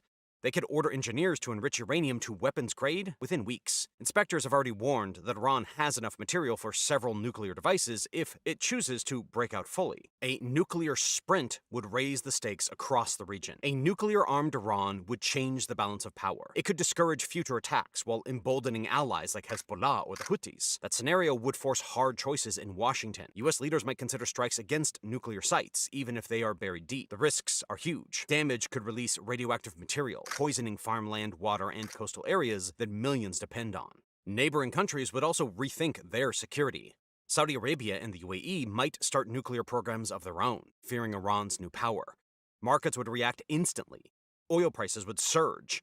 Insurers might pull coverage for ships in the Gulf, and transport costs would skyrocket. At that point, the crisis would no longer be about one island. What began as an attempt to weaken Iran's economy could turn into a global emergency involving nuclear risk, energy disruptions, and a new arms race. And there is another risk. If Iranian forces were forced to retreat, they might sabotage the oil terminals before leaving. Pipelines could be blown apart, storage tanks set on fire, or infrastructure rigged with explosives. The result could be one of the largest oil spills the Gulf has ever seen. Naturally, the damage would spread quickly. Oil slicks move fast in warm, shallow waters, coating birds, fish, and marine wildlife within hours. As the oil spreads, it suffocates sea life and collapses fragile ecosystems. Heavy residues sink into the seabeds, poisoning shrimp, shellfish, and other species that coastal communities rely on. The harm would not stop there. Coral reefs, mangrove forests, and wetlands could suffer lasting damage. These are breeding grounds for marine life and natural barriers for coastlines. If they were destroyed, the effects could last for years. Fisheries would collapse, and desalination plants that provide drinking water could shut down if oil contaminated their systems. Currents could carry oil slicks towards the coasts of the UAE or Saudi Arabia, spreading damage across hundreds of miles. Fishing industries could collapse overnight, desalination plants might halt, and millions of people could lose access to clean water. Such an environmental disaster would spark political backlash. Countries hit by the spill could blame the operation that caused it, even if Iran carried out the sabotage. Tensions would rise, alliances could strain, and calls for sanctions or investigations might follow. What looked like a military success could turn into a global crisis. Not to mention, the stakes reach far beyond the battlefield. A poisoned Gulf would disrupt food supplies, damage economies, and inflame tensions across nations that depend on those waters every day. It would show that some targets carry consequences far greater than the objective itself. At the end of the day, Karg Island creates a strange paradox. On the map, it looks like a small and isolated target that could be taken quickly. But in reality, seizing it during an ongoing U.S. bombing campaign would likely trigger a much larger chain reaction. Washington could find itself tied to a long and costly commitment, while Iran launches constant counterattacks. At the same time, global energy markets would react immediately. A few kilometers of land in the Gulf could suddenly become the center of a confrontation that drags on for months and sends oil prices surging worldwide. Military planners often search for pressure points that can shift the balance of power. Most targets only create limited effects. A destroyed facility or new sanctions usually causes small disruptions.